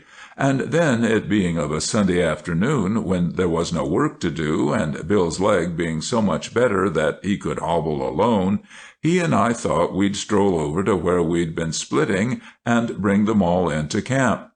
When we got pretty near the place and could see through the trees the maul hanging there where we had left it, Bill all of a sudden grabbed me sharp by the arm and whispered, "Keep still." "What is it?" said I, under my breath, looking all around. "Use your eyes if you got any," said he, and I stared through the branches in the direction he was looking. But there was a trunk in the way. As soon as I moved my head a bit, I saw what he was watching. There was a fine young bear sitting back on his haunches and looking at the maul as if he didn't know what to make of it. Probably that bear had once been hurt in a trap, and so had grown suspicious. That there maul hanging from the limb of a tree was something different from anything he'd ever seen before. Wondering what he was going to do, we crept a little nearer, without making any noise, and crouched down behind a spruce bush. The bear was maybe a couple of yards from the maul, and watching it as if he thought it might get down any moment and come at him. A little gust of wind came through the trees and set the maul swinging a bit. He didn't like this, and backed off a few feet. The maul swung some more, and he drew off still farther, and as soon as it was quite still again, he sidled around it at a prudent distance, and investigated it from the other side of the tree. "The blame fool is scared of it," whispered Bill scornfully. "Let's fling a rock at him." "No," said I, knowing bears pretty well. "Let's wait and see what he's going to do." Well, when the maul had been pretty still for a minute or two, the bear appeared to make up his mind it didn't amount to much after all. He came right close up to it, as bold as you like, and pawed it kind of inquiringly. The maul swung away, and being hung short, it came back quick and took the bear a smart rap on the nose. Bill and I both snickered, but the bear didn't hear us. He was mad right off, and with a snort he hit them all a pretty good cuff. Back it came like greased lightning and took him again square on the snout with a whack that must have made him just see stars. Bill and I could hardly hold ourselves, but even if we had laughed right out, I don't believe that bear would have noticed us, he was so mad. You know, a bear's snout is mighty tender. Well, he grunted and snorted and rooted around in the leaves a bit, and then went back at them all as if he was just going to knock it into the other side of tomorrow. He stood up to it, and he did hit it so hard that it seemed to disappear for half a second. It swung right over the limb, and while he was looking for it, it came down on the top of his head. Great Scott, how he roared! And then, scratching his head with one paw, he went at it again with the other, and hit it just the same way he'd hit it before. I tell you, Bill and I pretty near burst as we saw that maul fly over the limb again and come down on the top of his head, just like the first time. You'd have thought it would have cracked his skull, but a bear's head is as hard as they make 'em. This time the bear, after rubbing his head and his snout and rooting some more in the leaves, sat back and seemed to consider. In a second or two he went up to the maul and tried to take hold of it with one paw. Of course it slipped right away, and you'd have thought it was alive to see the sharp way it dodged back and caught him again on the nose. It wasn't much of a whack this time, but that nose was tender enough then, and the bear got desperate. He grabbed for the maul with both paws, and that way, of course, he got it. With one pull he snapped the cod line, and the victory was his. After tumbling the maul about for a while and trying to chew it and claw it to pieces and getting nothing to show for his labor, he appeared absolutely disgusted. He sat down and glared at the bit of iron-bound oak lying so innocent in the leaves, and kept feeling at his snout in a puzzled sort of way. Then all of a sudden he gave it up as a bad job and ambled off into the woods in a hurry as if he had just remembered something. This story had called forth a running commentary of appreciative chuckling. When it ended, everyone was in a merry humor. "I think," remarked Queerman, "that I too have kept one of my best stories for the last. At least it seems the best to me, and I hope you fellows won't think it the worst anyway." "We'll tell you about that after we hear it," said Magnus. "Well, here goes," continued Queerman. "My title is The Raft Rivals." The last log of Terryotes Drive, not counting a few sticks hopelessly hung up on far-off Squatook shoals, had been captured in the amber eddies of the lower basin below Grand Falls, and had been safely pinned into the great raft which was about to start on its leisurely voyage down the river to the shrieking saws of Fredericton. "This here's as purty a sight for pinning up a raft as ever I saw eyes on," remarked Ben Smithers, thrusting his hand into his gray-blue homespun breeches for his fig of blackjack. Ben was sitting on a rock near the water's edge. No one made answer to his remark, which was perhaps regarded as too obvious to call for comment. Presently a large black dog, as if unwilling that any grain of wisdom should drop from his master's lips unheeded, thrust his head into Ben's lap and uttered a short bark. For perhaps half an hour Ben Smithers and his fellows sat on the shore or lounged about the raft, smoking and whittling, and not one complained of the delay. The rafts which Theriot had already dispatched down the river, each requiring 2 or 3 hands to navigate it through the rapids, had thinned the numbers of the drive down to not more than 10 men, all of whom were bound for Fredericton on this very raft. Presently one of the hands took the pipe from his mouth, tapped it gently on a log to remove the ashes, and remarked, "Here they be." A wagon was descending the precipitous road which led from the unseen village to the beach. An apprehensive-looking horse between the shafts hung back warily upon the breeching, and a red-shirted lumberman clung doggedly to one of the wheels. At the anxious horse's head trudged a boy, and behind or beside the wagon, as pleased her fancy, there danced a 5-year-old child, her long yellow hair and bright pink frock making her look like some strange kind of butterfly. As their eyes fell on the little creature, a grin of rough tenderness flashed out on the faces of the gang. Little Mame Thériault, who came with this wagon-load of supplies for the gang, and who was to accompany the raft down the river, at once became the pet of the drive. Her father, a young widower, took her wherever it was possible, and her baby hands were dispensers of gentleness throughout the roughest gangs. Only Jake the dog refused his tribute of homage. Jake's heart was sore within him, for he was jealous of little Mame.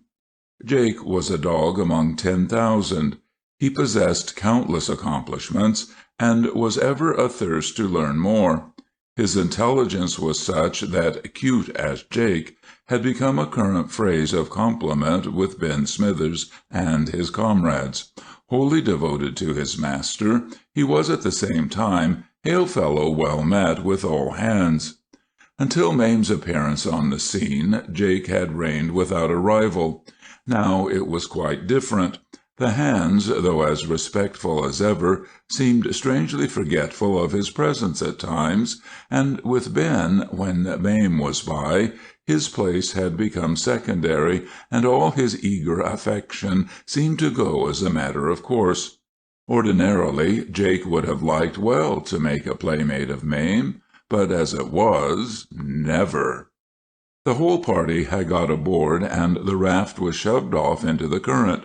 In the middle of the structure stood a rough temporary shanty of hemlock slabs, with an elbow of rusted stovepipe projecting through the roof. Within this shelter the cook presided, and 2 or 3 bunks gave accommodation for part of the gang. The others, including of course Mame and her father, looked to more luxurious sleeping quarters in the settlements along shore. Mame was enchanted with her surroundings, with the shore slipping smoothly past, with the ripples washing up between the logs, with the dashes of spray over the windward edges of the raft, with the steersman tugging on the great sweeps, and last, but by no means least, with the wide sheets of glossy gingerbread which the cook in his little house was producing for her particular gratification. She had never before experienced the delight of a raft voyage. She skipped from side to side on her swift but unsteady little feet, and all hands were kept anxiously alert to prevent her from falling into the water. Several times she made playful advances to the big dog, throwing herself down on the logs beside him, and scattering her yellow curls over his black and crinkly coat. But Jake, after a reluctant wagging of his tail, as if to indicate that his action was based on principle and not on any ill will toward herself, invariably got up and made a reserved withdrawal to some remoter corner of the raft. Thériault noticed this, as he had done on previous occasions, and it seemed to vex him. "I don't see what Jake's got agin the child that he won't let her play with him," he remarked half-crossly. "Oh, I guess it's 'cause he ain't no ways used to children, and he's kinder feared of breaking her," Ben Smithers responded laughingly. Jake had caught the irritation in his boss's tone, and had vaguely comprehended it. Upon the boss his resentment was tending to concentrate itself. He could harbor no real ill feeling toward the child, but upon Luc Thériault he seemed to lay the whole blame for his dethronement. Toward noon the breeze died down, and the heat grew fierce. The yellow-pink gum began to soften and trickle on the sunny sides of the logs, and great fragrant beads of balsam to ooze out from every axe wound. The gang clustered, as far as possible, under the insufficient shade of the cook-house, in loosely sprawling attitudes, hats off and shirt-bosoms thrown wide open. Jake got down on the lowermost tier of logs, and lay panting in a couple of inches of water, surrounded by floating bits of bark and iridescent patches of balsam scum. As for Mame, her pink frock by this time was pretty well bedraggled, and frock and hands alike smeared and blackened with balsam. Her sturdy little copper-toed boots were water-soaked. The heat had a suppressing effect even upon her, and she spent much of the time in Ben's lap in the shade of the cook-house. But now and then she would rouse herself to renewed excursions and torment the raftsmen's weather-beaten breasts with fresh alarms. The river at this part of its course was full of shoals and cross-currents, calling for a skilful pilot, and Thériault kept sweltering about the open raft rather than trust the steering to less responsible hands. Just as the cook, with parboiled countenance, came to the door of his den to announce the dinner, Mame had run to Jake's retreat and crawled down upon the panting animal's back. This contributed not at all to Jake's coolness, and he felt seriously disturbed by the intrusion. Slipping from under as gently as he could, he moved away in vexation, and Mame rolled in the shallow water. She picked herself up, wet and whimpering, and Thériault, who happened to be standing close by, spoke angrily to the dog and gave him a sharp kick. For Jake this was a new and startling experience. He could hardly resist the temptation to spring upon his insulter and pin him to the raft. Too wise for this, however, he merely stiffened himself to his full height with a sudden deep growl, and rolled a significant side glance upon his assailant. The boss was astonished. At the same time he was just a little startled, which made him still more angry, and he shouted, "Don't you snarl at me, you brute, or I'll kick you off the raft." Ben Smithers interposed. "Don't kick him again, boss," he exclaimed. "I don't mean no disrespect, but Jake ain't never had no kicks and cuffs, and I'd rather he didn't have none, 'less he deserves 'em. He don't know what you kicked him for, and he's only protestin'. He wouldn't hurt a hair of your head, and as for Mame, howsomever he may keep outen her way of this here heat, I'd just like ter see anythin' try ter touch her unkind when Jake war around. You'd see then who was Mame's friend." During Ben's expostulation, Thériault had cooled down. He laughed a little awkwardly and acknowledged that he hadn't no call under the circumstances to kick the dog, but at the same time it was with no glance of affection that he eyed Jake during dinner. When the meal was over, he cautioned Mame so severely that the child began to look upon the dog as a bloodthirsty monster, and thereafter Jake was persecuted no more with her attentions. The poor dog was none the happier on this account. Unheeded by his master, who through most of the afternoon kept nursing the weary child in his lap, the poor animal lay grieving on a far-off corner of the raft.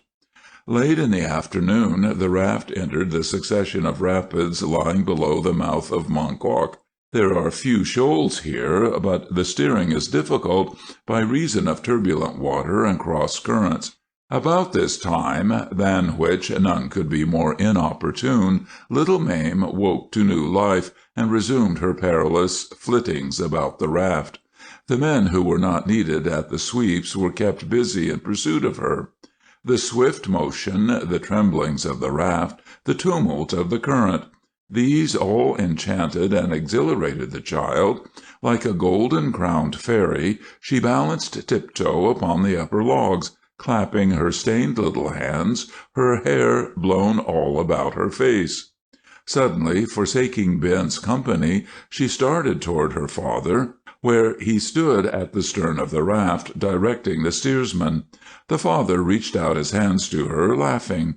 She was within 3 or 4 feet of him, but she chose to tantalize him a little. She darted to one side, pausing on the very edge of the raft.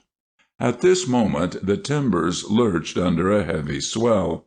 Mame lost her balance, and with a shrill cry of terror she fell into the pitching current. A mingled groan and prayer went up all over the raft, and Thériault and one of the hands, a big woodsman named Vandine, plunged in to the rescue. Ben Smithers was not a swimmer, and he could only stand and wring his hands. Theriault and the other who had sprung in were both strong swimmers, but a narrow surface current had seized Mame's small form and whirled it far away from the raft, while the heavy bodies of the men, grasped by the undercurrent, were forced in a different direction. Theriault's face grew ghastly and drawn as he saw the distance between himself and his child slowly widening. His desperate efforts could not carry him away from the raft, and he marked that Vandine was no more successful than he. A choking spasm tightened about his throat, and he gave a keen, sobbing cry of anguish as he saw the little pink-frocked form go under for the first time. Then a great black body shot into the air above his head and landed with a splash far beyond him.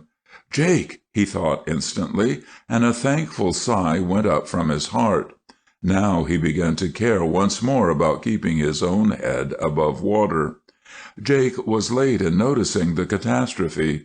He had been deep in a sullen and heavy sleep. When the cries awoke him, he yawned, and then mounted a log to take a survey of the situation. In a second or two he caught sight of the pink frock tossing in the waves, and of the little hands flung up in appeal. His instantaneous and tremendous rush carried him far out from the raft, and then his pure Newfoundland blood made him master of the situation. Little he cared for the tumult and the white-capped waves. His sinewy shoulders and broad-webbed feet drove him straight through cross-current and eddy to where the child had sunk. When she came up he was within 5 feet of her, and with a quick plunge he caught her by the shoulder. And now Jake's difficulties began. In quieter waters he would have found no trouble, but here he was unable to choose his hold. The men saw him let go of the child's shoulder, snatch a mouthful of the frock, and start for the raft. In this position Mame's head passed under water, and all hands were in a panic lest she should drown before Jake could get her in. But the dog dropped his burden yet again, seized the little one by the upper part of the arm, and in this position was able to hold her head clear. But it was a trying position. To maintain it, Jake had to swim high, and to set his teeth with pitiless firmness into the child's tender arm. The wave crest slapped ceaselessly in his face, half choking him, and strangling Mame's cries every instant. Theriault and Vandine were by this time so exhausted as to be quite powerless, and were with difficulty pulled back upon the raft. There stood all hands, straining their gaze upon the gallant dog's progress.